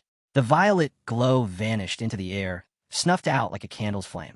The statue stood untouched and scathed. It failed, Suyang hissed, frustration creeping into his voice. His eyes darted around the silent hall, scanning for any reaction, any threat. Whatever power this statue holds, it didn't just block my corruption, it erased it. Completely. His tone dropped into a whisper, and it did it without sounding a single alarm. A dry chuckle escaped him, though his eyes remained wary. Lucky for me. If the defenses had kicked in, things might have gotten complicated. Shifting focus, Suyang turned from a statue that had effortlessly shrugged off his power. His gaze landed on a lone figure standing beneath the golden glow of the temple's interior. There, with her back to the encroaching shadow, stood temple priestess Raya, still, unaware, vulnerable. Let's see if someone else is more receptive, Suyang murmured. A thin ray of violet energy extended from the glowing eye above him, shooting forward like a needle. It struck Raya directly in the forehead. Her eyes flew open in panic as the sensation hit. A cold, foreign force crawling into her mind, tightening like chains around her soul. Corruption. Her divine halo flickered violently. Her legs wobbled beneath her, and she fell to one knee, gasping. Dark tendrils slithered across her skin, pulsing with violet energy. They moved like serpents, writhing and twisting over her body. And no, something's inside me. Raya cried out, clawing at her face as if trying to rip the corruption free. Stop, please. But it was too late. The power sank deeper, poisoning her from the core. Her once radiant aura warped into something dark and twisted. Black horns curled from her head, and leathery wings tore through her robes. The divine light that had once surrounded her was gone, replaced by a seductive, corrupted glow. Transformation complete. A system window appeared before Suyang. Name, Temple Priestess Raya. Race, Demon Succubus. Class, Demon Priestess. Level, 130. Her cheeks flushed, and she slowly looked up, eyes gleaming with wicked devotion. Her voice trembled with sultry reverence. Master, she whispered, her tone thick with submission. Original Sin Monarch, I belong to you now. Suyang's thoughts. He watched her, crimson eyes narrowing slightly. What? He muttered under his breath. She didn't just gain power, Her entire race changed. It wasn't like any transformation he'd seen before. Can the power of the original Sin Monarch actually force someone to fully fall? Not just in will, but in being? Is she still a priestess? Or something else entirely now? The questions twisted in his mind, answers just out of reach. Divine intervention. Suddenly, the sacred transformation statue erupted with blinding light. A radiant pulse blasted outward, slamming into the corrupted energy with divine fury. Suyong flinched, shielding his glowing eye as the wave of purity clashed with his influence. "What now?" he growled, voice low and cautious. Some kind of divine backlash. Beyond the temple, the ground trembled. Across the land, golden towers and cities shimmered to life. Columns of holy light soared into the sky, piercing the darkness like spears. Even the mountains and distant plains pulsed with energy, the entire sacred realm reacting as if awakened by a divine heartbeat. Suyong's eyes narrowed, sharp and alert. "This isn't just about her transformation," he muttered. "It's affecting the entire sacred statue system." All across the realms, sacred statues began to resonate. A surge of divine energy pulsed through them, glowing in unison, an echo of the corruption's reach. Then, a sudden system-wide alert shook the world. Global announcement, version update, alliances and factions. The appearance of the original Sin Monarch has triggered a system-wide shift, impacting every realm. This event has forced a version update, new factions, new alliances, and sweeping changes to world mechanics. Key update highlights. 1. Demon faction unlocked. Oh, the Lord of Sin's corruption has awakened a new force. The first demon priestess has emerged, officially unlocking the demon faction. 2. Transformation mechanics. Oh, profession holders entering the demon abyss who reach 100% demonic corruption will no longer go mad. Oh, instead, they will convert fully into demon faction members. 3. Demon priestess system. Oh, demon faction members can now ascend ranks under the guidance of the demon priestess. 4. Faction cap. Oh, current progression limit for the demon faction is royal rank. 5. Hostility rules adjusted. Oh, faction members can now kill each other without system interference. Inter-faction PvP is unrestricted. New content introduced. New zones. Oh, Demon Abyss and Demon City have been revealed. Landmark added. Oh, the demon statue has appeared, a symbol of rising demonic influence. Global mission activated. Oh, mission name, Dominion. Oh, goal, prevent the Lord of Sin from being killed during his vulnerable state. Global divergence paths. The world's fate now splits into 3 possible outcomes. 1. Human faction triumphs. Oh, new content. Stairway to the gods. Oh, result. The Sin Monarch is slain, and humans forge their own divine path. 2. Demon faction triumphs. Oh, new content. Eternal Night Dominion. Oh, result. The Lord of Sin returns, fusing the demon abyss with reality and beginning the era of eternal night. 3. Alliance route. Oh, outcome. Peace is struck. The human world and demon kingdom form a fragile coexistence. System message. Choose your path. Inside the Transformation Temple, a group of players gathered under the flickering interface. The glowing announcement reflected on their stunned faces. "Wait a demon faction," one muttered, voice low and unsure. The eerie blue light danced across the walls, their silent unease growing heavier with every passing second. "What we supposed to do now?" another asked, tension thick in their voice. The room buzzed with anxious murmurs. "This isn't just some content drop," someone muttered. "This could shift the entire balance. But at what price? What happens to the ones who cross over?" Another player scoffed, cutting through the tension. "Who would seriously want that?" they said firmly. "To throw away your humanity just for power? That's not a choice I'd ever make." The words echoed, but doubt had already settled. The demon camp wasn't just an option, it was a lure. And no one knew where it truly led. A watchful presence. In the shadows, a pink-haired guild member stood quietly, unreadable. People avoided their gaze, uneasy without knowing why. They didn't speak, but their presence stirred whispers. Maybe, someone ventured, hesitantly. Maybe the ones who choose the demon camp aren't lost. Maybe they think they're saving others, stopping them from becoming real monsters. But even as the words were spoken, they rang hollow. No one truly believed them. A quiet exchange. Away from the crowd, 2 figures stood on a quiet balcony. One leaned against the railing, their gaze distant. "This is bigger than any of us," Director Jia said, voice low. "We can't face this alone. We need to see this through the holy city's eyes." The other, younger, stepped forward. "You think the ones turning really know what they're getting into?" No response came, just silence. "If this catches on," the younger one continued, "it'll be the worst-case scenario." Director Jia's reply was barely a whisper. "If the demon camp rises, the holy city's mission ends before it ever begins." Meanwhile, in the holy city, massive golden gates shimmered as rays of divine light sliced through the clouds. Inside the holy temple, the atmosphere was thick with tension.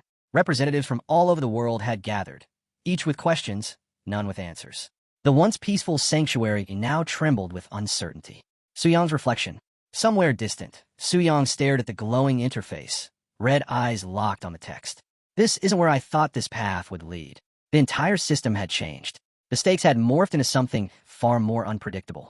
Most players haven't even cleared the Abyss's 100th level, much less taken down Lucifer. And now they're expected to kill the original Sin Monarch. It was absurd. The human faction's quest had gone from nearly impossible to outright suicidal. In that kind of scenario, Suyang knew temptation would win. The demon camp's pull. With the madness penalty gone, joining the demon camp had become a legitimate route. A shortcut to power. A way to avoid facing the impossible. Just by switching sides, players can skip the hardest quests and still gain God-tier class upgrades. Without ever coming for me. Through the soul seals he had placed, Suyang began to notice a shift. Something troubling. Something growing. The top-tier warriors, 6, maybe 7 of them, they're seriously thinking about defecting.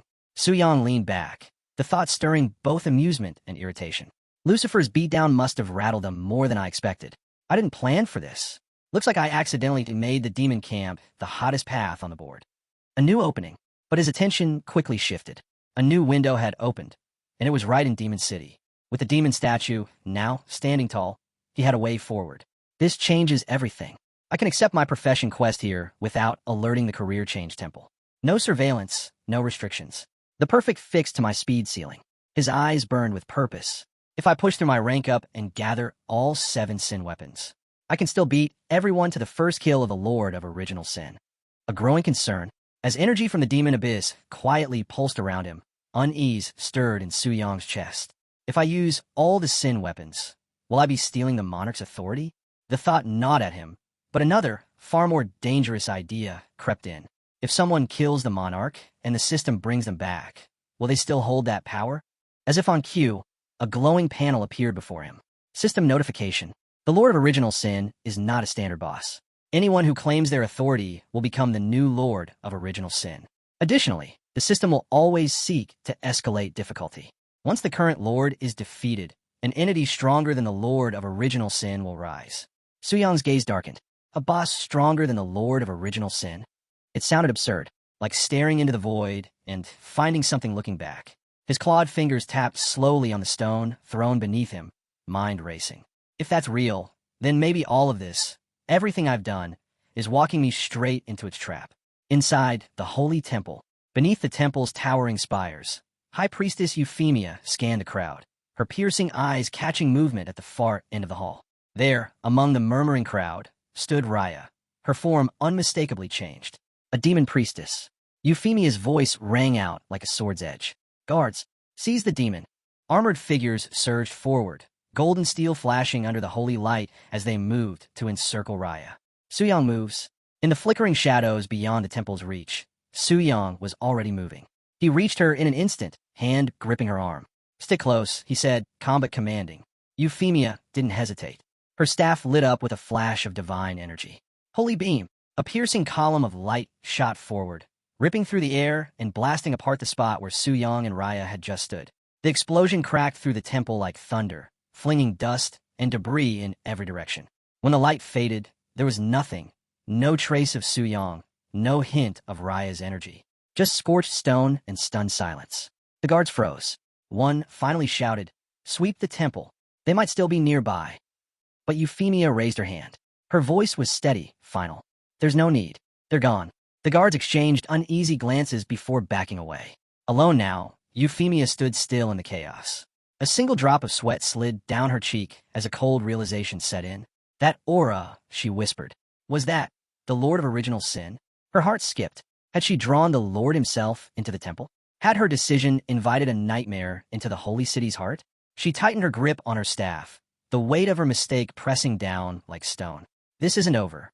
Back in the demon abyss, far beneath the earth, on the deepest level of the abyss, Suyang appeared in full form, towering, monstrous, regal. The original Sin Monarch. Dark energy curled around him, bending the void to his will. At his feet, Raya knelt low, her transformation complete, The demon priestess looked up at him in silent awe. "My lord," she whispered, her voice small beneath the shadow. Suyang didn't answer. His eyes burned as he stared far into the distance. Something shifted. The abyss trembled. Then, like a curtain lifting, a new zone revealed itself. A city glowing with sickly green light, pulsing with dark energy. Jagged towers clawed at the sky, lightning flashing across grotesque monuments. Suyang's gaze sharpened.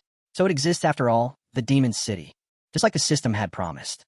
Within the demon city, in its twisted streets, freshly turned demons stumbled through their first moments of existence.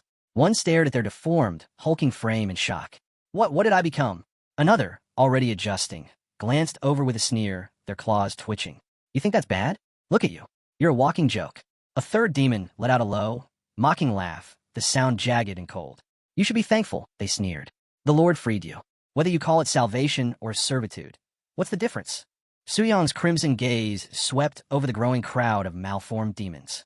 Their bodies crackled with unrefined power, limbs twitching as they adjusted to their new monstrous forms. From the edge of the chaos, he spoke, clear, steady, final. Raya, control them.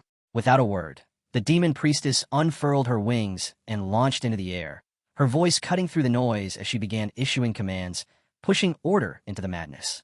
Shaping the horde. Watching from above, Suyang studied the scene. They're strong but raw, unfocused. All that power, but no direction. His claws tapped a steady rhythm on the throne's armrest. With only one priestess, this is a risk. But every empire begins in chaos. His gaze darkened. The holy city has its high priest. The demon city will have its own. A great demon priest. The summoning begins. Dark tendrils swirled around his throne. The room thick with energy as Suyang began the ancient summoning. Shadows curled like smoke, drawn into a vortex of raw magic. His voice rang deep, commanding the void itself. Envy, come forth. The energy cracked, then burst. A regal figure stepped through the veil of darkness. Livia, the king of envy, emerged in full splendor. Fiery crimson hair flowing like a war banner, sharp eyes glittering with cunning, a grin that hinted at ambitions untold. She knelt, her mind a storm of hunger and drive. This is it, she thought. Lucifer was the only one he ever trusted. But now this is my chance. Suyang met her gaze, his tone absolute. Envy. From this moment, you are the first great demon priestess. You will lead the others, oversee the demon temple. Your authority exists only to serve my will. Livia bowed low, voice steady. As you command, my lord. She rose swiftly and vanished into the city, her crimson hair trailing behind like a blazing omen. The war map. Suyang's attention turned to the map stretched before him. An intricate network of strongholds, objectives, and territory markers. It wasn't just a plan. It was the future. We're nowhere near done, he muttered, eyes scanning the blueprint. We need speed, precision, obedience. His voice echoed through the throne chamber. No more hesitation.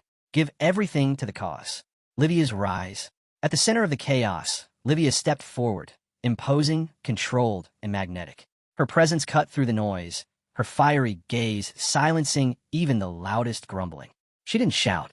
She didn't need to. Her voice carried weight. Discipline is everything, she said, a sly smile curving her lips. Loyalty without order?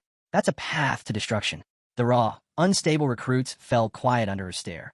The other priestesses looked on, stunned at how effortlessly she commanded the horde. Her words sliced through the disorder, reshaping it into something resembling control. The system responds. Without warning, a system window blinked to life before her, its glow casting sharp shadows across her face.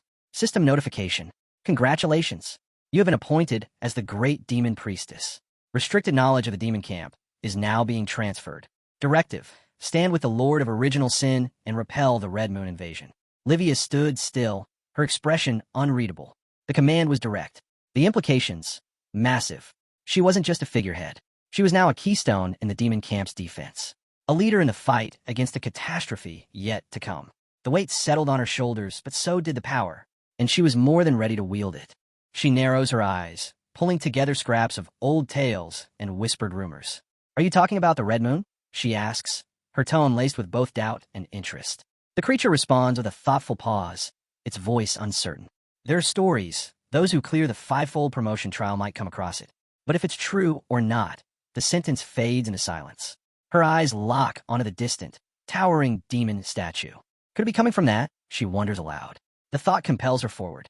Without hesitation, she strides across the barren land and kneels, lowering her head before an unseen force. "O great Lord, your loyal servant seeks your presence," she says with quiet urgency and deep reverence.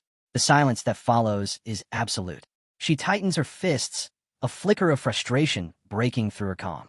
Still no answer. Has my lord slipped into slumber again? She whispers, troubled. It wouldn't be the first time. These unexplained periods of silence have become a pattern, one she both fears and honors. No matter how we call, he never wakes. It's a mystery, she reflects, her voice low. Rising, she turns away, her cape sweeping behind her like a wave of blood, disappearing into the gloom. As she walks, her thoughts linger. I don't know when my lord will regain his full power, she murmurs, almost to herself. But when he does, he'll lead us back, and the humans will fall. Far away, under the blinding light of the sun, the holy city gleams in divine splendor. Within its sacred halls, a heated discussion unfolds. Golden rays illuminate a round table surrounded by key figures. Tension hangs thick in the air. One voice cracks through the silence, admitting to creeping doubts. With Lucifer's power and the Lord of original sin rising, what hope do we really have? They confess, the weight of fear dragging their words down. Another agrees grimly. Maybe siding with them is the only chance we have. The ghost of their last battle still lingers, fresh and bitter. The room reflects on how the enemy plays on human fear, bending minds with dread and temptation. Then, a calmer voice rises, cutting through the despair. This isn't the time to give in. We need alliances. We need each other, they insist. Only hope and unity can keep us from falling into chaos. Their words settle heavily, but offer a sliver of light. The fight isn't over. Not yet. The focus shifts back to the priest, who begins to explain the one-way nature of the gateway into the demon realm. Entry isn't something just anyone can achieve. It requires permission. But now, with the Alliance quest nearing completion, the odds may finally tilt in their favor. Gaining access to the demon realm could be a game-changer, a strategic breakthrough that might just shift the tide of war.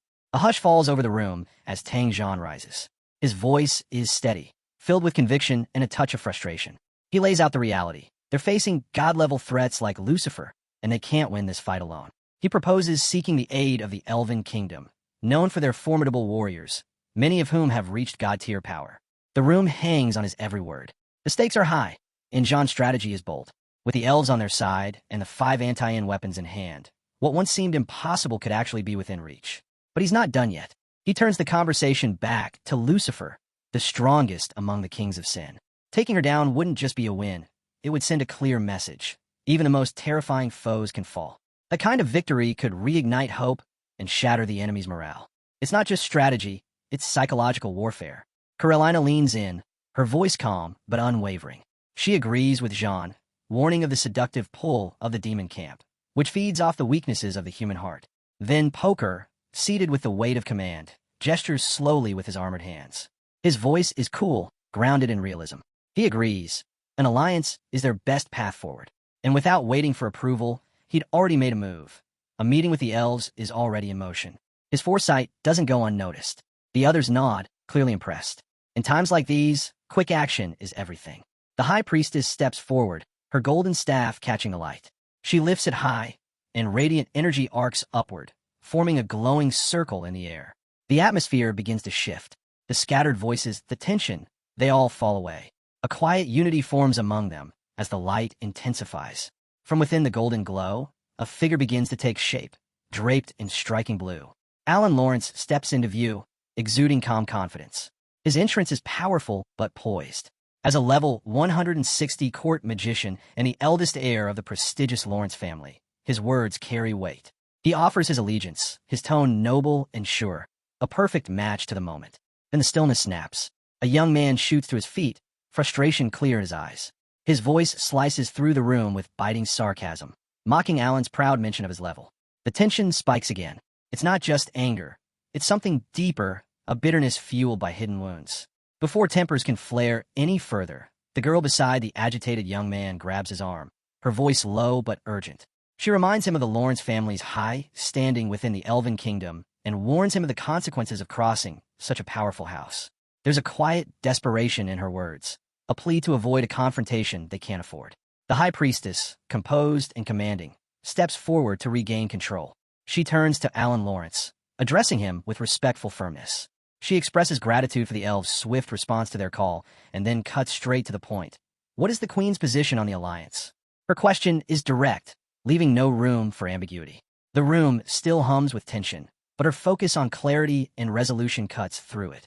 Alan, completely unfazed, meets her eyes with a smooth confidence. A faint smile plays on his lips as he leans in with polished charm. A radiant jewel like you could make any alliance sparkle, he says, the compliment laced with subtle flirtation. For the briefest moment, the High Priestess's calm wavers. A flicker of annoyance breaks across her face, but she says nothing. The moment is interrupted by a deep, thunderous rumble that shakes the chamber. All eyes snap toward the sound. From the center, Augustus steps forward, fury practically radiating from him. Alan doesn't flinch. He unfurls a scroll and begins to read the Queen's decree. His voice is crisp, controlled, and unshaken by the tension in the room. The conditions are laid bare. No human may enter the dragon spirit's secret realm. The humans must find and return the missing elven princess, Lily. A significant amount of red moon crystal cores must be handed over to the elf temple. The list is long, rigid, and clearly tilted in the elves' favor. The message is clear. They hold the power here. Carolina's expression turns cold, her suspicion unmistakable. Frustration ripples through the room. Disbelief and anger start bubbling to the surface. These demands are insane, someone mutters, voice dripping with contempt. The frustration spreads quickly. Another voice rises in protest, challenging the elves' right to bar humans from the dragon spirit's secret realm.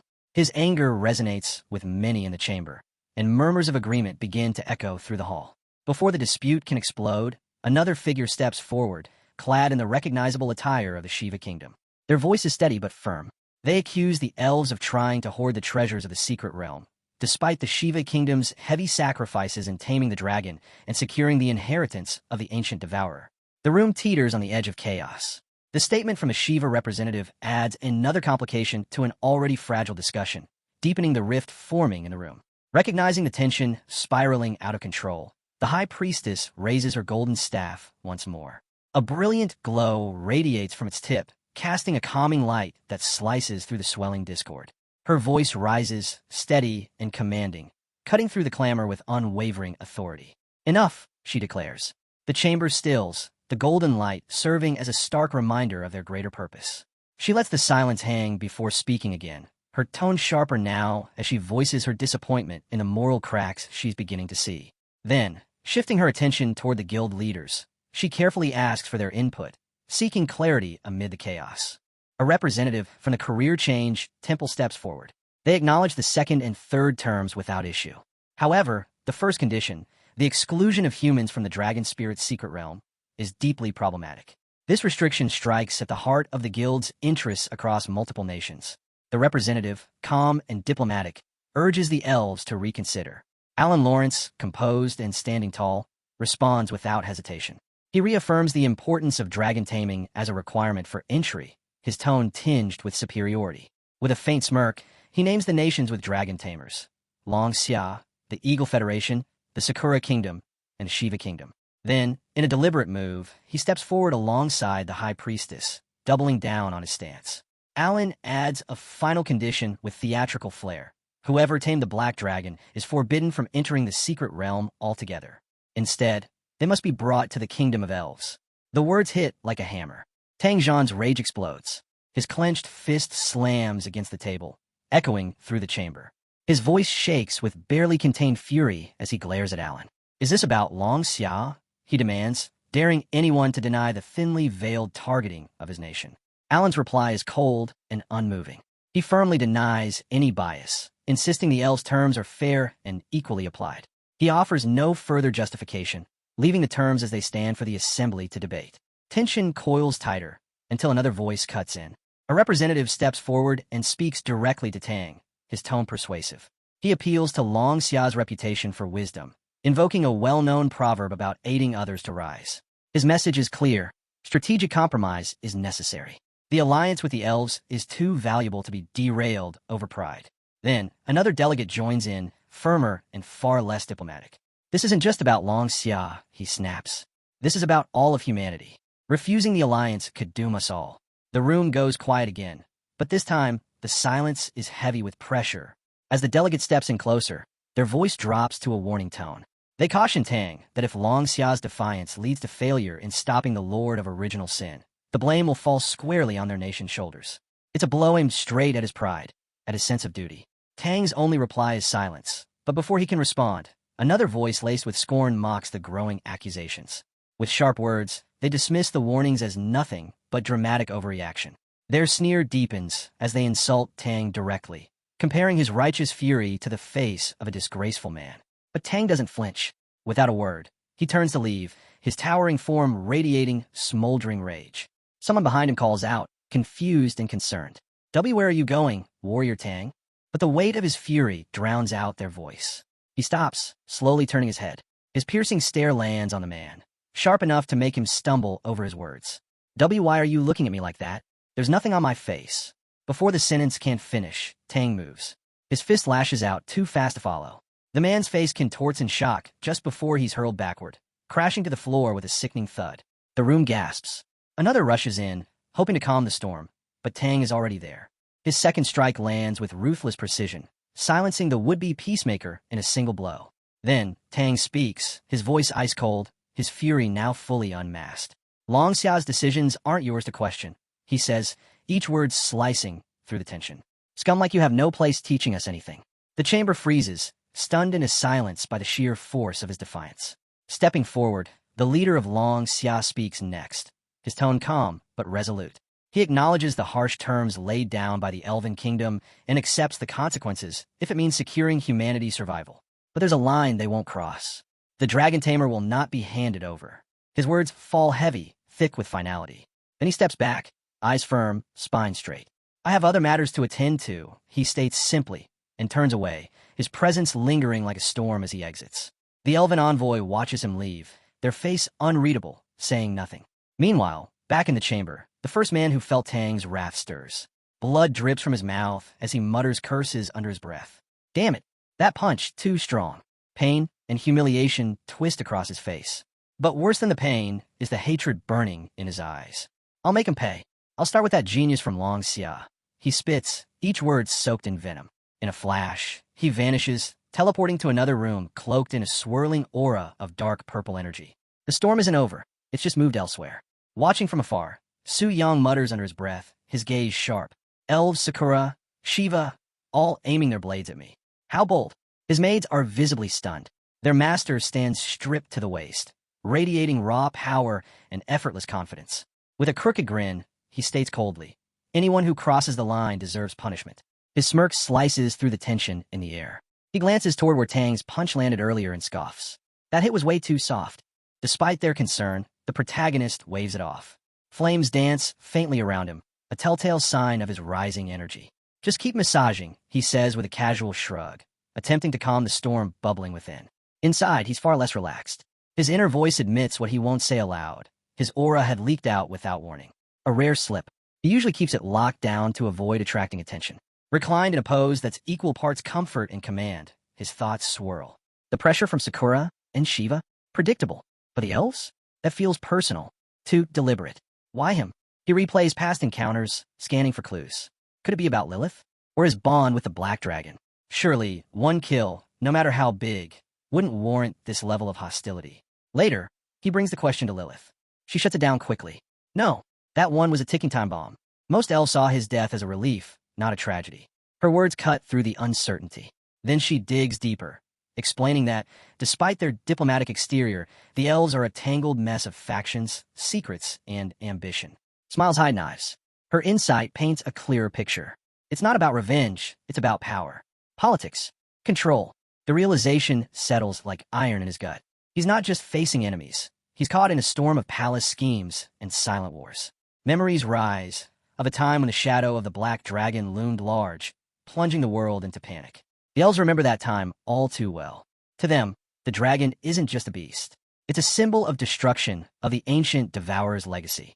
As the forest outside shifts gently in the breeze, his thoughts drift to the dragon's spirit's secret realm, a place tied not only to that dreaded legacy, but to a forgotten figure, the nameless hero.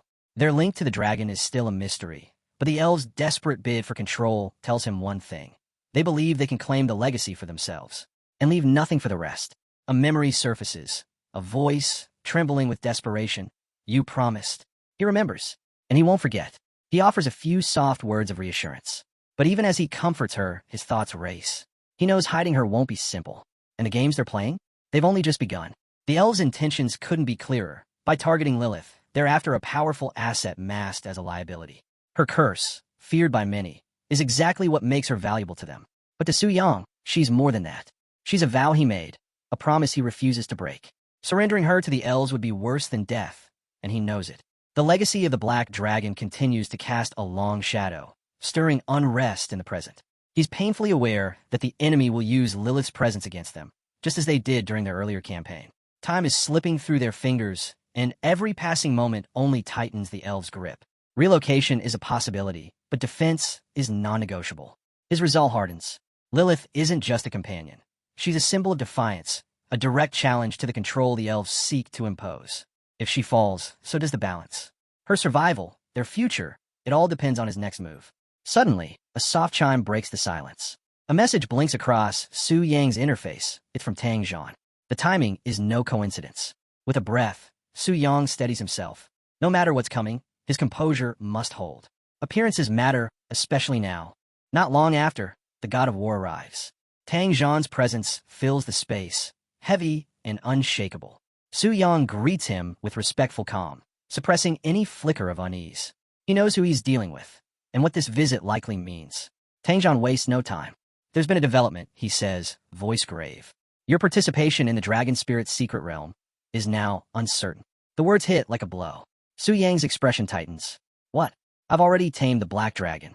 Why am I being cut out? His energy crackles in the air, the fury beneath his calm leaking through. Tang Zhan doesn't flinch. His voice stays level. The Elven Kingdom has made it clear. They not only want you out of the exploration, they want us to hand you over. Silence follows. Thick, suffocating. You agreed to that? Su Yang's voice trembles, disbelief etched into every word. The idea of betrayal, of being cast aside, claws at him. But Tang Zhan's gaze softens just enough. Of course not, he says firmly. The Abyss conquest may be stalled, and we may need to make compromises, but giving you up isn't one of them. Not for me. Not for long, Xia. Those words cut through Su Yang's anger like light through fog. Beneath his guarded exterior, something shifts. Despite knowing Tang Zhan's stance, hearing it still hits harder than expected. Even though I knew he'd never betray me, it still brings tears to my eyes, he thinks. Tang Zhan steps closer, placing a strong hand on his shoulder. You won't be part of this exploration, but trust me, your country will make it right. We won't let Long Xia's rising star suffer. Su Yang's heart is heavy, but Tang Zhan's promise anchors him. All right, he says at last, his voice quiet but sure. I believe you. As Tang Zhan vanished into the glowing portal, the protagonist stood still, watching him disappear. His respect for the man only grew deeper.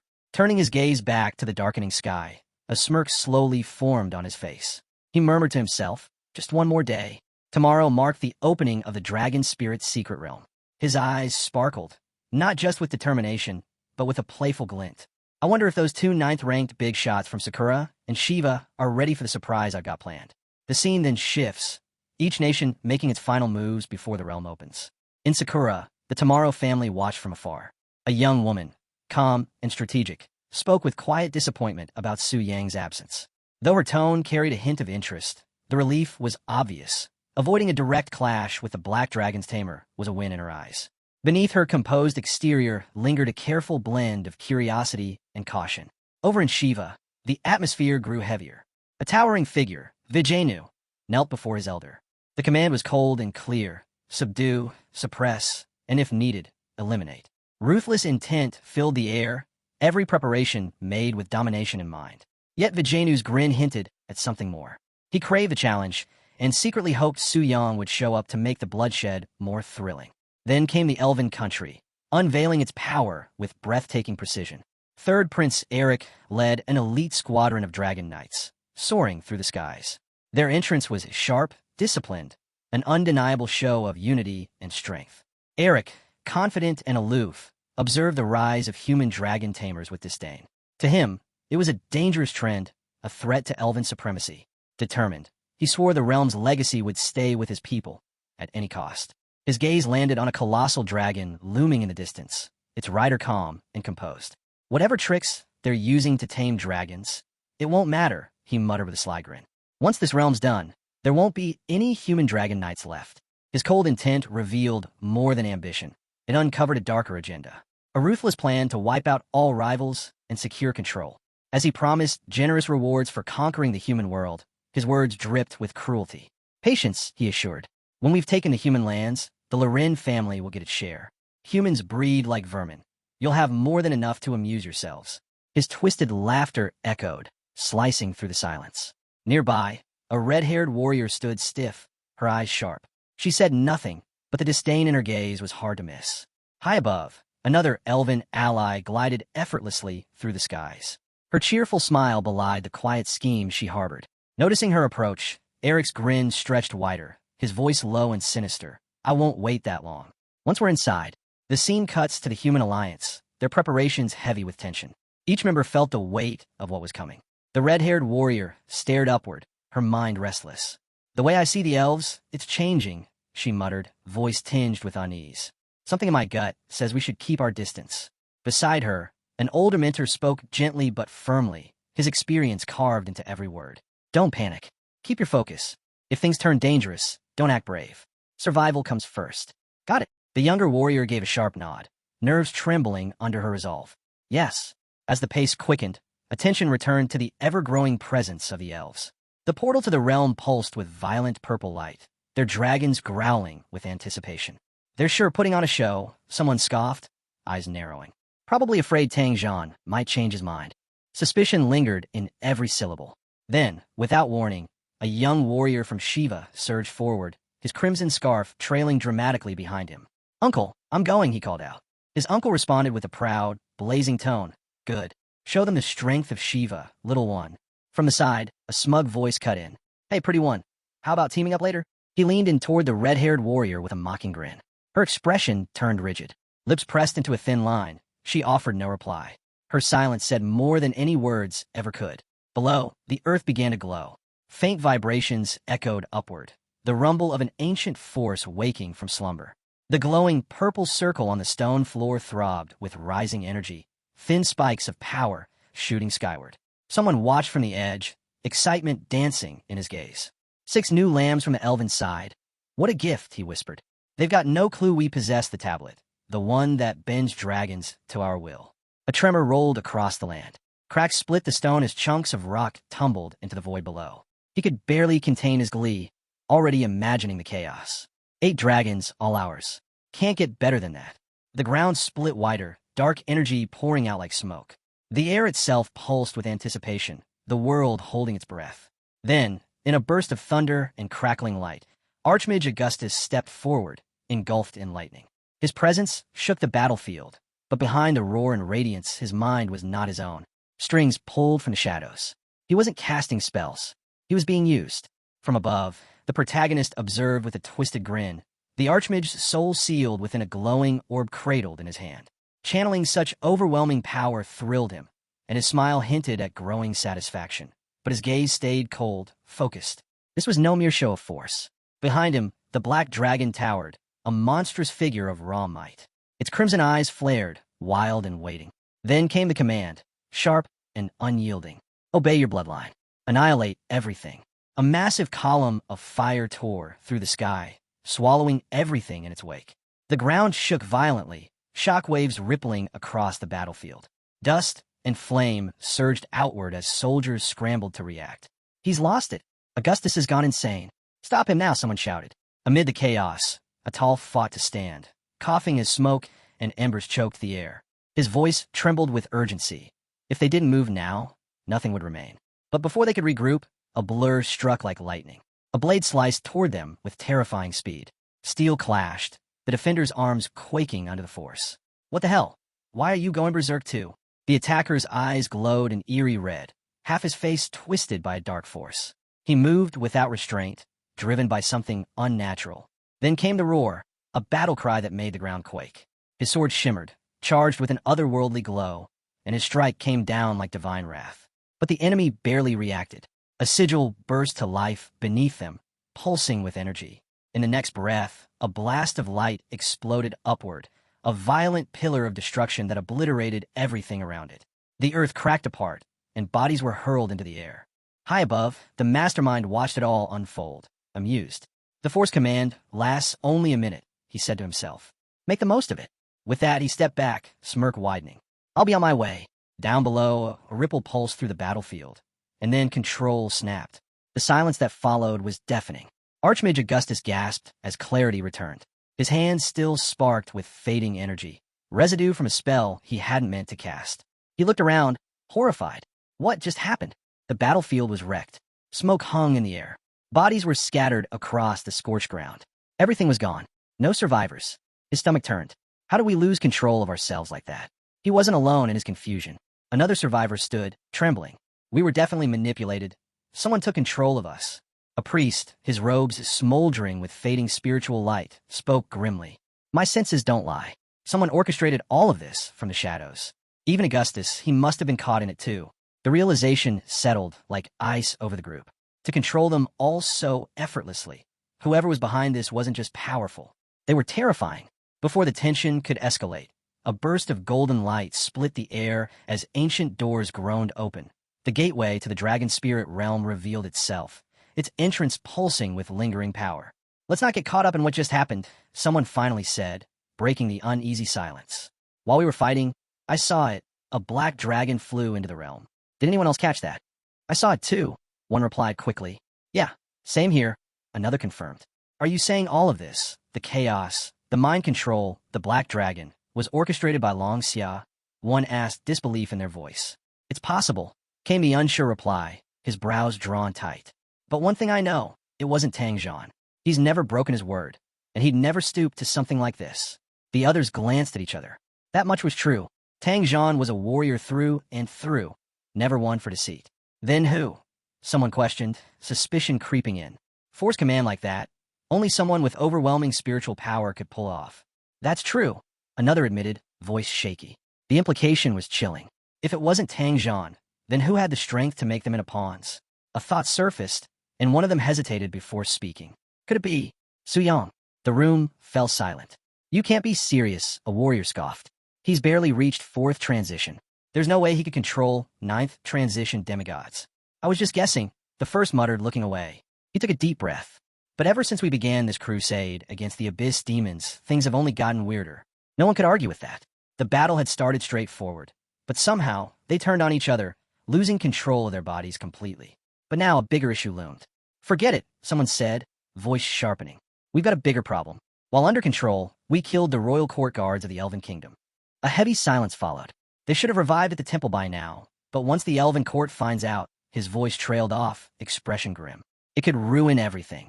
If we can't capture Su Yang for questioning, the elder said firmly, then we need to move first.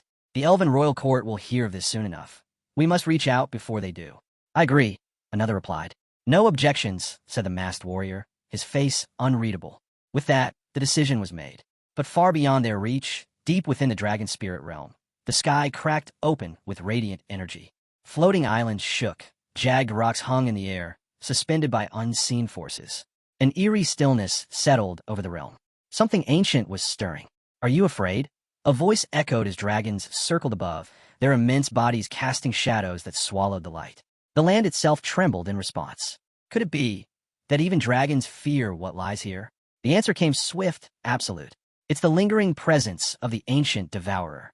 No matter how long it's been, that fear still clings to the blood and souls of every dragon. With a confident flick of his wrist, he steered his dragon through the wild winds. Miss, looks like you're struggling. How about you ride with me instead?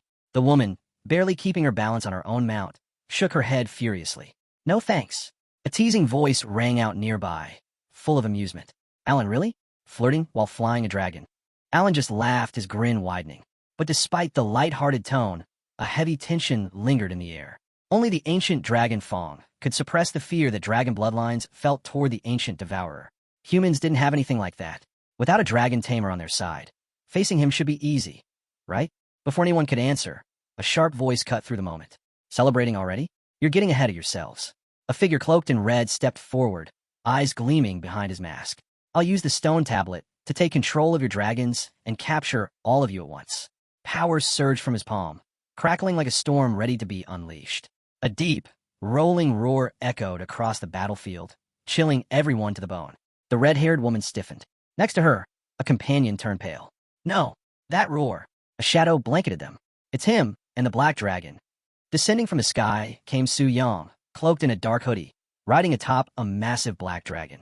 Its wings stretched wide, casting a dark and crushing shadow over the land.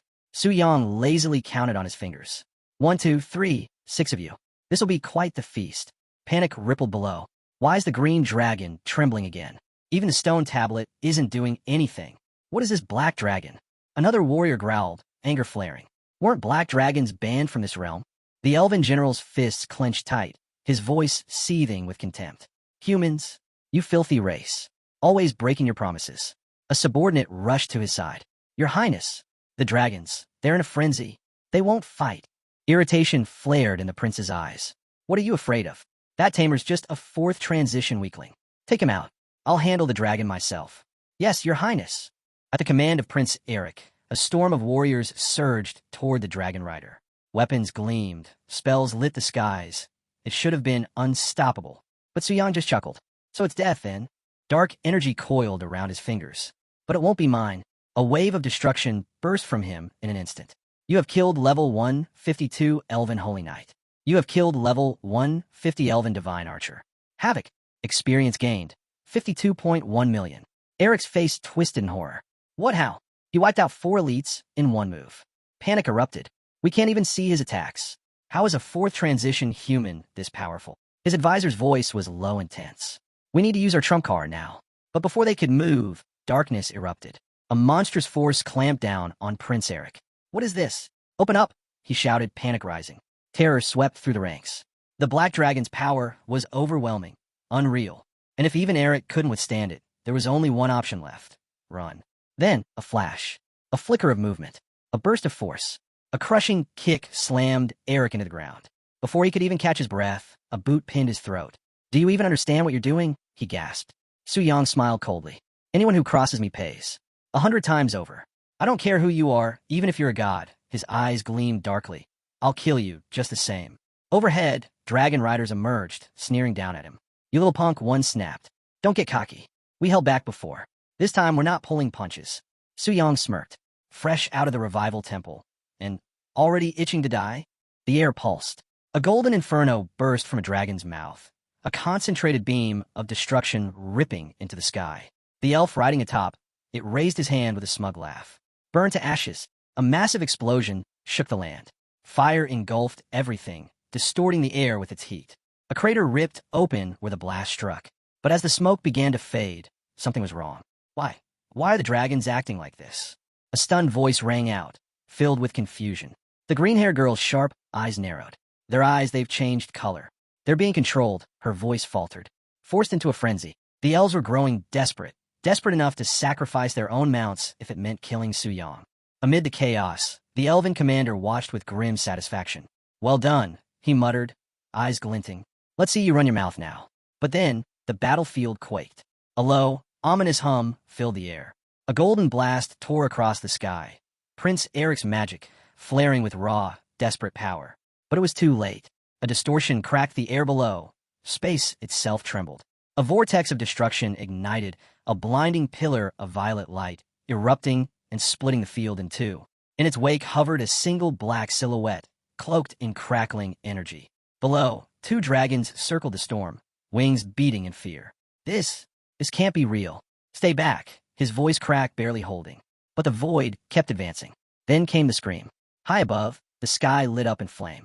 Fireballs cascaded down like a rain of meteors. Explosions thundered across the battlefield, tearing through the ranks. The elves staggered, caught in the storm of destruction. And, through the chaos, Su Yang stood, unshaken. A lone figure stood still, undisturbed. Behind him, his black dragon unfurled its wings, casting a shadow over the scorched battlefield. Smoke curled through the air, rising from the ruins littered with fallen bodies. Those who dared to stand against him now lay crushed beneath the debris.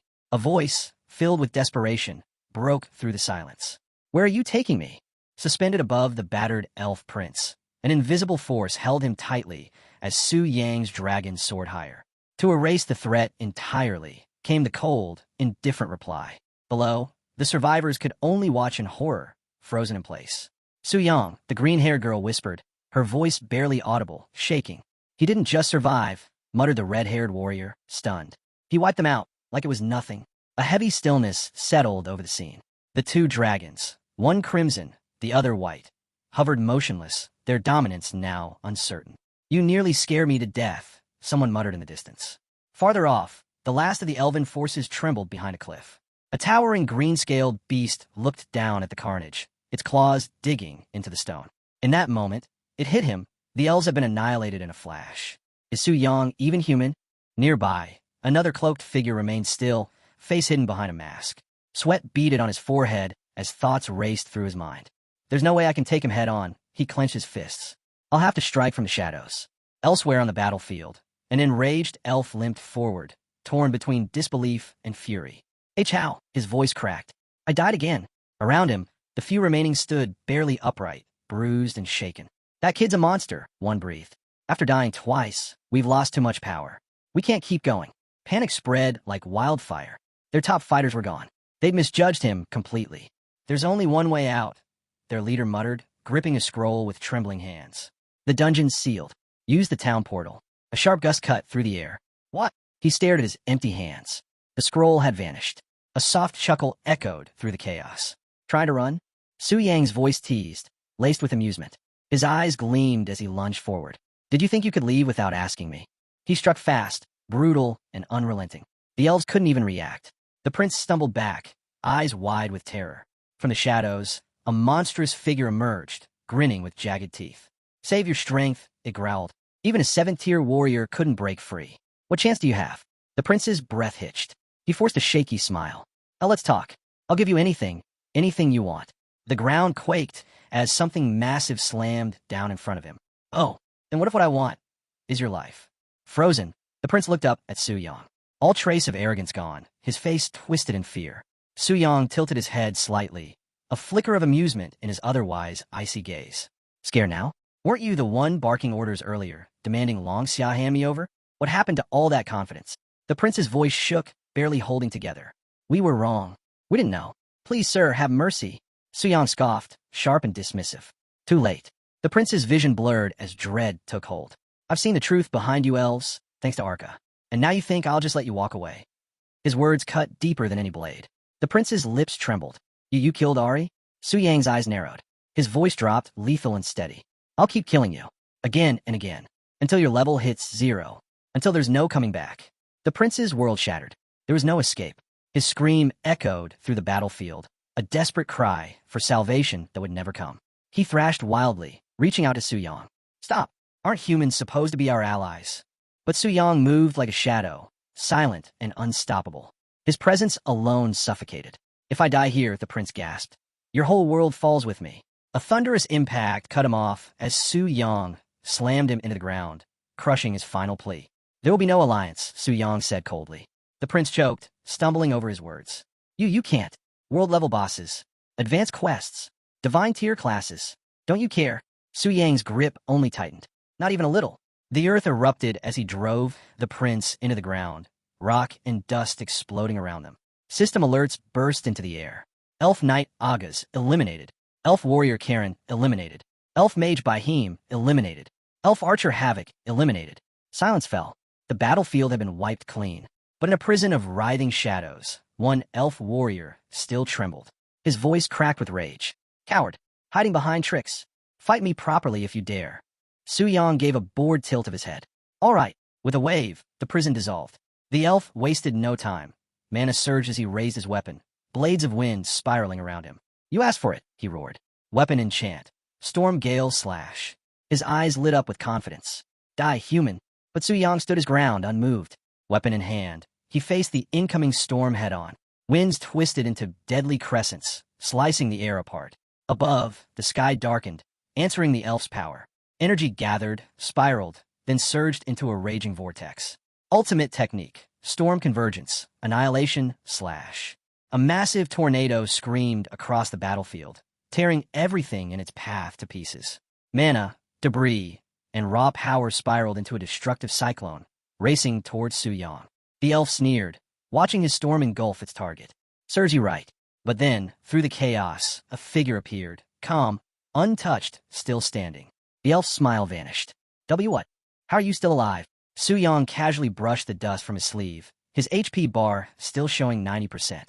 A 7th tier move? Not bad. Definitely stronger than that silver dragon. The elf's face twisted in disbelief. That was my full power strike, and it only shaved off 10%. That's not possible. You're not a 4th tier. No, you're not even human. Su Yang surged forward, his overwhelming presence crashing down like a tidal wave. You figured it out, he said, grinning. I'm basically a boss wearing human skin. System notification. You have completely killed level 1 Fairy Knight, Eric. Behind a nearby boulder, the cloaked figure trembled, watching everything unfold. His hand shook, eyes wide with terror. Even a surprise attack wouldn't leave a scratch on him, he muttered, frozen. Then, gritting his teeth, he turned to flee. I need to warn my father and my uncle. Only they can handle this monster. System notification. You have completely killed level 1 beast tamer, Pagano. The black dragon finished chewing, blood dripping from its fangs. Su Yang didn't even spare the alert glance. It was over. The dungeon announcement had been real. They were all dead. 2 women approached from the edge of the battlefield, one radiating cold fury, the other clearly shaken. Forget those elf bastards, the furious one snapped. Why did you kill Panu too? Su Yang wiped a streak of blood from his cheek, unfazed. Because the Shiva Kingdom already made plans to kill us all in here. I just beat them to it. Pure self-defense. Then his eyes met theirs, sharp and direct. And another thing, the Dragon Spirit Dungeon isn't some cozy place to farm levels. There are things down here worse than death. If you're smart, you'll stay put. Without another word, he turned and walked away, vanishing into the distance. Otherwise, he called over his shoulder, I'm not responsible for what happens to you. The blonde girl swallowed hard. Gulp. And just like that, their unstoppable storm of a hero rode off, top of the food chain. The girls didn't even have time to respond. He moved too fast, too far ahead. He wasn't just powerful. He was untouchable. Riding atop his black dragon, he watches the experience roll in. Over 30 million points from wiping out 6 elves, a moonlight behemoth, and 7 dragons. Once, that kind of haul would have been exhilarating. Now, it barely scratches the surface of his total. The loot scattered from the battle, decent gear and tools, gets stored away. Not needed, not yet. His gaze drifts to the stats on his dragon sword. Quietly, he wonders if it's leveled up at all. The numbers look decent, but after devouring 7 dragons, he expected a far greater boost. Then he spots it on the panel. The next step of evolution demands the slaying of a Sunlight tier dragon. Only then can the weapon unlock a devouring cap of 20,000. He starts to question if he's already hit the limit for the first devouring stage. The road ahead will be tough, no doubt, but there's no need to rush. Holding the locket in his hand, he wonders about the nameless warrior buried in this place. Could that have been the original bearer of the Dragon Slayer heart? He's starting to believe it. Just then, a distant glow pierces the horizon. Still riding his dragon, he fixates on the light, thinking it might be the beacon, the sign that points toward the resting place of the ancient devourer. Fog begins to thicken, making visibility drop to nothing. But he's not lost. The Dragon Slayer heart pulses, guiding him forward. He orders Atal to press on, and the dragon surges ahead. As they push through, the fog begins to thin. Shapes start to emerge. Then he sees it, a towering mountain of dragon bones. Could this be the true form of the ancient devourer? A grin forms as he notices just how tiny Atal looks beside it. The scale is unbelievable. Whoever defeated this beast must have been a divine tier warrior, or something even stronger. He turns to Atal, voice steady, and says they'll see this story through together. Atal descends, landing deep within the heart of the ruin. The moment they touch down, a violent gust tears through the air, so strong it feels like some kind of law is in play, one that forbids flight. The mist begins to churn, and around them, skeletons begin to twitch. His eyes land on the devourer's massive arm. A path to the top. It feels like more than just a climb, maybe a trial, a ritual. He finds it oddly intriguing. Suddenly, one of the dragon skeletons snaps open glowing eyes. And then, from every side, gigantic dragons rise. He doesn't flinch. Instead, he watches calmly, wondering, are these the ones he already killed? Have they been resurrected? Or is there a necromancer lurking close by? Sword drawn, flames whip through the howling winds as he steps forward. A single thought crosses his mind. Could this be the legacy left behind by the ancient devourer and the nameless warrior? Without hesitation, he launches into the sky, cutting through the storm. He dives into the mass of ancient dragon skeletons, tearing through them one after another. He doesn't let a single bone remain. But just as the last one crumbles, the bones begin to reform. Now, there's no doubt they're not illusions. They're resurrected. He calls out to them with defiance. It's not the first time he's brought down dragons, and it won't be the last. Whether flesh or bone, resurrected or not, he'll keep slaying them. When the final skeleton collapses, Atal unleashes a victorious roar across the field of shattered bones. Su Yang stands atop the ruins, admitting he still doesn't fully grasp the meaning of this trial. But at least for now it's over. Tough but finished. They ascend toward the peak without pause. But just as they climb higher, a swirling mist charges at him. Before he can react, it knocks him off balance. He's thrown from the cliff, barely managing to grab hold of a jagged edge with one hand. Looking up, he spots Atal, but something's wrong. The dragon isn't moving, just hovering there. Then, in disbelief, Yang watches as a strange force strikes Atal, yet the dragon doesn't respond. It hits him, but nothing changes. Suddenly, a figure drops from above, cloaked in shadow, sword drawn, and lands directly in front of him. Caught mid-cling and off guard, Yang watches as the stranger raises their blade. A flash of steel comes down toward his hand, but he reacts fast, switching grip and dodging just in time. The attack doesn't stop there. Blow after blow rains down on him as he hangs on by a thread. No time to think, no time to breathe. The rush from earlier? Gone. He closes his eyes, focuses, and begins slipping past each strike with effortless precision, even while hanging off the cliff. All the while, a single question lingers. Who is this guy? Then, he sees an opening and launches himself back up onto solid ground. Catching his breath, he starts putting the pieces together. Was that storm a direct attack from the ancient devourer? A full area blast designed to trap intruders, restrict flight, and set the stage for an ambush? This place isn't just dangerous, it's designed to kill. Every inch of it reeks of hostility. Feels just like one of those impossible death-level trials back in Sakura country. Annoyed, Su Yang draws his sword again, muttering under his breath. After all that effort taming the black dragon, now this? He's had enough. Whether it's the ancient devourer or that mysterious warrior, he doesn't care anymore. He's leaving with a piece of their bones, one way or another. The stranger, calm and unbothered, finally speaks. The flame's qualification is being evaluated. That's when Su Yang notices something off. Atal's body is starting to regenerate. Slowly, steadily. So this isn't just some random attack. It's a bloodline assessment. If the dragon fails, it might not survive at all. He clenches his fist. Atal has to make it. But right now, he's got another problem in front of him. He demands to know the identity of the nameless warrior. The stranger doesn't answer. Instead, he throws the question right back at him.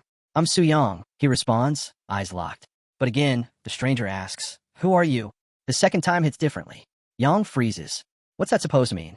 Has this guy seen something? Felt something? Could he be sensing it? That deep, buried truth? The weight of the title he once carried. The sovereign of original sin? No time to dwell on it. The stranger moves without warning, drawing his blade. The air shifts, the wind howling around the sword like it's alive. And before Yang can react, the blade flashes. In an instant, it pierces clean through his shoulder. Too fast, too precise. He didn't even see it coming.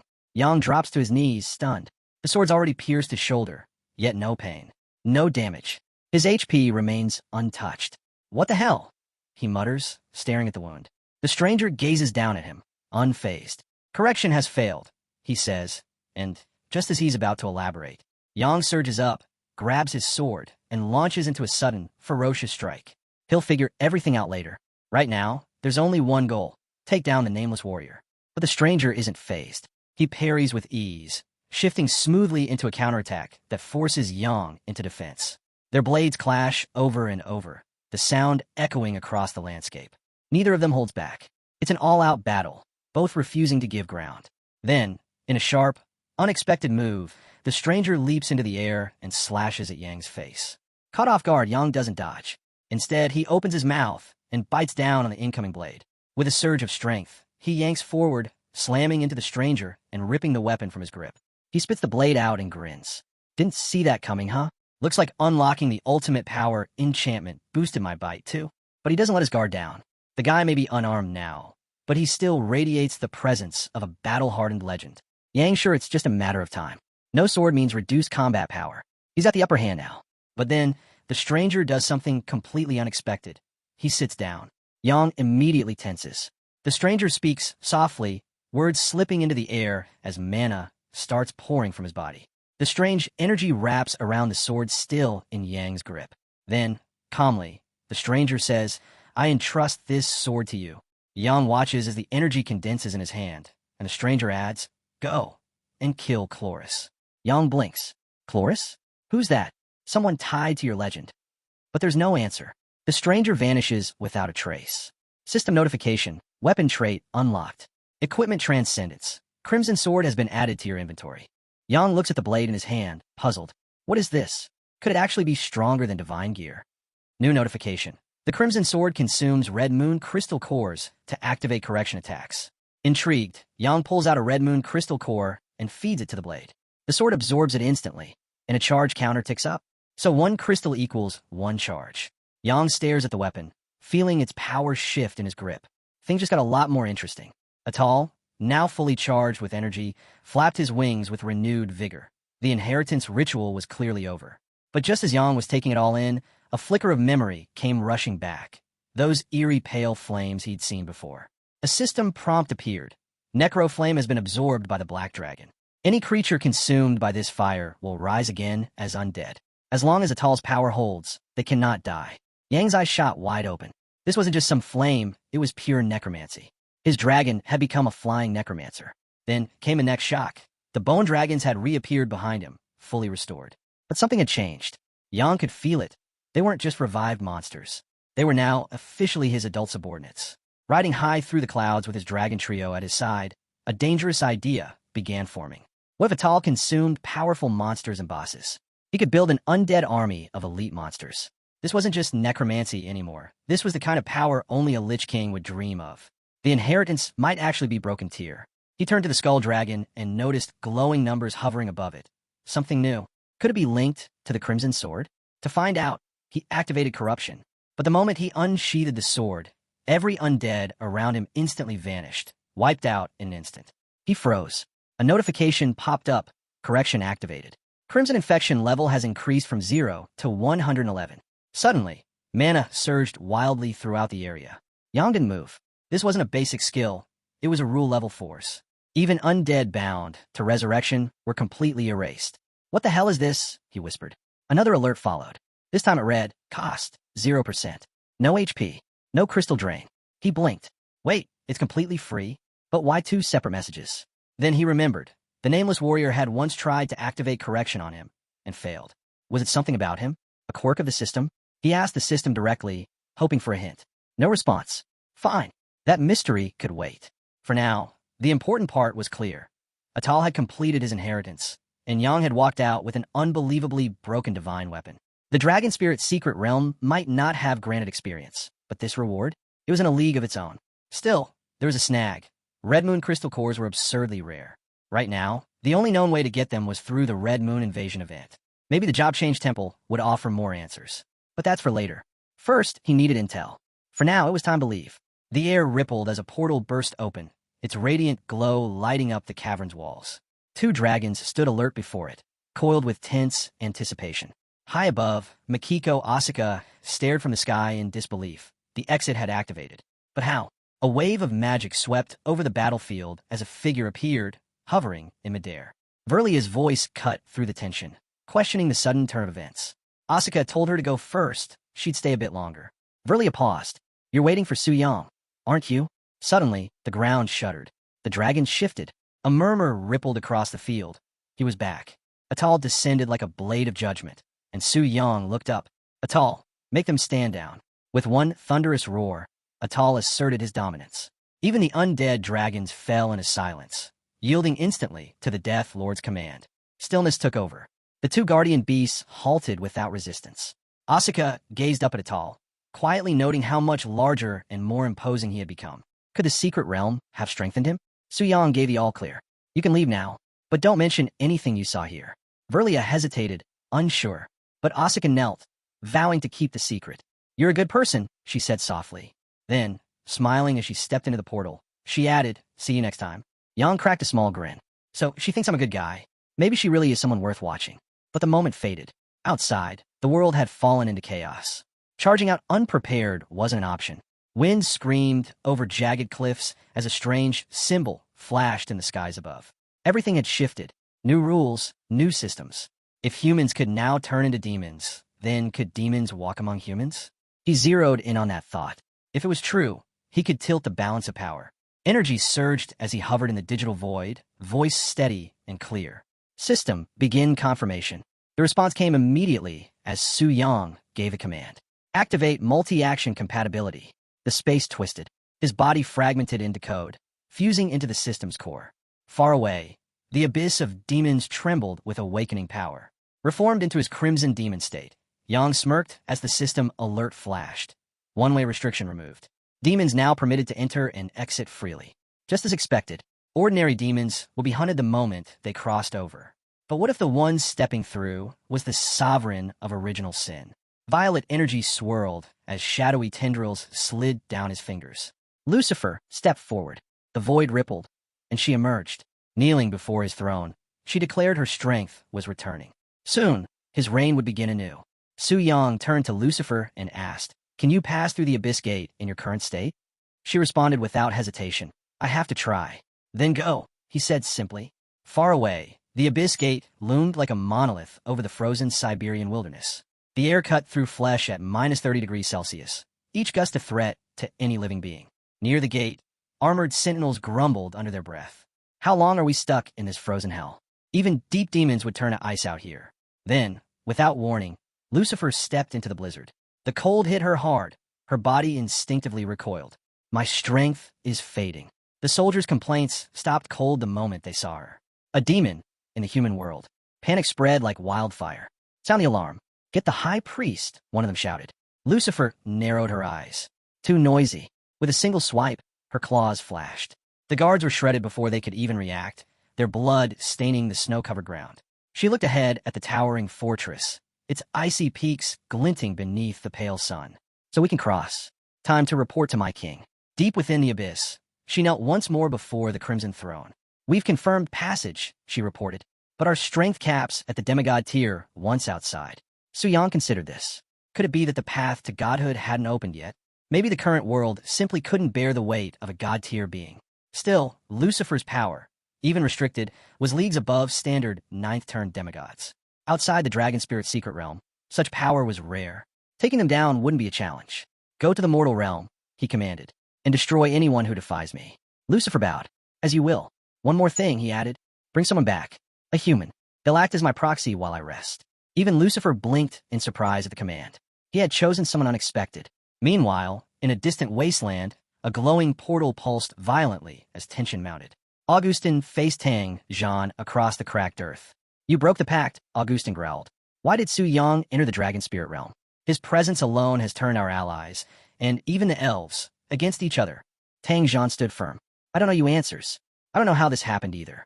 From the shadows, a figure in golden armor stepped forward. The honor of the royal guards must be preserved. When Su Yang returns, we'll bring him before the Elven Court. His eyes locked on Tang Zhan. You're coming with us. And you'd better come up with a damn good explanation. Tang Zhan stayed composed.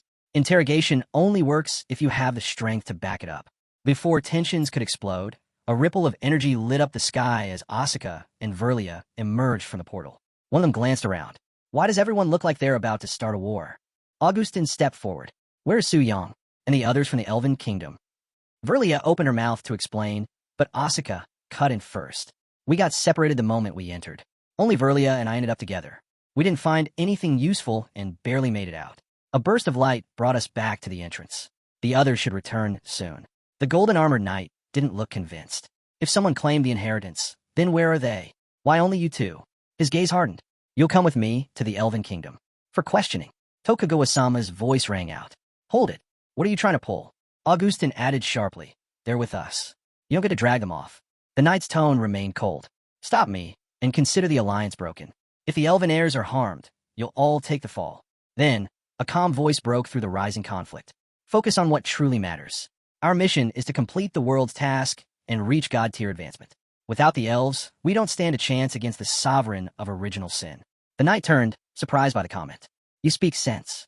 I'll inform the queen of your cooperation. You're from Shiva, aren't you? The man nodded, his smile stiff. Correct. But before anything more could be said, the sky split open. A jagged rift tore through the clouds, and a crushing pressure swept across the land.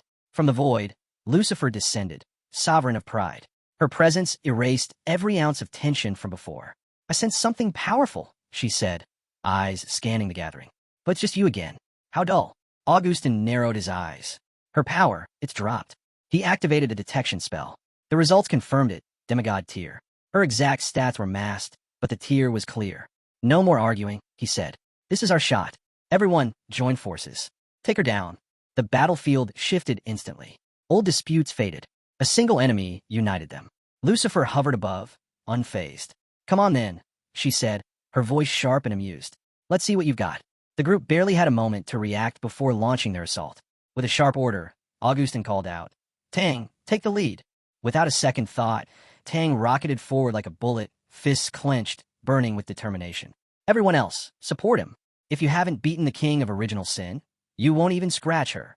Augustin's warning cut through the tension, snapping the team into formation. This wasn't about winning anymore. It was about staying alive. So it's all on us, huh? Tokugawa muttered, gritting his teeth as his blade lit up with power. Let's back them up. If things go south, I'll find a way out.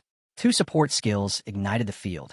Samurai Benevolence pulsed out a 20% boost to physical attacks and restored 17 HP per second for half a minute. The real battle began. Heaven and earth thunder, transformation.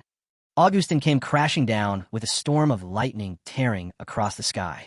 Extreme Annihilation Fist.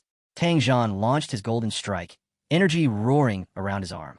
When it connected, a blinding burst rocked the battlefield. The air trembled. As the dust cleared, Lucifer floated above, wings folded.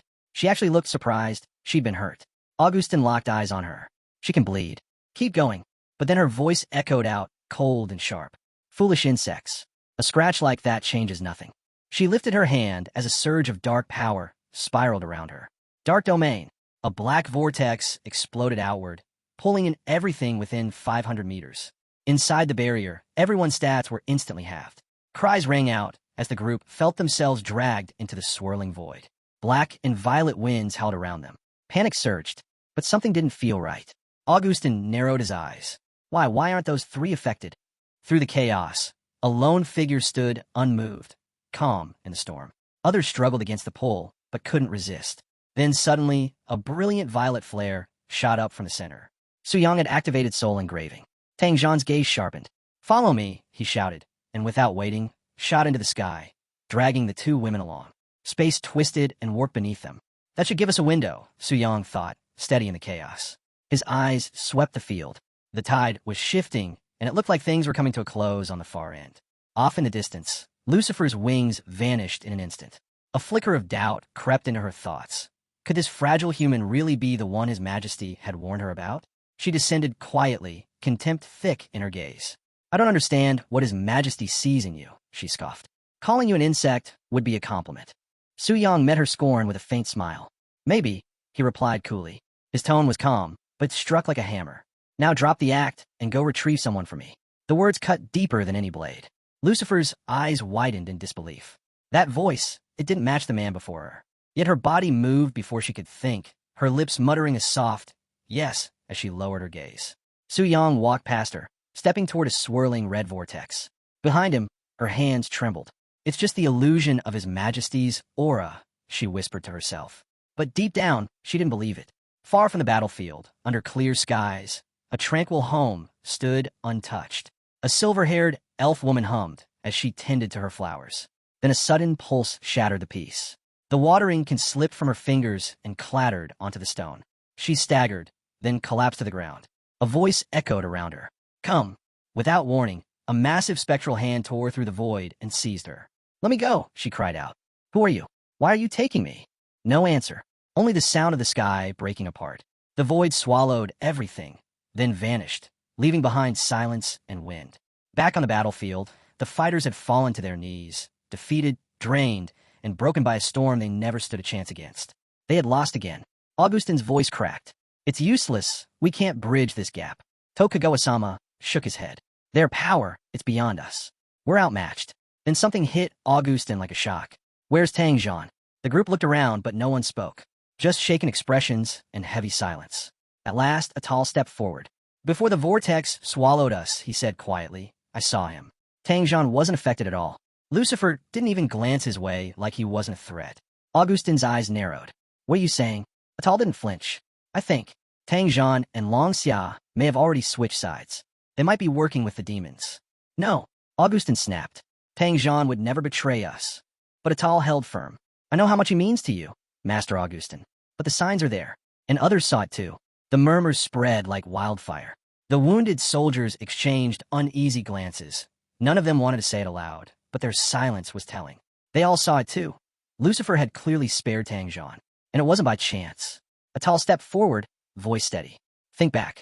Outside the dragon spirit's secret realm, we all witnessed it. Suddenly, everyone turned on each other. It was chaos. Senseless. No ordinary human could have triggered that. He paused, letting the memory settle. Now ask yourselves, who wasn't allowed into the realm at first? And who walked away with the most? The names hung heavy in the air. Su Yang and Long Xia. Augustin stood still, face pale. To manipulate me, without my noticing, that kind of control is beyond even a 9-turn half-god. Then Tokugawa-sama snapped. What are you saying at all? That Mikiko Asuka and Verlia are traitors too? Are we just accusing everyone now? Atal froze for the briefest moment. Damn, forgot about them. But he quickly caught himself. No, Tang Jian must have taken them. Maybe to keep the realm's secrets for himself. A heavy silence followed. It was a grim theory, but disturbingly plausible. Behind his calm front, Atal's thoughts churned. He didn't know exactly what Tang Jian was planning, but it was clear he was ahead of them. Too far ahead. Those girls, they were the key. They knew something. And if he could turn them against Tang, maybe the truth would come to light. Shiva must not rise again. Atal turned to the crowd, voice ringing out with conviction. All of you, think carefully. Tang's behavior, his words, they've been suspicious from start. He's hiding something, I'm sure of it. His words rippled through the weary group. Whispers and uneasy murmurs followed. Hard to believe, yeah, but it's possible. We don't really know what happened in that realm. Atal didn't let the moment slip. Then what are we waiting for? Let's go find him now. Before anyone could move, a blur cut through the air. Crack! A slap landed hard across Atal's face, followed by a brutal forearm smash that sent him flying into a boulder, shattering it into rubble. Tang Jian stood where Atal had been moments ago, cold and unflinching. Slander me again, he said, voice low and sharp, and I'll make sure you experience death a second time. Augustin stepped forward, fury bubbling. Why weren't you caught in Lucifer's barrier? And where did you disappear to? Tang didn't flinch. I don't owe you an explanation, but if you really doubt me, then go to the holy city. Ask the high priest. From the back, Verlia spoke up. His Majesty led us all the way to Long Xia's border. We only stopped for a moment before returning. And this uncle, she said, motioning to Tang, he looked off, like something had control over him. Augustin and Tokugawa exchanged glances, gears turning. If Tang Jian was willing to face the high priest, who could see through lies, then it was unlikely he had anything to hide. So was it Su Yang? Could someone who had just hit 4th-class advancement really be the one behind all this? Augustin stepped forward. Then it's settled. We go to the holy city. The priest will judge. And if there's something wrong, we'll deal with it there. Atal, face bruised and swelling, glared at Tang through narrowed eyes. You'll pay for this one day. In a holy city, before the high priest, her voice echoed solemnly. Do each of you swear you have never allied with the abyssal demons or been under their control? The group nodded. A golden light flared above Tang Jian's head, clear and unwavering. The priest gave a slight nod. No wonder you were so certain. She then turned to the 2 girls, motioning for them to sit. Now, tell us again what happened in the dragon spirit's secret realm. And be honest. The light will not lie. As the girls began to speak, the glow above their heads flickered and dimmed. Gasps rose. They froze. No, this can't be happening. We didn't know she had this kind of power. Panic set in. They've been exposed. And worst of all, they knew they could no longer hide the truth from Su Yang. Augustin's fury exploded. How dare you lie to us? He roared at the 2 girls. Tokugawa stepped in, his voice cutting even sharper. What are you hiding? If you don't speak up now, I won't hesitate to deal with Asuka myself, even if her father drops to his knees to beg. While the tension spiked, Tang Jian stood still, mind racing. Could all of this really be tied to Su Yang? He had done his homework, looked into everything. Su Yang's record was spotless. His teachers, classmates, guildmates, even the temple priest all said the same thing. A genius, powerful, and kind. Not the type to scheme behind people's backs. Even if there was some shadow of the abyss connected to him, Su Yang had never dragged Tang or the girls into it. Still, if the high priest confirmed some connection, should he act now? His thoughts were interrupted by the priest turning back to the girls. Your identities are already revealed. There's no use hiding it anymore, she said calmly. If you'd rather not speak here, then follow me to the confession room. There, we will uncover everything, and the truth will guide my judgment. Verlia and Asuka exchanged a glance, thoughts aligned. If she can detect lies, then that secret might come out too. They nodded. We'll go. As the 3 walked away, both girls cast a look back at Atal. He noticed, but couldn't make sense of it. Why would they look at him? 10 minutes later, the priest reemerged, calm, composed, and holding a weapon. Without warning, she pointed straight at Atal. Did you conspire with Vijanu of Shiva Nation to eliminate all participants of the secret realm? Atal froze in place. His heart dropped. What? How'd she know that name? Did those girls? But how could they have caught Vijanu? No one should have. The priest continued, unmoved. According to the two girls, it was Su Yang who uncovered Vijanu's plot inside the Dragon Spirit secret realm. He acted alone. Killed him. They had no part in it. She took a step closer. That leaves us with one final question. Was it Su Yang who committed a crime? Or was it Vijanu, who may have been you, Atal? Gasps spread through the crowd. People whispered furiously. Wait, how could Su Yang, who's only 4th class, kill a 6th class like Vijanu? Then again, Atal's always been slippery, cunning. Maybe he was the one behind this all along. Trying to stay composed, Atal raised his voice. This is insane. I've done nothing wrong. But the priest was unmoved. The truth has already revealed itself. By the authority of the Holy Light Priest, Atal of Shiva Nation is hereby sentenced to 3 death penalties. Effective immediately. Detention within the Holy City will follow. Final term of imprisonment, pending. Atal dropped to his knees, stunned. He couldn't process it. How had it all unraveled so fast?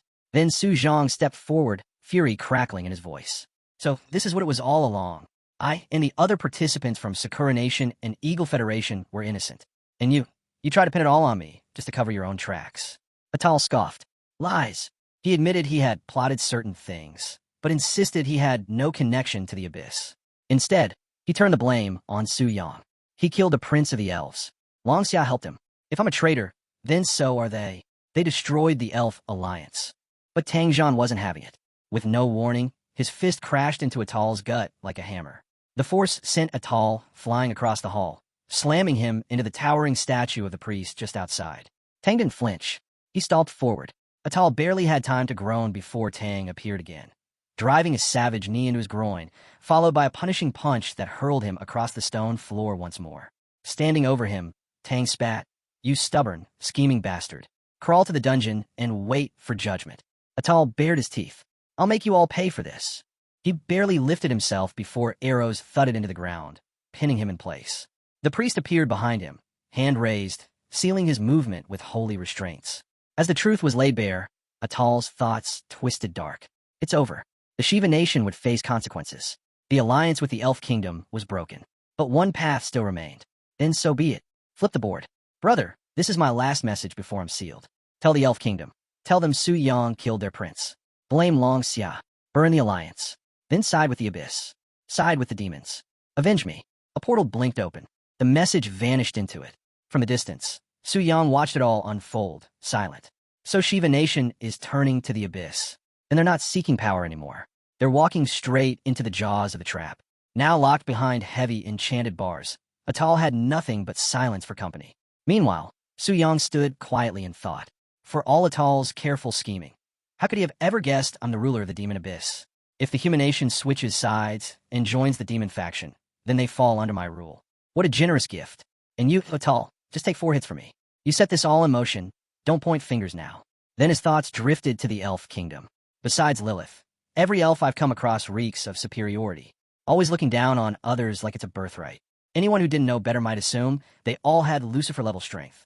But in truth, they're just a race clinging to past glory, God-ranked once, long ago. Once I reach original Sin Monarch and step into godhood, I'll remind them where they truly stand. Enslaving another tier, 11 race? Nothing more than a formality. His thoughts settled. Enough of this meeting. Time to move forward. He turned toward the one standing ahead, Scarlet Withering Monarch. I've held off long enough, Yang said. Kept my level cap to avoid catching the Holy City's eye. But now the path's open.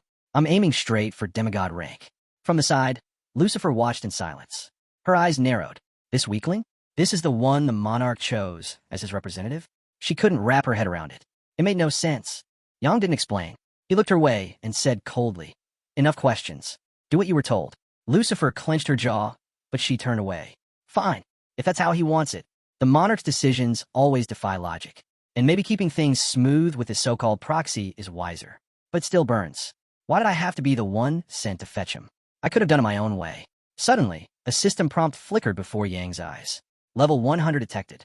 5th Revolution Advancement Quest unlocked. From nearby, Jean observed the display. Doesn't look too different from Shireen's class change. Think we can build a VIP structure into Demon Sectum? Yang nodded. Already in motion. Once the stronger demons complete the 5-star advancement within Demon Sectum, we trigger the Red Moon invasion.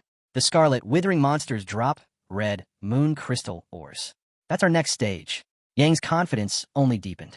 As the original Sin Monarch, he didn't need to fight for resources. He could simply command others to hand over the Red Moon crystal ores when the time came. He reflected on how rare these crystals truly were. The reason? Hardly anyone ever completed the grueling 5th Revolution quests. But what if that changed?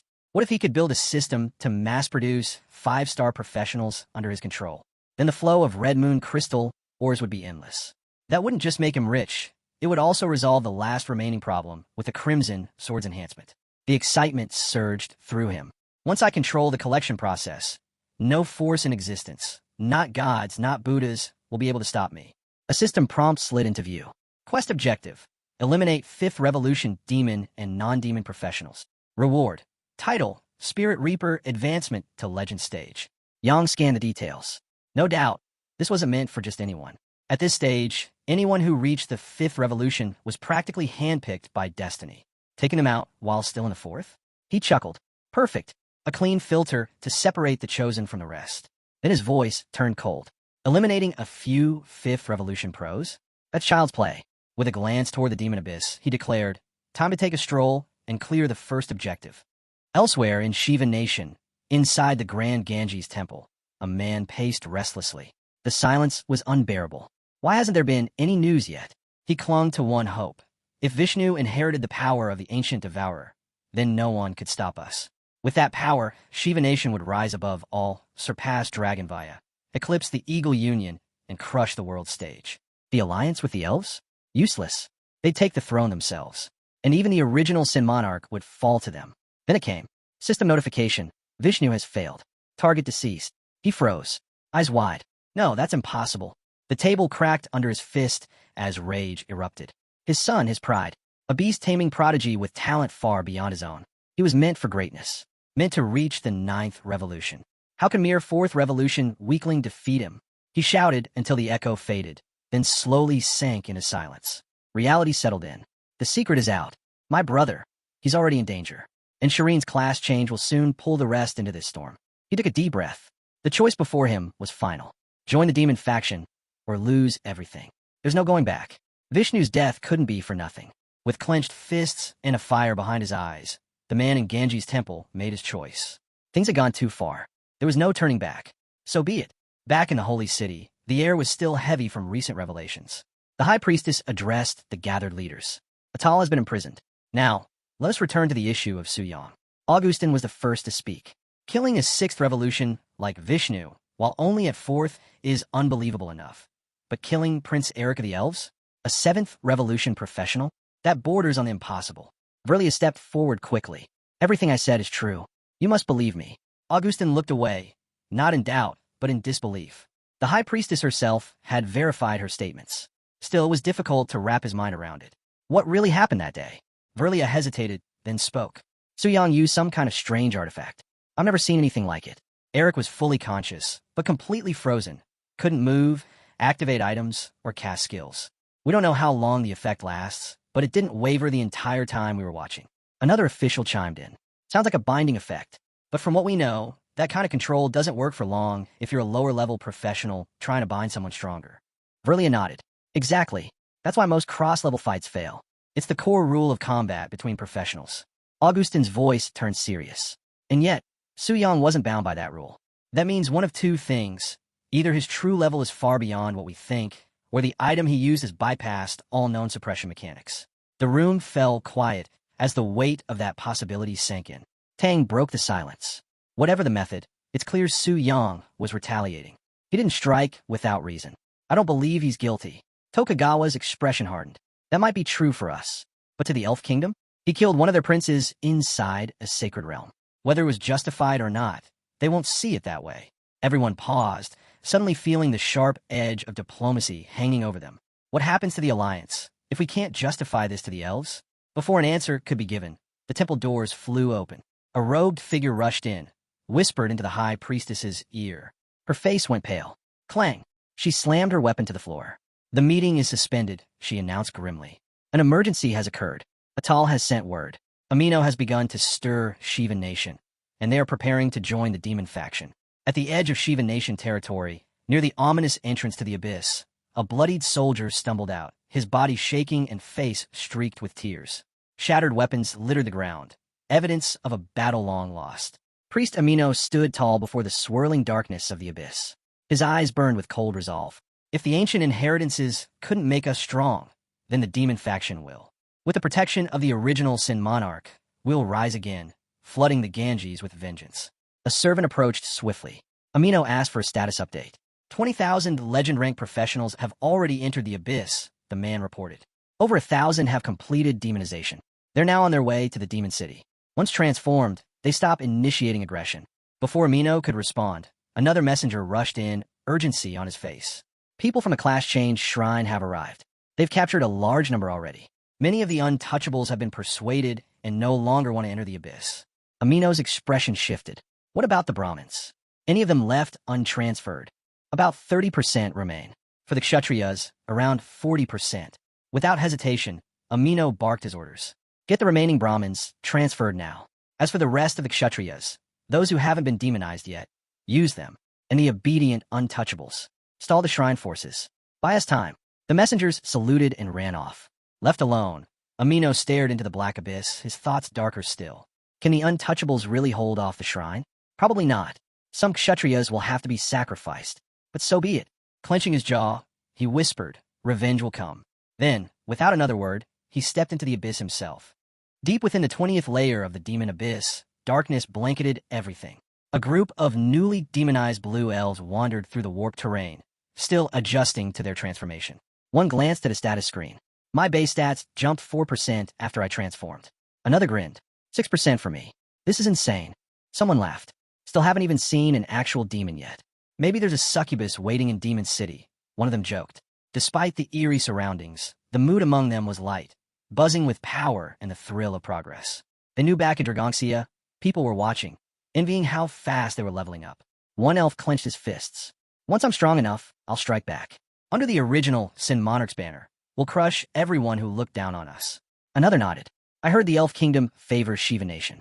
Once they join forces, our rise will be unstoppable. Suddenly, a shadow stirred. Stepping out from the dark was Su Yang. The group of demonized elves froze, caught off guard. One of them asked sharply, "Who are you?" Yang gave a faint smile. "Why don't you guess?" One elf, startled and irritated, hurled a ball of mana toward him. The blast detonated in a flash of fire and smoke. But when the dust cleared, Yang stood untouched. Unbothered, he said, "Relax. No need to panic. I'm just a guide from the Demon City, assigned to escort new arrivals." The elves turned pale. A few whispered anxiously. They had just attacked a city-appointed guide, but Yang just chuckled. "It's fine. Really. I'm part of the first wave who joined the demon faction. They put me in charge of orienting the fresh blood like you." Relieved, the elves let out sighs and quickly agreed to follow. When they arrived at the base of the demon city, Yang pointed to a massive structure. As the demon faction expands, this will be our foundation. New cities will be built across this layer and beyond. Eventually, this place could rival even the Clash Change Shrine's holy city. He gestured to a dark, towering statue behind him. That's the demon saint statue. For now, it's the only resurrection point for all demon faction professionals. If you die, you come back here. The elves nodded, clearly impressed. This place is way more advanced than I imagined, one said. Another asked, "So, what country are you from?" Yang turned slightly. "Dragongsia." "Oh good," the elf said with a grin. "We've always had friendly ties with Dragongsia." Someone else piped up, "Are there laws in this demon city? Like, can people attack each other here like they do outside?" Yang nodded. "There are rules.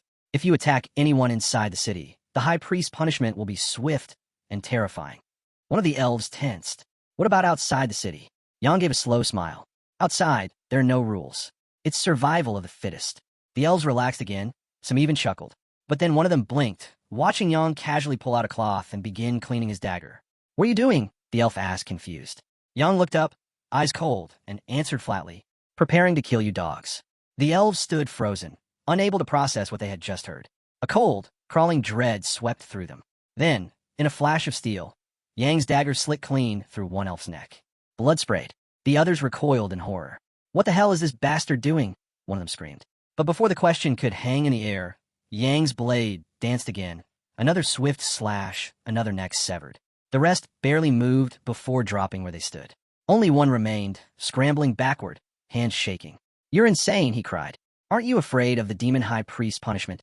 Yang's eyes didn't waver. "Any attack inside the demon city will be punished. The high priest enforces those rules." He stepped forward, voice turning cold. "But I make the rules." A strange, dark mana rippled from him, and with one final step he silenced the last elf. Elsewhere, a few demonized elves had seen the massacre and sprinted toward Lord Amino's location to report.